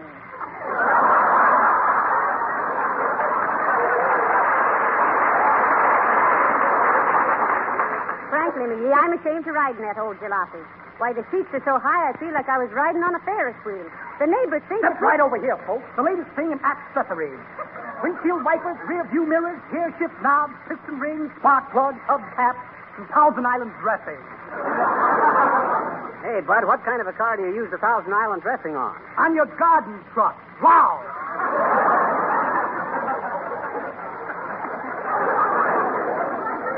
Hey, if he's selling accessories, maybe he'd be interested in my invention, Molly. What invention, dearie? That radiator ornament I designed. Hey, Bud, would you be interested in buying an interest in a new kind of a radiator ornament? What kind of a radiator ornament? Well, it's a little electric pixie sitting on the radiator cap. Oh, what does it do, McGee? Well, when you go to park, there's a little wire in the fender that touches the curb when you get too close, which makes an electrical contact, and the little pixie on the radiator turns around and shakes his head at you. You interested, Bud? No, I'm sorry. Oh. Come on, Molly. Say, have you noticed, dearie, how much roomier this year's cars are? Yeah, I guess they are. Much roomier. Mm-hmm. Now, that car over there will hold 3 people in the front seat very comfortably. That'd be a good car for us. I can just see the 3 of us riding around town, real chummy-like. What do you mean, the 3 of us? Oh, me and you and the man from the finance company. Hey, Molly, here's the refreshment counter. Let's get a soda or something. Okay, dearie. Hey, sis, how about a little service? Oh, certainly. We're having a special tonight. Oh, how do you do, Mrs. McGee? And Mr. McGee. Oh, how do you do, Mrs. Uppington? Hi, Uppy. Heavens, dear. What on earth are you doing working at a soda fountain? Oh, now, isn't it silly?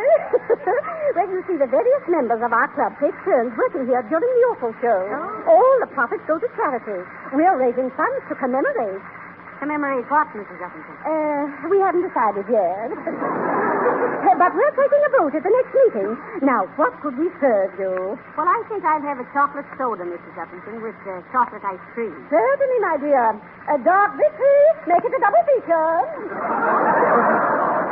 And you, Mr. McGee? Oh, give me a ham sandwich and a glass of water, Uppy. Very well. Hollywood cavalcade and the rain scheme. Well, this is the last place I expected to see you, Mrs. Uppington. Peeling him off the arm in a heartburn hut. Oh, but my dear, it is such fun, really. Did you ever do this, Mr. McGee? Do what, Uppy? Did you ever work as a soda squirt?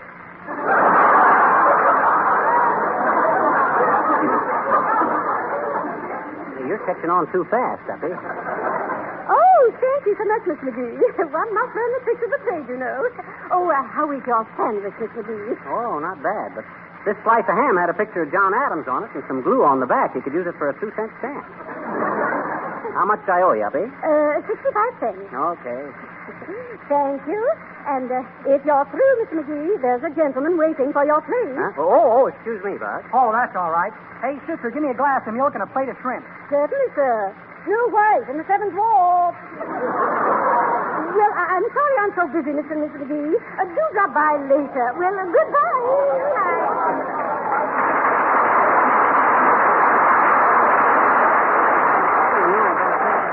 You can't tell me that's the first time Uppy ever slung hash.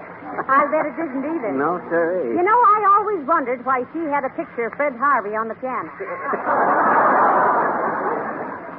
Well, let's go home, Molly. Oh, not yet, McGee. I want to see the rest of the car. Now, look at that nice little coupe over there. Isn't that sweet? And see? No running board. Oh, gee whiz, Molly. No running. Now, look, Molly, that car of ours is perfectly all right. Get your membership blanks here. Yes, madam. Just sign on the bottom line. Certainly, sir. Here's some extra blanks for your friends. Oh, hello there, Fibber. Hello, Molly. Hi, hello. What are the memberships for, Mr. Wilcox? For the Wistful Vista Careful Drivers Club. Here, make out a couple blanks. Okay, Harlow. We'll see. Hey, what is this? We hereby certify that we are regular users of Johnson's Car New. I thought this was a safety club. Well, it is. It's got a taint of commercialism, hasn't it? No taint. No, sir. Here's how it works. Just apply Johnson's Car New over the surface of your car, let it dry to a white powder, and wipe it off with a soft cloth. That's all. It cleans and polishes in one easy operation. Why, do you know if Now, everybody... wait a minute, Harlow. This tie-up with safe driving sounds a little phony to me. What are you talking about? Why, It's a perfectly sensible connection, just as Molly said. Safe driving begins with the care of your car, doesn't it? Well, I... Yes, it does.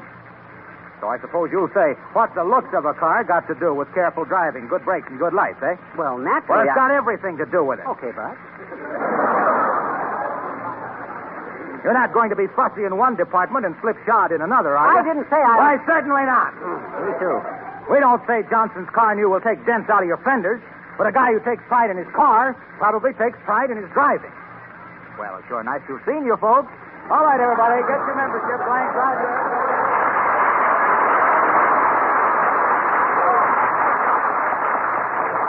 These days, I never thought of tying up the safe driving angle with waxing the car. Did you, dearie? No, but as the guy says when he seen the measles sign on the door, I guess they got something there.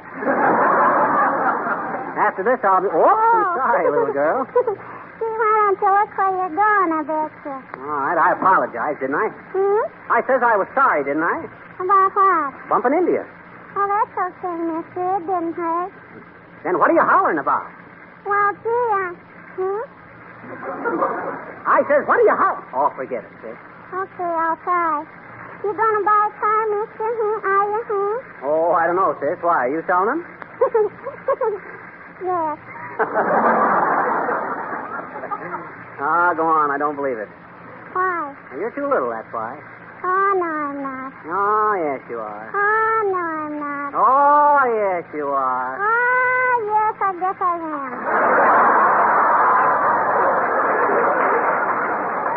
But my daddy sells them, I bet you. Oh, stooging for the old man, eh?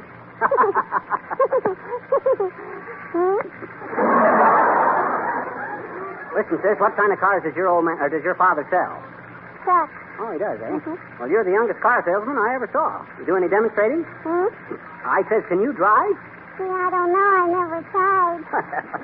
Just as well, I guess. You're too young to know the rules of the road. Oh, no, I'm not. Oh, yes, you are. Oh, no. Oh, gee, let's not do that anymore.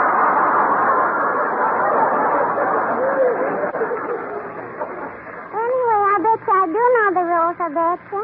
My daddy told me what they were. Well, good for him. Mm-hmm. Did he tell you all about slowing down for curves, staying on your own side, and giving the proper signals and all stuff like that there? No. Huh? He didn't? Well, what did he tell you? He said, always take your share of the road. What? Drive fast when it rains so you get home quick. Never let the other guy know what you're going to do. Don't be afraid to go through a red light, and never give a sucker an even break. What? He did? He surely did. Why, that's a terrible thing to tell you. That guy needs a good bawling out, and I'm just the guy to do it. Where is your old man? Why? I want to talk to him. You can't. Nobody can. Why not? He's in the hospital with both legs busted and all his teeth knocked out. Oh, excuse me now, mister. I got my eye on a prospect.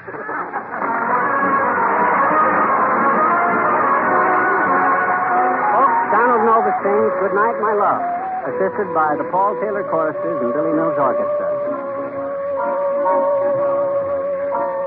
Good night, my love. The tired old moon is descending. Good night, my love. My moment with you now is ending. It was so heavenly holding you close to me. It will be heavenly to hold.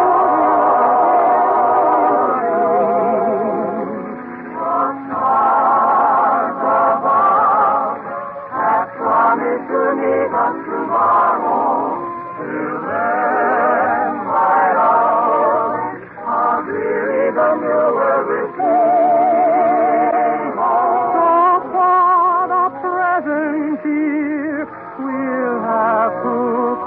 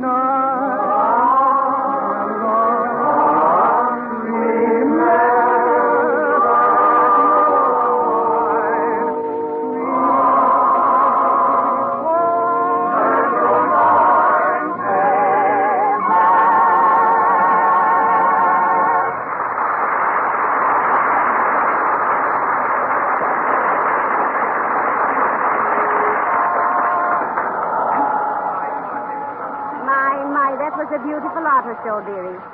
What do you say we walk home, McGee? It's a wonderful night. What do you mean, walk home? Our car's right here in this parking lot. I know, but after seeing all those streamlined automobiles with no running boards and all, I don't think I could stand to ride in it. Oh, no running. That's the trouble with you women, Molly. You're too easily impressed.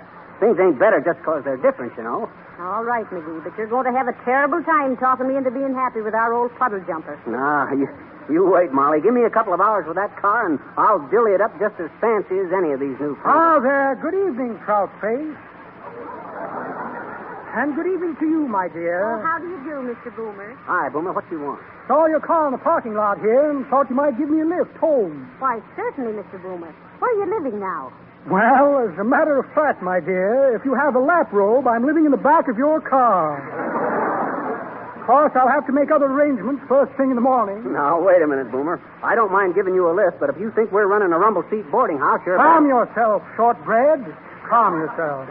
I'll be glad to explain. You don't have to explain. You got thrown out of your hotel again, didn't you? How dare you? Of course I did. Now, stop arguing, McGee. We can give Mr. Boomer a lift. Thank you, my dear. Thank you. And as a slight return for your kindness, I want you to accept this lovely silver trinket. Oh, Mr. Boomer, you don't have to do that now. Well, let's see it, Boomer. Certainly. I have it right here somewhere. How, where did I put that trinket?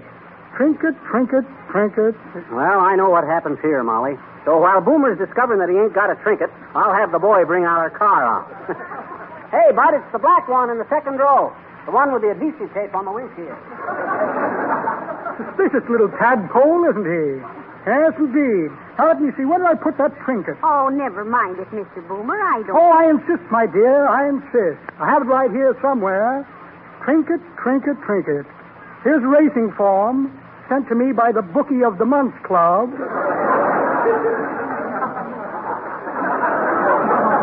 Dozen photographs of bank presidents. Had them hanging in my room all summer. Made a very effective cooling system. Instead of false teeth, I'm pawning for a destitute friend. Poor fellow. Ah, well, beggars can't be chewers. A letter from an old girlfriend. Illiterate little baggage. Refers to me as a friend in human form. He can't even spell friend. Ah, yes, and here's a life mask of my brother Edwin. Hideous little fellow, isn't he? And a check for a short beer.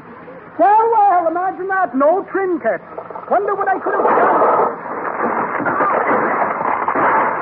Oh, dear. Heavenly days. Look what that parking lot attendant did to our car. Come on, Mr. Boomer. Gee, I'm sorry, Mr. McGee. I thought I had plenty of room to get through here. Why, shucks, Bud, that's all right. In fact, that's wonderful. Here, shake hands. Huh? Here's a quarter for parking the car and $5 for yourself. McGee, what on earth is the matter with you? Huh? Are you paying a man $5 for wrecking your car? You stay out of this, Boomer. Hey, Molly, I told you I'd bring this car up to date. What are you talking about? Why, look, no running board.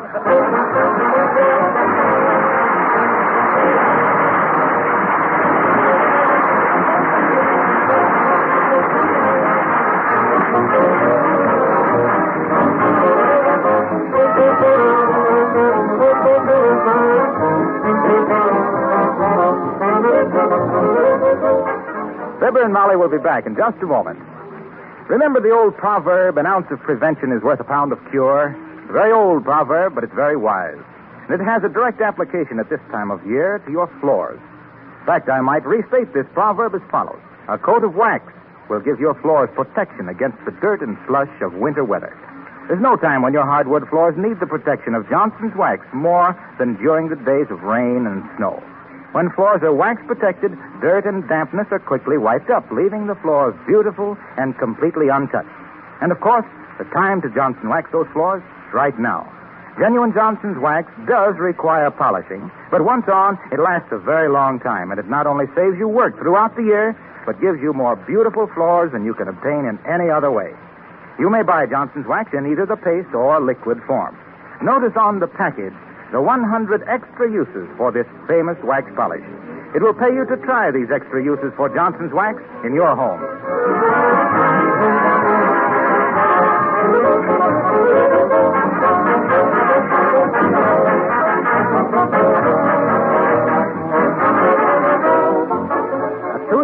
next week, folks, for the further adventures of Fibber McGee and Molly. That tender and gripping story of two people who, side by side, are struggling bravely against the forces of social unrest. What is the secret of Horatio K. Boomer's perpetual inventory of nefarious souvenirs? What sinister motives lie beneath the smooth Johnson wax surface of Harlow Wilcox? What stark tragedy has brought Mrs. Uppington, the blue-blooded soda jerk, to the verge of social ostracism? Is it entirely coincidence that little I betcha seems to deliberately exasperate our hero? Will the old-timer ever hear a story the same way McGee heard it? Why does Gildersleeves... Ah, but wait. Wouldn't you like to know the answers to these and many other fascinating questions which for 5 years have kept America's radio public looking over its shoulder on dark nights? Wouldn't you, though? And wouldn't we? I'll say so. KBS Good night. 4043.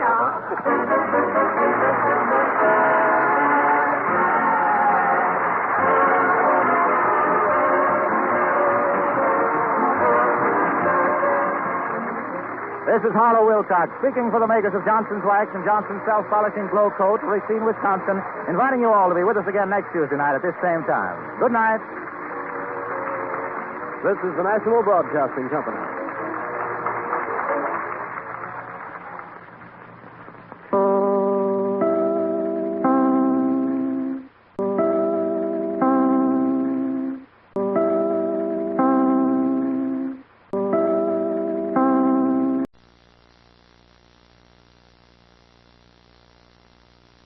That Donald Novus, who has been with us for more than a year, leaves tonight for a personal appearance on the concert tour. Yes, and we're very happy to have had you with us, Don, and we all wish you every success. Lots of good luck, Don. Thank you, Fibber and Molly. Good night. Good night, Hall. Jim Jones. Season sneaking up on us, there's been a great public clamor for Fibber to revive his original play, Hiawatha, which you may remember had a long run at the Bijou Theater one night in November 1936. And here in the living room at 79 Wistful Vista discussing the revival, we find Fibber McGee and Molly.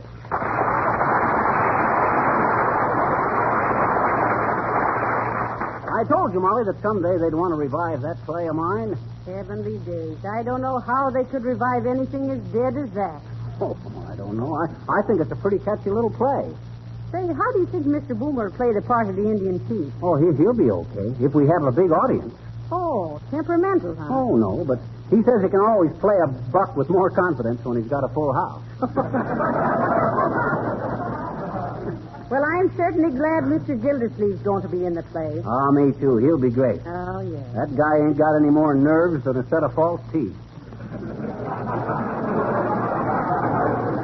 Don't worry about Gildersleeve. He'll be... Oh, how do you do, Mrs. Uppington? Oh, how do you do, Mrs. McGee? And Mr. McGee?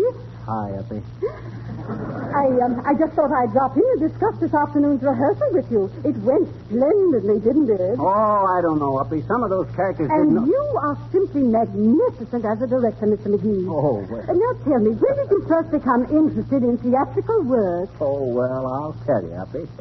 When I was only 7 years old, I went to a corn carnival in Peoria. They was advertising a peep show for 25 cents, and when I went in, all they had was a box of baby chickens. Right then and there, I realized there was dough to be made in the theatrical business. Well, sir, I started... Tell me, Mrs. McGee, at the rehearsal this afternoon, did you notice that perfectly absurd Indian costume Mrs. Gildersleeve was wearing? Oh, wasn't it awful, Mrs. Uppington? Oh, my. And then in 1909, I seen the Dolly And Sisters, did you see Mrs. DePopulis spanking herself with a hairbrush because she'd read somewhere that the Indians tanned their own hides? Oh, now, did you ever hear anything so fantastic? Then in about 1914, I seen Raymond Hitchcock and Hitchy Coon. You know, but the funniest thing to me was when one of the characters came in wearing an Indian headdress with ostrich feathers and moccasins with 4-inch French heels, and it turned out to be you. Wasn't that perfectly ridiculous? Nice, it looks so terrible. Oh, why, you mean me. Well, really, my dear, my costumer assured me And that from there, I went to Hollywood, where I got a job as a director for school kids at a busy intersection. Well, sir, I was saying... And did you see Mrs. Toots? Did you see her in that Indian princess costume with the bustle? Wasn't that a scream, Mrs. Uppington? It's simply revolting, my dear. I spoke to her about it myself. I said, really, Mrs. Toots, I said, is that a bustle or has your papoose slipped?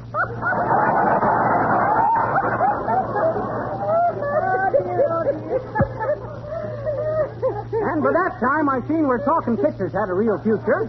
So what does I do but... Oh, good heavens, I didn't realize it was so late. I must be going. Oh, and thank you for that wonderful talk about the theater, Mr. McGee. Huh? Well, goodbye.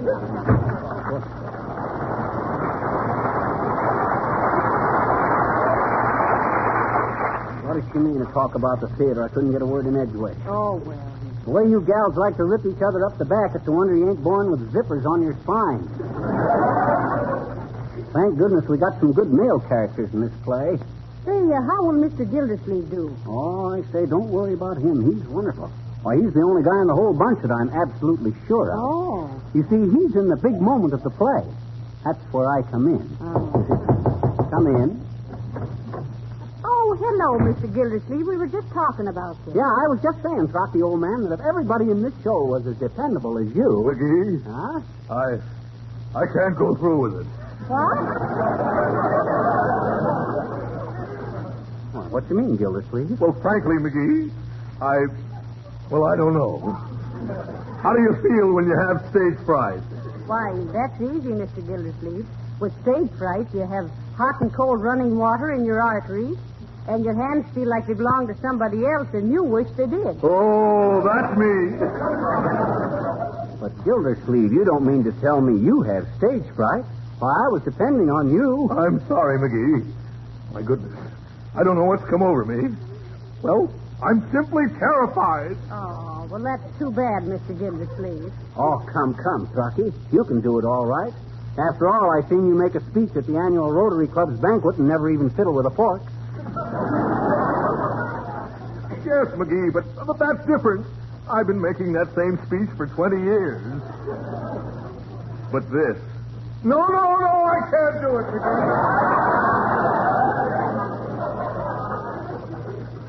Oh, come on, Gildersleeve. You only got one line. All you have to say is, here comes HIAWATHA now. Yeah? Sure. That's all there is to it. Go ahead. Let's hear you do it. All right, I'll try, McGee. Here comes HIAWATHA now. Oh, well, heavenly days now. What's the matter with that? Those pauses were very dramatic. Oh, no.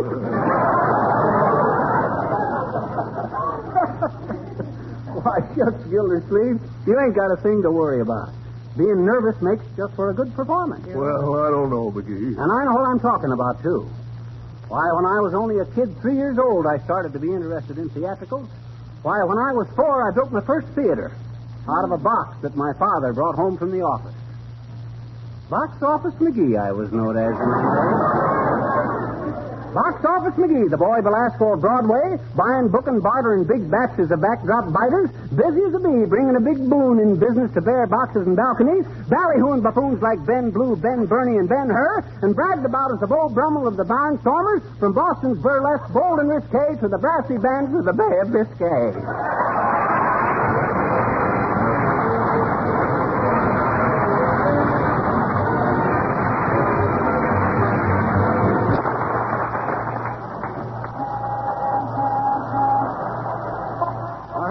I got to get to the theater in time to check the scenery and costumes. Here, right down this alley here. Heavenly days. Why do all stage doors have to be up a dark, dirty old alley? Oh, don't sneer, Mrs. McGee. That's a valuable tradition. It brings the actors back to reality. What do you mean, reality? Well, for instance, when an actor is playing Henry VIII and takes off his gold sword and diamond-studded helmet and steps out of the theater into an alley full of stray cats and garbage cans, he realizes he ain't a king.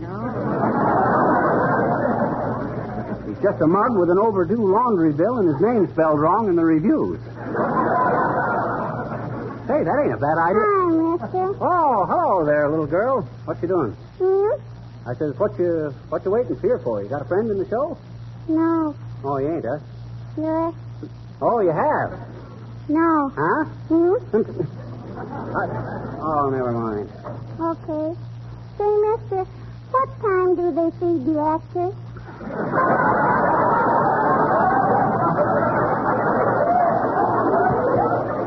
Well, that's a tough one to answer, sis. A lot of actors have asked that same question.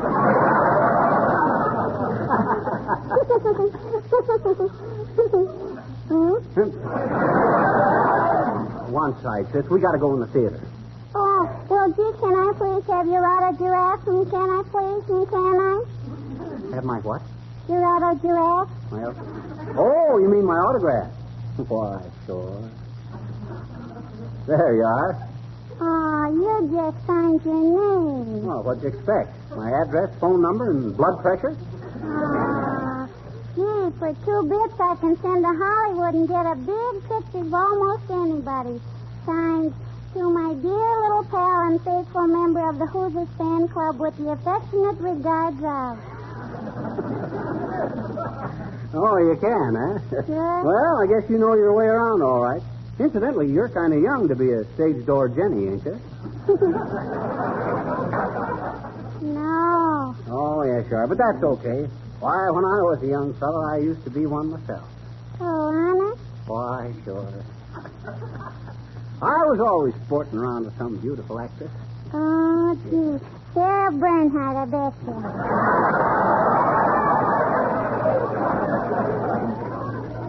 Well, I wouldn't go that far back, sis. You hear her talk, Molly? She don't even know what a stage door Johnny is. Oh, yes, I do. Oh, no, you don't. Oh, yes, I do. Oh, no, you don't. Oh, yes, I do. Oh, well, what is it then?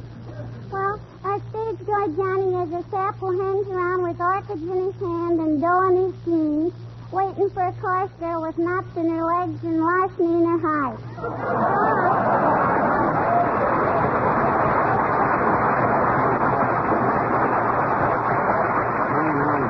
Well, come on, Molly. Let's go in.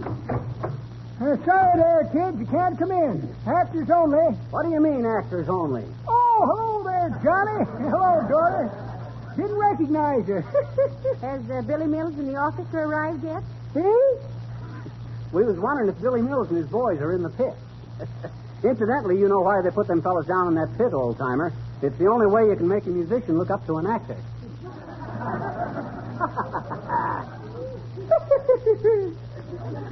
That's pretty good.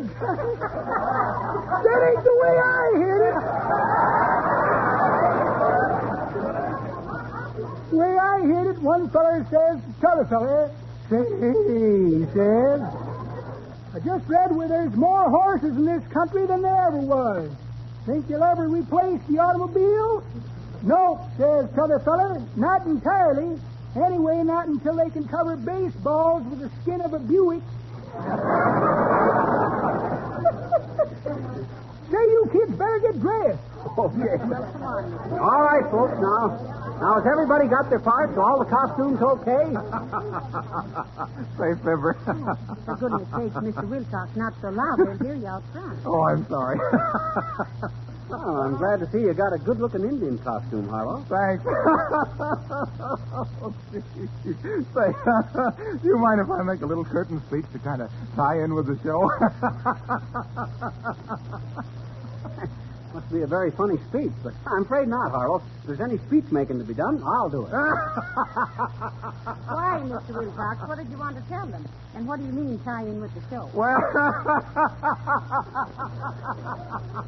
Well, I wanted to say something about another redskin bites the dust, and then something about dust bites another redskin because he didn't have sense enough to avoid dust and dirt in his wigwam by using Johnson's self-polishing glow coat. You know, the no rubbing, no buffing floor polish that shines as it dries.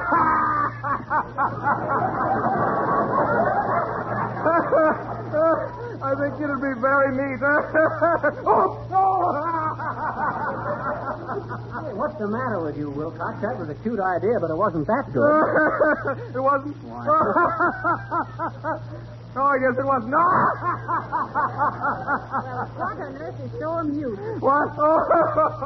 Oh, you mean what am I laughing at? I can't help it. The feathers in this darn headdress keep tickling the back of my neck. Hey, what do you say, Jasper?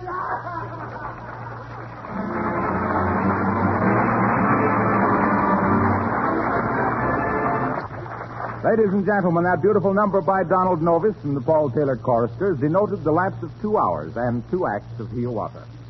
So we proceed with the third smashing act of this gripping drama.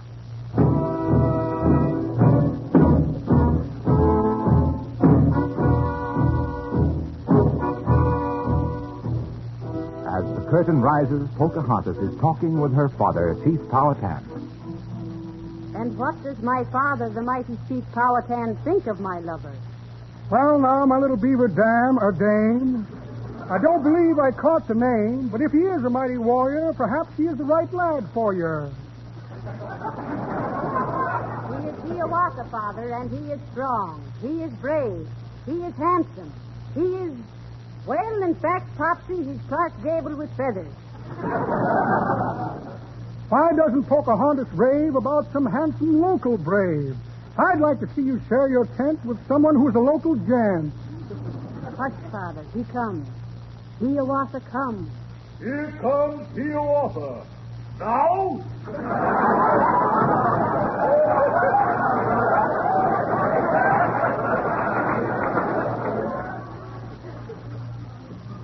Hi, Pocahontas. Hi, Hiawatha. Whither comest thou hither from? From the shores of Hoochie Coochie, from the shining Big Sea water. I have come for Pocahontas. Tell your dad I want his daughter. Welcome, welcome. Keep our toopee, or to our teepee. Hiawatha, mighty warrior. Listen, Pokey, tell your father not to sneer at Hiawatha. If he does not care for strangers, he is just a dog in manger. Say not so, my Hiawatha. He is but the chief, my father. He is old, and though he's flighty, he is Powhatan the mighty. Father, this is Hiawatha. Hiawatha's my boyfriend. Hello, my boy. I hear you're smarting. Smoting. Smitten.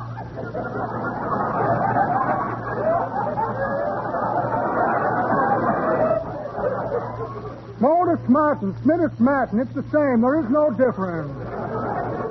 Welcome, welcome, Hiawatha. Stick around and meet your in-laws. Incidentally, where you from, kid? I have come from Jamestown thither. They are all in quite a dither. They are planning a Thanksgiving. They should be thankful. They are living. And what of us, my Hiawatha? How does this affect the Redskins? We are all invited hither. They're having turkey, and I love it. It's a break. We must not muff it. I should say so, Hiawatha. I always think that I have got luck when I'm asked to share some potluck. But the sky looks like we'd have wet weather, so I'll go put on my rubber feather.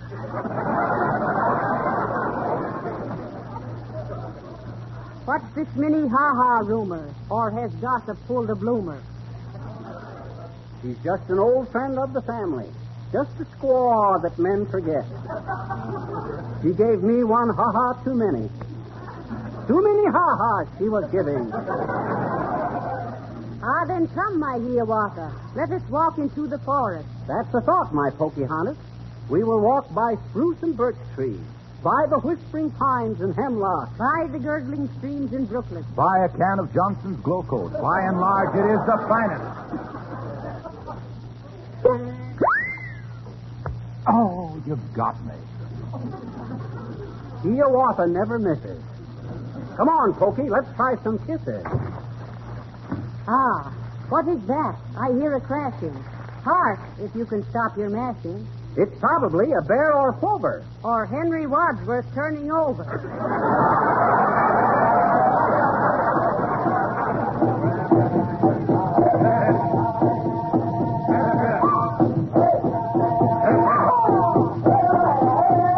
Ah, look, they come, my Hiawatha. It is Powhatan, my father. They are noisy. They are fearful. They give me an awful earful. Me too. Hiawatha, here's them whooping. Listen to that boop-a-dooping. It is not their spears I fear. It is just their hoops, my dear. If I I were you, I'd make for home. They plan to devastate your dome. You lose your hair and I lose you. I wouldn't blame you if you blues. Say not so, my sweetheart true. I'll stay and shoot a buck or two. Look, my boy, see, it's this way. My warriors seem to resent my daughter marrying outside the tribe. The tribe thinks we should beat your brains out.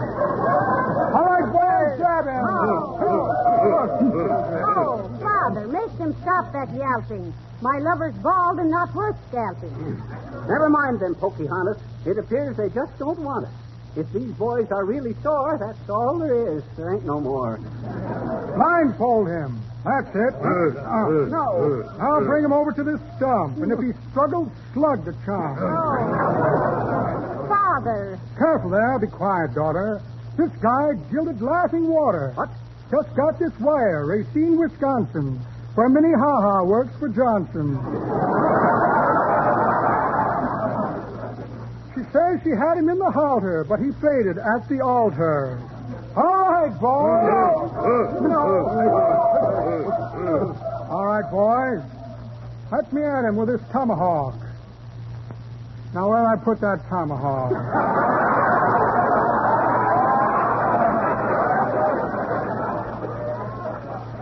Tomahawk. I'm right here someplace. My. Let's see, here's a postcard from my boot black. Says they sent his father back to the prison farm. Oh, well, nothing like making hay while the sun shines. Credit card on a Chinese flop house. Very luxurious joint, too. Orientals all over the floor. A check for short beer.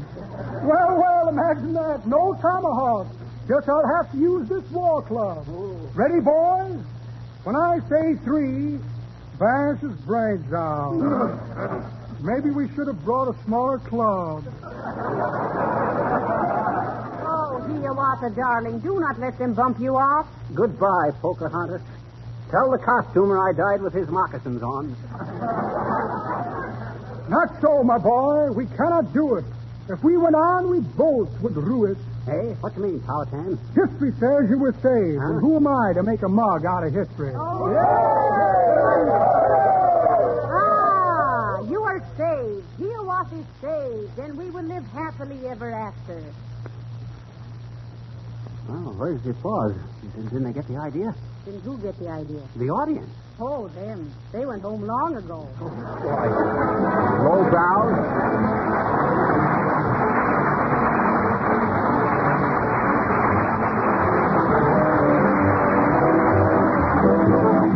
Sorry to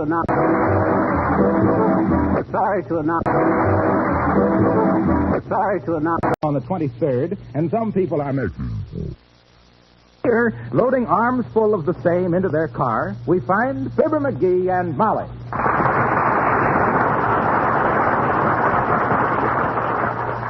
Thought we'd never get to the car with all those heavy packages you were carrying, Molly. Pile the stuff in the back seat there. Oh, dear. That's the idea. Oh. Let's see now. Have we got everything? There's the mincemeat and the cranberries. Here's the half a turkey. Half a turkey. Sure. This is for the 23rd. I'll get another half on the 30th. You know, that's a wonderful idea, Molly. Double holidays, 2 Thanksgivings, 2 4th of Julys, 2 Christmases. Yeah. 2 New Year's days would be an awful headache, though. Are you in, Molly? Okay, I'll drive and you hold the turkey. Oh, no. Why don't I drive and you hold the turkey? Oh, it's compromise. I'll hold you and we'll let the turkey drive. Don't you get it, Molly? I says I'll hold you. Ain't funny, McGee. Ain't? Why, shucks. McGee, that policeman over there is whistling at us. Fresh guy. We don't know him. Well, I think we're going to. So there you are. I've been waiting for you. Oh, you have, eh? Why, officer, what have we done? Don't let him kid you, Molly. We ain't done anything. Okay, little boy Blue, run along and have fun with your whistle. We've been chopping and I'm tired and we got to... Pipe down, you. And don't tell me you didn't see that sign, 20-minute parking only. Huh? This car's been here for 2 hours. Well, so what? We ain't tourists. We're citizens. You don't seem to realize, my red-faced friend, that you're talking to a couple of taxpayers. We're your employers. So get that number 13 brogan of yours off our running board. And none of your impudence, or I'll run you in for resisting an officer. Oh, come. You know we couldn't resist you, officer. You great, big, handsome... McGee, be quiet. The officer's only doing his duty. We're very sorry, Mr. Policeman. We won't do it again. Well, I'm giving you a ticket just the same. What's your name? Molly McGee. Molly Driscoll, as was. Ah, Driscoll, was it? Yes. And a fine old name is Driscoll. Would you be having any Flanagans in the family? No. Me mother was a Houlihan. Why, are you a Flanagan? No, ma'am. Donoghue, and that's the truth entirely. Me mother was O'Sullivan. Oh. Hey, what is this, a pinch or a wake?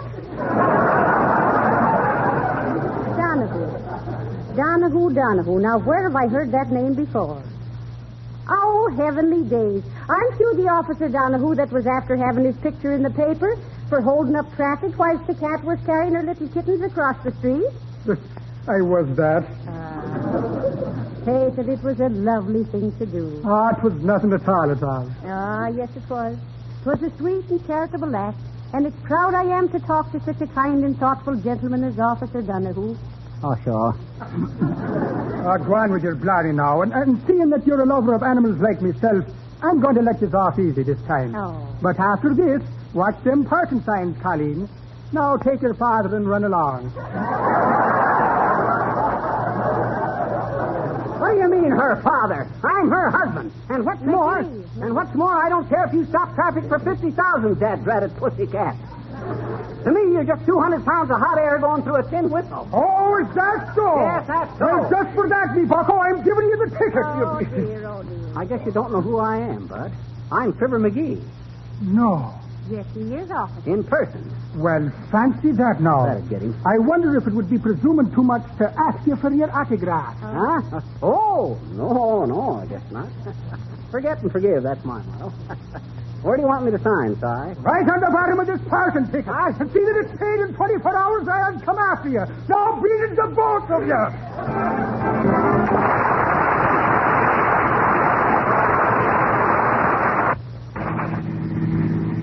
That's a dead rat. My father. Where does he get that my father Heavenly days, stuff? McGee. Why did you have to butt in whilst I was smushing the policeman? Oh. I had him talked out of giving us a ticket. Now you got to pay $2. Oh, no, I don't. Not me. Why not? Not with my connections. I don't pay any chiseling traffic fine like that there. I'm going to get the ticket fixed. Now, that's the wrong attitude, dearie. You violated an ordinance, and you got to pay the fine. Well, everybody else violates it, too. Why pick on me? Anyway, I don't pay it. My pals in the city hall will fix this up in 15 minutes. And what's more, I'll get that cop's job. Oh, now, I'll have him transferred so far out in the sticks he'll have to walk his beat with an Indian guide.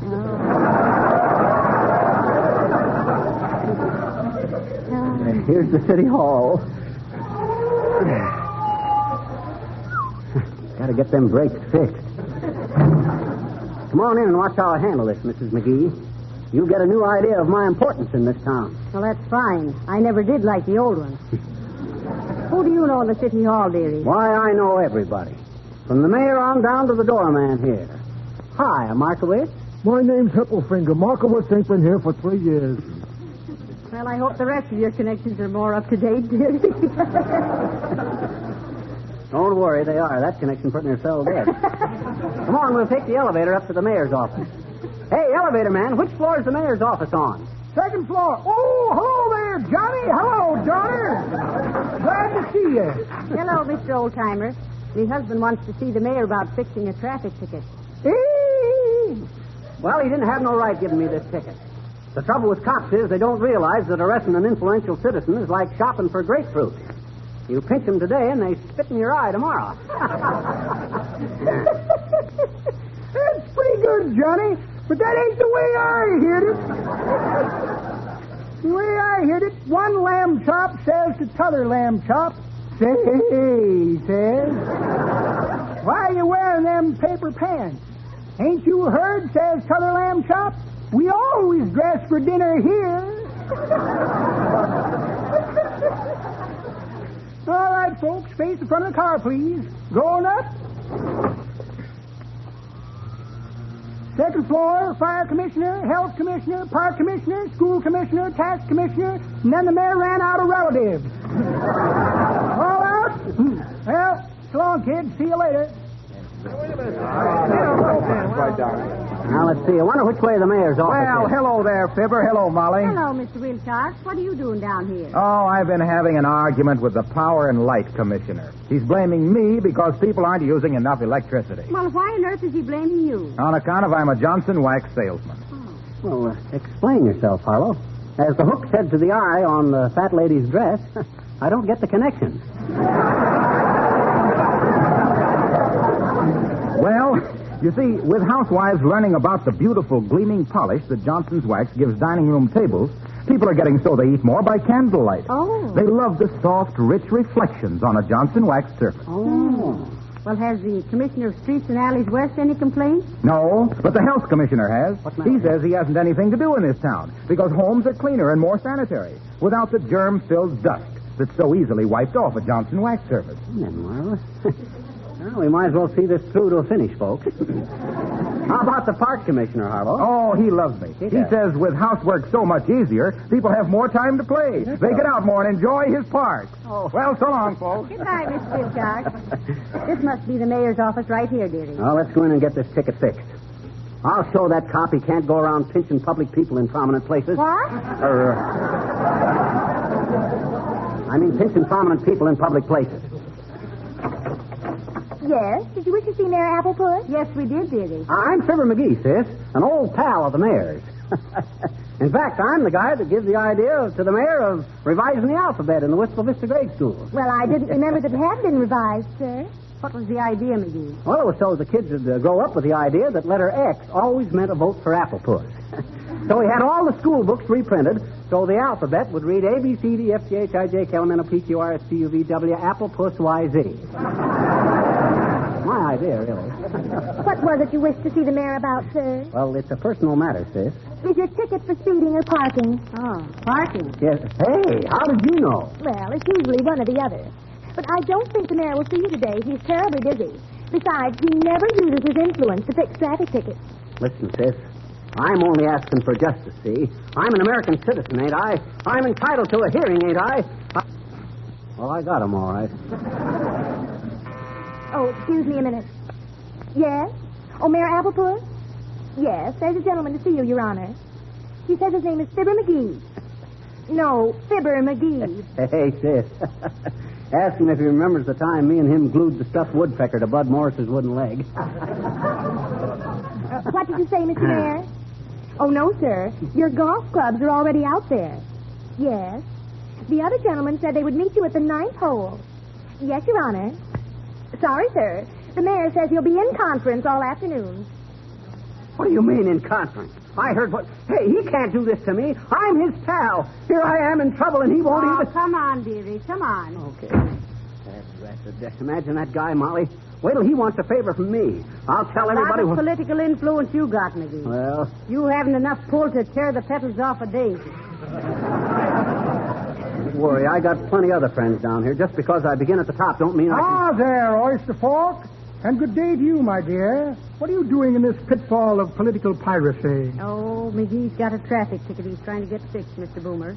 Is that so? I know a man who will take care of it for you, paperweight. Hot dog, you do, eh? What'd I tell you, Molly? There's always a way when you know the right people. Who is it, Mr. Boomer? A bailiff from the traffic court. Oh. His name is, well, imagine that. Forgotten his name. But I have it on a slip of paper right here someplace.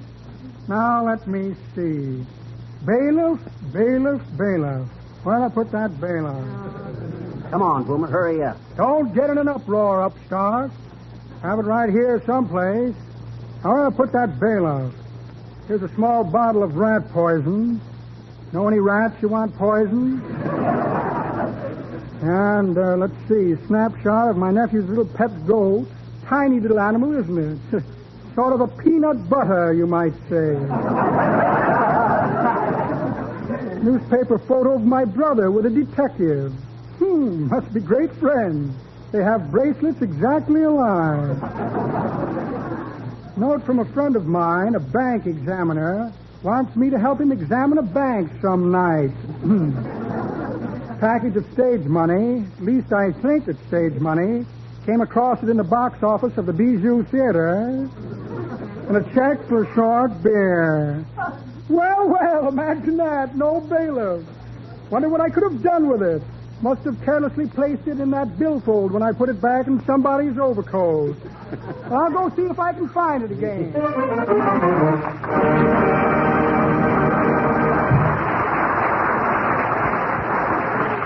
Folks, we're very happy this evening to welcome our new tenor, Mr. Jimmy Shields, who will introduce himself to you with Begin the Begin. Jimmy Shields.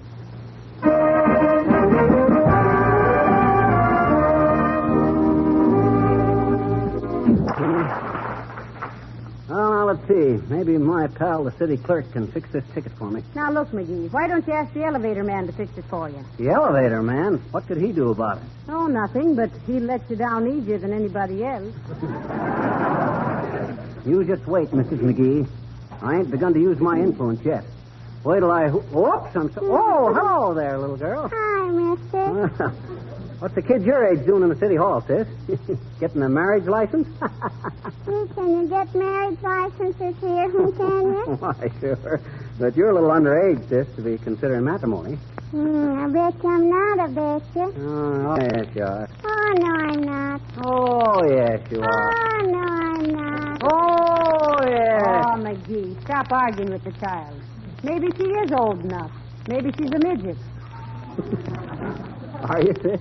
Hmm? I says, are you? What? A midget. What's a midget? Don't you know what a midget is? No. Oh, sure you do. Mm-mm. What do you call little tiny people who act like great big people? Precocious, I bet you. Okay, sis, you win, but you didn't tell us what you're doing here. I want a puppy license for my puppy. Oh. Will a man sell me one, mister? He or he, you think? Oh, I think you will. What's his name? Gee, I don't know. I haven't asked him yet. Ask who? The man. Oh. I meant the puppy. Hmm? I said I meant the puppy. What's his name? Margaret. Oh. He's cute, too. Oh, he is, eh? Mm-hmm. Well, I think the man will see that Margaret gets his license all right.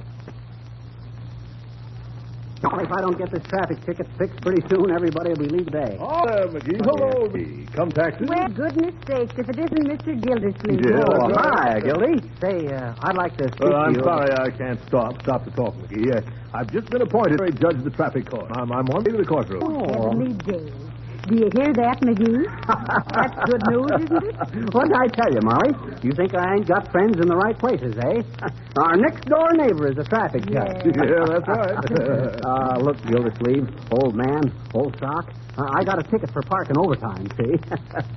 Yeah, fix it for me, will you? Well, fix it for you. Oh, sure. McGee, do you realize what you're saying? Huh? A judge fixing traffic tickets? What do you mean? It's impossible. Well, look then, Mr. Gildersleeve. Give him the ticket, McGee. Yeah. Here, Gildy. Well, Now, wait a minute now. We'll go to court with you. Yeah? And you call McGee's case first. That isn't unethical, is it? Well, no, I guess it isn't. Oh, I get the idea now. You let your conscience be your guide, Gildersleeve. That's all we ask. And as your next-door neighbors, we know you'll treat us right. Yeah. All right, McGee. I see nothing injudicial about that. Come along, folks. Okay. Rise, please. Judge Gildersleeve is entering the court. Rise, please. Is the docket, Your Honor? Yes, what? Oh, the docket. The first case, City of Whistle Vista versus Fibber McGee. Is Mr. McGee in the court? What can dismiss this case, Molly? Here, Your Honor. McGee, you're charged with illegal parking at 14th and Oak. Guilty or not guilty? What do you mean, guilty or not guilty? I thought you were going to... Guilty or not guilty? Well, I guess I'm guilty, but... $2. Oh, but, Judge, let me explain. That cop insulted me. He referred to me as Mrs. McGee's father. And besides, I was fully 7 feet from that fire plug. This ticket doesn't mention the fire plug, McGee. Oh. That'll be an extra $5. But, Mr. Gildersleeve, Your Honor, we couldn't have been gone as long as the officer said. No. Why, we even left the motor running. The motor running? Well, sure. That's in violation of Ordinance 42. What? That will be another $3. But, Dad, granted, I had to leave the motor running. My battery's so dead it won't even light the headlight. That's right. Oh, no headlights, No. eh? Well. Violation of Ordinance 389. $4.50. All of all the dirty load. Oh, dear. What's the total up to now, Your Honor? Just a moment. It's $14.50. All right. We're ready to pay. Oh, no. Very well. I'll tell you what I'll do, Mr. McGee. I'll suspend the fine and just revoke your husband's driving license for 30 days. McGee, quiet, dearie. Quiet. Well, McGee, what do you find so amusing? I got you this time, Gildersleeve. Yeah? I ain't got a driver's license.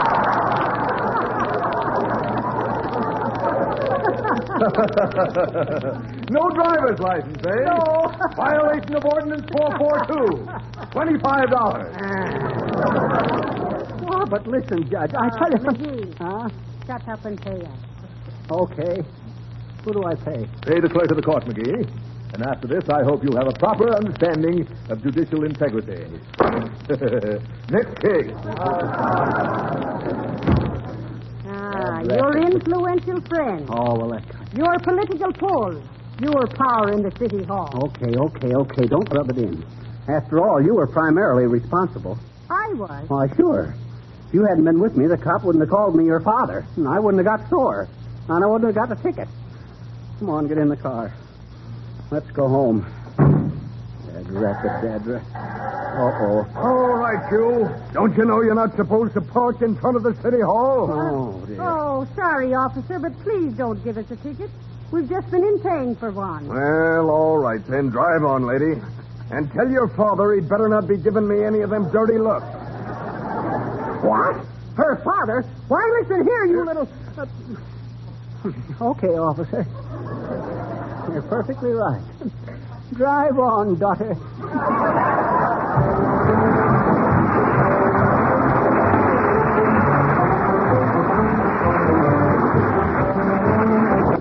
Well, thank you for listening tonight, folks, and we'd like to take this opportunity to urge all our neighbors out there in Greater Wistful Vista to give their support to the annual roll call of the Red Cross. You know, the little white button with the red cross on it is a pretty important symbol to all of us. Yes, when you got one of them on your lapel, folks, it shows where your heart is. Good night. Good night, all.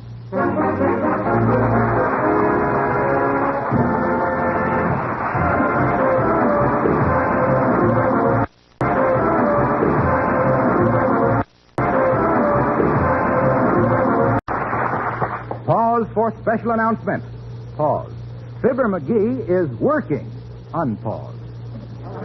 Yes, sweeping off the front porch here at 79 Wistful Vista while his spouse watches his efforts through the window, we find Fibber McGee and Molly.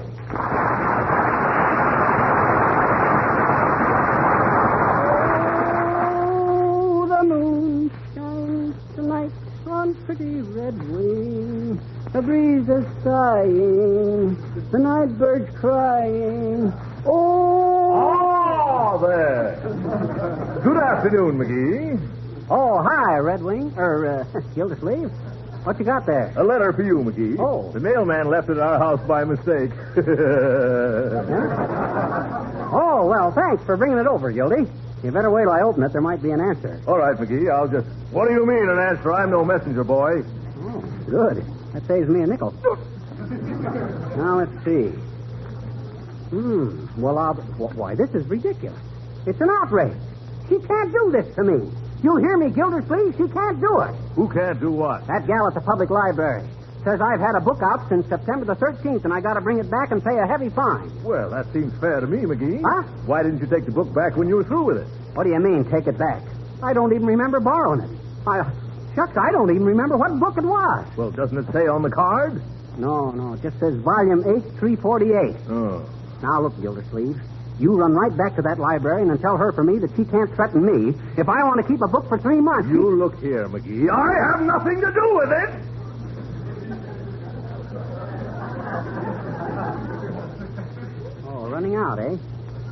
start an argument and then sneak away, huh? I didn't start that argument. I was doing you a favor by bringing the letter over. That's all. Oh, is that so? Yes, that's so. Oh, it is, eh? Hey, what are you rolling your sleeves up for, Gildersleeve? Oh, you want to help me sweep off the porch, eh? Oh, Chuck, you don't have to do that, Gildy, old man. Forget it.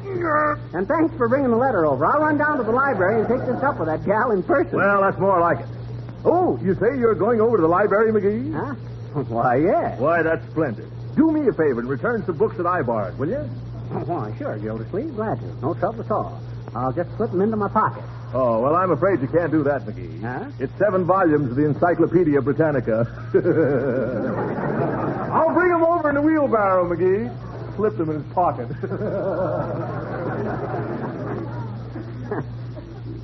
Great guy, Gildersleeve. I worship the very ground they're going to throw in his face sometime. Oh, well. Say, you Lees will have to rustle for yourselves a while now. I got to go downtown.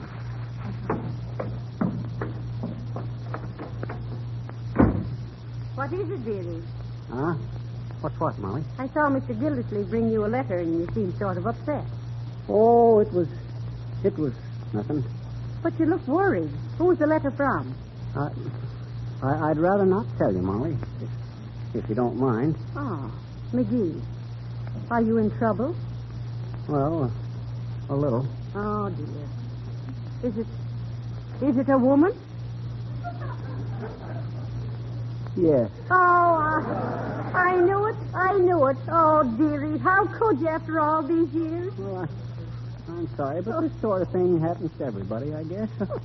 How'd I know she was going to take that attitude?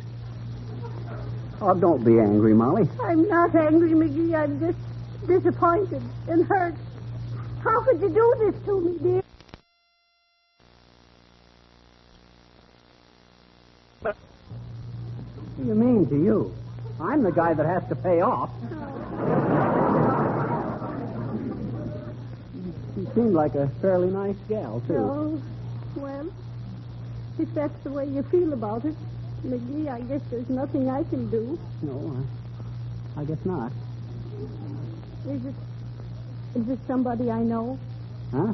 Oh, yeah, you've met her. She's the librarian at the public library.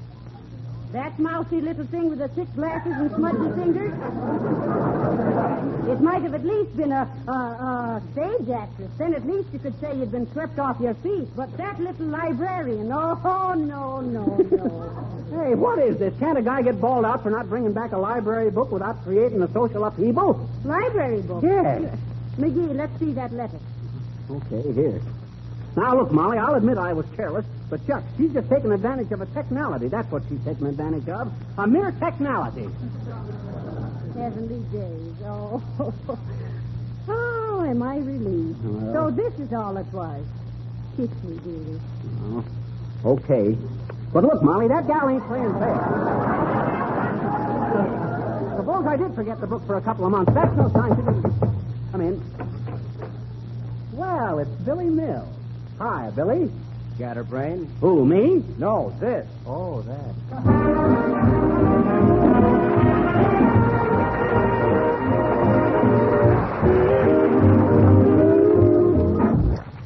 Well, McGee, have you remembered where you put that library book? Shucks, I can't even remember the name of it. Wonder if I could have loaned it to somebody. Search me. Maybe we better check the bookshelf here. Yeah, take a look for me, will you, Molly? All right, I'll do that. How about crossword puzzles for 1922? No, that ain't it. It's Christmas. Let me see here. What to do till the doctor comes? A Lithuanian dictionary. I never did know why you bought that. Well, I had an argument with a truck driver one day, and I wanted to find out if I'd been insulted.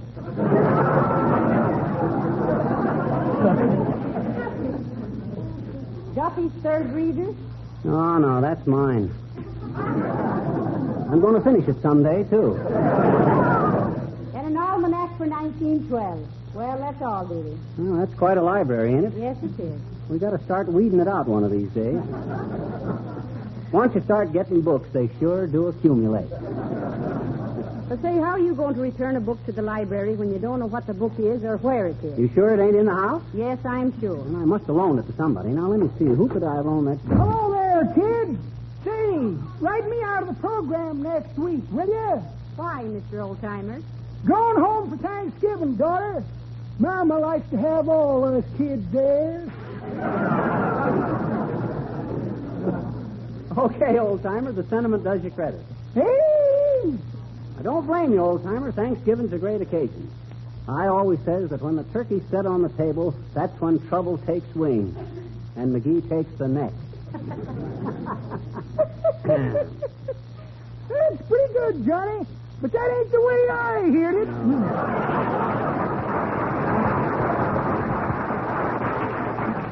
The way I heard it, one feller says to t'other feller, say, says, just went to a movie and seen Deanna Durbin get her first kiss. Is that so, says t'other feller? Why didn't you mind your own business and watch the picture?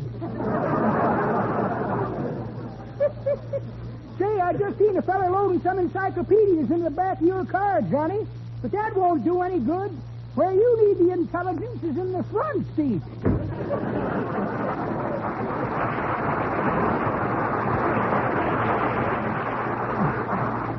Someday that rheumatic old twerp is going to really annoy me. Oh, no. And when he does, I'll make him so mad he'll take out his teeth and grind them at me. I hope that ain't the library hounding me some more. Hello? Hello. This is Dorothy Lamore residence. No, Dad Braddock, this ain't Dorothy Lamore's residence. So sorry. It's the wrong number.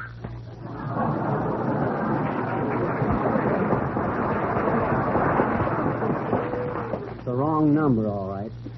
If anybody takes the rap around here, it's me. Oh, my. McGee, why don't you start calling up people and ask them if they have your books? Hey, that ain't a bad idea, Molly. Oh, dear. Come in.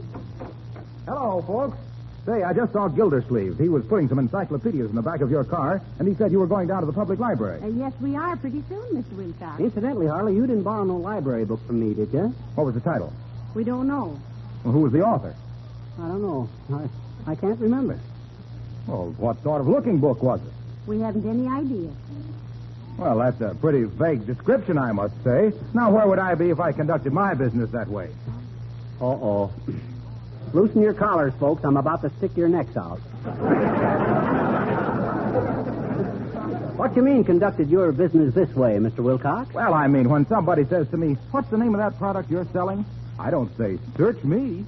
I say, why, Johnson's self-polishing glow coat. The finest no-rubbing polish made for floors and linoleum. Well, that does sound a lot better, doesn't it, Mr. Wilcox? Why, certainly. I'll say so. And then suppose they ask me, what does it do? Well, can you imagine me saying, I don't know, I forgot? No. I say, why, it makes old linoleum look like new. Brings out the original sparkling luster and bright colors with absolutely no rubbing or buffing. And it makes it easy to wipe up the dirt and dust without old-fashioned mopping and scrubbing. See what I mean?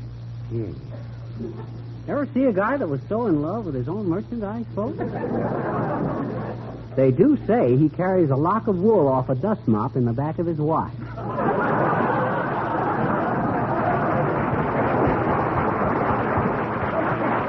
Why'd you ask about us going to the library, Harlow? Well, I've got some library books that are due back today. Would you mind dropping them off for me? Oh, not at all. Where are they? Well, I took the liberty of piling them in the back seat of your car. Huh? Along with Gildersleeve's encyclopedias. What do you mean, piling them in? How many did you have? Only 14.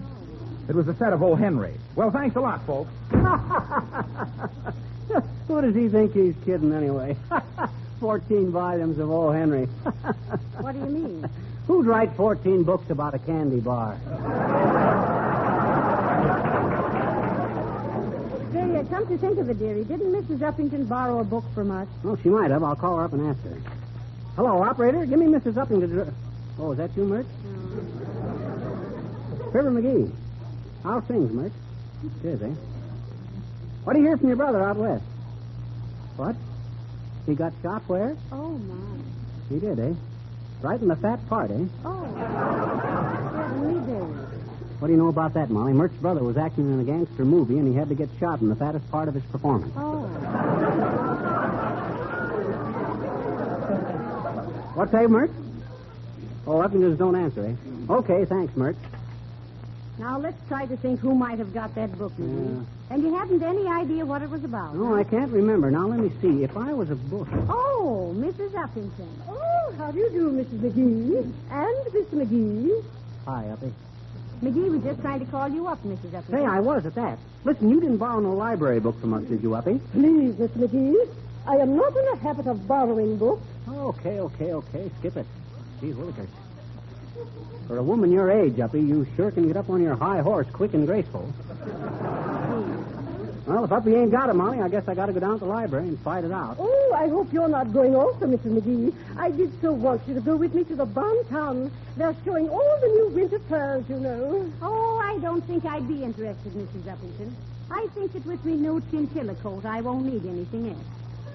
Oh, you lucky girl. A chinchilla. Yes. Oh, man, here I've been so contented with my last year's table. Oh, do show me your chinchilla. What chinchilla, Molly? You never showed me. McGee.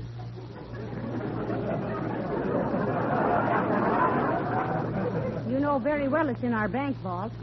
Our bank vault? We ain't got any bank. Oh, McGee is so forgetful, Mrs. Uppington. Oh, yes, of course, my dear. Men never notice what we girls wear. No. But tell me, Mrs. McGee, do you like Kolinsky? Well, Who's Kolinsky, Molly?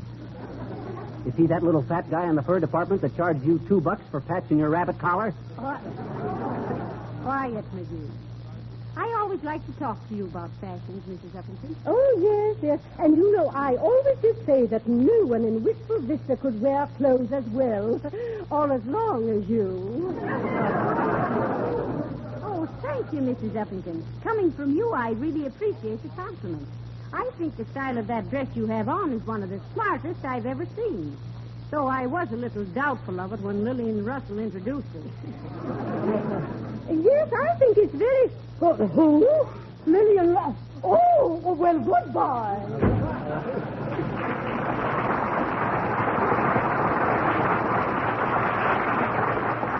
You've got a lot of nerve high-hatting me like that. Well, you got to overlook it, Molly. She's had a great sorrow. Oh, she has? Yeah, when she was a little girl, she thought she was going to be a great violinist. Oh, what happened? Well, years later, it got too confusing. She never knew which chin to tuck the fiddle under.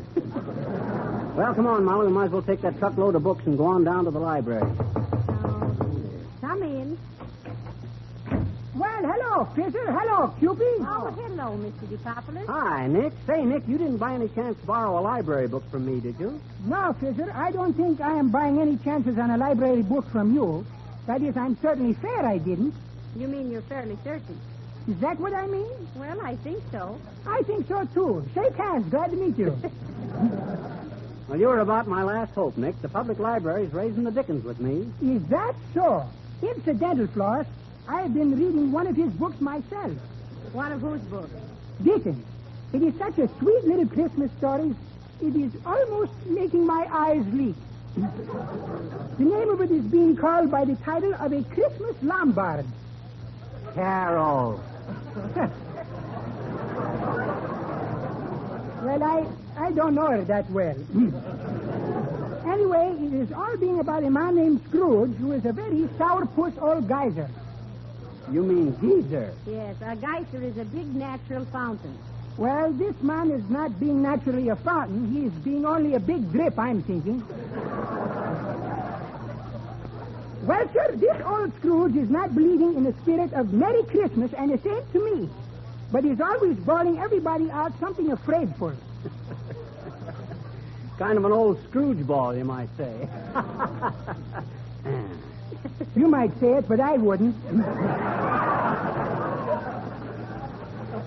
Well, sir, one day after this old closewad was playing fast and louse with everybody, he's going home, and that night he's having a dark horse.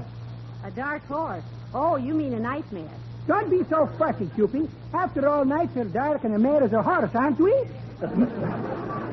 Well, sir, a ghostie is taking him on a trip back to his childhood, And it's sure in him. Pardon me, Mr. DePopulus, but we have to go down to the library. Yeah, never mind the rest of the story, Nick. We know all about it. How old Scrooge got reformed after that and knocked himself out being such a nice guy. Yes. And how he was always nice to Bob Cratchit and Tiny Tim. Yes. And there is a great moral lesson in it, too, for anybody who can see the fingerprinting on the wall. It is teaching us that if you feel you have to trim somebody, why don't you try a Christmas tree? Well, so long, Pizzer. So long, Cupid.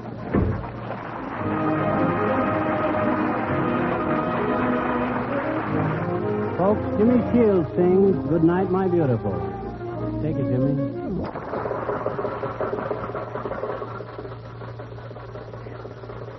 The car sounds better since I got the new jack, Molly. Well, here's the public library.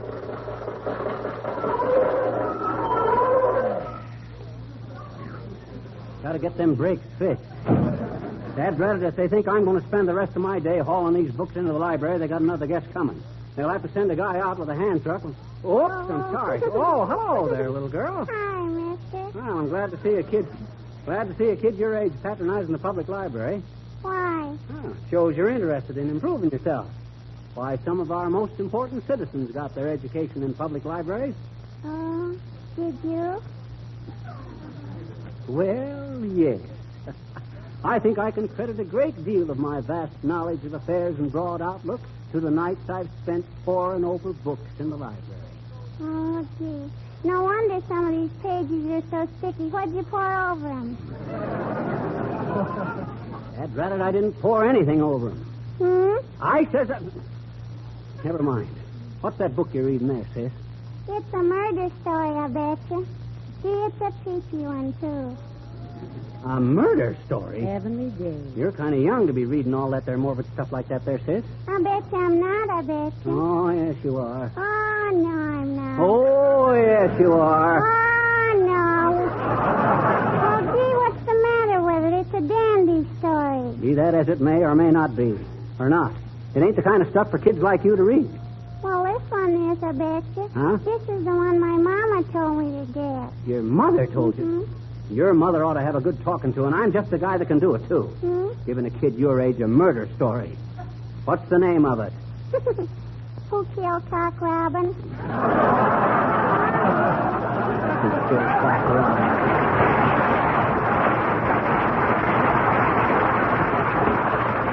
Come on in the library, Molly. I want to settle this business right now. I'm going to tell this librarian just exactly what I think. Huh? Quiet, McGee. People are trying to read in here. They're all turning around to look at you. Well, it's a long bookworm that has no turning. Don't you get it, Molly? I says It ain't funny, McGee. Ain't? Shucks, Will you please be more quiet? Oh, are you the librarian, dearie? Yes, I am. Are you the one that sent me this letter? Let me see it, please. Here you are, sis. Please speak a little more quietly. We don't want to disturb people, do we? Oh, no, we don't. Look, sis, I couldn't bring back the book I borrowed, but everybody in town sent theirs back by me. Half your library's out there in the back of my car, so you better send a couple of guys out to bring it in. Oh, thank you so much. You're welcome. Hey, Jake! Jake! Jake! Louie! Take the hand truck out in front of them. No, that's your office. Okay, what are we doing?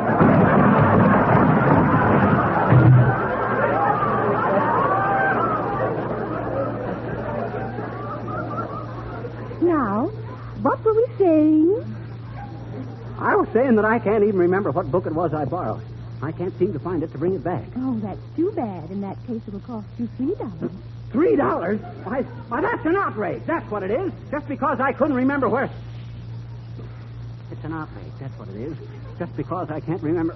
Oh, Dad Braddock, how can I be sore if I can't holler? Here's the $3, sis. Thank you. And here's your receipt. What was the name of the book? You'll find it on the receipt, Mr. McGee. Oh, let's see that receipt. Oh, yeah. Well, come on, Molly. But, Molly, we better get out the car there. We don't want to get another parking ticket. But what was the name Watch of the door there, Molly. Thank goodness that's settled. I'll never forget another book as long as I... Heavenly days, McGee. Answer my question. What book was it? Well, if you must know, it was How to Improve Your Memory.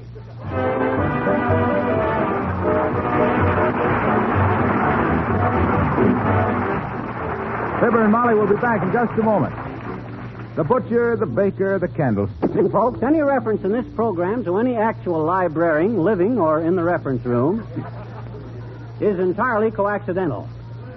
Hey, Molly, didn't Jimmy Shields sound swell tonight? Oh, he certainly did, McGee. Isn't he a nice lad? Yeah. He's a Canadian, you know. Oh, he is? Why don't we have him sing a song about carrying me back to dear old Saskatchewan or something? Well, that'd be out of his province. He's from Ontario. Oh.